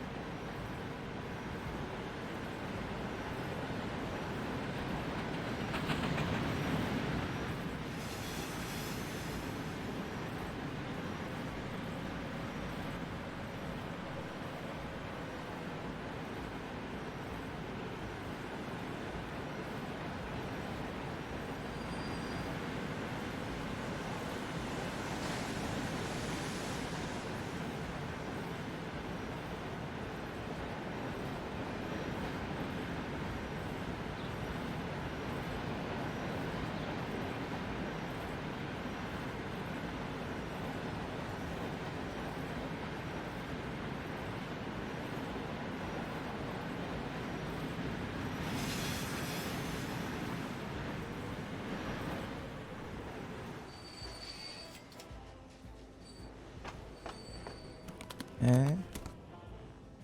No, it's finally producing. It's storing 4,000.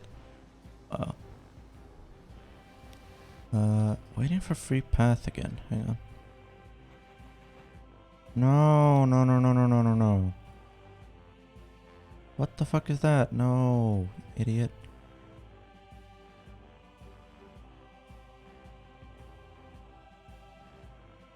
Or, wait, what?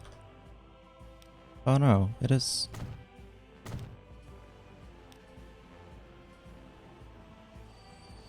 Why would you?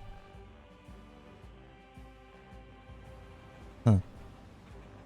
Alright, fine. I guess. Whatever.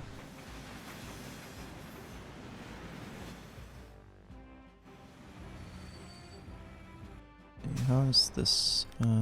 Need more buses. I already got 4 buses here. Here we only have 2.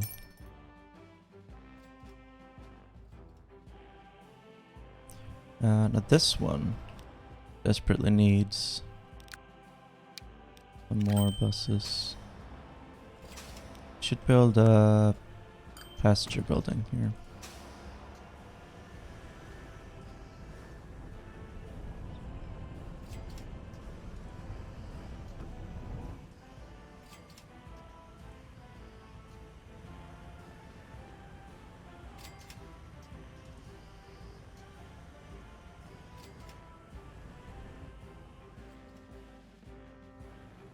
There we go, first bit of cargo.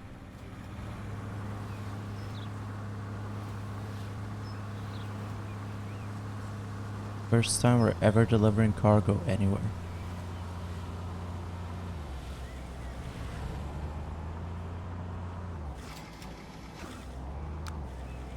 Wow. Oh my god, that's crazy. We're producing quite a lot as well. Okay, so we want there and then Guantanamo as well.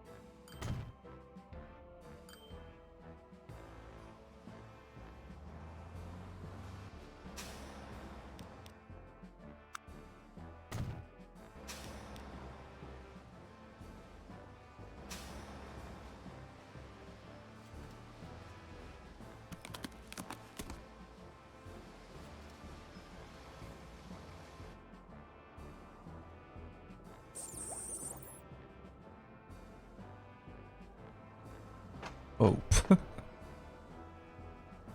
Okay, now I can add a bunch more. Get 26 million.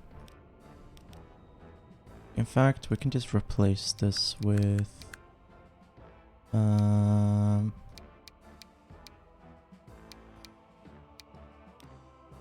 this.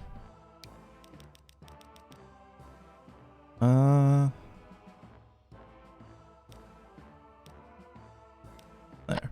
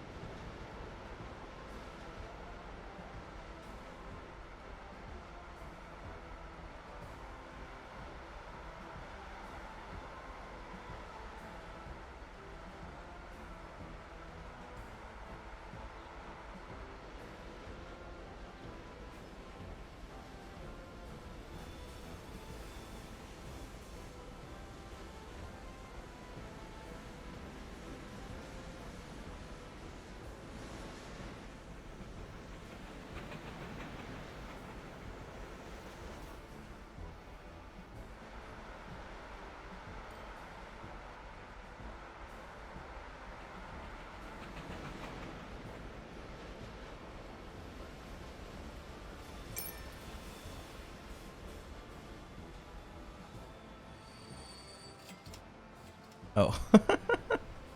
Train is too long for the road.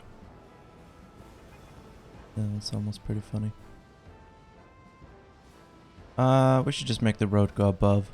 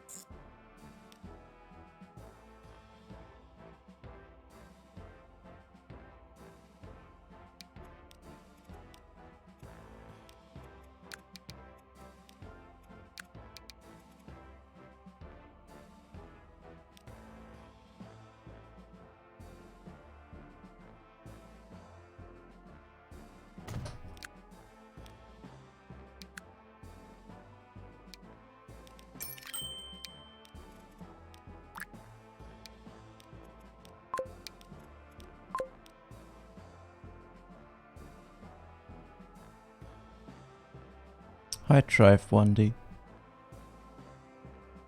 Griffid? Griffid? Sorry for the low energy stream. It is been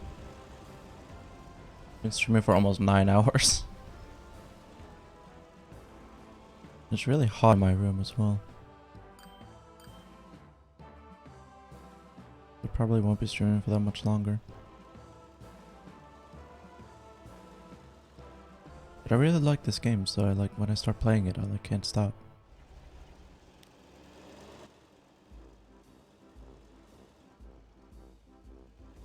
See, something so satisfying about getting cars off the road.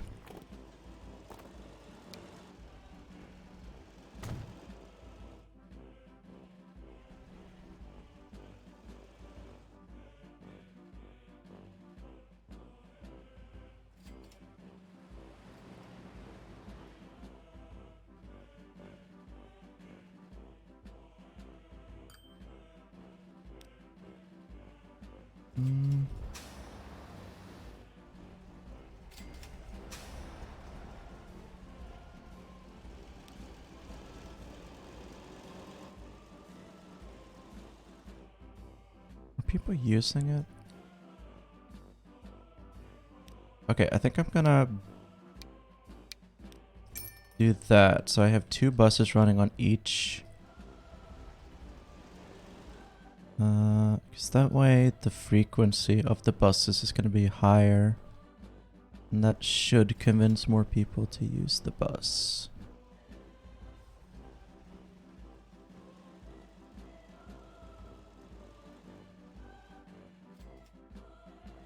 I do think most, maybe not most, but a lot of this traffic is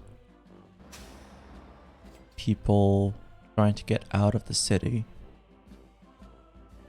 And getting onto the road. The highway, even though it's not really a highway.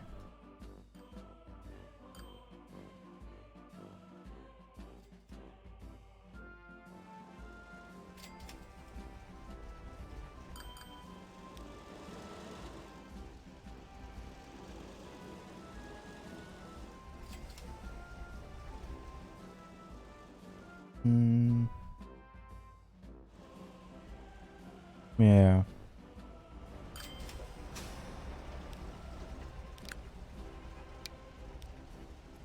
Or by top speed. Nah, 80 kilometers an hour is it.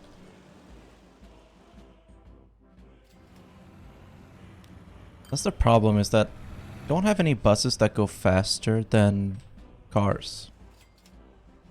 So people don't really have a reason to want to take the bus. Except to save money, I suppose.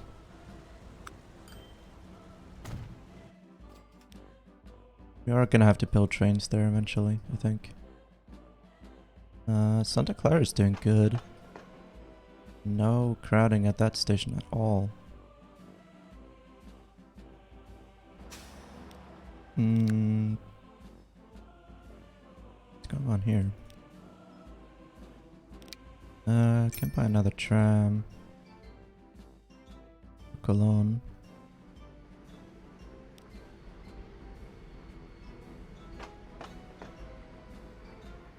Yeah, I think we've really beaten back the crowding at all the train stations.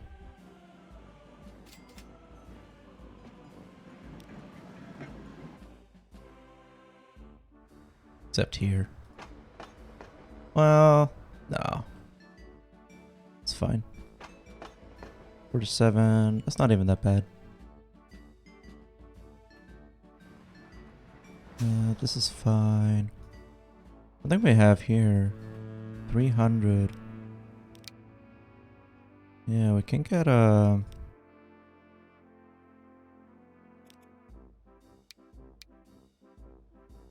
It's towboat. Here's 175. Here's 220. Let's do towboats. 2 of those. We have to build a cargo thingy here.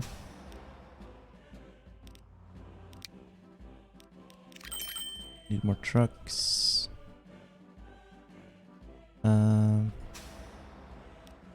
Need more trams.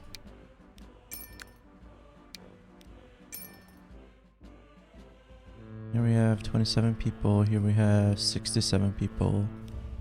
This one carries 150 at once. Yeah, no, we're fine there.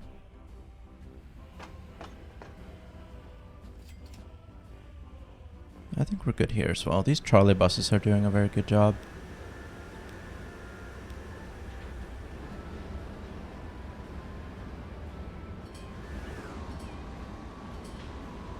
Oh, come on. You can make that. What is this pussy shit?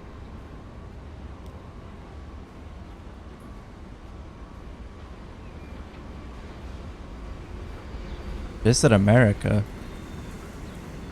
It's kind of inappropriate to have a billboard that says Visit America on it in Cuba. You know, because of the travel embargo. Kind of rude.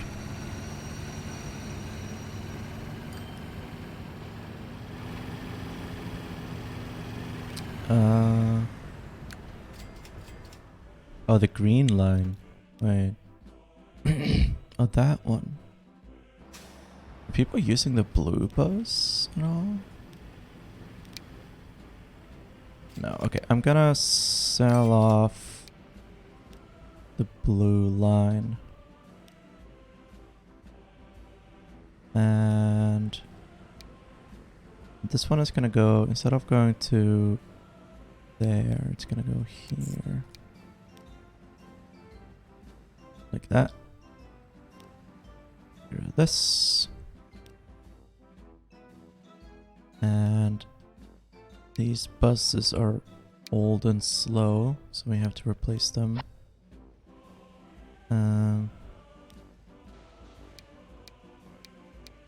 Let's get trolley buses actually.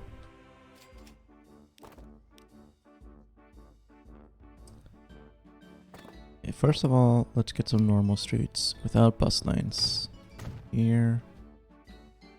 Then trolley bus, medium trolley street, tram, electric.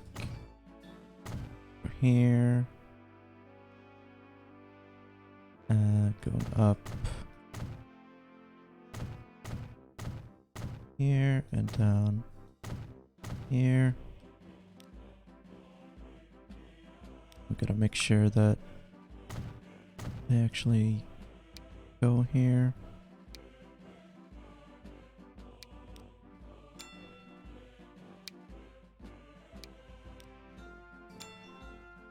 Here we go.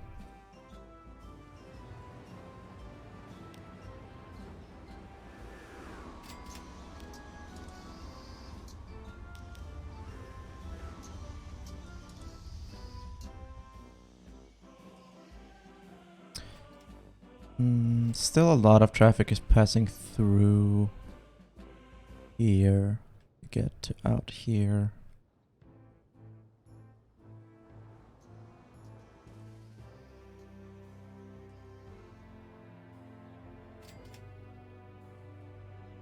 I do wonder if I... Let's say I made... Let's see.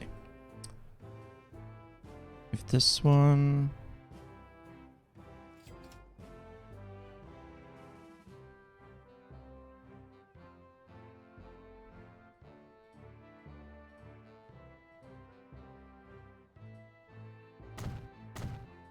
Gonna make these 3 roads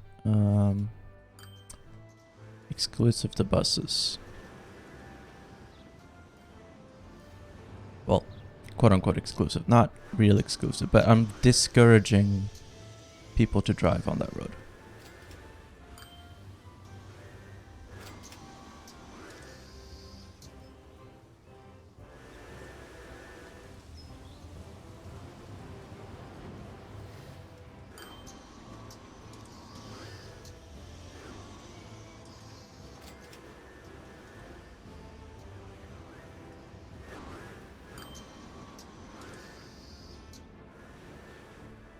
There.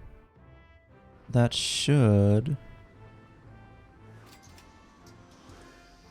encourage more people to take this road. No, go down here.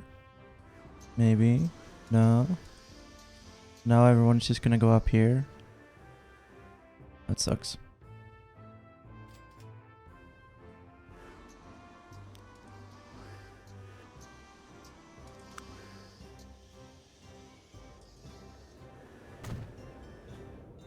Oh, oops.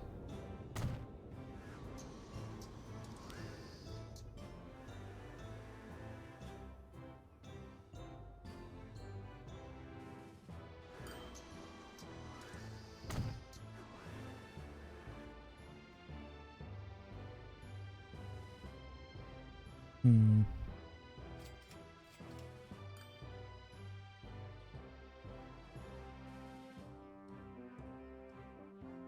Is there really no way to...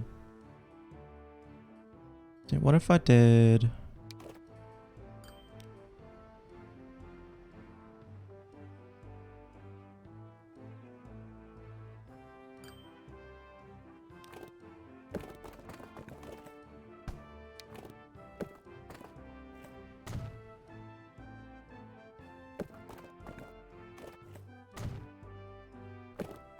this?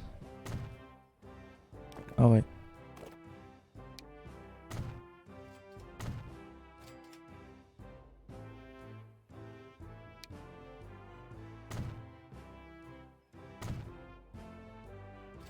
There we go. Now people are using it.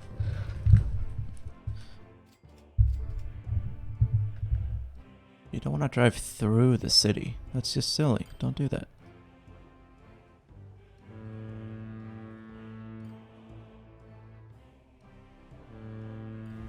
$65. Oh, wow. We can add another ship onto here. I actually want to add...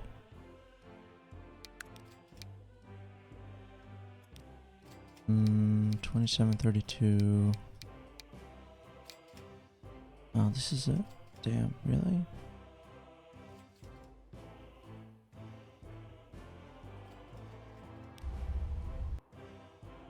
This one's actually faster. Oh well.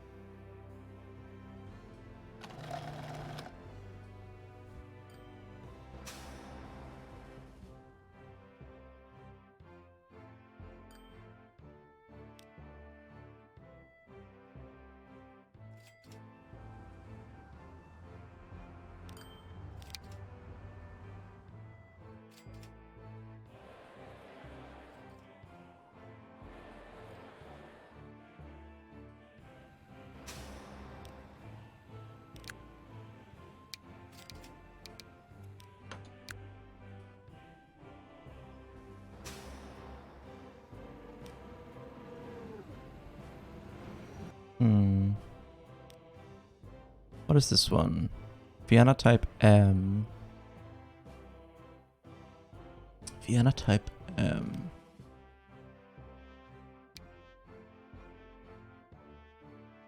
What's this one? 35 kilometers an hour, capacity 11, 22 with a double. This one, 23 and 60, so that one is faster. Then we have the type B.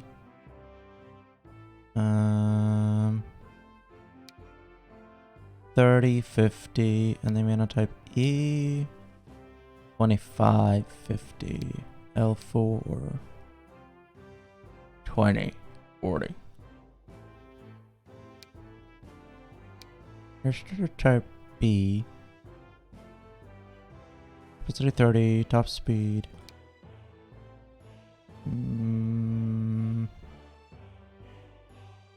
Yeah. Let's do that.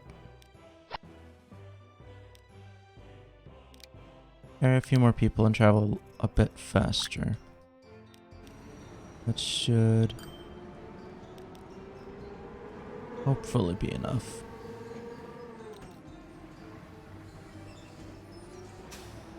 $41. Yeah, a lot of people.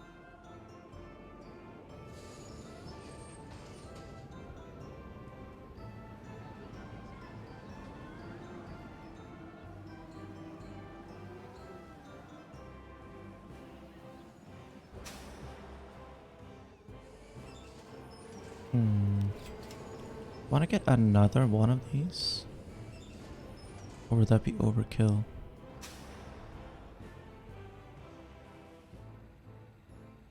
It would probably be overkill. But I mean, right now there's crowding, so 65, 23, 30. Let's see.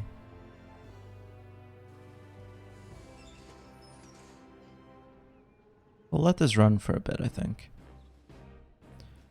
And I want to upgrade this bus to this one.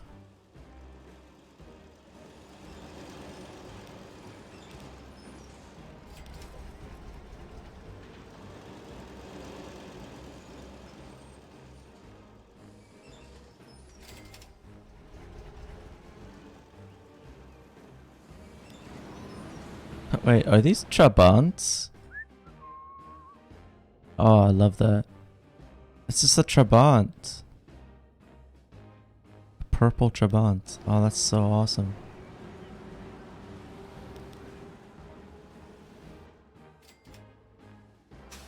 $60. Yeah, okay, we're gonna need another one of these.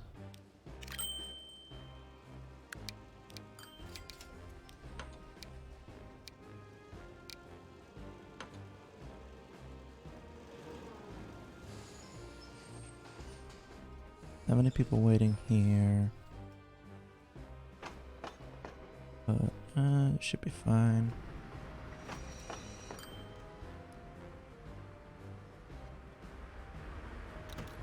Still rolling on these old things. Yeah. Type Z American. There's 14 people.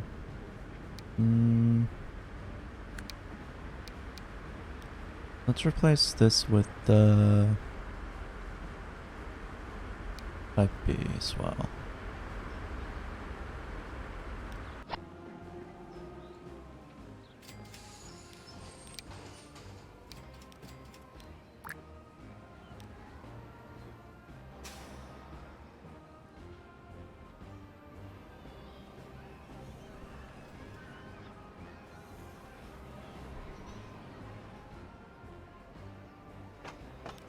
You know what? We can be nice and put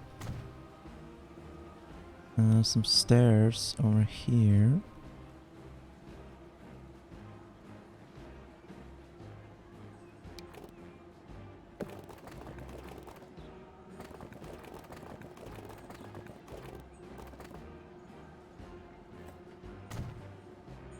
Like that.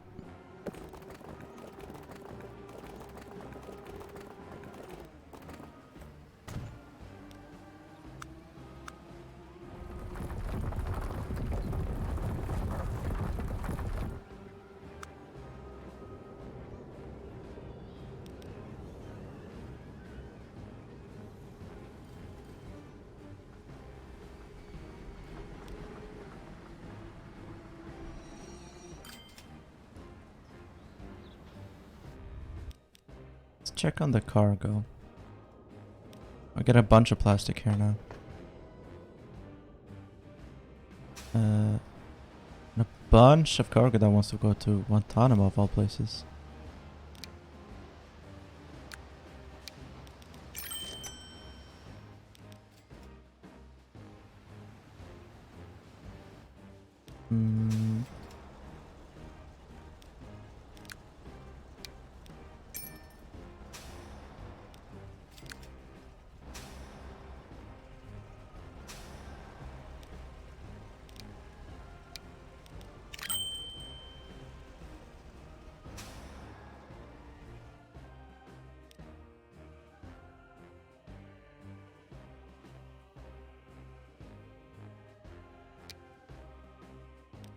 Wait. I have...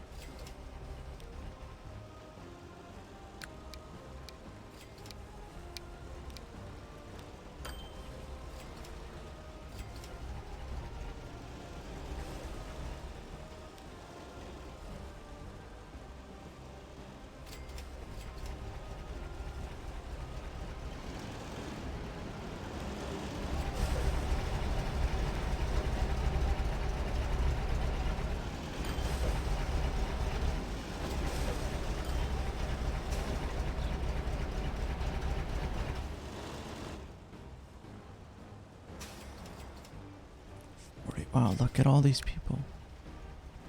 Going to...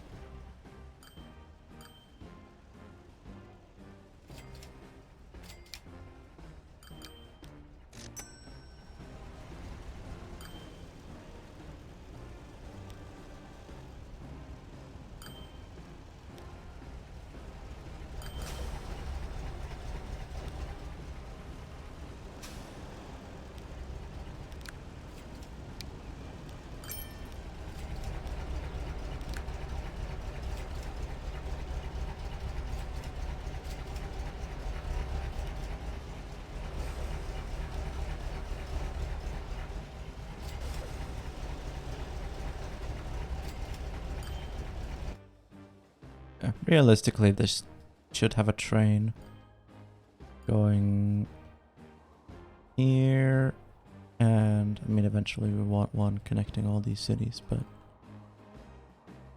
a lot of work.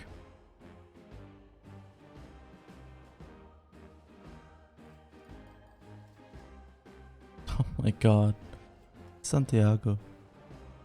Look at all these houses.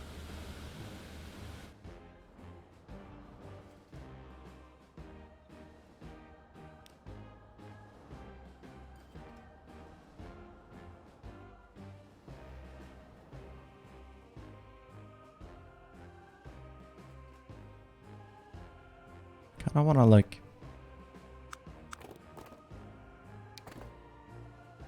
punch tunnel through here, you know.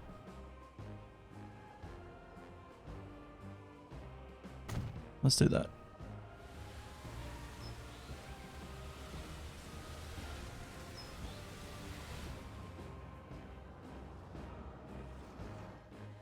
And we could actually build a roundabout here. Let's try. I don't know if I've ever built a roundabout.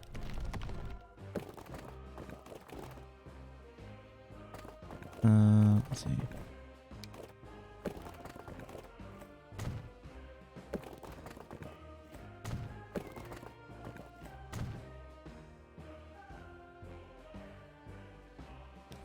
Let's try to...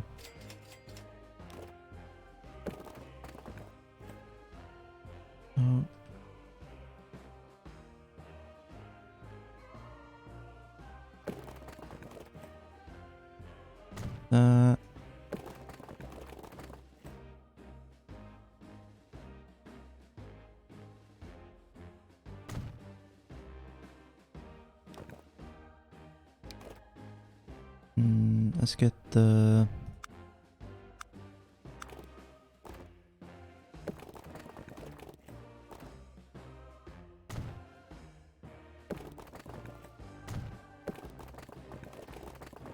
Oh, damn it.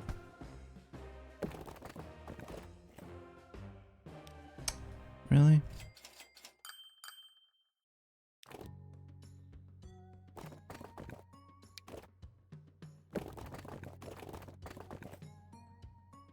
I'm gonna build this damn roundabout if it's the last thing I do. On this stream, I mean.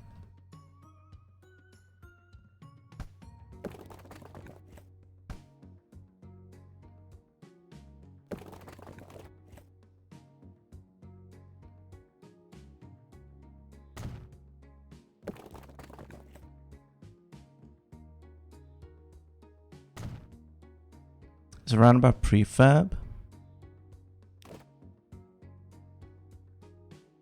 In the roads constructions menu?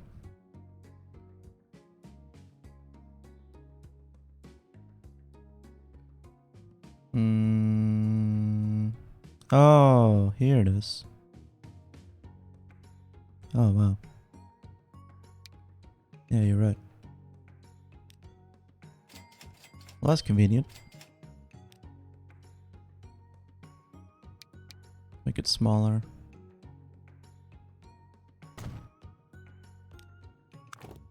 There you go. Thank you.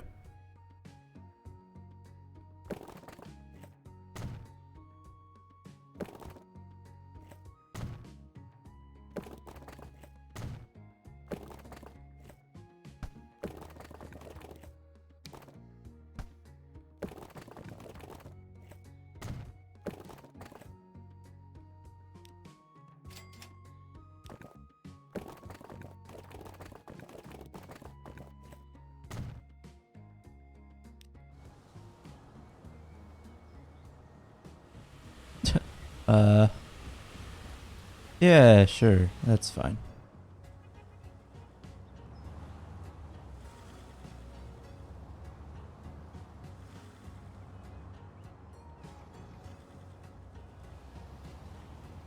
Yeah, people are not really using the lanes correctly, but that's... I don't know. I think that's beyond the fucking scope of this game.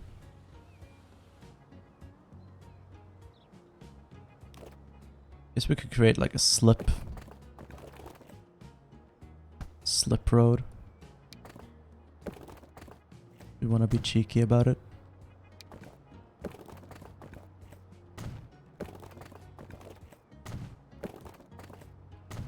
Like that.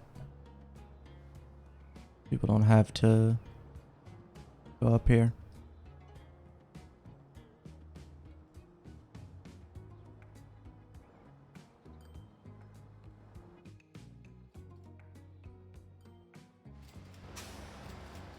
All of this is going to Guantanamo.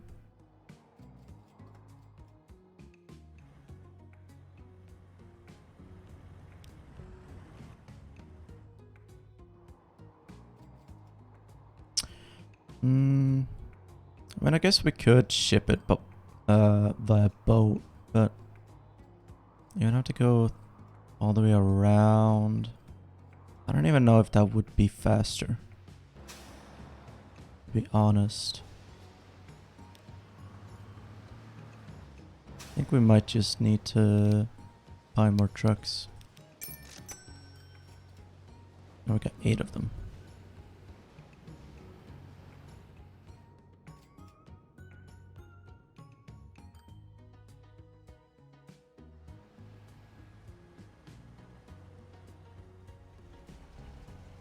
Yeah, one thing that I do miss from City Skylines is the traffic manager mod.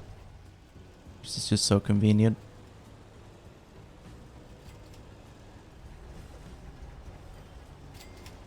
But I mean that just everything else about Transport Fever is so much better. So I can't go back to City Skylines after this, honestly.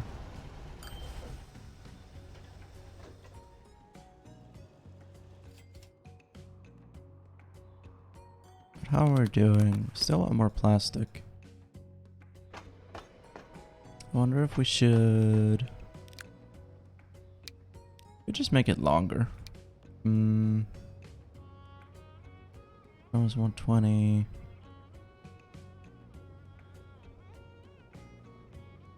Oh yeah, totally forgot about this. The Pioneer Zephyr.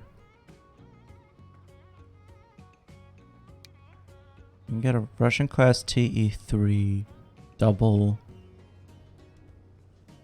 2,400 with a TEP60. It's nice as well. 1,800 with TE10. Not even that different.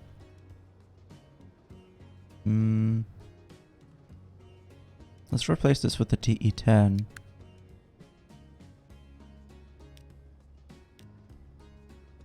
And like 200 in length. That's what we want to do.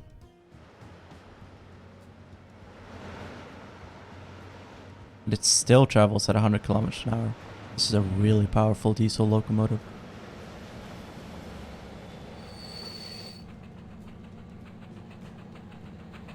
But we do have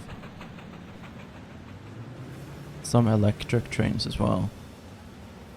This guy, the Sears 1042,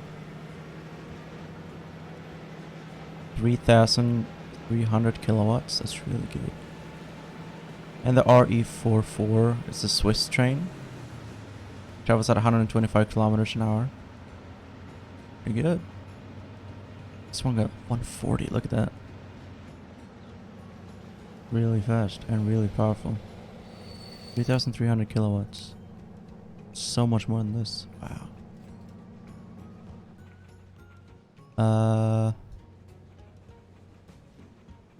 Why? Why are you stopping?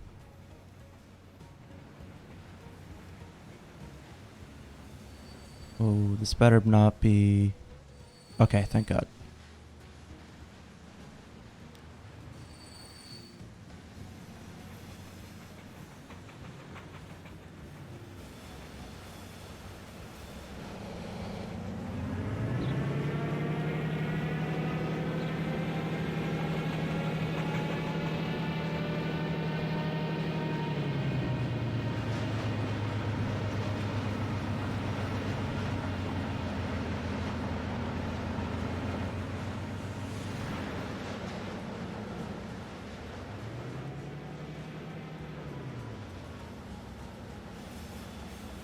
I've never played Citizen Motion. I might give it a shot.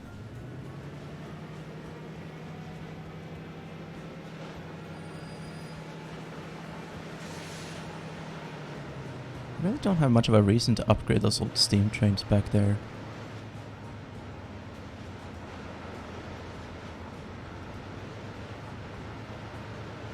Because we're really overproducing steel and not delivering enough plastic, so...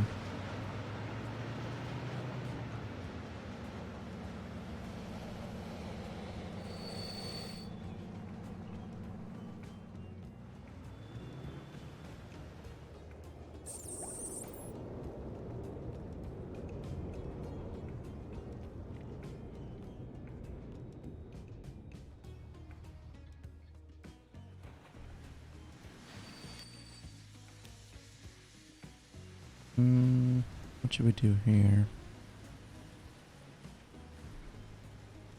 I mean...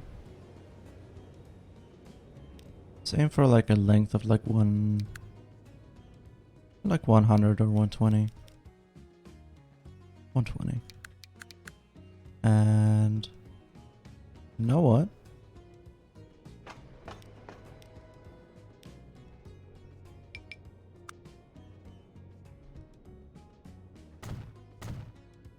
Let's make this one electric, just for the fun of it.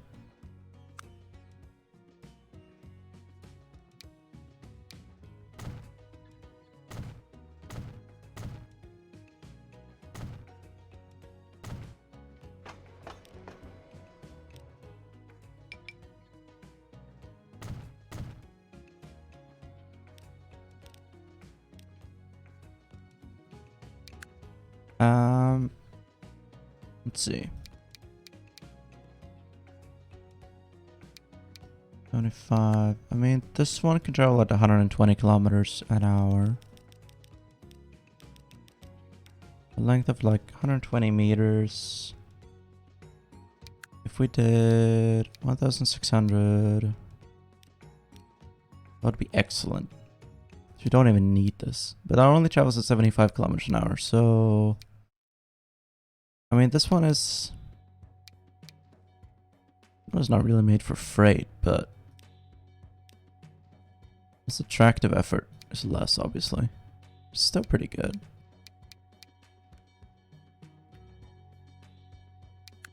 Still excellent.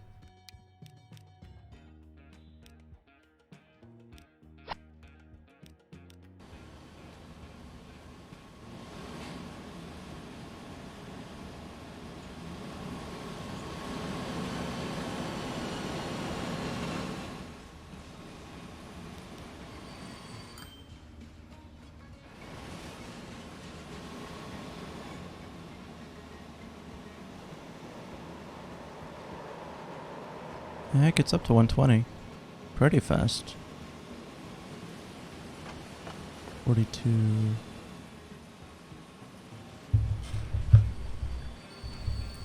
That's the thing, is that it's traveling a lot faster than it can actually... that the oil well is actually producing anything, so... it's a bit redundant. Only there was another oil well, like... nearby, but the closest one is like... here. That's... yeah.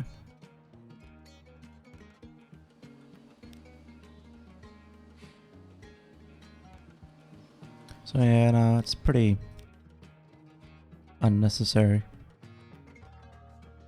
I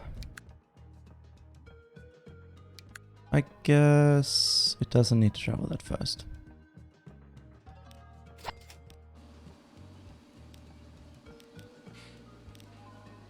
And just load whatever's available and then...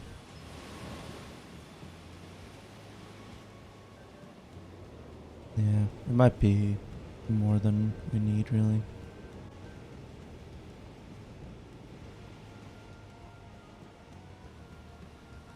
Even 90 might be a bit much.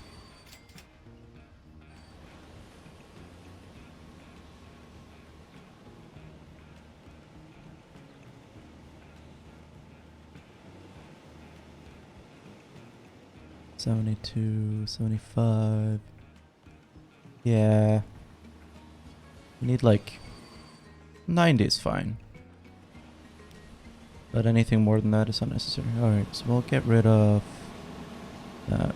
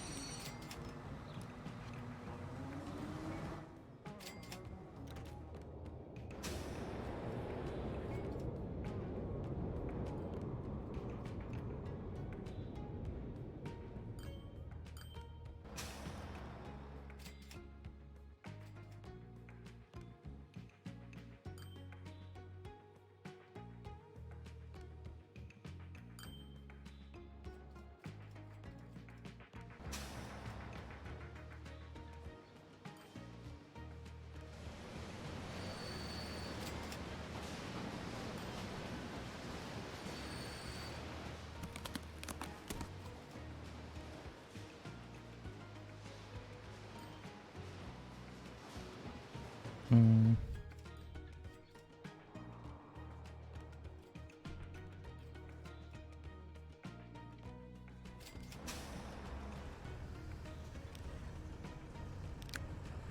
Oh, could we really use another bus on this? Oh yeah, we can.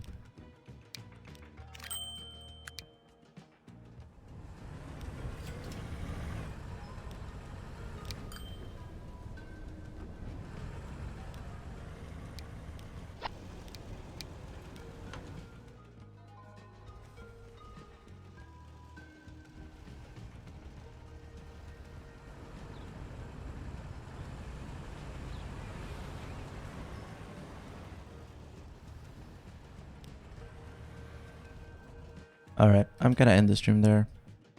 I think it's getting really hot in my room. I need to like open up windows and stuff. And I mean, we've been going for a long time, so.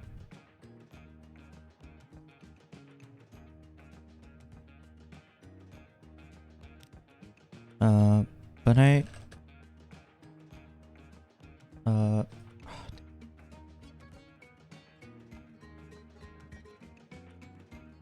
consider donating to Global Health Partners, raising money to send medical equipment to Cuba. They're a good charity. I've raised money for them once before. But yeah, I think I wanna do like a charity drive or something for them, because they do a lot of good work and I don't see a lot of people talking about them. They're like one of the few charities that help get stuff past the US embargo against Cuba. Alright. I'm just gonna end the stream. I'm not gonna raid out. It's just gonna host automatically, whoever is live. But thank you for tuning in.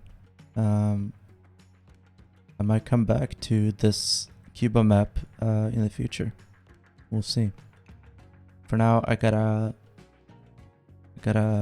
eat some stuff and open up some windows because I'm dying in here. Okay. Thanks so much. See you later.